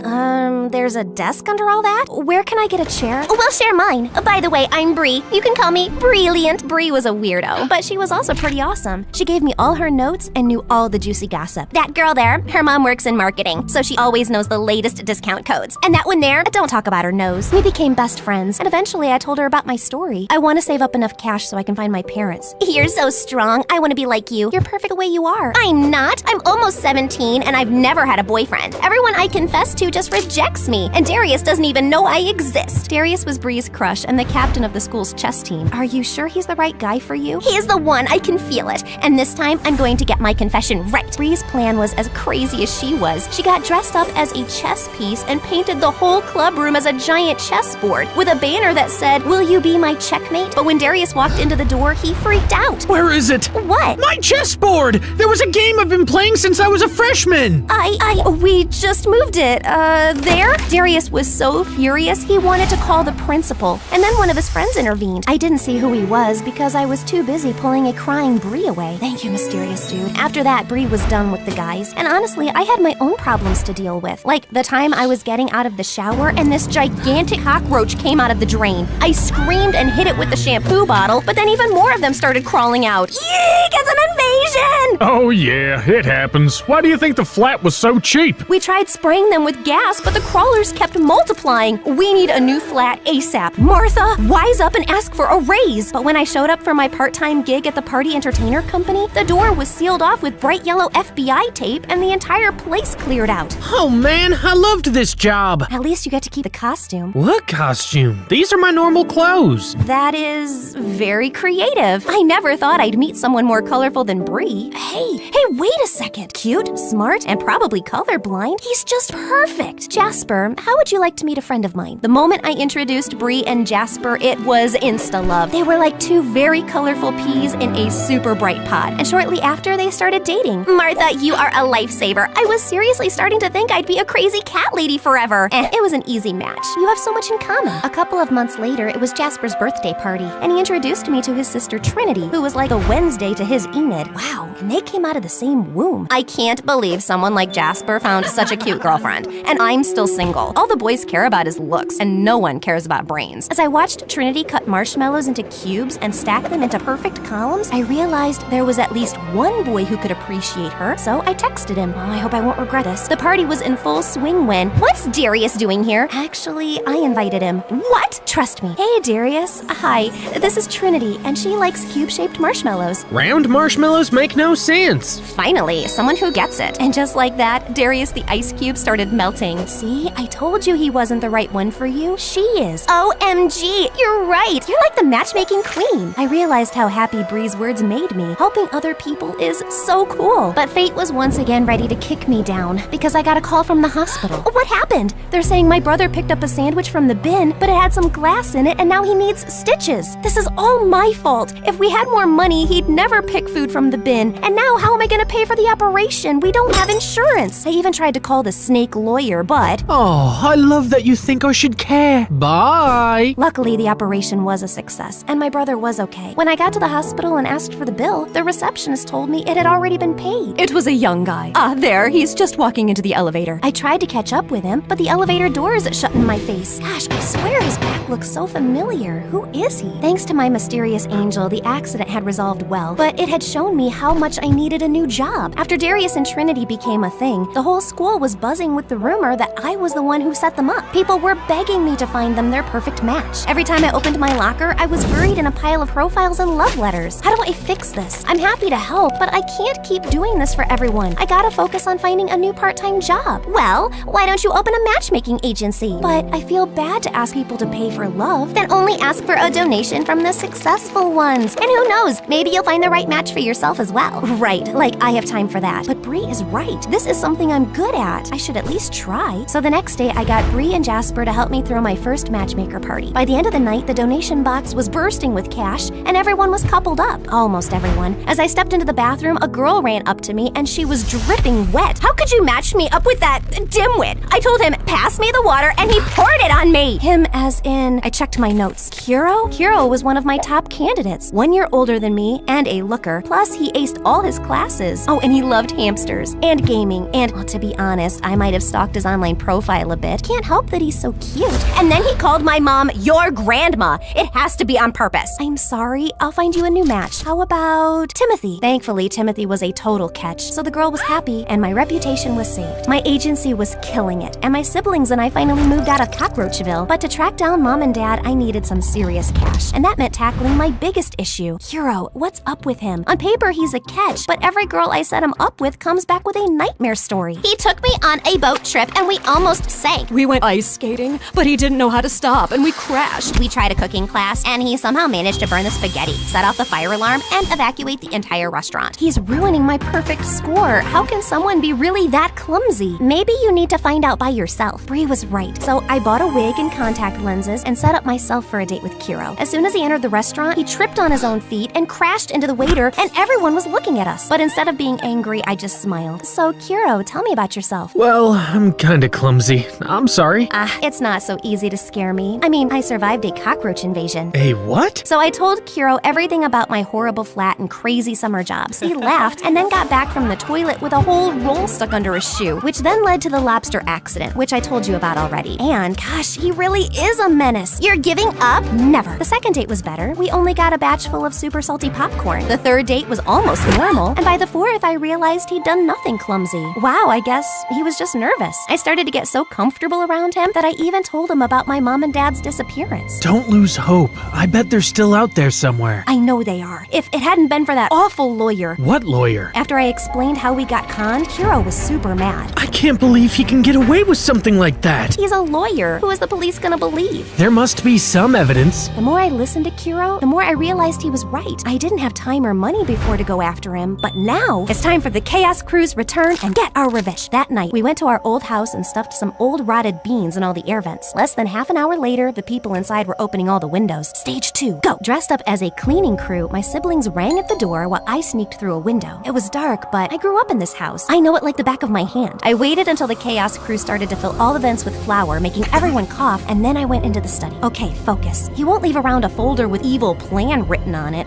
but as I looked into a drawer, that's exactly what I found. As I scanned through the pages, everything became clear. My parents! I can't believe they— Drop that! I looked around to see if there was anything I could throw at him, but he had me backed into a corner. I thought I smelled a rat. Now be a good girl and— Conk! The lawyer dropped, and behind him was Kuro holding a big law book. The power of knowledge, eh? OMG, thank you. But how did you find me? I might have followed you? Sorry, I was worried. While Kuro tied him up and called the police, I whipped out the phone and called the number I had found in the evil plan folder. Sugar Leader's Bakery? Yes, I have to place an order for 27 cinnamon rolls. Thank you. Please work. Please work. Attack! back! Mistaking Kuro for a bad guy, my siblings jumped him, and by the time I pried them away, the police had arrived. Arrest them! They're trespassing! It's not your house. My parents are missing, not dead, so by law, my signatures are invalid. But the evidence was clear, and the police dragged him away. It turns out we weren't the only family he had conned. He's going to be in prison for a very long time. A few days later, my siblings and I returned to our parents' home. I invited Kuro, Bree, and my friends to celebrate, but I couldn't sit still. Finally, the doorbell rang, and when I opened the door, my parents were there, alive and well. My babies! We're so sorry. We were working with native communities to stop illegal activities, but we were forced to go underground to save the project. We left our lawyer a number and a safe message so that you could reach us in case of an emergency. That's the call you made? Yes, that arrogant man had written everything down. He was supposed to explain everything and take care of us.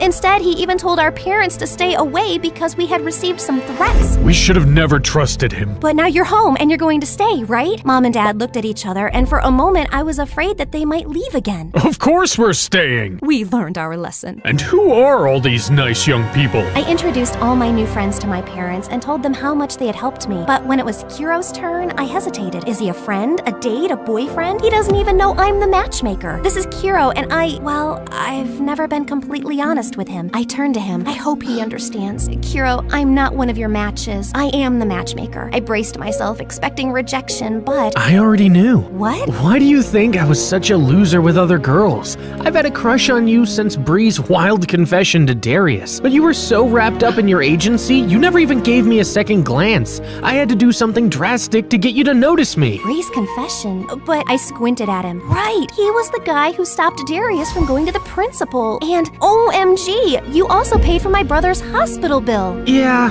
I overheard you talking about it at Jasper's party. Why didn't you tell me? I didn't want you to go out with me because of money. I couldn't believe he'd done all that just to date me. I guess this answers my question. Mom, Dad, I'd like to introduce you to Kuro, my perfect match. I grabbed Kuro's hand, and as I saw the happiness on his face, I knew I had made the perfect choice. Welcome to the family, Kuro.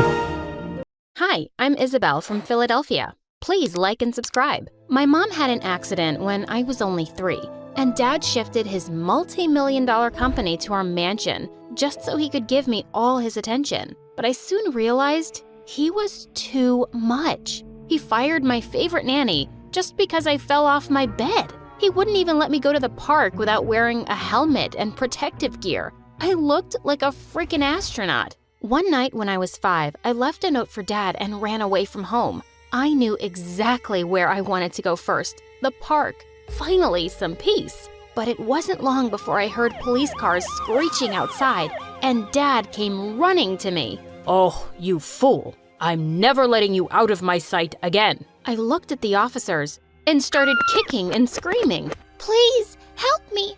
I've never seen this creepy man before. Help! Well, Dad had a lot of paperwork to show before he could take me home. Growing up, he and I were constantly at war, but I always found a way to do what I wanted. And in high school, I even joined the cheerleading squad, without telling him, of course. Once in 10th grade, the football captain Jake invited me to his party, and I knew there was no way Dad was letting me go so late. So once he was asleep, I sneaked out of my window. By the time I got back, it was almost 3 a.m. I was walking through my garden when I suddenly tripped over something that looked like a human body. I almost screamed, but just then, I saw who it was. My weird neighbor. Oh my God, what are you doing here? I was just lying back and watching the stars, till you ruined it. Why can't you just watch the friggin' stars from your garden? I like the grass here better. It's nicer and softer, and the quality is... Jeez, just shut up and go. As I started walking, he followed me. You know we go to the same school, right? You don't even know my name, do you? Of course I do. It's, something with an R or P. Wait. It's Dave. David, okay? You got me. I don't know your name. It's Scott. You'll remember now because I'm your new boyfriend. Did I hit your head when I tripped? No, you just gave me an idea. You're Miss Popular, and I'm just a nerd. Dating a cheerleader is going to be great for my image, and if you say no, I'm going to tell your dad you were out. Are you seriously blackmailing me? Yes, I am. Don't worry, it's not forever. We'll date for a month and then break up publicly. So, Do we have a deal? Dating this weirdo would be social suicide for me, but if Dad found out, I'd be grounded for eternity. So I shook hands on it. I was so not looking forward to school on Monday. I walked down the hall with my face behind a book, hoping to avoid Scott. I didn't find him anywhere, and I felt so relieved. Maybe he was kidding about the whole thing anyway. Later at lunch, Jake joined me, and I was having a great time when suddenly Scott slid right next to me. Here I am, my lady. Now, what are your other 2 wishes? Oh my God. Dude, we're in the middle of something here. Can you go and be weird somewhere else? I'd like to know what you're in the middle of with my girlfriend. Girlfriend? Your girlfriend? Isabel, your friend seems rather stupid. Can you please tell him clearly? I kicked him hard under the table. Yes, it's true. Scott is my boyfriend. No way. This is just some stupid joke, isn't it? It is not. I love Isabel, and she loves me very much, and will prove it. To my horror, Scott jumped onto the table and held out a hand for me. I climbed up very reluctantly, and he whispered, "You better make this convincing." I was going to kill him. I kissed him as everyone in the cafeteria watched us and gasped. Jake stormed off furiously, and I dragged Scott outside. What was that? This is not part of the deal. Well, we have to make it believable. What's the problem anyway? You seemed to be really into that kiss. I was not. I'd rather kiss a monkey's butt. Now, you listen to me. Just then, a thin goth girl named Irene walked up to us. Scott, are you really going out with this girl? Yes, I am, Twiggy. Meet your future sister-in-law. Wait, you guys are siblings? How come she doesn't have a British accent? Because we're both Americans. And my brother's such a loser. Why do you speak like that? So I can sound more sophisticated. Not all of us just get by in life with a pretty face. So you settled for a stupid accent? Good job. Also, I wouldn't date a cheerleader if I were you, Scott. She's one of them, and they're all jerks. Before I could defend myself, she walked off.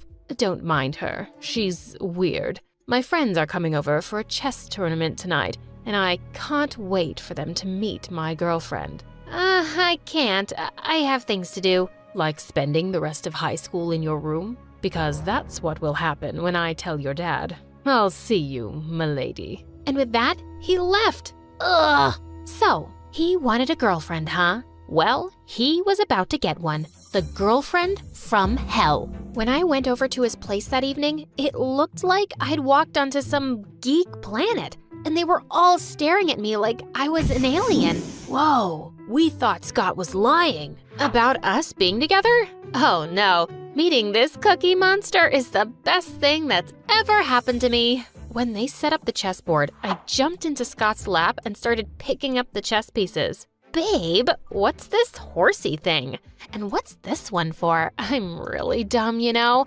I don't understand anything. Can you please leave those alone? I'll explain to you later. Why are you talking like that to me, Snookums? You think I'm dumb, don't you? I never said that. Just watch a game and you'll understand everything, okay?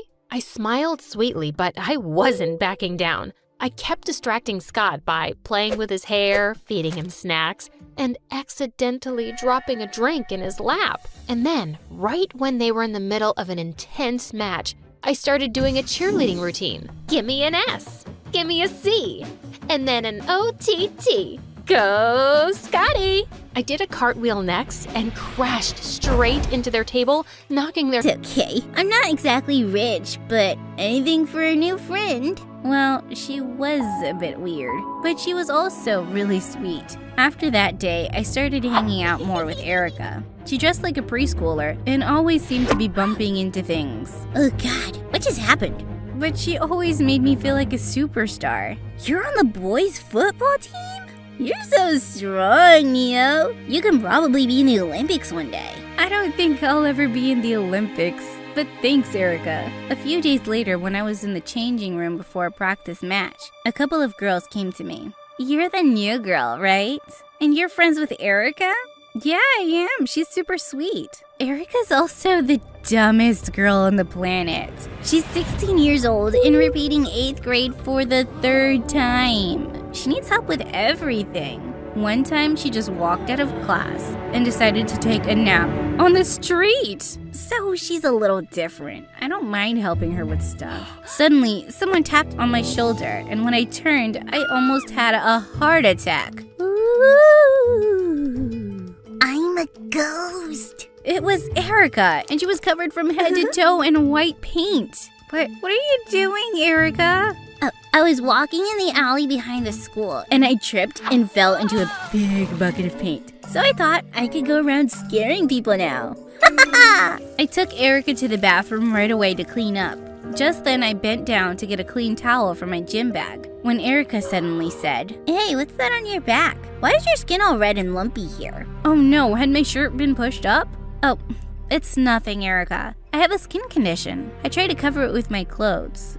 It's not a big deal." By the time I finished washing Erica off, I was late for football practice. I ran off to the ground, but no one was there. "Looking for someone?" "Definitely not you. Where is everyone?" He told me everyone left, and I had no choice but to practice with this loser. But only a few minutes into the game, he was crushing me so bad. What was wrong? I tried my best to tackle him, but then suddenly I lost my balance and we both fell to the ground. "Coach is so not gonna let you play in the big game." "So what? You beat me one time. I'm still gonna play way better than you." "I thought we were supposed to be on the same team. How about we help each other? We can stay and play more after practice." "Fine, but only because I want us to win." From that day on, Zuri and I practiced together every day. And he was always beating my butt now. I couldn't stop talking to Erica about it at lunch. I don't get it. I used to take him down all the time. Now that idiot is always beating me. Maybe it's because you can't concentrate anymore.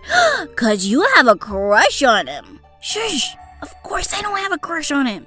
Then why are you blushing? And you're always practicing with him now. And we never hang out anymore. Because I have a game coming up. I can't be with you all the time, Erica. But I'll come over today and help you with your science project, okay? I told Suri I wouldn't be making it to practice that afternoon, and he looked annoyed. To help Erica with a science project? Let's face it, you'll be doing it for her. That girl's dumb. Zuri, don't talk about her like that. She's my friend. Trust me, Erica's a lost cause. It's hopeless trying to help her. Erica came up behind me at that moment and put her arm through mine. Too bad, Zuri. Neo and I are hanging out today. And I'm not a hopeless lost cause.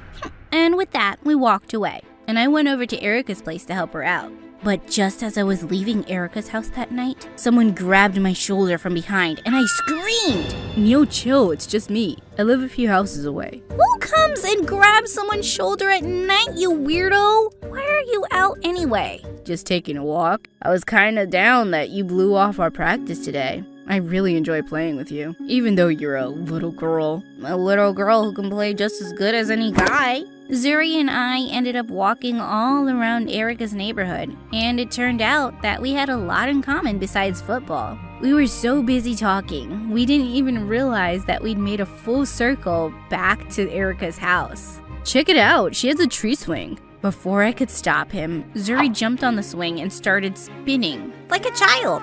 Get down, you idiot, you're gonna break the swing!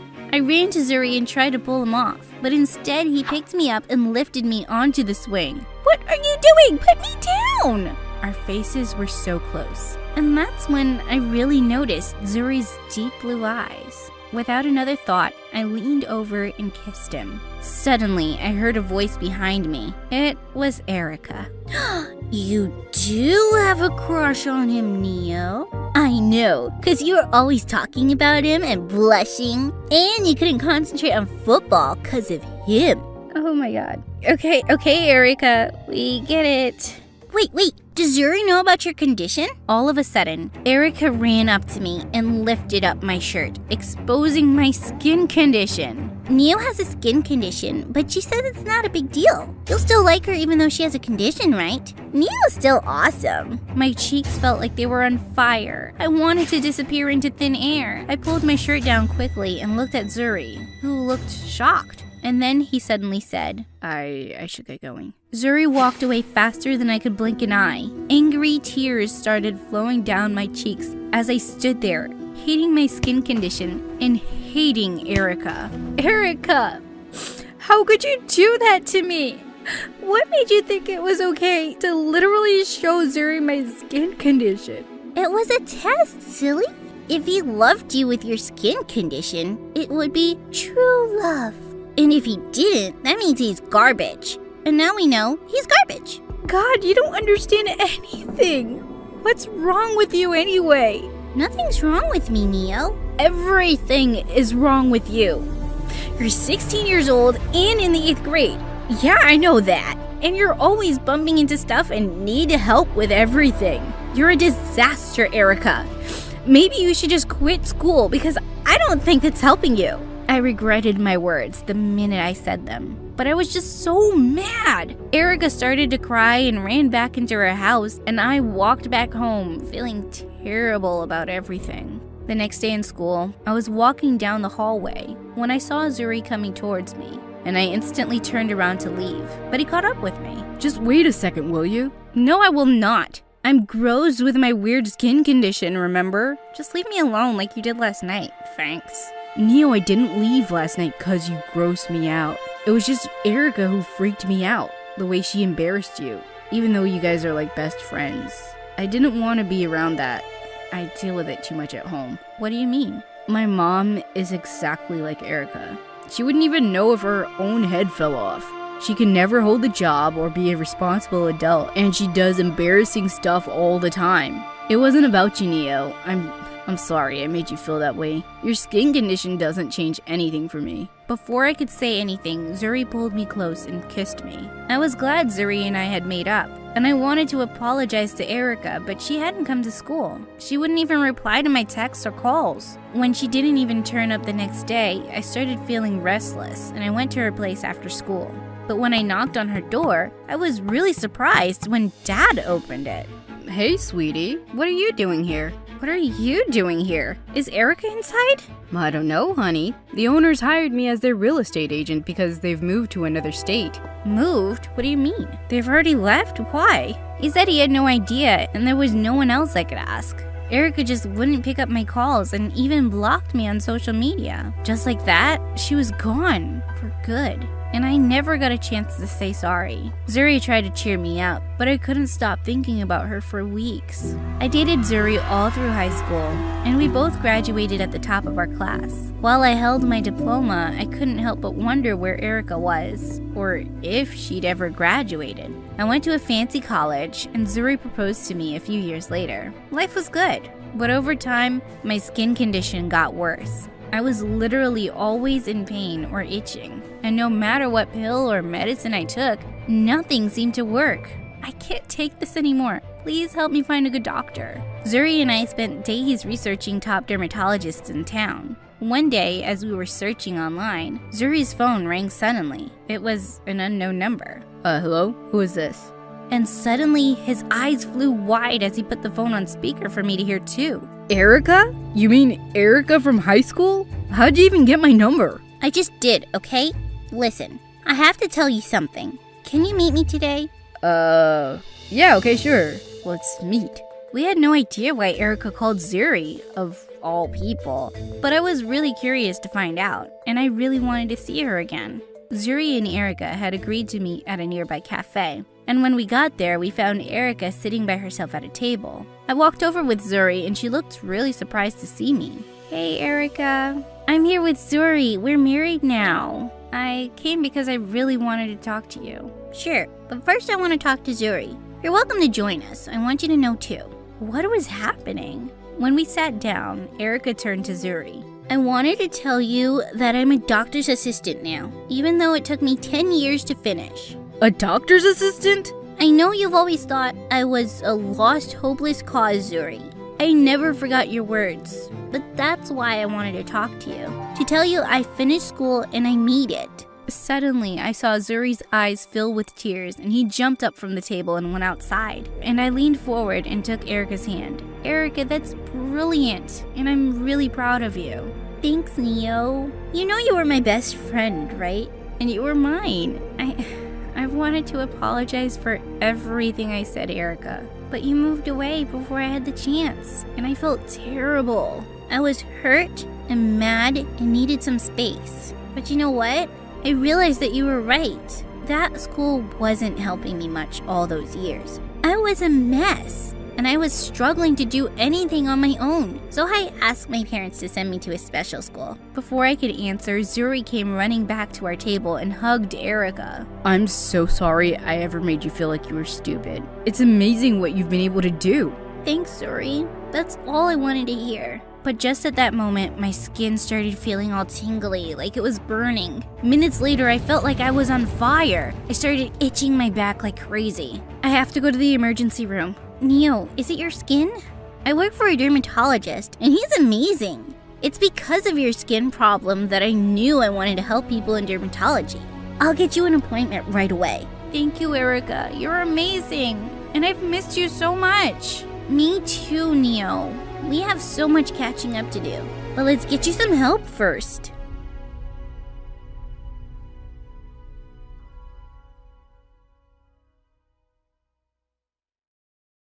Hi, I'm Serena, and I know what you're thinking. She looks nothing like her family. That's because I was adopted when I was a baby. I was born in Romania, and I might have taken that small piece of trivia a little too seriously. Oh, I can't water the plants. Romanians are allergic to the sun. Does this broccoli have garlic on it? Romanians don't eat garlic, Mommy. But I have to sleep inside this cardboard box. It's a Romanian thing. You won't get it. That's a vampire thing, doofus. Now sleep in a bed like a proper human child. God, you're so dumb. I wasn't dumb. I was quirky and cute. But Fred was right. I just never seemed to make the smartest choices. Fred wasn't only my brother. He was also my best bud growing up. He was super smart and solved math equations in his sleep, but he was really awkward and hated outdoor activities. Come out, Fred! Look at all these butterflies coming out of their raccoons! It's cocoons and no thank you. You know they start off as icky caterpillars, right? Quit being such a party pooper and come play with me! But Fred just stayed inside. I chased the butterflies and didn't realize when I ended up rather far from home. I was about to find my way back when suddenly this weird woman came out of nowhere and started showering me with kisses. Ew, get your germy lips off of me! I'm warning you, I know Kung Fu. Serena, I'm your aunt. I know your real mother. She wants to meet you at the ice cream shop. My what now? I didn't really care about finding my real family. I was happy with the one I had. But since ice cream was involved, I was suddenly curious. I was about to get into her van when suddenly a couple of police cars came screeching to a stop before us, and the officers arrested my aunt. They took me to the station with them, and moments later, Mom and Dad came running in and hugged me super tight. Oh, Serena, thank God you're safe. You can't go so far from home. That woman is a kidnapper the police have been trying to catch. She works at the adoption agency and picks up adopted kids for ransom money. Luckily, they caught her in time. Whoa. The psycho woman was jailed for 25 years, but from that day on, my parents were attached to me like my shadow and treated me like a porcelain doll. They wrapped me up in bubble wrap when I wanted to jump on the trampoline. They put me on a baby leash when we went out in public. They even missed Fred's science fairs and chess matches because they couldn't trust anyone to babysit me. You only have yourself to blame. Who's dumb enough to just walk off with a random stranger? Me, of course. I was nothing special. I had no brains and no passion. Most of the time, I felt a little lost. But one day, I saw this 16-year-old Russian swimmer, Mariana, win a gold medal on TV, and my whole life changed. I had posters of her all over my room and even bought all of her merchandise. I was obsessed. I want to be just like Mariana. She's a year older than me, and she's achieved so much. But swimming is dangerous, sweetie. You could slip and hit your head. I could do that in the kitchen, too. We should baby-proof the kitchen. What? No, I'm not a baby. Please, will you just let me try something for once? I'm sick of staying at home. I begged and whined and threw a couple of tantrums, and finally they agreed to take me to a kiddie pool. Whatever. I was determined to make the best of it, and when I entered the water, it felt like I was finally in my element. I aced all the lessons and turned out to be a natural. Within a year, I joined the high school swim team and even won a local competition. And Mom and Dad finally stopped freaking out like headless chickens. Then I started 10th grade and things just went bonkers. On the very first day, I was rushing to the shower when I slipped and went crashing into a girl. I'm so sorry. Oh my God. What? You're Mariana. Am I dreaming? Ouch! This is definitely real. I am such a huge fan. Oh really? Is that why you tried to injure me? What? It was an accident. Huh, I doubt it. I eat jealous little wannabes like you for breakfast. Now, stay out of my way or I'll crush you. What a diva! I found out from the head coach that Mariana was recovering from an injury at the local state-of-the-art medical center and would be attending our high school while she was here. Just my luck. The universe sent my idol to my school, and she already hates me.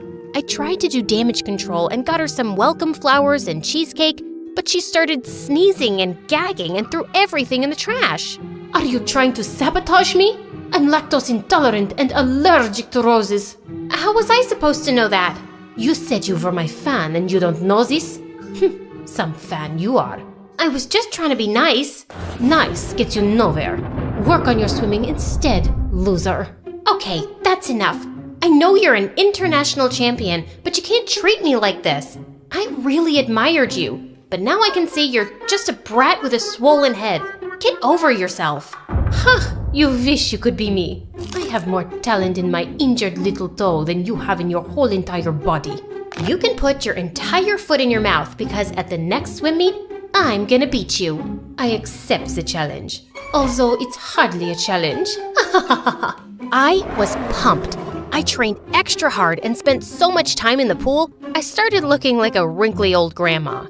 But on the day of the swim meet, Mariana spilled an entire bottle of conditioner on me right before the start. Oops, I'm so sorry. Your skin looked like it needed it. I was fuming. I took another quick shower, but I was super late. And when the whistle blew, I was so out of it that I flopped into the water like a dying fish. I lost badly, and Mariana sailed through the water gracefully like a swan. But what she did next shocked the bubbly farts right out of me. Mariana stepped off the stage after taking her prize and kissed Fred. Hey, what the heck are you doing to my brother? Stand behind me, Fred. I'll protect you from this soul-sucking mermaid. Sorina, Fred has told me so much about you. We met in the library the other day, and I said I was craving some Russian pastries. He got me some the very next day. Fred is a real gentleman. And you're a real lady. What was happening? Fred looked genuinely happy, but Mariana was bad news. The way she'd swam earlier, it didn't look like she was injured at all. But before I could confront her, they left. What a bunch of love-struck jerks! I was so depressed, I spent a couple of hours at my favorite ice cream shop eating my feelings. But once the banana splits were gone, I headed home and, to my surprise, I saw Mariana across the street. She was dressed like some weird spy and went inside a dirty-looking alley. I followed her and saw that she was buying a weird packet from some homeless dude. Hey, what you got there, bestie? Did you hit your head on that dive? I am not your bestie. Is it Russian candy? Is it a wig? Or is it a whole new personality you use only when Fred's around? It's your brother's heart, and it's all mine. She was a piece of work and super suspicious. I wanted to follow her, but I was already late. Mom and Dad would probably send a SWAT team after me. So that night, I borrowed Fred's laptop and did some research. I found a few articles about Mariana's injury, but then I found a creepy Reddit thread about athletes using performance-enhancing pills. I was shocked. Is that how Mariana had swum so well in the competition with an injury? I had to find out. But the next day, I walked into school and everyone was talking about Mariana and Fred like they were a celebrity couple. Fred, of all people, was popular. He suddenly had this confidence I'd never seen before. It was kinda awesome. But Mariana was ruining swimming for me. We've decided. I'll take your place on the swim team for regionals. What? You can't do that. You're not even a permanent student. Aren't you supposed to be injured and resting?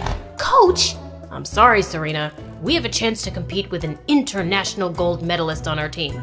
and she seems strong enough now. I was so mad I tore up all of her posters from my room and trashed all the merchandise. All I'd wanted to be was noticed by my idol, but she just turned out to be a massive jerk. I was gonna bring her down if it was the last thing I did. Hey, Mariana told me what happened. It was really sweet of you to give her your place. She really needed this. I didn't give up anything. Your evil girlfriend pushed me out. Swimming is the only thing I'm good at, but she couldn't even let me have it. Look, I know you're hurt, but she's a good person. It's all an act. She's only pretending to be your girlfriend to get under my skin. Yes, Serena. I'm sure my relationship is all about you. Everything is always about you. The only reason a girl could want to be with me is to get back at you. Not because I have anything worth liking, right? Wow, I didn't know you were so desperate to be liked, you'll defend the devil herself. Some brother you turned out to be. I hated the look of hurt in Fred's eyes, but I was just so mad. The next day, I sneaked into the gym and went through Mariana's locker. And I found the package she'd taken from the man in the alley. And it had pills inside. I ran to the head coach and showed him everything. Mariana went ballistic. They aren't what you think. I'm not a cheat. Then explain how your injury healed so quickly. You're lying, Mariana, and I have proof. Stop this, Serena. You don't know what you're talking about. No. For once, I'm the smart one and you're being dumb. She played you with her big eyes and pretty face. She's just a cheating witch. Stop calling me that. And then she pushed me into the water. The head coach insisted on getting her tested and she went bananas. She started ripping up pool noodles with her teeth and threw swimming flippers at the students like a mad person. 2 coaches had to drag her away and she was suspended during the investigation. But I wasn't even happy about it. My teammates were mad at me for being a sneak. Fred wasn't talking to me and Mariana, all the blood work came out clear. Turns out, the pills were special Russian vitamins. But she was so messed up with all the media attention and headlines, she completely failed at the regionals. I felt like a total jerk. It was time for me to apologize. Hey, I'm sorry about the whole mix-up. As if your plan worked. I lost the competition and my reputation. Now you can have your perfect life back. Perfect? My life is not perfect. My adoptive family is the bomb, but I've always felt a bit lost since I was a kid. Swimming makes me feel like I belong, and you took that away from me. Yes, I did. Because I'm better at it, and it's good for the team. But Fred was right. You're a selfish, spoiled brat who only thinks about herself. I was so mad, I slapped her hard across the cheek. We were rolling around on the floor fighting like cats, when suddenly Fred came in between. What the heck is wrong with you two? She started it. She's always hated me. That's enough. I love you both, but this needs to stop. You love me? Are you okay? Do you have brain fever? Stop it, Serena. After all these years, I've taken a back seat while Mom and Dad obsessed over you. I thought you'd be okay with me being the center of attention for once. It was true. Mom and Dad always went out of their way to make me happy and keep me safe. They hardly ever talked about Fred. I was selfish and felt terrible for not realizing it before. And Mariana? You can't blame Serena for jumping to conclusions when she doesn't know the truth. What truth? Suddenly, Mariana looked so sad, it broke my heart. My family had to flee Russia. Some really bad men were after my father, and I had to fake an injury so they would give us quick visas to come to America for my medical treatment. Now, I can never go back, and I can never swim for another country if I want to keep my family safe. That's why I wanted to be part of the swim team so badly. But that doesn't explain why you're so mean and horrible. It's all I knew. In Russia, you don't become a champion by being nice and sweet. You have to be really tough and fight for your place. It will be a hard habit to break, but I see you all as competition, especially you. You're good. She said it reluctantly, but she said it, and I was on cloud 9. Aww. That's all I ever wanted to hear from you. Get away from me, or I'll take the words back. You can't take it back now. You think I'm good, and we'll be on the same team together. It's gonna be epic. Is your sister crazy? What is wrong with her? Why is she so huggy? She's just really happy, and so am I. When I was little, I was convinced my dad was the president of the country, maybe even the world. He was just that busy, always in a meeting or on a plane or about to hop onto an urgent call. Whenever he'd be rushing off with a head pat and Mom saw my sad face, she'd just say, "Don't cry, Abby. How about we send Daddy off with a smile instead of tears? That way, he knows we're proud of him." Turns out, he was just the president of his own company. And whatever his reasons, eventually I just got used to him hardly being around. Not even when I was 14 and Mom got really sick. Not even when she slipped into a coma and the house fell too quiet. And when Dad announced a few months later that his girlfriend Kimberly, who looked closer to my age than his, was moving in, I didn't cry or make a fuss. When he wasn't working, he was out, somewhere with her. And I was alone at home, which was nothing new. But soon after I turned 17, my whole world flipped upside down when I found out, on the news by the way, that Dad got arrested for embezzling millions of dollars. I had no idea where he was being held. Kimberly vanished faster than her credit card limit at a Louis Vuitton sale, and none of my friends came to visit. But a social worker turned up soon. I'm sorry, sweetheart, but we tried Kimberly, your aunt, even a few of your father's friends, but no one on his side is able to take you in right now. Your mom's parents, however, are more than happy to. The only thing is, they live overseas. Yeah, in Thailand. I'm not moving to the other side of the planet. I understand it's a lot of changes, but you don't have any other relatives. Either way, it'll take a few months for the paperwork. So, for now, you'll be placed in foster care. And just like that, in one night, I went from a private jet designer clothes kind of girl to a foster kid whose whole life fit into a couple of cardboard boxes. After hours of driving, we finally reached some middle-of-nowhere town at 3 a.m. We turned down a creepy forest path and stopped at a tiny house with the lights on. A suspiciously cheerful woman stood outside, and behind her, a boy squinted at me like I was gonna steal his snacks. Hello, Abigail. I'm Jadis, and this is Ezra. He's been in foster care for a while. Can we call you Abby? Only my friends call me Abby. Got it. Well, let me show you to your bedroom. You must be exhausted. More like completely dead inside. I curled up in bed, but I just couldn't fall asleep. I don't know if it was the cramped room or the fact that I found a bunch of cheap crystals shoved under the old mattress. But once I tossed them out, I finally managed to doze off. I woke up around noon, feeling disoriented. Good afternoon, sleepyhead. Must have been the crystals I put under your mattress. They never fail. In daylight, I realized the house wasn't just tiny. It was weird. The kitchen was a jungle of odd plants. The dining table was buried under books in unrecognizable languages. And 4 cats were staring at me like they knew something I didn't. One of them, I'm not even sure was a cat. When I got back to my room, I found Jadis folding my clothes on the floor.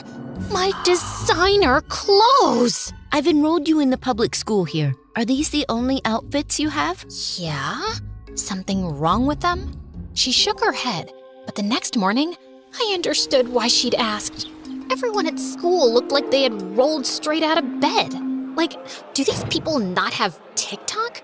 No way they're that poor. They've definitely got Wi-Fi.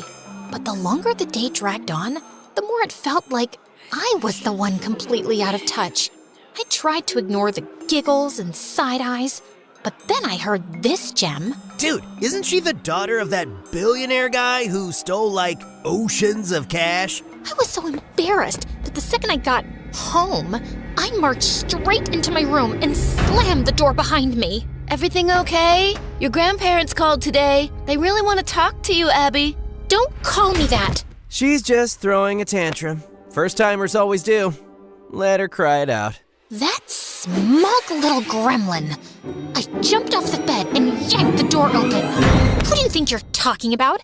I'm not some stray off the street like you. Abigail, that's enough. We don't yell in this house. You owe Ezra. At least I know what I am. You're just a rich, clueless girl who thinks she's better than the rest of us. But let's face it, you're here because your dad didn't care enough about you and no one else wanted to clean up the mess he left behind. You little... I lunged at him, and we went full WWE until Jadis jumped in. Don't ever talk about my dad again. He's a good person. You'll see. You'll all see. I slammed the door hard, but an hour later, there was a soft knock, and Jadis walked in with a plate of cookies. Fresh from the oven. Do you think we can talk? What? You think if you send some cookies and warm smiles my way, I'll spill my life story to you and we'll become best friends? Oh no, Sweet Pea, I'm here to help you. That's what everyone says. The cops, the social worker, and now you. But so far, everyone's failing miserably. Let me rephrase that. I can help your father if you believe he deserves a second chance. Do you really think your dad is a good person? I knew Dad wasn't perfect, and all the evidence mounting up against him wasn't looking good. But yeah, I didn't really believe he was a criminal. Of course I do. She pulled out a golden pocket watch. You get 3 chances, that's all. You can go back as far as you want. Days, months, years. Just not before you were born. So choose wisely. And then she just walked out. I stared at the pocket watch she'd left on the bed, and suddenly, all I felt was rage. This was her idea of helping me? I grabbed it and chucked it against the wall. It bounced off and fell to the floor with a clink. But then, it started glowing from inside. A soft, golden pulse flickered from the seams. I picked it up cautiously, and the lid snapped open on its own. Inside wasn't a regular clock face. Instead, there was a flickering digital display in the center. Beneath that, a small metal dial rotated smoothly, like it was waiting for me to decide. Wait, so what Jadis had said about going back in time? There was no way this was real, right? But then I thought about everything I'd lost. My dad, my house, my friends, my whole life. Maybe, ridiculous as it seemed, it was worth a try. I turned the dial back to a week earlier, took a deep breath, and pressed the glowing button. And suddenly, I felt like I was being yanked down. The room twisted into a blur of light and color, and when everything came to a halt, I realized I was back in my room. My real room, with my lavender walls, my plush rug, and my wall of designer shoes. I just sat there in shock until I heard voices downstairs. Wait, did someone buy this house already? But then, the voices started to sound familiar. No way! Dad? In the kitchen, I found Dad and Kimberly mid-makeout session. I ran straight to Dad, pushed Kimberly aside, and hugged him tight. Abigail, what are you doing here? Weren't you at school? I'm not going back to that new school. It was awful. Just let me stay. I won't tell anyone you escaped prison and came here. Escaped prison? And what new school? She looks upset about something. Give her your credit card, babe. Ugh, Kimberly. His accounts are probably all frozen by now. Huh? Why would my accounts be frozen? Because of the money embezzlement case? What? Me? Embezzling money? Sounds like someone had a bad dream. I promise you, even if your dad was doing that, he'd never get caught. Now, how about that shopping trip Kimberly mentioned? I've got to head to the office. So, it was all a dream? Jadis, the foster home, Dad getting arrested? It all felt so real. But when I got into the car on the way to the mall, I felt Jadis's gold watch in my pocket. Did I just travel back in time for real? Sorry, miss. Didn't catch that. Nothing. Take me to my dad's office, please. I'd never been there before, so after an FBI-level interrogation at the front desk, I was allowed to go up with a security guard. The second the elevator doors opened, I knew something was off. The whole floor felt really tense. Phones ringing off the hook, People typing on their keyboards like maniacs? A woman sobbing silently at her desk? Just then, a man holding a stack of folders came rushing down the hallway, and I bumped into him, sending papers flying everywhere. Look what you've done! Who let this idiot up in the office? Do you think this is a place for a moron teenager to be wandering around? The security guard said something in his ear, and the man instantly turned white, dropping to his knees. Oh my God, I'm so sorry, miss. I had no idea you were the boss's daughter. Please forgive me. I'm a worm, a worthless worm. There's a spot on your shoe. Would you like me to clean it? What the heck was happening? After I'd calmed the man down and reached Dad's office, I found him yelling at some employee. When he noticed me in the doorway, he waved at the woman to leave like she was some annoying fly. Gosh, he was clearly a terror around here, and I was already scared to say what I'd come to say. Well, this is rare. Since when does my daughter take an interest in my work? I need you to be honest with me, Dad. Don't ask me how or where I heard this, but people are saying things about you embezzling money. I know you'd never do something like that, right? He just seemed really annoyed and kept asking me where I'd heard such a crazy thing. Obviously, I had no good answer. What was I gonna say? That I'd traveled back from the future? Eventually, he got tired and sent me home escorted by 2 bodyguards so they could keep tabs on what I was watching or who I was talking to. By now, I was beginning to feel convinced he was lying to me.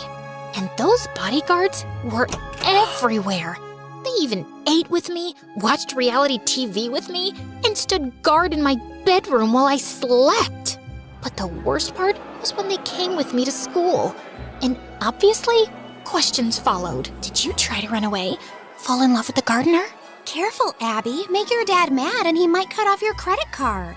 I just felt angry and sad. I couldn't tell them the truth. And worse, they couldn't even sense on their own that I was going through something big. Dad, on the other hand, was avoiding me like I was carrying a subpoena. And then came the day of the arrest. I ran to him as he was heading out for brunch with Kimberly. Please, Dad, you have to listen to me. They're coming to arrest you today. Turn yourself in. If you do it voluntarily, the sentence will be lighter. Think about me. Think about my future. He actually paused, and his face went pale. But Kimberly just looped her arm through his and dragged him away. And that evening, I got the news. Apparently, I freaked Dad out so much, he panicked, stuffed a bunch of cash into a golf bag, and tried to flee the country. Tried being the key word. He didn't even make it past airport security. So, yeah, now his sentence was way, way worse. Great job, me. Time travel mission number 1? Totally nailed it. I just sat in the living room, staring at the wall. Then I felt that weird pull again, and the next thing I knew, I was back in that little room at Jadis's house. I stormed out looking for her, my heart pounding. Instead, I found Ezra in the kitchen, eating lunch and casually reading some bizarre book. Oh hey, you're back. Your grandparents called again, by the way. Where is Jadis? I need to talk to her. She's out of town for a few days. What? But I messed everything up. I made things worse, and I don't know what to do now. She has to tell me how I can make it better the next time. If you ask me, you're just wasting your time. Good thing I'm not asking you then. She's a witch, isn't she? All the weird plants and those cats. Everyone thinks Salem's a cat at first. Honestly, even I don't know what he is. Who is everyone? Ezra told me Jadis had taken in foster kids for years. Most of them eventually moved on to new families or adult life, except for Ezra, who stayed and became her apprentice. Sorry for what I said earlier. I just get tired of seeing kids like you show up, acting all sure of yourselves, and then getting your hearts broken. Again and again. My heart didn't get broken. I just kinda blew it. But next time, I'll get it right. Maybe think about what matters most before you play time god again. What could possibly matter more than stopping my dad from getting arrested? Liking this video and subscribing to MSA. Kidding. Obviously not more important than saving your dad, but still important. Already did, genius. Keep up.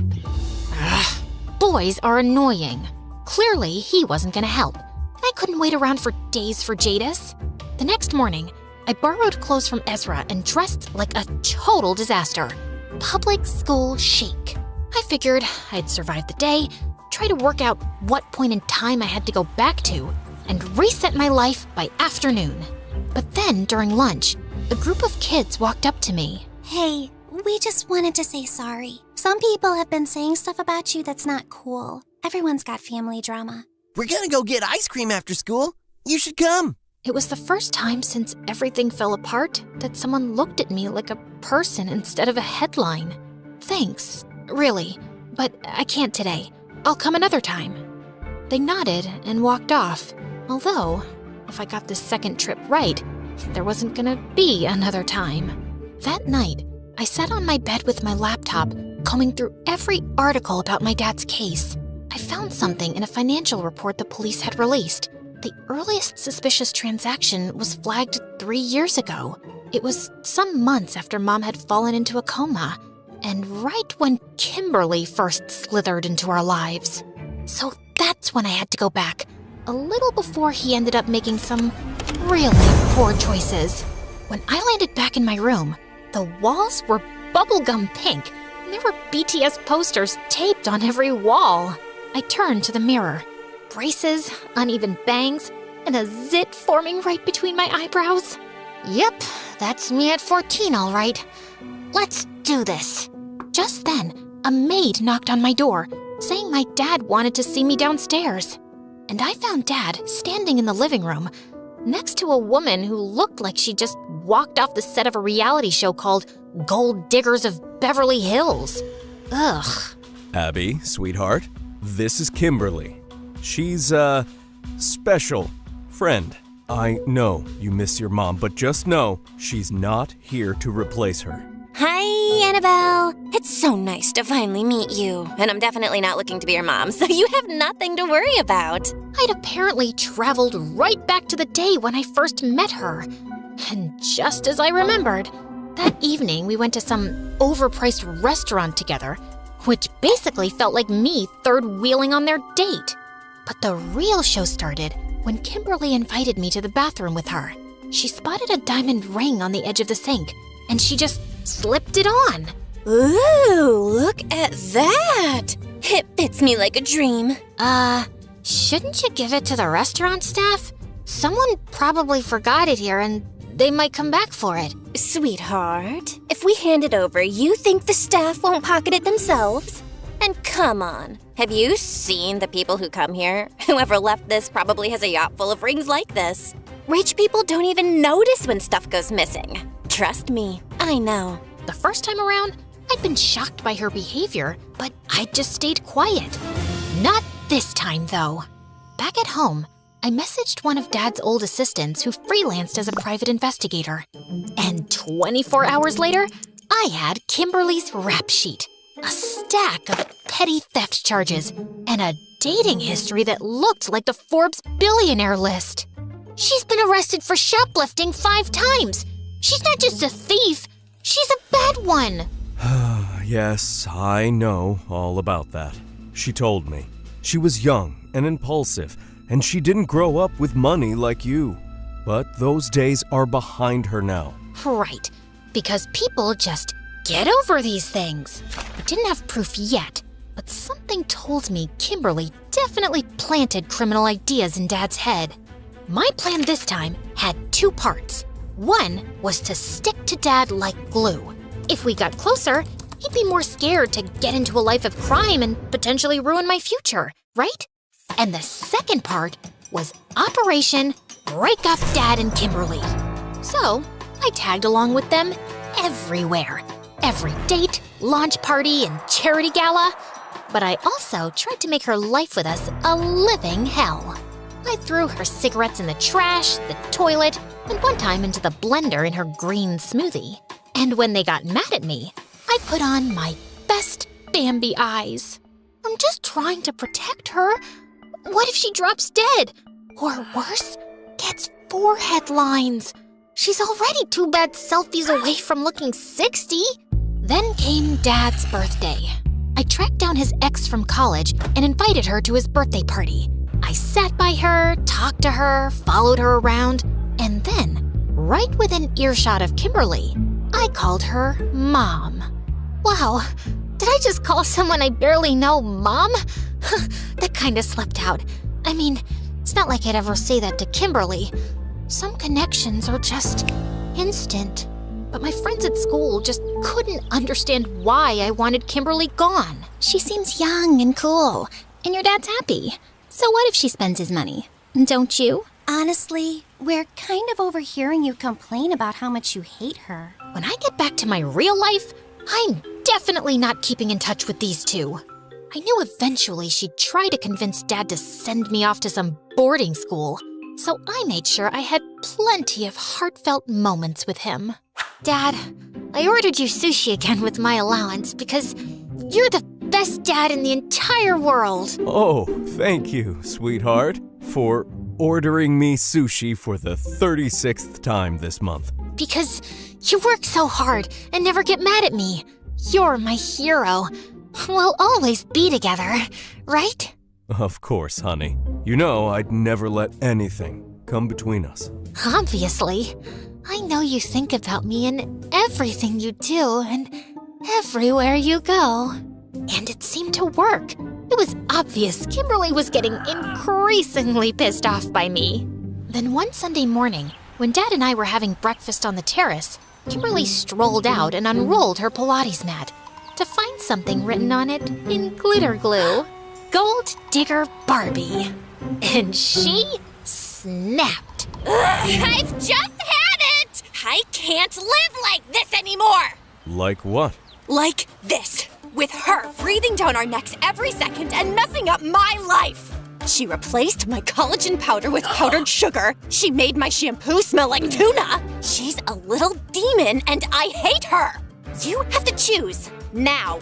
It's me or her.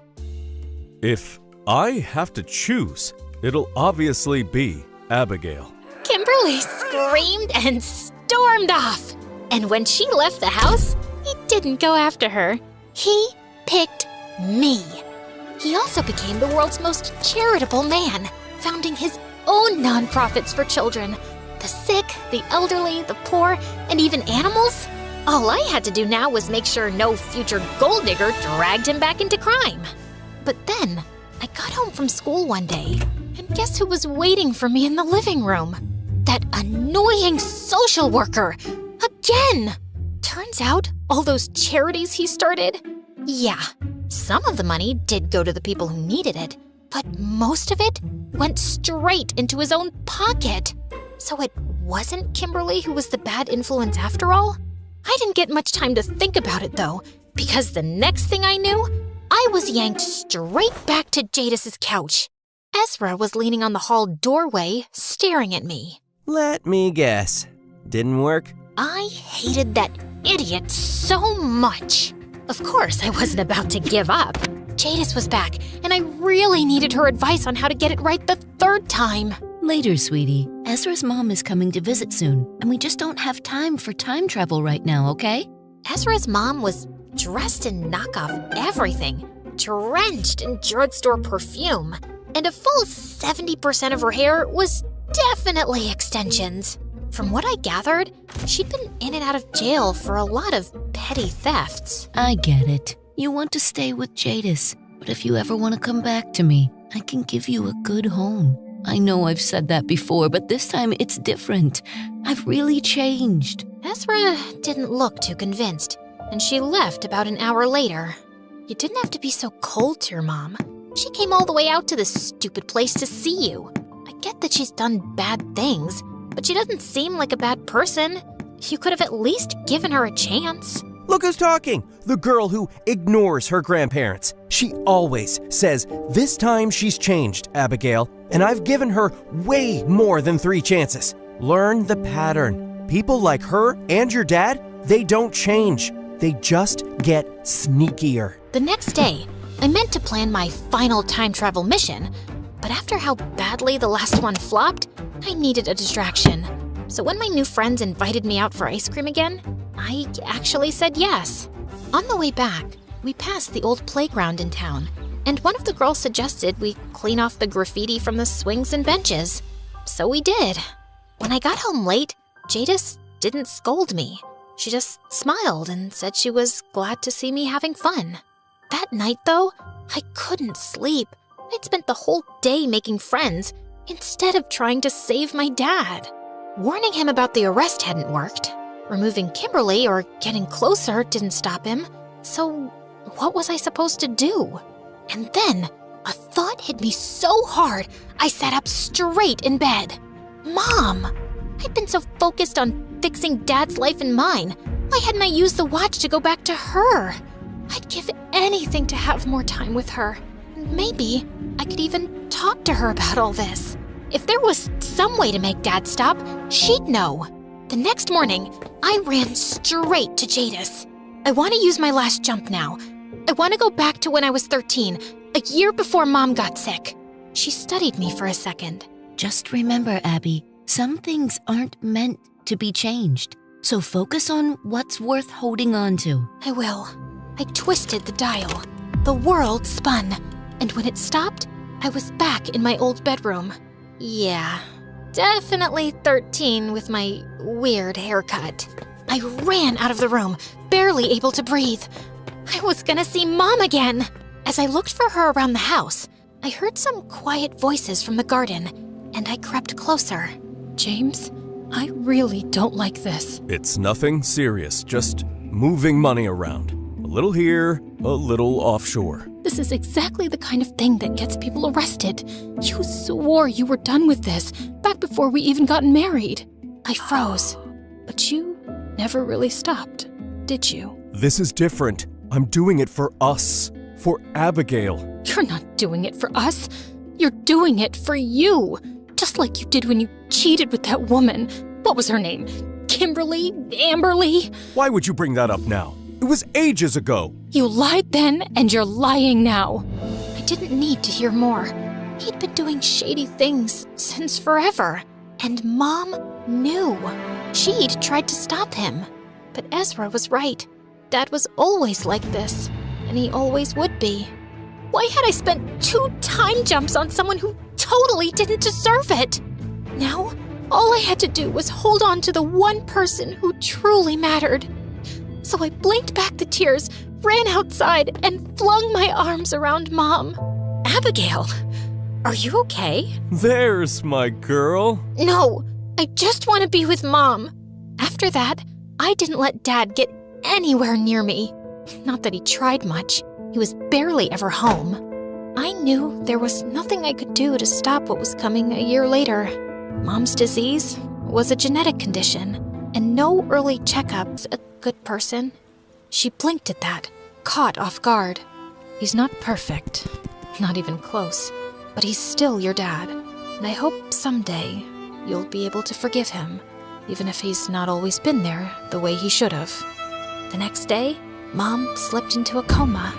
A bunch of relatives I'd never even met showed up at the house, but the second they left, Dad ditched me with the house staff.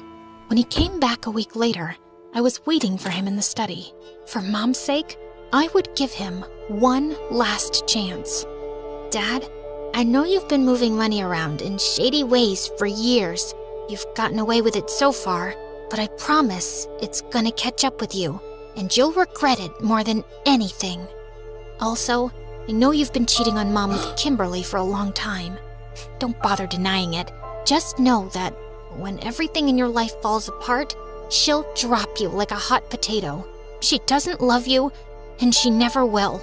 Dad stared at me in shock, and then he looked furious. What is all this nonsense? Did your mother tell you to say all this to me? No, I saw it in the future. I've been there because of this. I know it sounds crazy, but... What the heck is this? What games are you playing? You think this is funny? And then he lunged forward and grabbed the watch from me. Don't! But Dad had already slammed it on the floor and then stomped on it, and I heard a sickening crunch. He stormed off furiously as I knelt by the watch in panic. No. If this was broken, I'd be stuck here for 3 more years with him. But just then, there was a flicker, and the shattered interface lit up. Please work. I pressed the glowing button, and just like that, the world blurred, and I was back in Jadis's kitchen. Jadis smiled at me, while Ezra didn't even look up from his book. But I ran to him and gave him a hug. You're not that dumb, huh? The next day, I finally answered my grandparents' calls and told them I was ready to come stay with them in Thailand. At school, I told my friends I'd be leaving in a few months when my papers were finalized. And by the time I was ready to go, we'd had sleepovers, movie nights, and more scoops of ice cream than I could count. Then, on my last day, as I was busy packing my suitcases, Jadis called out to me excitedly from the living room. Abby, quick! You've got a phone call! And when I picked up the phone, my heart nearly jumped out of my chest when a familiar voice came through the other end. Abby, sweetheart, it's Mom.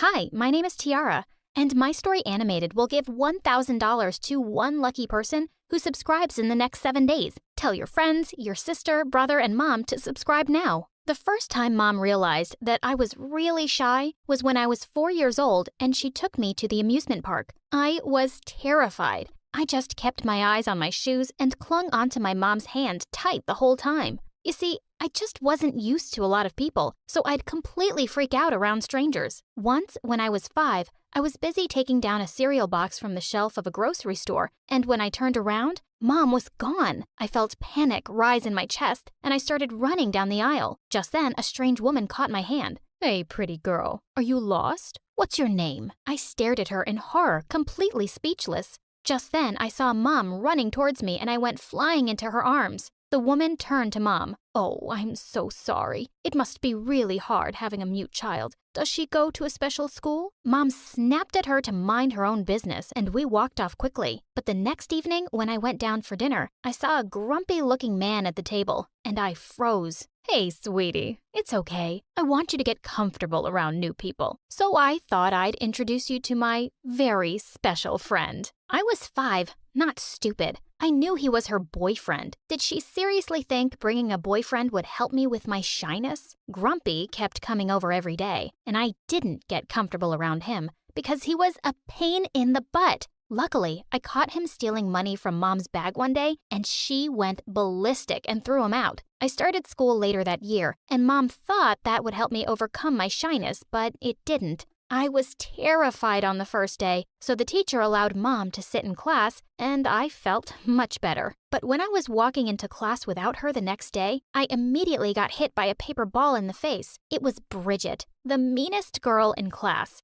Yo, Mama's girl, who's gonna change your diaper now? The title Mama's Girl stuck for a while, but after some bullying, Bridget and her minions got bored and I became invisible. Even though I had no friends, I didn't hate school because I really loved to learn. So I started spending all my free time in the library. One day, when I was in the 2nd grade, I found a boy my age in my usual spot. I wanted to talk to him, but I felt shy, so I just sat down at the same table and gave him a smile. He smiled back, scribbled something on a notebook, and pushed it towards me. Hi, I'm Ethan. It's nice to meet you. Was he shy like me and couldn't talk to strangers? I thought this note system was way cooler anyway. We exchanged notes all during recess, and it was the best time I'd ever had at school. One day, I followed the boy to his class, and all the kids welcomed me with waves and smiles. Wow, who were these angels? Just then the teacher came in and she started using her hands to make all sorts of signs. It looked so funny I started laughing. That's when she noticed me. Sweetie, can you hear what I'm saying? I nodded my head. Then you're not supposed to be here. And that's when I realized that Ethan and all the other kids here were deaf. And this was a special class. It was really sad to go, but Ethan slipped me a note. See you at the library tomorrow? And I did. every single day after that. We only ever hung out together in the library, though. I felt protective of Ethan and wanted to keep him out of Bridget's face. And finally, I had a best friend, but I never invited him home because Mom could be super embarrassing. Over the next few years, she had a string of stupid boyfriends at our place. She was also just always doing odd jobs, and we never seemed to have enough money. One day in 9th grade, I went to get lunch at the cafeteria and almost jumped back in shock to see Mom behind the counter. Mom, what are you doing here? Sweetie, I work here now. Can you chit-chat with your lunch lady friend later, Tiara? I don't have all day. I turned around to see Bridget behind me, and as I started walking away, I suddenly heard her scream. OMG, you stupid woman! You poured hot soup all over my new iPhone! I turned around to see Mom looking red in the face and apologizing to that brat. I'm so sorry. It's only my first day here. Do you need a degree to be a lunch lady? Because you must have failed lunch lady school for sure. Show me your degree. I'd just had enough. Didn't your nannies teach you any manners? She's working hard to serve lunch to hundreds of kids, and she made a mistake. Have some respect. Oh my, look who finally found a voice. Who are you, Martin Luther King now? And why do you care about the dumb lunch lady? Is she your mom? Yeah, actually, she is. As everyone suddenly stared at me in silence, Bridget burst out laughing. So, you're still a mama's girl? And now I get why you're so stupid. I was about to attack her, but just then I saw Ethan walking towards us with the principal. Bridget, how dare you talk to a staff member like that? That's a 3-day suspension. To my office, now. As Bridget walked away looking furious, I knew I'd pay for it later. But standing up to her felt so good. Later that day, when we were hanging out, Ethan said, You were awesome for standing up to that bully, and your mom seems nice. And you were awesome for calling the principal just in time. And well, Mom's a bit crazy. What's yours like? And then Ethan told me that his mom had died when he was little, and his dad was a big businessman who was mostly away. He'd provided plenty of servants to take care of Ethan, but he never had much time for him. Sometimes, I think he must be disappointed to have someone like me as a son. That just broke my heart. I'd been waiting to surprise Ethan with the secret sign language lessons I'd been taking, but I couldn't wait any longer. I'm sure that's not true, Ethan, because you're the loveliest person I've ever met. He stared at me in complete surprise, and suddenly his face broke into a huge smile. Then he pulled me close and kissed me. We started going out, and after a few months, I finally decided to introduce him to Mom. The dinner went well, but when Ethan took the dishes to the kitchen, Mom turned to me. What are you doing with that boy, Tiara? What do you mean, Mom? I mean, look at you. You're smart and beautiful. You could have any guy you want. Why would you choose someone who's deaf? Her words made my blood boil. Mom, would you like it if I was deaf and no one wanted to date me? But you're not deaf. He is. He's not good enough for my perfect girl. Stop saying such awful things, Mom. It's not like he can hear me, honey. Just then, to my horror, I turned to see Ethan standing in the doorway. He just looked at me once and left. I turned to Mom, furious. He can read lips, Mom. That was cruel, and I couldn't care less about Ethan's hearing. It doesn't make him less kind or caring or smart. He's perfect,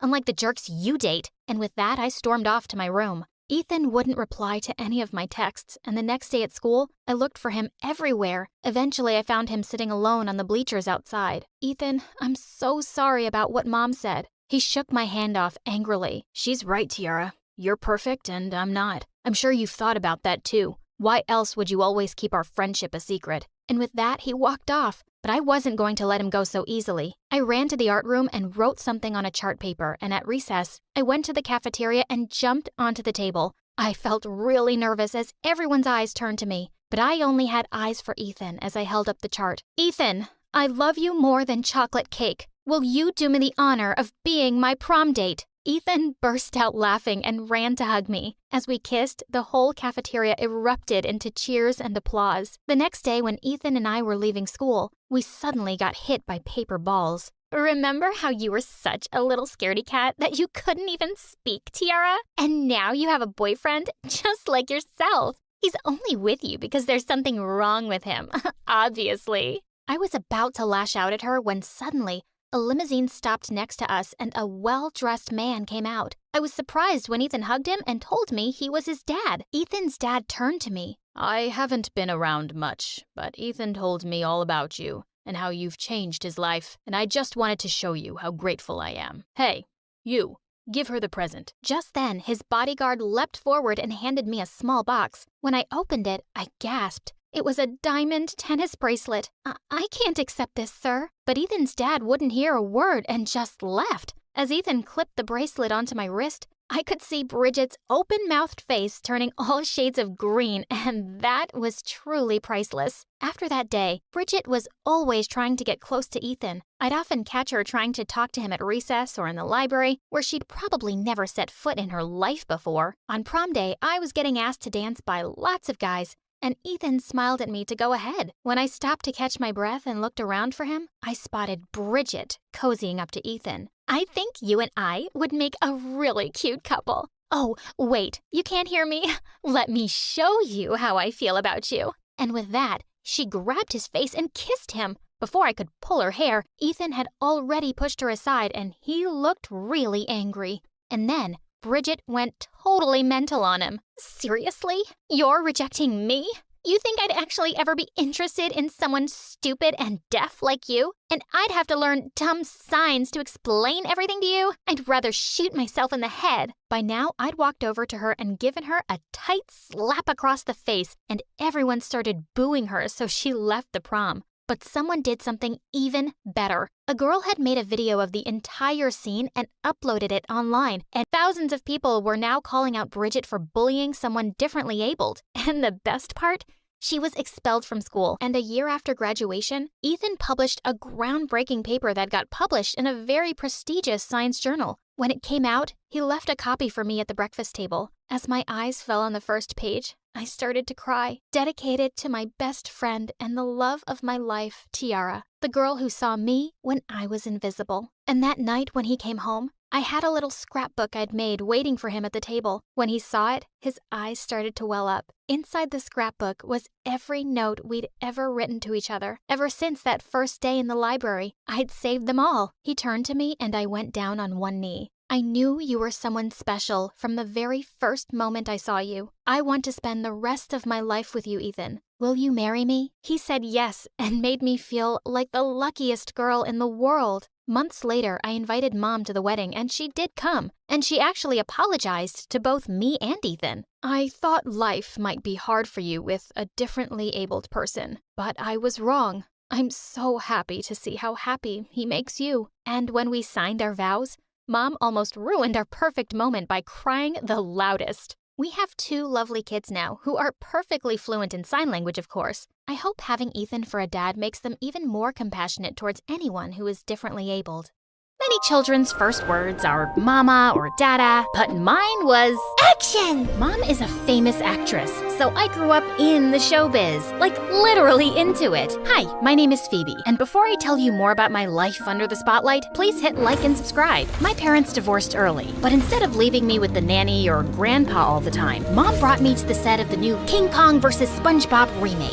Mom, I'm tired. Do we really have to go on set today too? Great actors are never tired. But I want to go to Grandpa's place. He's always got some great stories about his time as a cop. Did you know he stopped 10 robberies? So, his stories are fun, but not my movies? Fine, this small acting job here, and then I'll drop you off at Grandpa's place, all right? A few years later, Grandpa was gone, and I missed him terribly. When I turned 13, Mom got a lead role in a cop show, and this time, I was more than happy to be dragged to that set. On the first day, I was utterly starstruck. I snuck into the costume department and tried on uniforms, pretending I was fighting crime. But then, I heard someone shouting from the cafeteria. Someone needs me! I sprinted there and my phone, it was right there. You took it. I haven't. This right here is my detective moment. Before I could step in, an older man with a donut in his hand swooped in like an eagle. Why don't you check under the bananas? I raised the fruit basket and Mom's phone was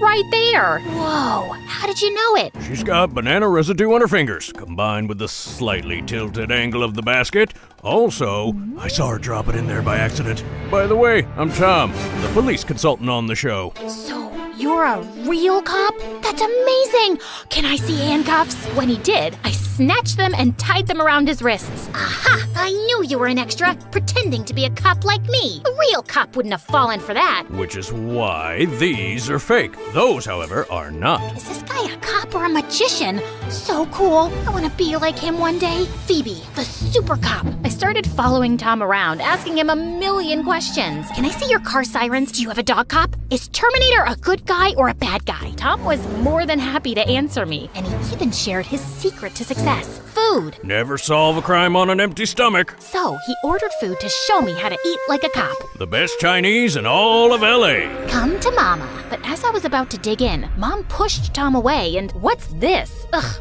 where's the chef's lunch? This? It's like ants' food. I'm a human. Mom dragged me home, and that night I only had soup for dinner. The next few days, I could feel her watching Tom and me, until one evening when I was changing for bed. Eek! There! What? Where? Get it off me! But it wasn't a spider or a mouse, because Mom grabbed my belly and pinched it. Fat! At your age? Gosh, Mom, I thought it was something serious. It is serious. It's because of that cop. I've seen him stuffing you up. Do you know how hard I have to work to keep this body in shape? It's literally your job. But I want to be a cop when I grow up, like Tom. What? I just blurted it out, but it was a fact. Mom blamed Tom for my fat attack, so she made a big stink with the director who fired him the next day. Please, Mom, Tom has done nothing wrong. He takes care of me and makes me laugh. Please don't make him go away. Little Nugget, it's fine. She's your mom. She's looking out for you, in her own way. Ugh, why does everyone always do what Mom wants? Tom left, and I decided that the only way I could be free of her meddling was to run away. So I got into a cab, but I realized I didn't have any money to pay. Ugh, I forgot my card. Please get out. Phoebe, come on. Think.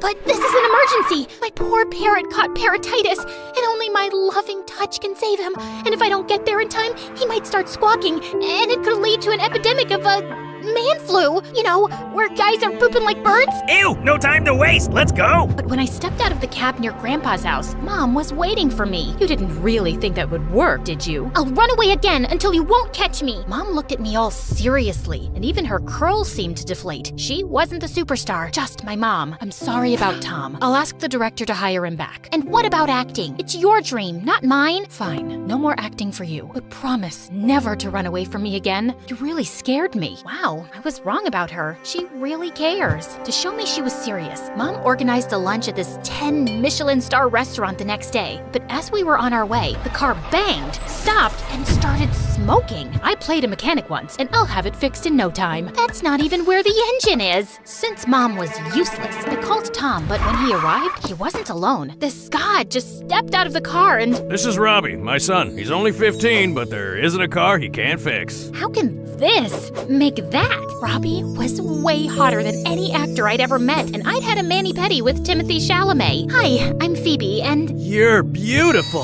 Am I? OMG, he's walking to me. What do I do? What? But Robbie just passed by me and went straight for Mom's car. What happened to you, beautiful? Yeah, he's a teeny tiny bit obsessed with cars. Okay, Phoebe, don't get a crush on the hot guy who ignores you. Don't get a crush. Then he used his shirt to rinse dry his face and... Oh, right, too late. I forgot everything and spent the next couple of years finding any excuse to hang out with Robbie. But he stayed completely oblivious. Even when I gave him chocolates on St. Valentine, he thought they were for his mom's birthday. Oh, you saved me. I'd completely forgotten about it. After I enrolled in the same high school as him, we became friends. So I decided to confess at my 16th birthday party. Robbie, I like you. I like you too. So, will you be my boyfriend? Worst timing ever! Wait, Mom's agent? He never calls unless... I'm sorry, but there's been an accident during rehearsals. Oh no! As Robbie was driving me to the hospital, I didn't care that we were together alone. I was just worried about Mom because she insisted on doing her own stunts. But I was relieved to see only her leg and arm were in a cast. Everything else seemed fine. Mom, you're okay. Okay? I can't act anymore. Can't they cast someone else? The show hasn't even started. For the first time ever, Mom looked a bit bit unsure. They can't. The producer convinced me to put a lot of money into this show. If the investors realize I'm not on set, the show will be canceled, and How much? we'll lose everything. I'm sorry, Phoebe. It's okay, Mom. I don't care about the money. I'm just happy you're fine. I thought the scary part was over, but the next morning, Robbie told me he was going to Europe for his auto project. As if that wasn't enough, Mom's hospital bed was empty. We're higher. No, not like that. I looked out the window, and Mom had convinced all the nurses to be her extras. She tried to do a high kick and just fell down. But even if she was clearly in pain, she got up and tried again. She'll never give up. I have to help her. That's enough, Mom. I'll do it. What? We already look alike, and with a bit of makeup, I can age myself. I'll pretend to be you. The production will continue. Doing my stunts is not easy. You taught me when I was little. It will all come back to me, I'm sure. And so, Operation Double began. Mom had me learn all the names of her friends, copy her, move her voice, even brush my teeth with the same toothpaste. Come on, who's gonna smell my breath? The art is in the details. But it wasn't enough. For the first couple of shooting days, everything went fine until... The next scene is the roof jump. We're so lucky to have you. You've done this a million times. Sure. But as I looked down the roof, everything went woozy, and I slipped. Help! Get me down! Are you sure you're okay? You don't look like, yourself. Oh no, I just had a bad day. I'll do better next time. But I could see the suspicion in his eyes. This is too much. Let's call it off and... No, I said I'll help you, and I will. That night, I went online and found Mrs. Krugel, Coach to the Stars. Will it be horrible? Yes. But it will be worth it. She seems like a lot, but I don't really have any other choice if I want to help Mom. So I sent Coach a text, and the next morning, I was woken up by Coach playing a full set of drums in my room. How the devil did you get in here? Do you want to give me a heart attack? No time for it. You've got laps to run. And push-ups and high kicks, and, of course, jumping from a 6-story building onto a net. I want a parachute! But the worst was the food. Coach had me on this crazy strict diet, and she weighed every bite of food before I put it in my mouth. I started stashing snacks under my mattress and bribing the staff for candies, but she was always a step ahead of me. We can't afford anything less than perfection. Can't you hear my stomach? It growls so much it sounds like a lion. And as with any wild animal, we tame it. I had pizza delivered through the bathroom window, then chicken nuggets hidden inside my gym shoes, but she found it all. Nothing ever worked. As the days passed, I also noted another change. Whenever I got out, boys tripped over themselves to look at me, and I even had a couple of talent agents ask for my number. In the shops, people always smiled, and I got discounted clothes and gifts. I guess pretty privilege is a real thing. The only one who didn't seem to like my new look was Tom. Just a salad for lunch? How about a nice burger? Shh! Don't let Coach hear you. Coach? What coach? She's like a ninja. Always knows what to eat, even when she's not there. Soon, the shooting was over, and Mom was well enough to come to the wrap party, just in time to get all the praise for my hard work. You moved like you were 10 years younger. Only 10? Seeing Mom back in her element made me really happy. Darling, thank you. You really saved my career. But now, I've got my own life waiting for me. Robbie was back, and I hadn't been able to see him during filming, but I hadn't forgotten his words. I like you too. The next day, as I walked to my locker, I saw Robbie kissing another girl. What in the holy cake frosting is happening? I pushed the girl away and slammed Robbie against the locker in one of my superstar film moves. I'm away for a couple of months, and suddenly you have a girlfriend? You said you liked me. Phoebe, I do like you, but like a little sister. You could have said it on my birthday. With your mom in the hospital? I didn't want to give you any more bad news. I was really angry, but as I watched Robbie check on his girlfriend, I realized he never looked at me like that. Before I could make things worse, I ran back home. I spent the next few days eating chocolate, watching MSA, and wallowing in self-pity. The first heartbreak is always the hardest. It will pass. You don't know that! Pass me the cookies! But even after Robbie texted me to apologize, I couldn't get out of my funk. I'm not angry at him. I'm angry at myself for wasting all that time chasing after him. And just as I was about to turn into a slime monster, Tom came to my rescue. Come on, get up. I got a surprise for you. Robbie has a secret twin? No, and there's more to life than boys. Even my own. Here. He handed me a flyer. Police Academy early admission? It's in 3 weeks. Didn't you want to become a cop? In focusing on other people, I had forgotten my dream. But it's not too late. I can still become the best cop ever. But after eating my feelings, I was completely out of shape.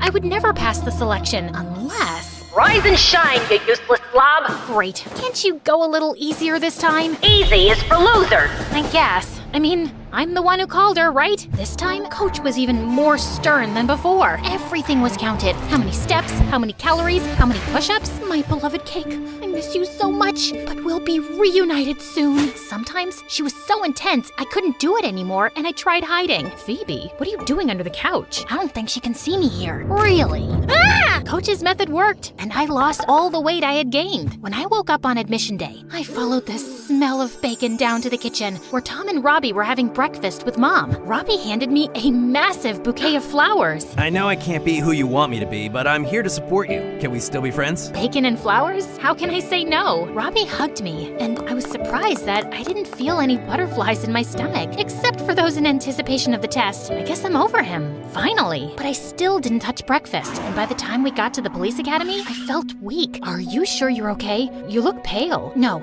I can do this. The first test of the day was an obstacle course. I'd done so many of them with Coach, I could run them in my sleep. But as the whistle rang, I felt my legs turn to jelly and my vision go black. When I woke up, I was in the stands with Mom and Tom. You fainted. Robbie's gone to fetch you some water, but in the meantime, eat this. No, I can't. Coach said that's too many calories. Right, the mysterious Coach. Where is she? I've been meaning to have a chat with her. She's been filling your head with all this nonsense about skipping meals and looking fit. What Coach? Mrs. Krugel. They looked at me in confusion, so I took out my phone to show them Coach's website, but when I Googled it, nothing came up. I don't understand. I've hired her to help me train for Mom's role. I trained you, no one else. But Coach, does it mean I made her up? The next day, Mom took me to a psychiatrist, and after I told her everything, she confirmed Coach did not really exist. She came to you every time you felt insecure, right? It's clear you created her as a defense mechanism, but I'm afraid you developed an eating disorder. Doctor was right. I'd used food as a tool to make me feel better and more secure with myself, but it became very unhealthy. And how do I get better? With time and therapy, but mostly being kind to yourself. Coach wasn't easy. She kept visiting me over the years, pushing me to make the wrong choices, but Mom was with me every step of the way. She recognized the part she had in giving me the wrong ideas about food and changing her own way of seeing herself. I was okay now, but I wanted to help others. I studied psychology at the university and worked with charities to teach young girls about body image and food. And what about becoming a cop? I'm still helping people. In my case, can't put the bad guys behind bars. And Robbie? Well, I was the bride of honor at his wedding, and it turned out his girlfriend's brother was just my type.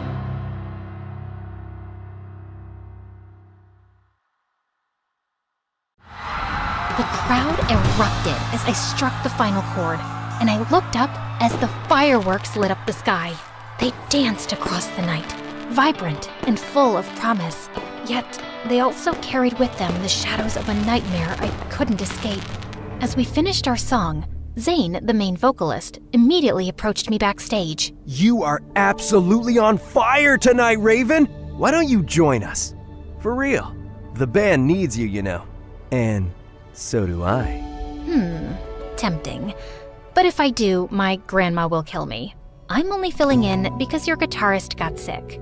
Zane was a popular senior at school, and he'd been flirting with me for the past few months, but I just wasn't in the mood to date anyone yet. I'll keep asking then.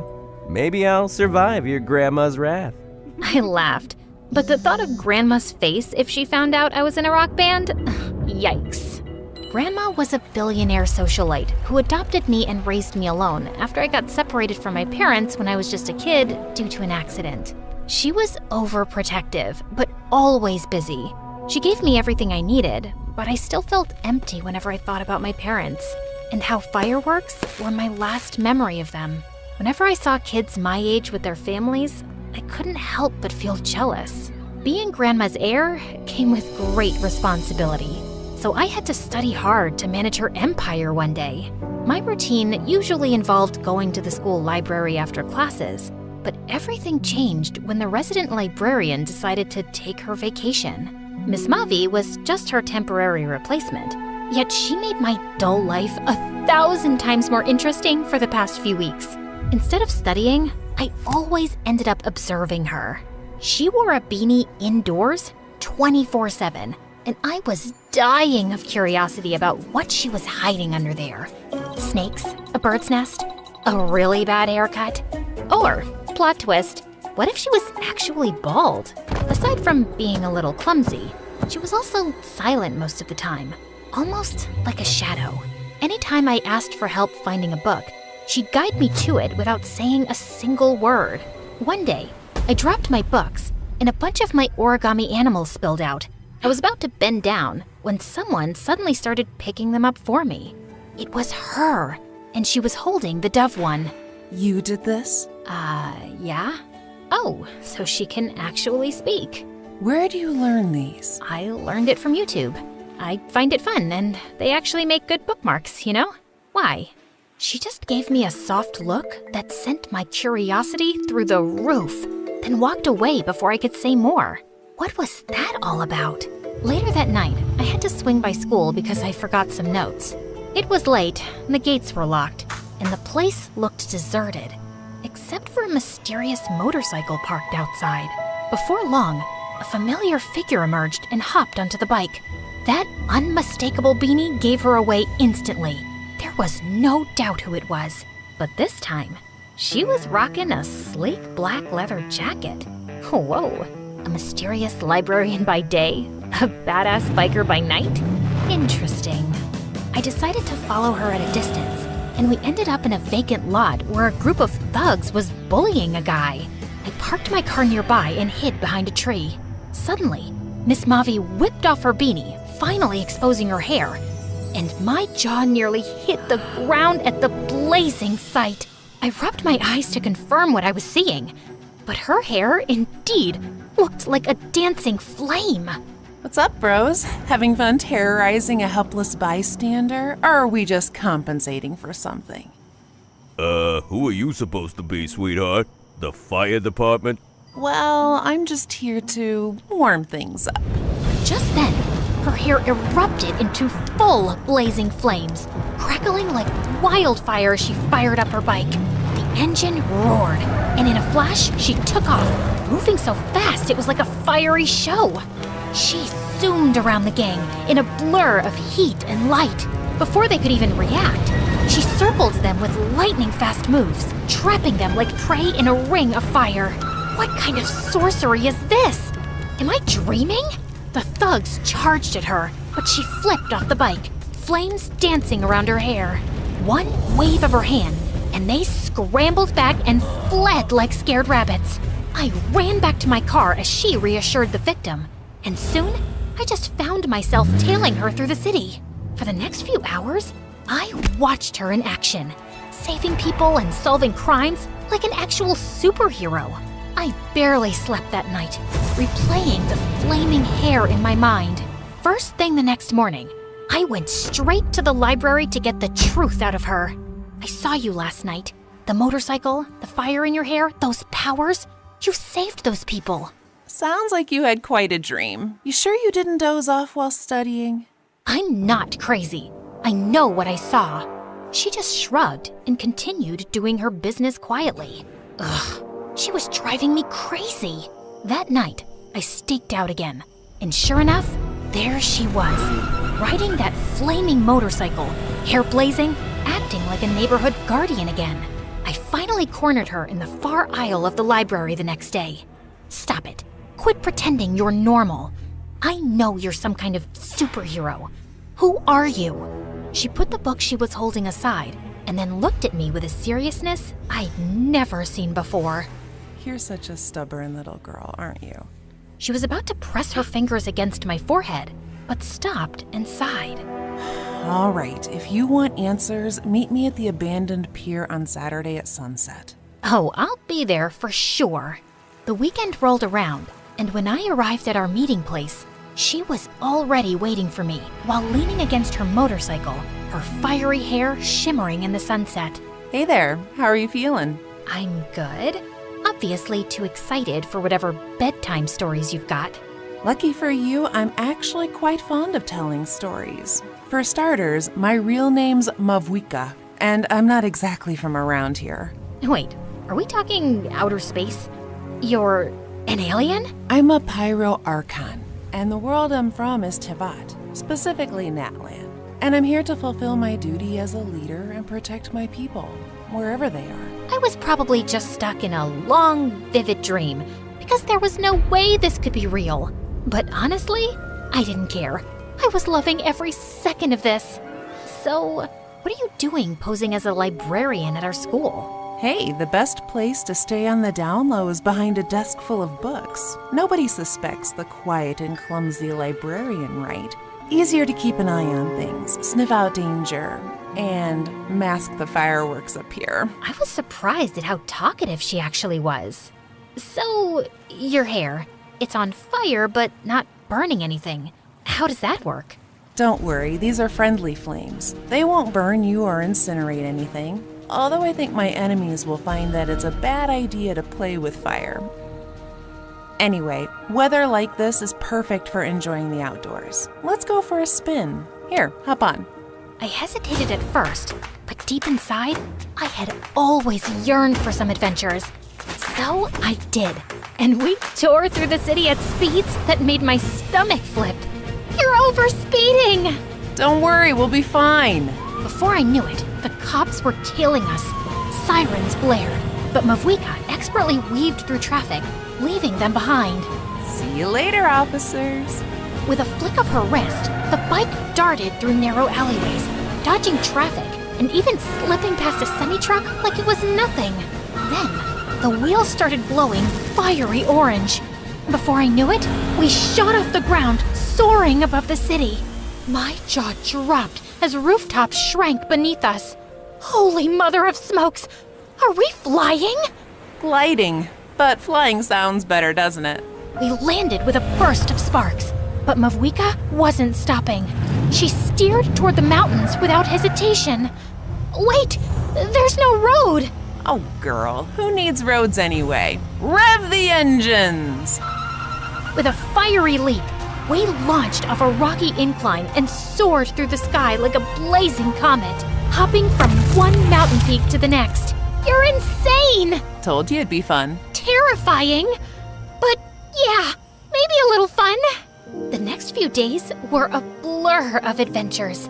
By day, Mavwika and I bonded in the library over books and her endless stories about her homeland and her late sister, Hine, who also loved creating origami, just like I did.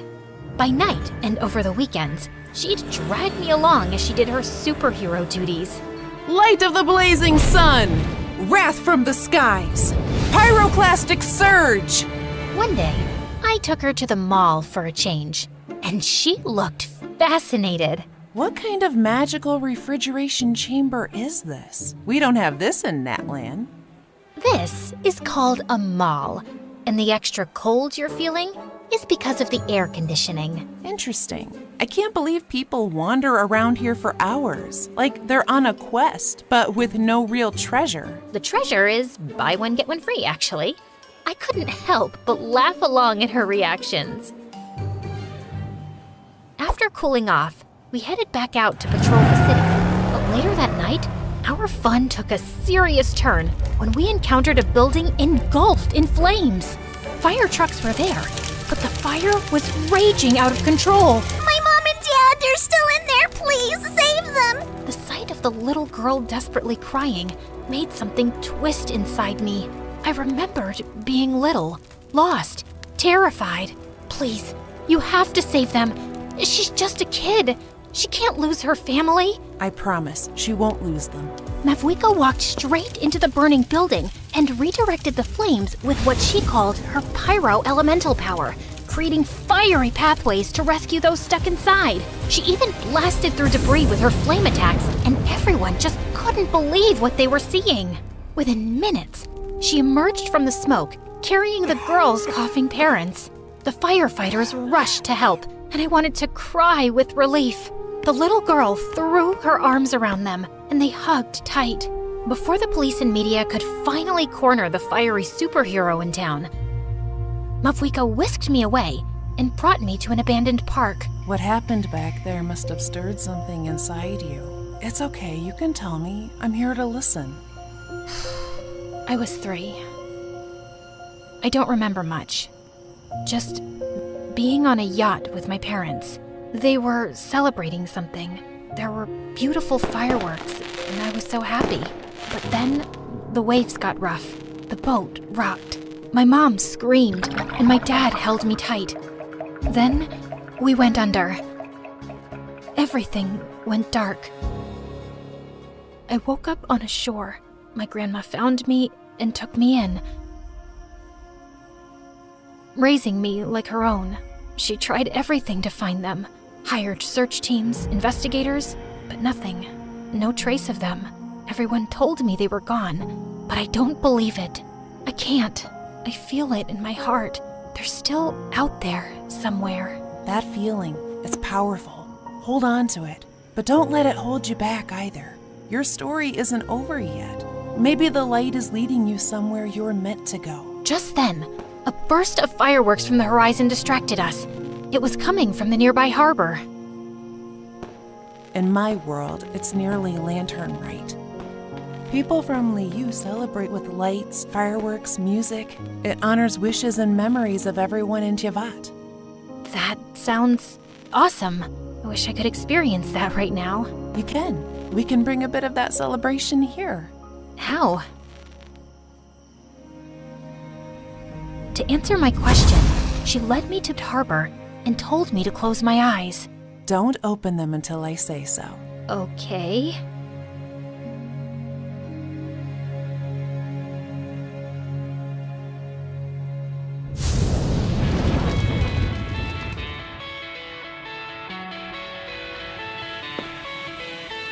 Just then, everything just sounded so loud and busy.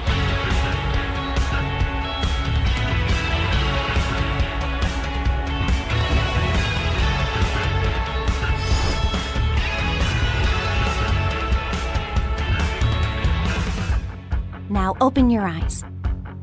I turned to see some strangers who looked like video game characters, just like her. You made all of this happen? Everything just seemed possible with Mavwika. Soon enough, people from the city, curious about our impromptu festival, drifted in to join us. The next moment, the electrifying sound of rock music filled the air. Let your flame burn brighter.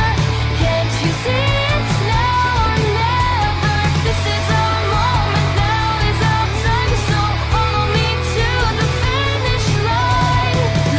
There was she extended her hand toward me, her fiery hair glowing like an invitation I couldn't resist. Before I knew it, I was on stage, shredding my electric guitar like a true rock star, completely swept up in the moment. And then, out of the corner of my eye, I spotted Grandma in the crowd. My heart stopped for a second. I was sure I was in trouble, but when she smiled with pride, my chest swelled with joy.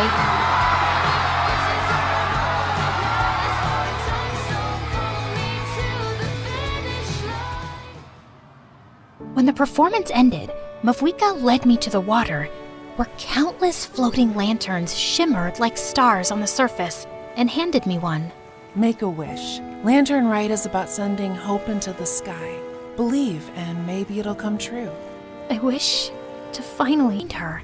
A glowing portal shimmered like a magical doorway. What's happening? You're leaving? Natlan needs me. It's time for me to go back. My people need me to light their way forward. I felt a lump in my throat. Thank you for everything. You made my wish come true. It's been an honor and truly my pleasure. I will miss you, you know. She then took my phone and with a quick tap, installed a game called Genshin Impact. Rev the engines!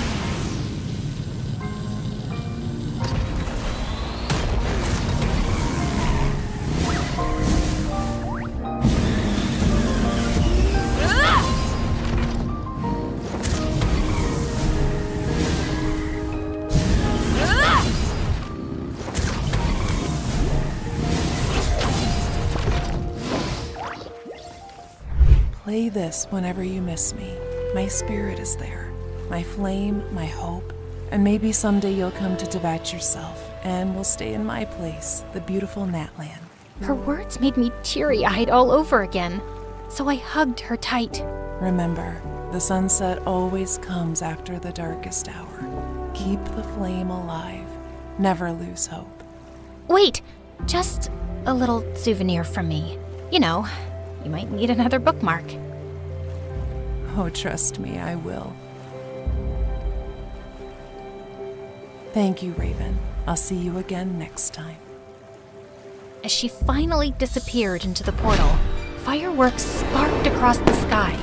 And for the first time, those sparks felt like home, like my lost puzzle piece finally sliding into place.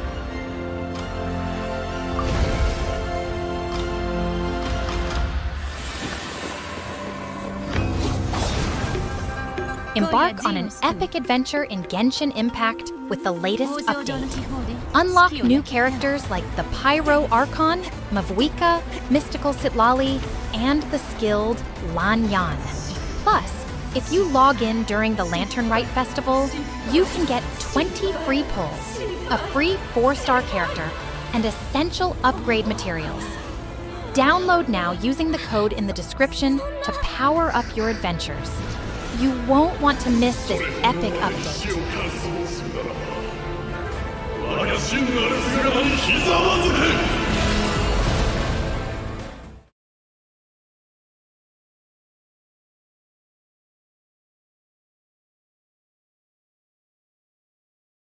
Bonjour, my name is Andrea from Paris. Please like and... Nah, I'm just kidding, guys. It's me again. Gotcha. You didn't know I spoke multiple languages, Verdado. So, where were we? Oh yeah, my band almost broke up. My manager tried to take control of my life. My father was in an accident. My boyfriend was keeping a huge secret from me. And my mom had come back into my life after almost 10 years. Am I forgetting some other misery? Yeah, I'm also really hungry. Oh, right. I hadn't eaten anything since before the concert. But at that time, we had more important things on our plate. Alice, I told you to get away from him. Who does she think she is to tell me what to do? No. First, you owe me an explanation. Why have you left? Where have you been all these 10 years? Why have you never called? Why are you coming back now? Why? Well, I guess she owed more than one explanation. Maybe we should leave. And miss the showdown? Yeah, let's give them some privacy. Yes, better. What are you even doing here in the first place? We'll wait outside. No, nobody leaves. And you better start talking before we start improvising a bad cop, good cop scene. And no, Luke, you can't be the good cop. But Alice, no excuses. Just spill the beans. My mom took a seat and a deep breath, then remained in silence for a few minutes. I couldn't wait to know the truth. I was impatient, nervous, stressed, and hungry too. But most of all, I was tired. Then she started talking about her life, you know, blah, blah, blah. Some really revealing stuff and other things. And then the end. I'm sorry, guys. I'm just exhausted. It's not that easy to narrate 4 parts in a row. The life of an MSA star is harder than it looks. You know what, guys? Let's mix things up a little. I know you're probably tired of hearing my voice. At least I am. So let's hear my mom's story told by herself. See you later, alligators. Hi, kids. I'm Carrie, Alice's mom. I know most of you must hate me, but hold off until you hear my side of the story. If you still hate me later, well, don't put it in the comments.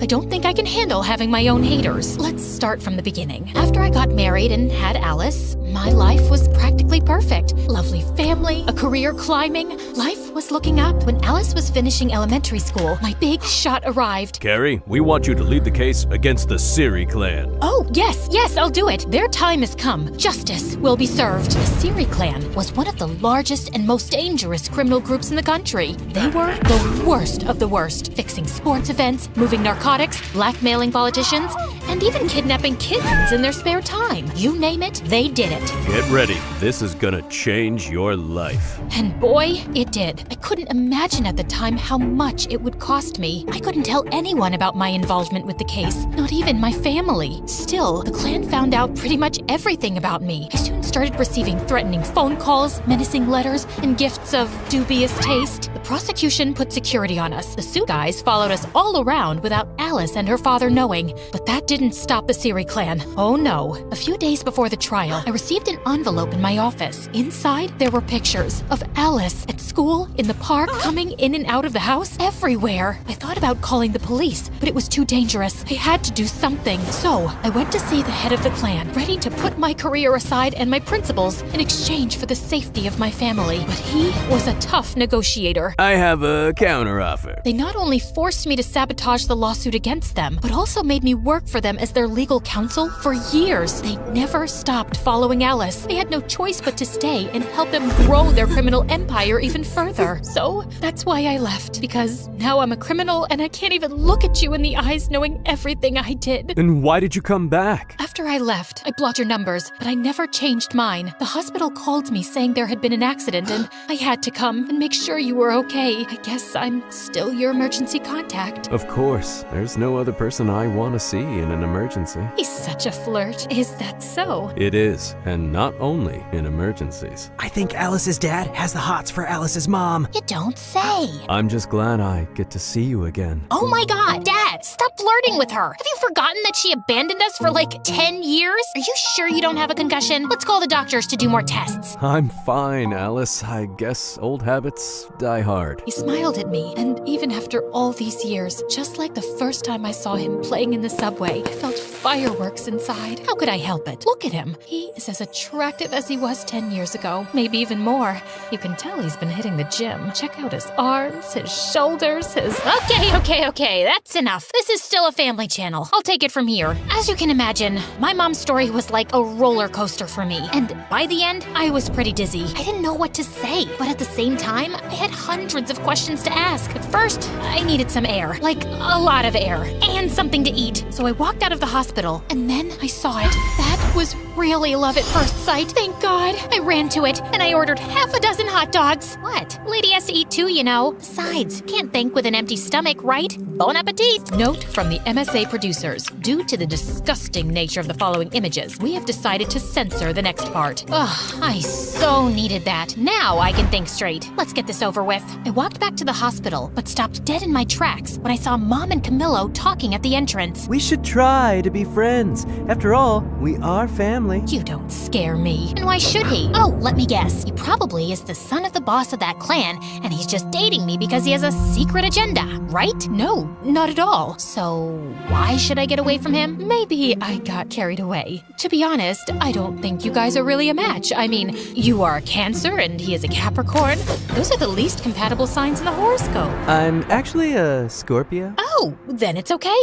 You have my blessing. Great! Thanks, Mom. Camillo hugged my mom. Their performance was as believable as a bunch of elementary school kids acting out Shakespeare for the end of the year play. Of course I knew there was something wrong. I'm not an idiot, guys. I asked Camillo about it like 1,000 times. Why does my mother hate you so much? What did you do? But he always came up with different excuses. It's because I'm Italian. She hates poets. She doesn't like my cologne. I think she must be in love with me. Eventually, I stopped asking. I know it sounds crazy, but after so much time, things were somehow in order and part of me didn't want anything to change. Sure, I knew that things sooner or later were gonna bite me. And trust me, when they did, it hurt like a dog bite. The next few days were truly bizarre. My mom came back into our lives as suddenly as she had left. Every time I went to visit my dad, she was there. And the two of them together were absolutely unbearable. You guys know I'm a sucker for love, but they were too much even for me. Here comes the plane. Can I have a bite of the pilot, too? Oh, don't start.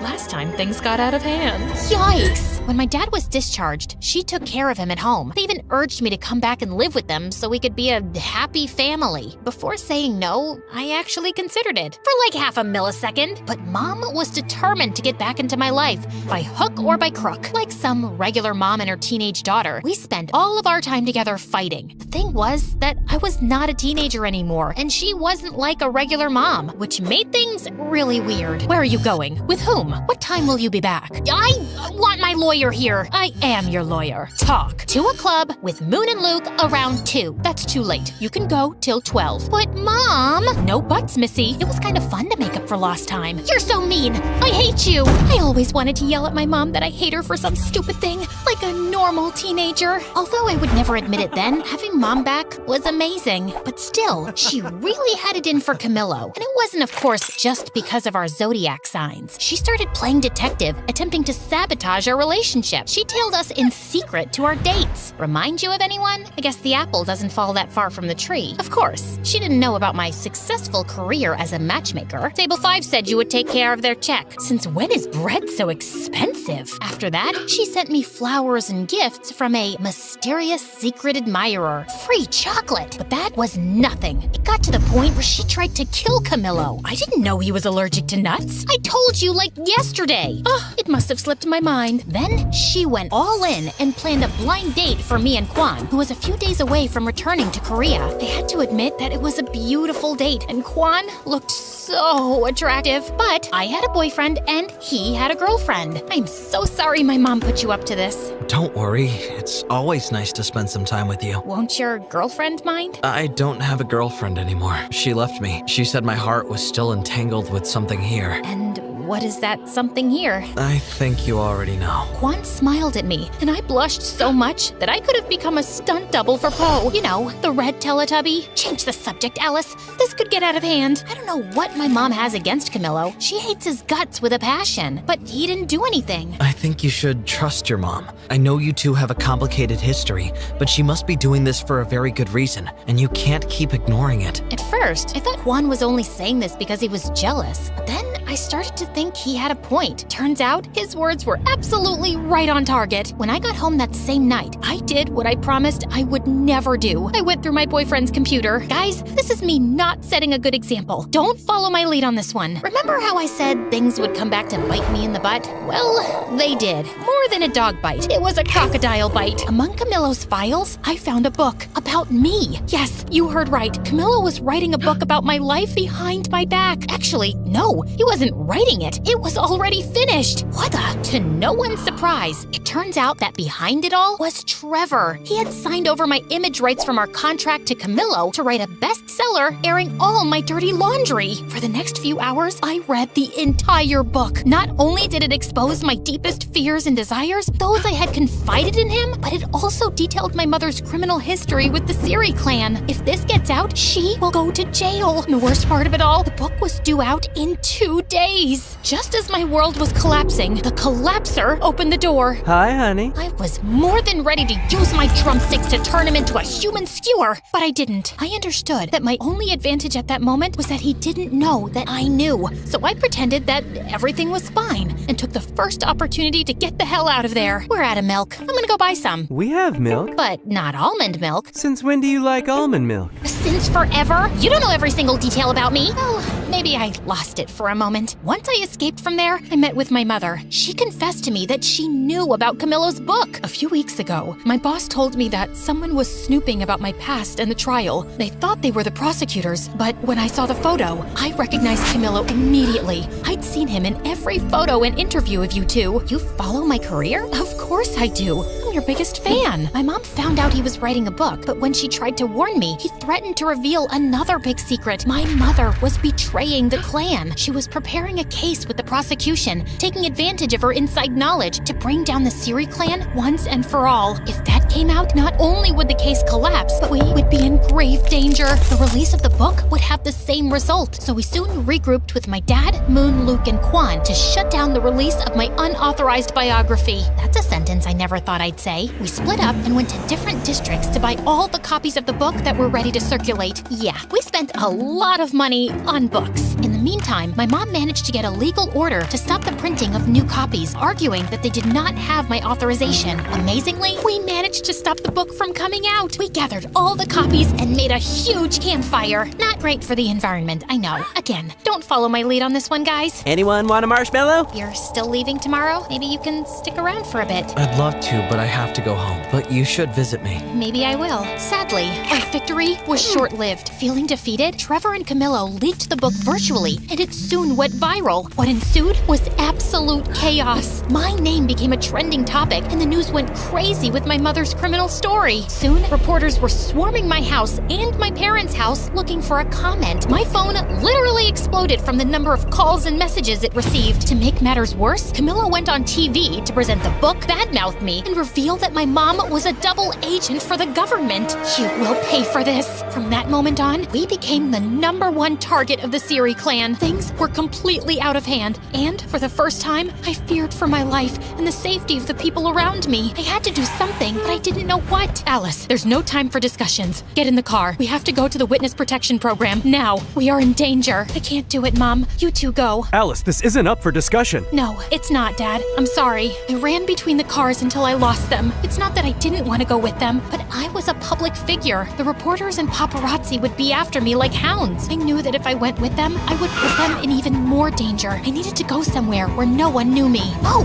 that's it. Quan, is it too soon to visit? Not at all. I'm glad you're here. I held Kwan's hand as we waited for the plane to take us to Korea. I took a deep breath. It felt like walking away from a fire. Who said you can't run away from your problems? Hi, everybody. Welcome to a new Where Are They Now episode. So let's uncover the latest on the Cupid Secrets crew. Alice's parents, Luke and Moon. They just disappeared faster than my motivation on a Monday. But what everybody really wants to know is where is Alice herself, the villain of her own story? Some say she became a Buddhist monk. Others that she had facial surgery to look unrecognizable. But something went wrong and she became a circus freak. Some even claim that she was seen living in the middle of the snowy forest, like the Yeti. But still, the mystery remains unsolved. Where is Alice? I'll give you a where are they now, you gossip-mongering, face-twisting, snitch-ditch-twitch character hack. This villain is right here, crafting a comeback that'll knock your ratings into the next ice age. And talk about facial surgery? You should check yourself first. Wicked witch of the bargain bin Botox, duck lips meeting frog eyes in a meme gone wrong disaster. No surgeon could fix that. Calm down. She's not even here. No, don't shut it off. I want to hear more of her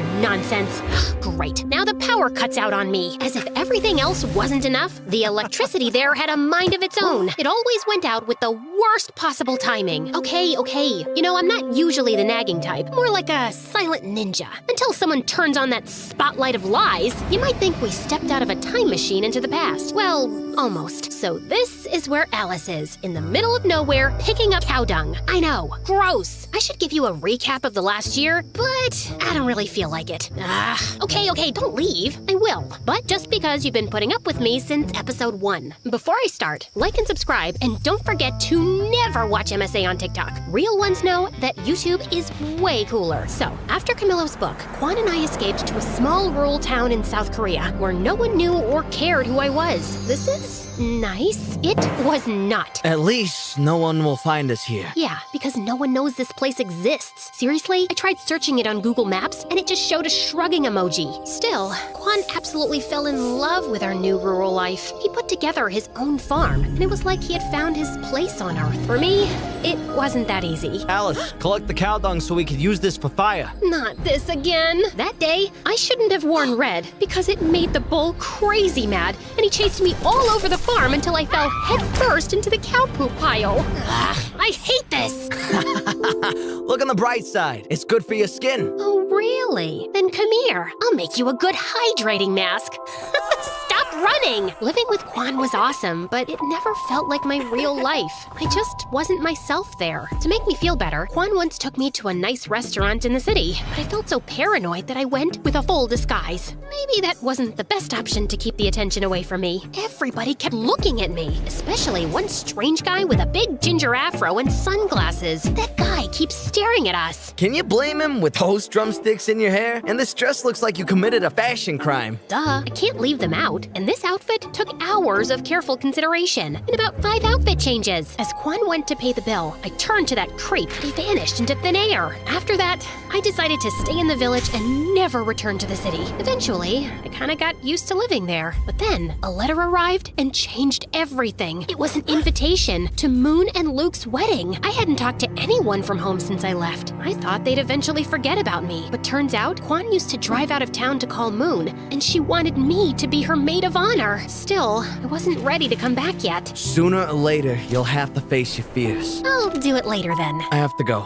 She's my baby sister. Of course. We said our goodbyes and Kwan left, so I had some alone time. After a few days, I started to get really worried. Kwan wasn't answering my calls or responding to any of my texts. I waited and waited, but no news. Finally, I called Moon, but she didn't know anything about him either. Nobody did. Before I could think about it, I was already on a plane crossing the world to save my boyfriend. As soon as I landed, I did a complete makeover to avoid being recognized. I had more important things to do than deal with the paparazzi. After that, I went straight to the police station. I knew who was behind it all. The Siri clan kidnapped my boyfriend. Do you have any proof? I have a strong feeling. Does that count as proof? Maybe he just ran away from you after reading the book. The whole police station laughed at me. I wanted to throw all their donuts into the garbage, but I didn't. I just stole a few for later. Besides, we already captured Siri Clan's leader. What? After I left the police station, I had so many questions in my head. Just then, I saw Trevor drive by in a cool Porsche and stop not too far away. My heart was beating super fast, and I decided to follow him. I hid in an alley where it was kind of dark. I couldn't see much, but then I heard him talking on the phone. Keep a low profile. We can't afford any slip-ups right now. I had planned this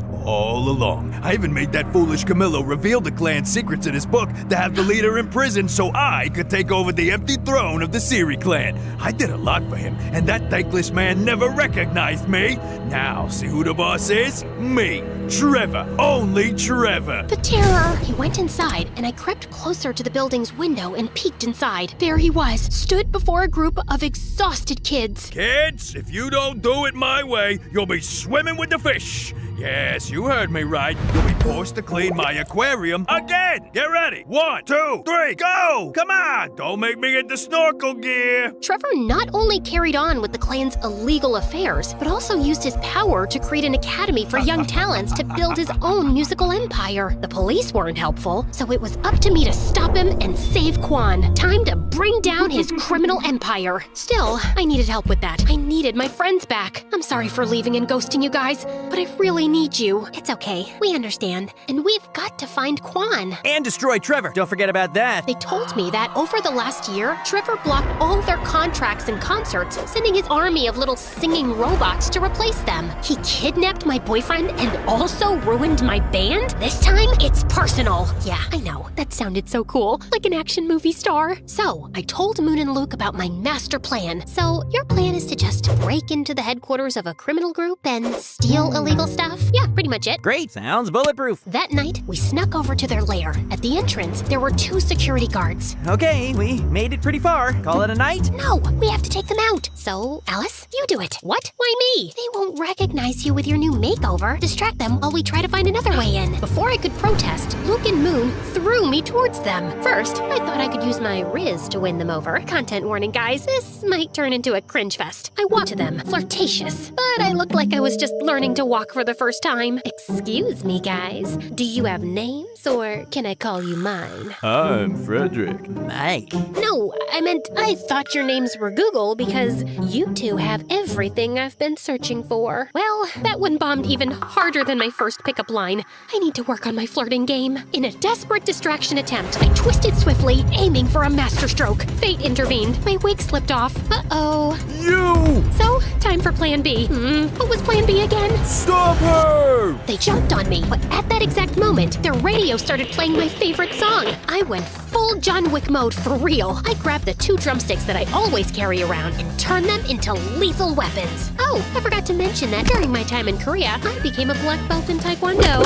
Silly me. After beating up those 2, I tried to find Moon and Luke, but I got to Trevor's office. I turned it inside out, but found nothing about Kwan. I was about to give up when I came across something mind-blowing. A manuscript from Camillo, Cupid's Secrets Part 2. A sequel to my story. Yeah, my head exploded. Quite literally. It detailed with amazing precision my life in that little town in Korea. Every little part of it. How the heck did he know all this? Then, as James Bond's villains, they appeared. Oh, look who's here. So good to see you, babe. I love your new style, but ew, you smell like cow poop. Trevor and Camillo were at the door of the studio. I lunged at them. You fuck! But an army of guards appeared out of nowhere and held me. No dear, this is not a kung fu movie. Guards, just take this little rat away. Trevor, wait. Don't be so hard. She is my ex after all. Alice, I know what you must be thinking. How did I know all that? Just take a look at the notes. I looked at the notes. It was some kind of daily report, a really complete one. Then my heart stopped. The name that signed all the notes was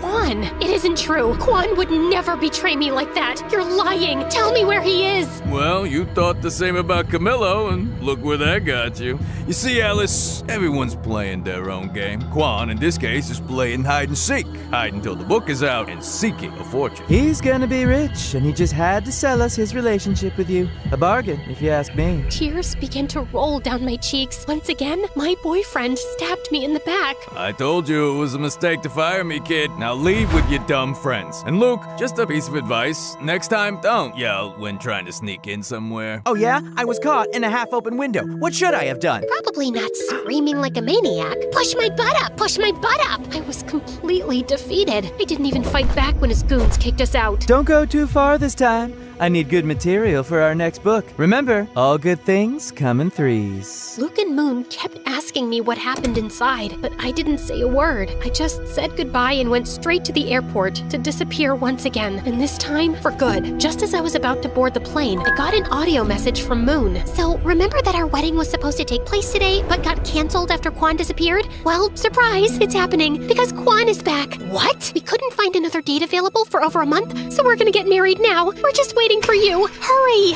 Furiously, I rushed out of the airport to confront him. Still, I did a quick pit stop at the hairdresser. Then I did my makeup and put on my dress. What? I was still furious, but it was a wedding. I had to look great, and I did. I burst into the ceremony, and I saw him next to Luke, who was waiting for Moon at the altar. I dashed toward him like lightning. Alice, you look Wonderful? Beautiful? Yeah, I know. What's wrong? What's wrong? Are you for real? Let's see. Where should I begin? Maybe by the fact that you disappeared from the face of the planet for days? You told me to do that! I did what? Yeah, we were being really loud in a church, and everybody was staring at us. Guys, maybe we can discuss this later. When did I tell you to disappear? You sent me a message saying that I should hide and get rid of my phone because the Siri clan was after me. So stayed locked in a hotel all this time. It was quite boring, by the way. I even learned how to walk on walls. I'll show you later. But I couldn't miss Moon's wedding, so I'm here. I'm so glad you're here today too, by the way. That didn't make any sense. I hadn't sent any message. He was lying again. What about the book? Yeah, I found your little report notes. But how? You wrote everything. All our private moments and secrets just to sell them to Trevor and Camillo?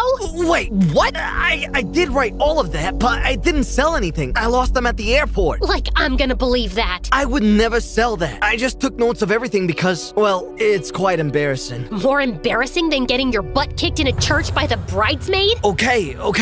The truth is I wanted to write my own book about you. To show the world how nice and cute and wonderful you truly are. Yeah, this is the part where you go, aww. Still, at that moment, I was confused and shocked. I didn't want to believe him, but when I looked into his eyes, I saw that he was telling the truth. I felt so embarrassed. But then I saw him hiding among the rest of the guests. That weird-looking ginger afro guy that used to spy on us in Korea. Stop that guy! He ran, and I chased after him. Just when he was about to escape, Moon appeared, rocking her wedding dress and blocking his way. He turned around, and I hit him with a crazy taekwondo kick that sent his afro and glasses flying. He was Camillo. He had followed us to Korea to spy on us, and when he found out about Quan's notes, he stole them from him at the airport. As if that wasn't enough, he and Trevor sent the message pretending to be me and telling Quan to hide. Why the heck are you here? I needed to see the showdown. It's the ending of my sequel. You and your freaking sequel. I'm gonna kill you right now. Let me. Quan stepped forward and headed for Camillo. He grabbed him and shoved him, ready to punch his lights out, but I stopped him. He deserves it. But he's not worth it. Yeah, the last thing I need is to get punched by a farmer. I turned around and slapped Camillo so hard he spun like a startled ballerina. When he finally stopped twirling, Moon gave him another slap, sending him into another whirlwind. But I wasn't done with him. Listen to me good, you hack of a writer. I'm about to end your whole career. First, I took care of Trevor. I sent Luke, disguised and armed with a camera, to his music academy. Turns out, Trevor had those poor kids rehearsing day and night, like a twisted version of School of Rock. He got arrested for child abuse, and the Siri clan vanished. My family was finally free, so I went to get them out of the witness protection program. When my dad opened the door, he had the longest beard ever. Gandalf, is that you? Alice! Dad hugged me tightly. Soon Mom joined in. I can't breathe, guys! My parents moved back to Rochester and got re-engaged. Another wedding on the way. With my mother's help, I sued Camillo for the rights to my own story. During the trial, it came to light that he had plagiarized other writers. Camillo lost all profits from the book, sequel rights, and his reputation. Last I heard, he was working as a waiter again. I said cappuccino, not macchiato, you spaghetti brain. Finally, I was free. I had my voice back. Eventually, I found the perfect place to tell my story. So, thanks MSA. They don't pay as much as Hollywood, but they are way cooler. Oh, and the rest of Luke and Moon's wedding was awesome. Our band even got together for a quick reunion show. Then we partied like there was no tomorrow. But there was. I could have never done this without you. Of course you could have. So, what now? My real life is here. My family, my friends, my music. But mine isn't. We both started crying because we knew that despite that we loved each other, we had to follow our own path. Sometimes love is about letting the other one go. Don't worry, guys.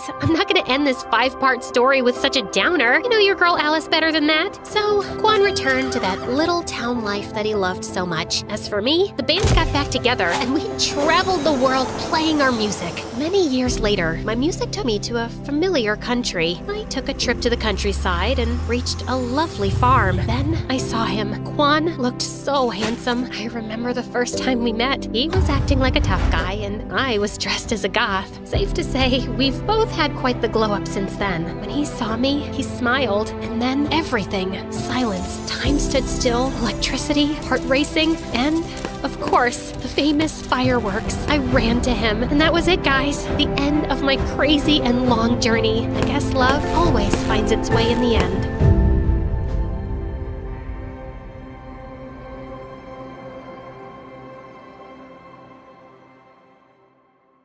Hi friends, I'm Winter from Scotland. Please like and subscribe. Ever since I was a little girl, I noticed that I was a bit different from the other kids. And a lot different than my older sister Vinny. Whenever we went to the doctor, Vinny would throw the worst fit seeing a needle. But me? I was always calm. I didn't like getting shots, but I didn't feel afraid of them either. While Vinny would scream at the sight of most animals, I had a pet iguana named Santa Claus. I was totally fearless. But no matter how different we were, we loved each other to bits. On my 4th birthday, Mom took me and Vinny to the park. I was busy doing cartwheels when suddenly I saw something shiny and green slithering on the ground. I picked it up, totally mesmerized by the creature. Wow, you look like a mermaid. I'll keep you and love you and feed you. You can sleep with Santa Claus. Just then, Mom grabbed it from me with a loud scream and threw it away in the bushes. Oh my God, what were you holding? A snake? What, Mom? It was so cute.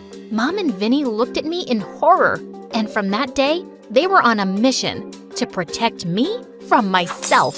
Since Mom was mostly busy with work, it was Vinny who was always with me, and she wouldn't let me do anything fun. Once in 6th grade, I was feeling really bored one afternoon when I spotted some ripe mangoes on our tree. I immediately ran out and started climbing it, but moments later, Vinny came running. Winter, no! Come down, please, it's too dangerous. Just one more mango, Vinny. Oops, almost slipped. I'm fine, just relax. But Vinny wouldn't listen and started climbing the tree to get me down. The moment she got close to me, the branch below her feet broke and Vinny went crashing down. It was the first time I felt truly scared. Vinny had a concussion and was rushed to the hospital where she got stitches on her forehead. When she came back home after a few days and saw her face, she screamed. No, Mom, what's this? Oh my God, I'm ugly. What? Of course not. Vinny, it's just a scar. It'll go away. You promise? Yes, I'm sure. But it never went away completely, and Vinny was so self-conscious about it that she started wearing her hair over it, and I could tell she was still mad at me. I apologized to her like 1,000,000 times, and she said she was fine, but she'd barely talk to me or play with me, and nothing was the same. But one day I went up to her room with some ice cream, and she said she didn't want any and slammed the door in my face. I'd had enough, so I kicked the door in. Look, Vinny, I'm so sorry and I should have listened to you, but it was an accident, and well, just get over it. You can't just ignore me and not talk to me. And your new hairstyle, it sucks. It's just a dumb scar, and you're still the prettiest girl I know. I tried hugging Vinny, but she shoved me away. You're just so full of yourself, Winter. Can't ignore me, not talking to me. Everything isn't about you. I'm tired of being your babysitter. You're old enough to be on your own and not be reckless and stupid. And even if you are, why should that be my problem? Just go away. Saying that, Vinny pushed me out of her room. After that day, I felt so alone at home. Mom was always busy and Vinny ignored my existence. She had this new boyfriend and it seemed all her time was for him.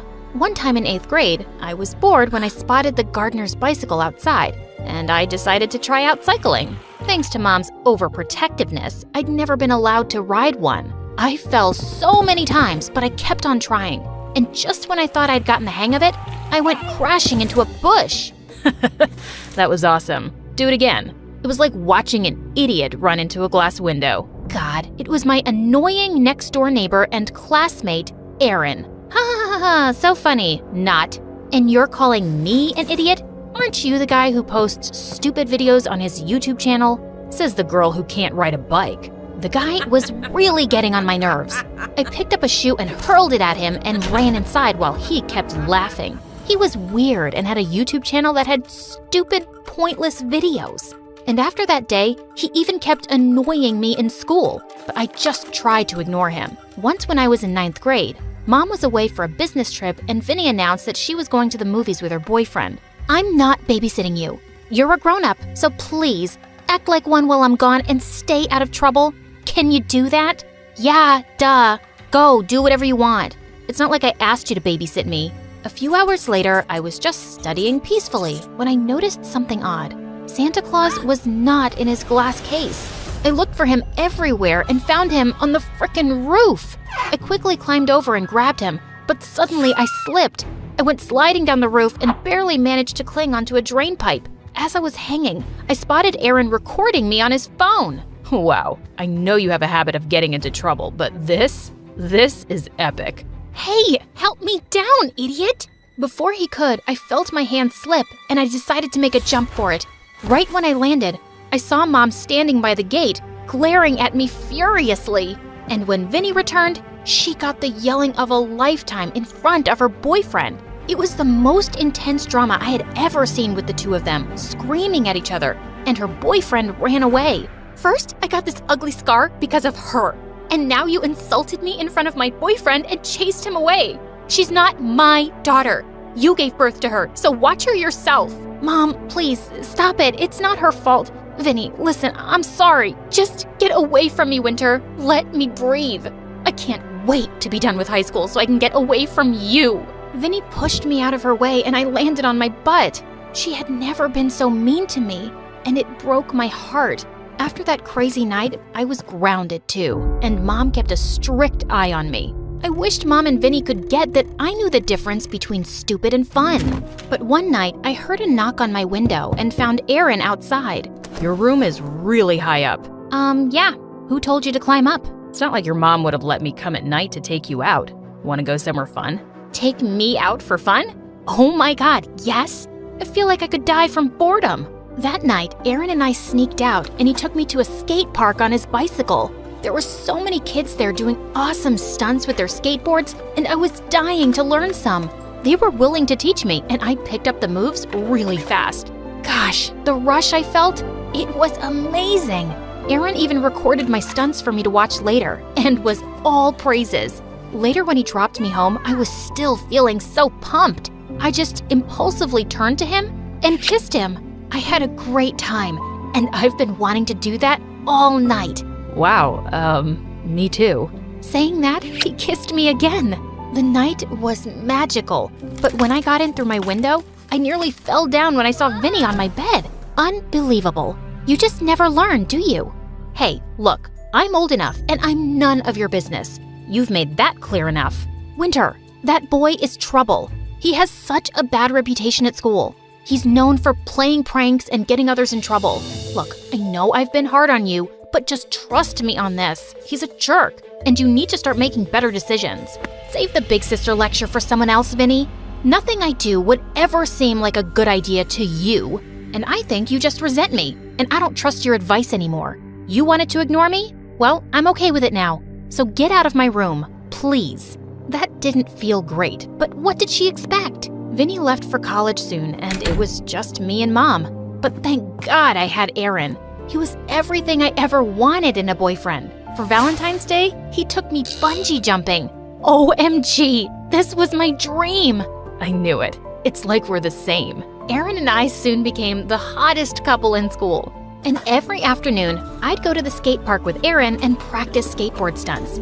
I was acing it, and Aaron was my biggest supporter. One day, Aaron came to me with some big news. A huge YouTube stunt performer wanted us to collaborate and shoot with me.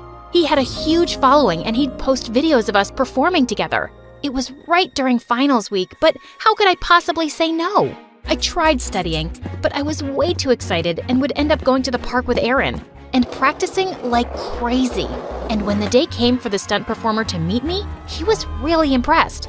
Kid, you are 1 in a million. I know you're gonna go far. Don't let nobody dim your spark. Whoa, his words meant the world to me. Sometime later, the exam results came, and it turned out I had failed miserably. But to my surprise, Aaron had straight A's. How? You were with me the whole week.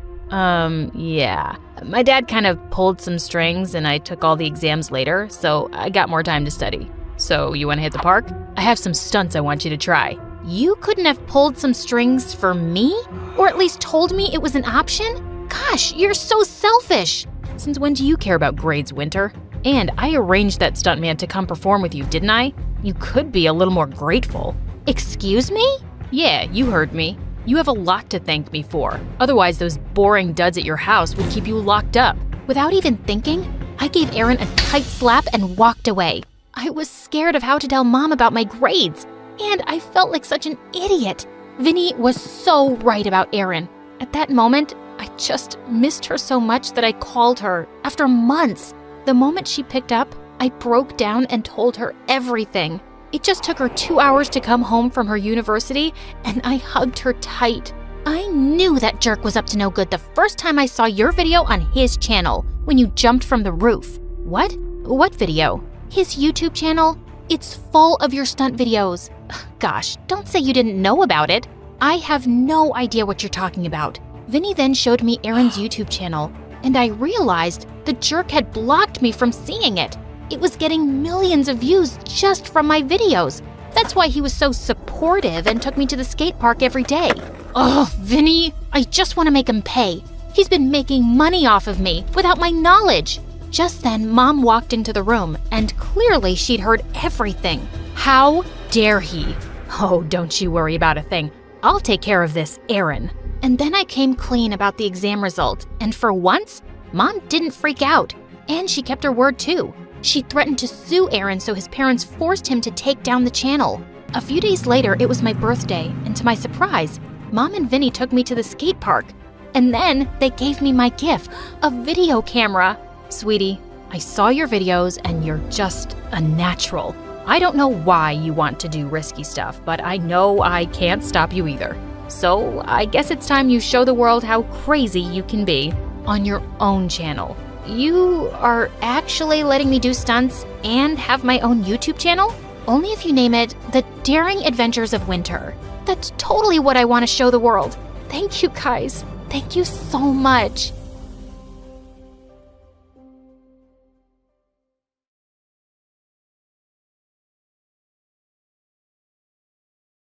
Hi, I'm Nadia from Georgia. Please like and subscribe. When I was 5, Mom shook me awake one night and whispered, "Come, Nadia, we're leaving." "Why, Mommy?" She just told me to be quiet and spat on Dad's sleeping face before we left. I wasn't too sad about leaving because those two fought like crazy. Maybe things would be better now. We went to live with my grandma, who wasn't happy to see us at all. Ugh, you're back. You could have brought me a boy at least. Girls are useless. But Grandma, you're also a girl. A really old, smelly one, but still. I escaped her flying shoe by an inch. Grandma made Mom work 2 jobs to provide for us, and we never did anything fun. So I was really excited when my friend Irene invited me to her birthday party. As we were gathered around the table, Irene's mom suddenly came in screaming, "Where's the freaking birthday cake? It was in the kitchen 2 minutes ago." Someone suddenly pointed to the window, and to my horror, I saw Mom sneaking off with Irene's cake. Was she crazy? Irene's mom ran out like a bullet and snatched the cake from Mom, but she wouldn't let it go. And suddenly it went flying and landed on the ground. Irene burst into tears, and I just wanted to disappear. But Mom wasn't even embarrassed. She said she felt like taking it, so she did. Mom was crazy. Some months later, I told Mom how a parent had donated this awesome computer for our class. And the next day, we walked into our classroom to find it missing. As the principal was investigating the matter, a janitor suddenly pointed to me. I saw a woman take away a computer yesterday. I've seen her with that girl before. Oh my God, Mom? And sure enough, when I went home with the principal and the police, we found Mom playing games on the computer. She was in prison for a week, and the police officer said she needed therapy for her stealing problem. Everyone was mocking me at school, but Mom came home dancing with joy a few days later, holding the handcuffs that she stole from the police. I'm getting married, and I never have to see you suckers again. I'm rich, rich, rich. And just like that, she left me with Grandma. When I was in the 5th grade, Grandma made me go with her after school to sell vegetables. But one day when I got to our booth, I saw an ambulance there, and Grandma was being carried away. It turned out she'd died from a heart attack. I wrote to Mom, and she came 2 days later, her eyes swollen from crying. Oh, Mom, I'm sorry you're so sad about Grandma. Sad about Grandma? Not at all. I'm crying because of you. Me?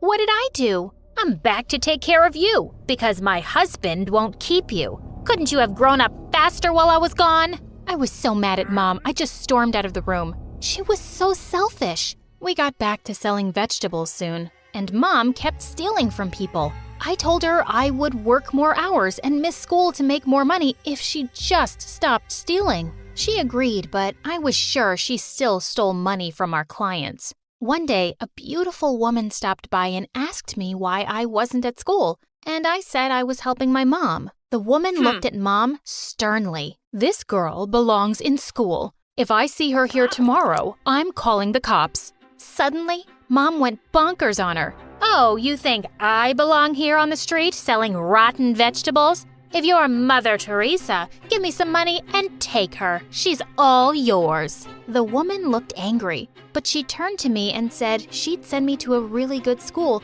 if I promised never to miss it. Mom wasn't happy at all, but I was ecstatic. When she left, I saw that Mom had stolen the rich woman's diamond bracelet. I tried to snatch it from her, but she threatened me that she wouldn't allow me to see the rich woman. So I let it go. The rich woman even bought me fancy clothes for school, and everyone thought I was cool, even the snottiest girl in class, Anastasia. All was good until one day I was waiting for the rich woman to show up to my parent-teacher meeting, and I saw Mom walking down the hallway. What was she doing here? I hid behind the lockers so she wouldn't see me, when suddenly I caught her staring at Anastasia. Seconds later, Mom charged straight at her and grabbed her glittery pink hairband. Oh my God, what are you doing? I want that hairband. Give me it. Are you crazy? Someone get this woman off my hair! Mom managed to pull it off, but she went stumbling to the ground, and so many pens and calculators that she had stolen came flying out of her bag. Just then, she spotted me. Oh, Nadia, come help your poor mommy up. What? Is this crazy trash bag your mom? Just then, the rich woman came walking down the hall. I'm her mom. She glared at Mom and told everyone she was just our crazy maid. She apologized to Anastasia and even arranged a party for all my classmates at her mansion a few days later, just to convince them that she was my mom. But when I got to the 9th grade, the rich woman gave me some really sad news one day. Her husband had lost all his money and she could no longer pay for my school. But even worse, she told me they were moving away. I felt heartbroken. Mom didn't take it well either. She started calling the rich woman bad names for abandoning me. Oh, you think she is bad for leaving me? How about when you left me, Mom? I'm your daughter. Ugh, don't remind me. I'm so sick of you. Mom, you're awful. Do I look like I care about your opinion? And tomorrow you better pack your stuff from that school. It's back to the veggie stall for you. I just skipped dinner and went to the park. Moments later, I saw a woman running around and crying like crazy. Have you seen my little girl? She was next to me a minute ago and I can't find her anywhere. Please, help me find my baby. I ran everywhere looking for this woman's baby. Just then, I saw a small figure by the edge of the river. She smiled at me and waved goodbye, then jumped into the water. The woman screamed and I jumped after the baby and saved her. The woman couldn't stop thanking me. She told me the baby's name was Zoe and offered to pay me some money. Oh, no, I couldn't possibly take it. I only did what I had to. The woman then offered me a babysitting job and said she'd pay me $3,000 a month.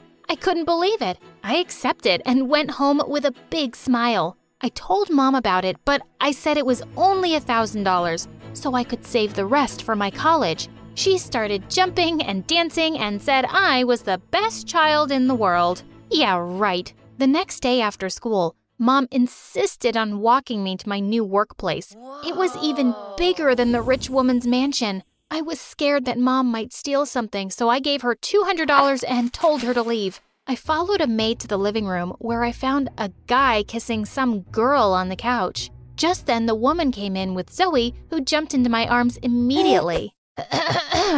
This is my stepson, Joseph. He'll be leaving now with his girl, right, Joseph? When he finally broke apart and got up, I saw that he was a couple of years older than me, and so darn gorgeous. But then I saw the girl with him. It was freaking Anastasia, but she had a boyfriend in school. The rich lady introduced me as Zoe's babysitter, and I could see Anastasia's lip curling into a grin. Oh, this was bad. The next day at school, she pulled me into an empty classroom. Well, look who's a big fat liar. I knew you were poor and that psycho was your mom. How do you think everyone in school will react when they find out you've been lying all these years? Oh, how do you think your boyfriends will react when they find out you're a two-timing witch? You wouldn't dare. Fine.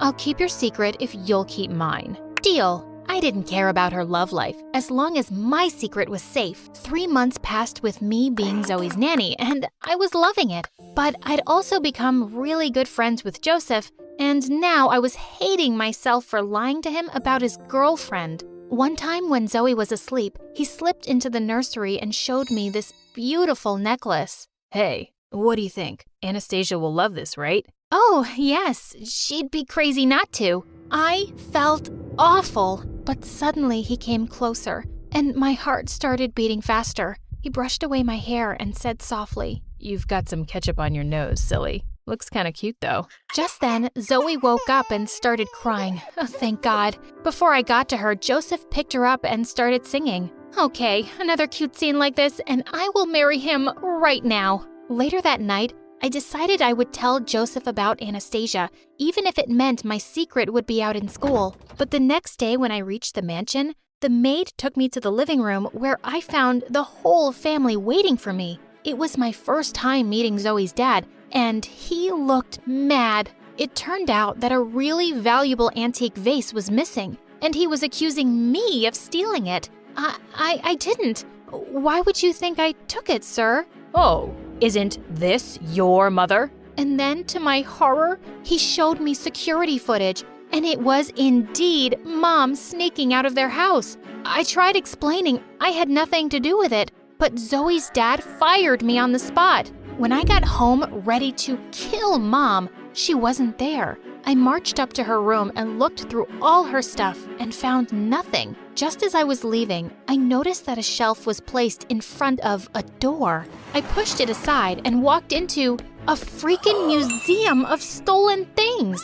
Oh my God, Mom had stolen so much stuff over the years. Thankfully, the vase was there, but I couldn't help going through everything else too. As I was searching the drawers, I came across a paper that left me shook. It was Grandma's will, and it said that she'd left her house to me. What? And Mom knew? And she was hiding it? By the time Mom got home, I was waiting for her on the porch with her bags packed. What's going on here? I handed her an envelope with a train ticket and some of my savings. You're going back to your husband, Mom. You're going to leave this place before Zoe's dad sends the police after you. And I don't want you living in my house anymore. Yeah, I found Grandma's will. Please, go away, Mom. But who'll take care of you? You don't need your mom now? I've been taking care of myself since I was a kid, and I do need a mom, but I don't think you know what it means to be one. Just leave and live your life. It'll be better for both of us. Mom just stared at me, then looked inside the envelope, picked up her bags, and left. I sneaked up to the mansion the next day and gave the vase to a maid to return to the owners. I also gave her a note for Joseph, telling him everything about Anastasia. And the next day, I got attacked by her the minute I entered school. You witch. I had 2 boyfriends, and now because of you, I have 0. I'm going to tell everyone you're poor. I don't care. At least my lies didn't hurt anyone, but yours did. We both ended up in detention, and well, everyone did drop me like a dead fly when they found out I wasn't rich. Then one day when I got to school on graduation day, I noticed it was awkwardly silent, and even the gate was closed. What was going on? Suddenly, strong lights came from behind me. I looked around and saw a helicopter with a poster saying, Natia, will you be my girlfriend? Then Joseph showed up from the helicopter grinning down at me.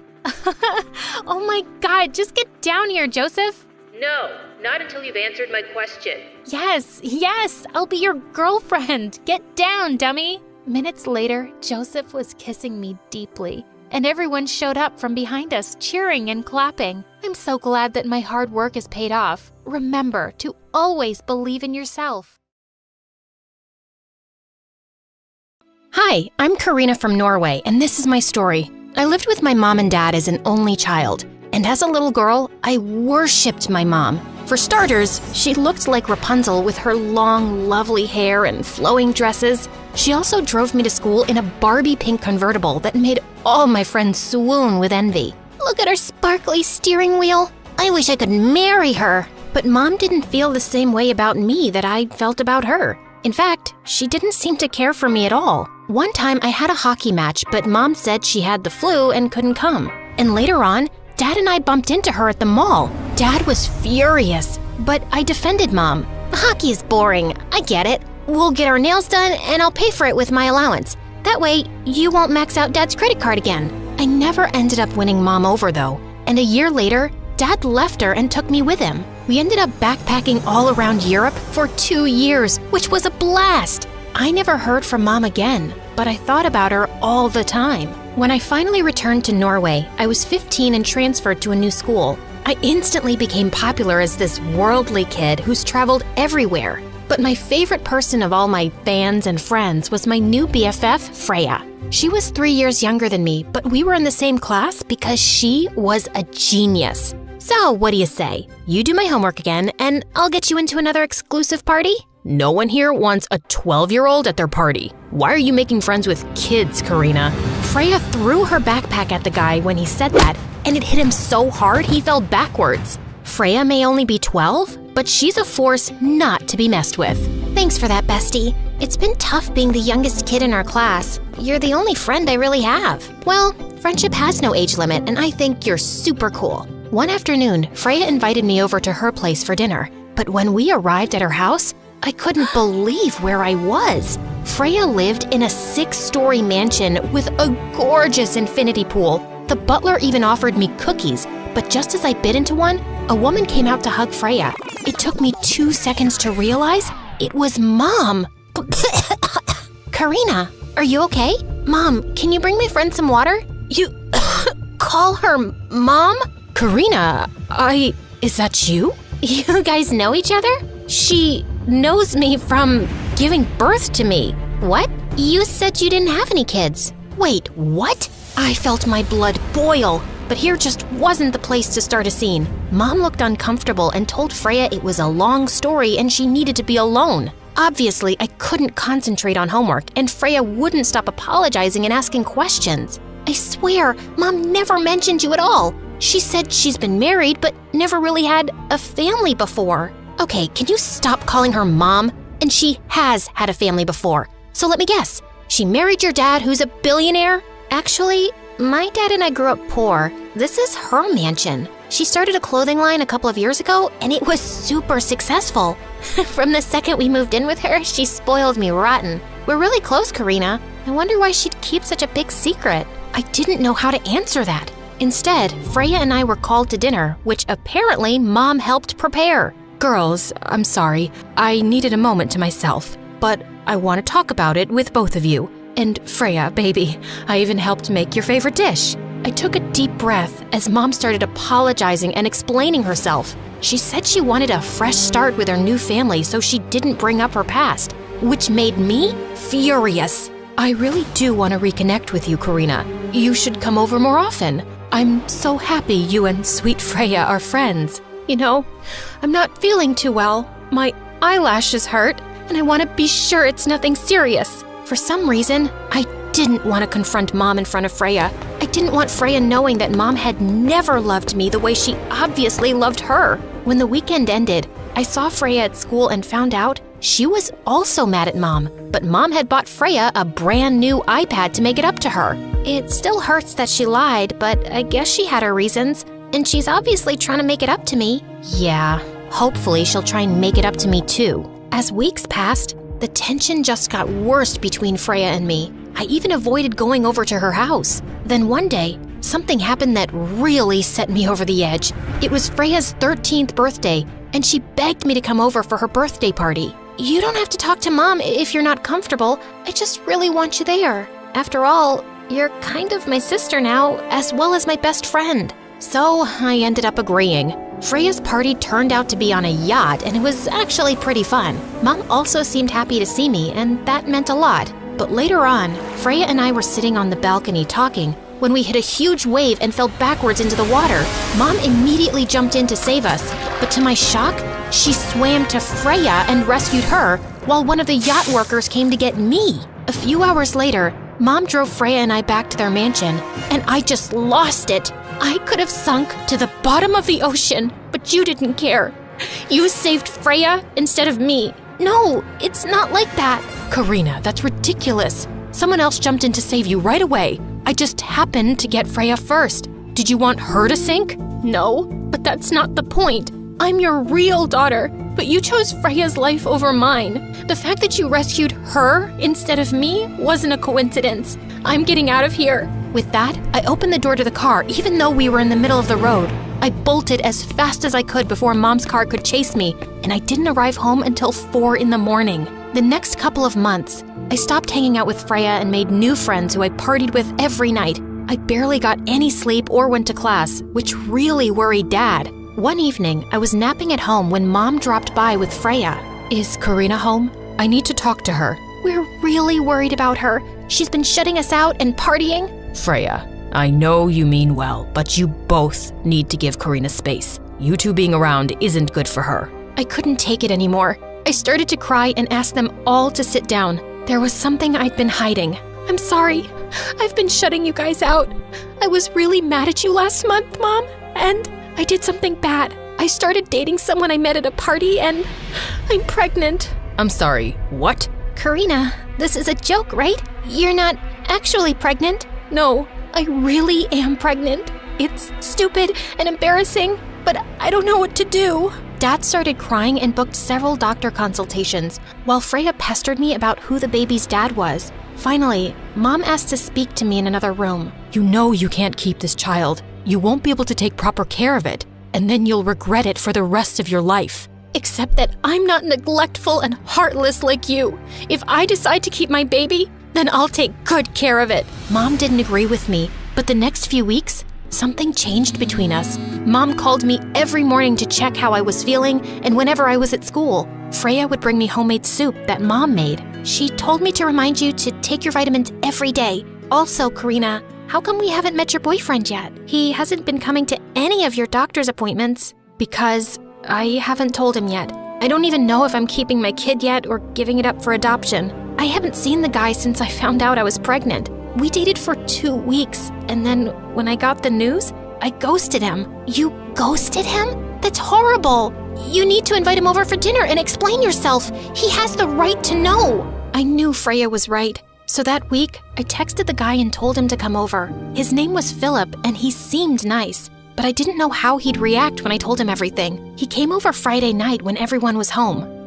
I don't even know why I agreed to this. I know we weren't serious or anything, but you didn't have to go radio silent on me, Karina. How about you hear her reasons before yelling at her? I told Philip everything in a panic, and he got super quiet. Oh my God, this is all my fault. Philip, stop. This is just as much my fault as it is yours. I'm not blaming you, but I still can't stick around for this. No, wait. Please, let's discuss this. There's nothing to discuss. Also, I'd recommend staying home from school for the next several months. Otherwise, everyone will be able to tell you're pregnant, and you'll be stuck with a horrible reputation.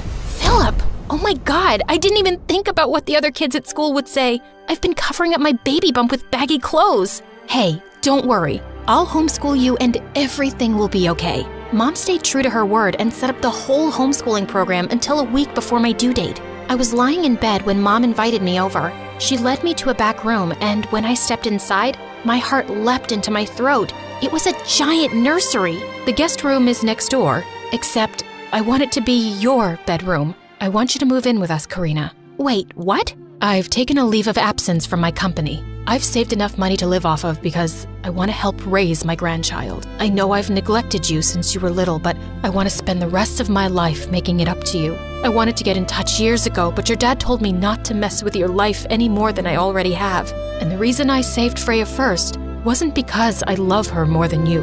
I just had to think quickly, and Freya just happened to be a little bit closer to the dock. I couldn't believe the words I was hearing. Then before I could say a word, Freya appeared behind me. For God's sake, Karina, just tell her already. I can't take this. What? What are you talking about? I saw you putting this pregnancy patch on yesterday. You lied about being pregnant, Karina. You faked the whole thing. No, I don't understand. And I think I know why she did it too. She wanted to get your attention and steal you away from me because she was jealous of our relationship. Okay, it's true. I faked everything. And I paid Philip to lie too. We never dated. He's just a friend of a friend. I staged the whole thing to be closer to you, Mom. Mom was dead silent. Wow, I really hurt you, didn't I? I mean, I know I made mistakes, but the fact that you had to fake a pregnancy to get my attention, I really have been so awful to you. What if I've already done too much damage for us to make things right between us? I need some time.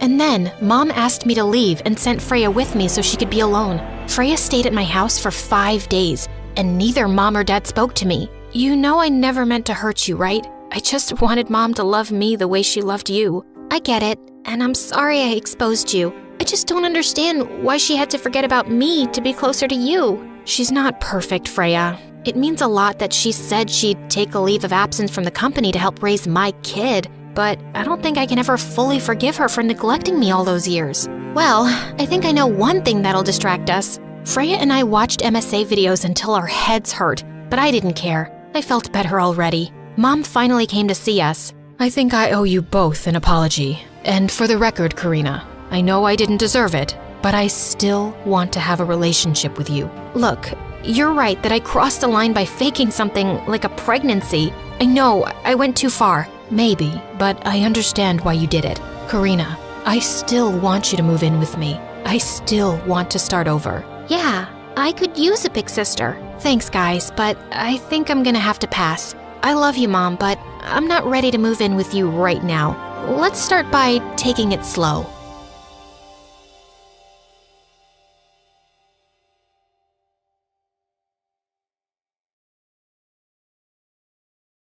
I felt someone bump against the bed, and my eyes instantly flew open. It was my stupid brother Liam looking down at me. I spit at his face. "What are you doing here, creep? Go away!" "I'm not here for you, idiot." He looked over at the lump of blankets next to me with big, adoring eyes. Is the sleeping beauty awake yet? "No, what do you want from her anyway?"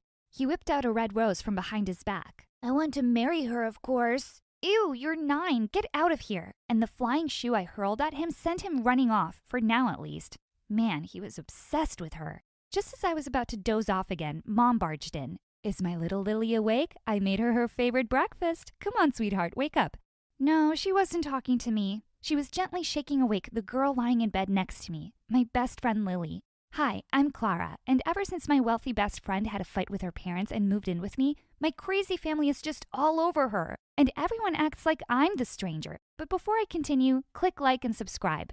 At the breakfast table, Mom kept piling pancakes on Lily's plate and kept slapping my hand away every time I reached out for one. "You can have them once Lily is done. Why don't you eat cereal instead?" Just then, Dad walked into the room looking red in the face with grease all over his shirt. He glared at Mom. "I should never have bought the car from your slimy brother. He sold me a piece of junk. Now it won't start again and I'm so late for work." Before Mom could start yelling at him, Lily quickly said, "Why don't you just take my car and I'll tell my butler to send me a new one today? It's no problem, really." Dad looked ecstatic and rushed forward with his arms wide open. "Oh, Lily, you're an angel sent to me straight from heaven." But in his hurry to hug her, Dad tripped on something and fell smack into the middle of the table, ruining all the food. Mom rose from the chair furious. "Seriously? You're such a loser. I don't know why I ever refused that man who's now a billionaire for you. I deserve to be married to someone rich and have his rich children." Dad screamed back. "Oh yeah? Who's stopping you? Go marry him now." I rushed forward and came between the two of them to stop their fighting, but just then my brother pushed me aside roughly. "You almost stepped on Lily's precious toes." Oh God, this was a madhouse. I just left the kitchen to go get ready for school, where I could hang out with some normal people. A few seconds later, Lily followed me to my room, and she was in tears. "I don't feel well, Clara. I can't go to school." I hugged her and said I'd make her some hot chocolate before I left, but she clung to my sleeve looking a bit terrified. "Please don't leave me alone with your crazy family. You have to skip school too." Okay, I will. Why don't you get into bed?" I wondered why she wouldn't tell me what had happened between her and her parents. What could be so bad that she chose to stay in this house of psychos instead? Lily settled into bed and handed me her favorite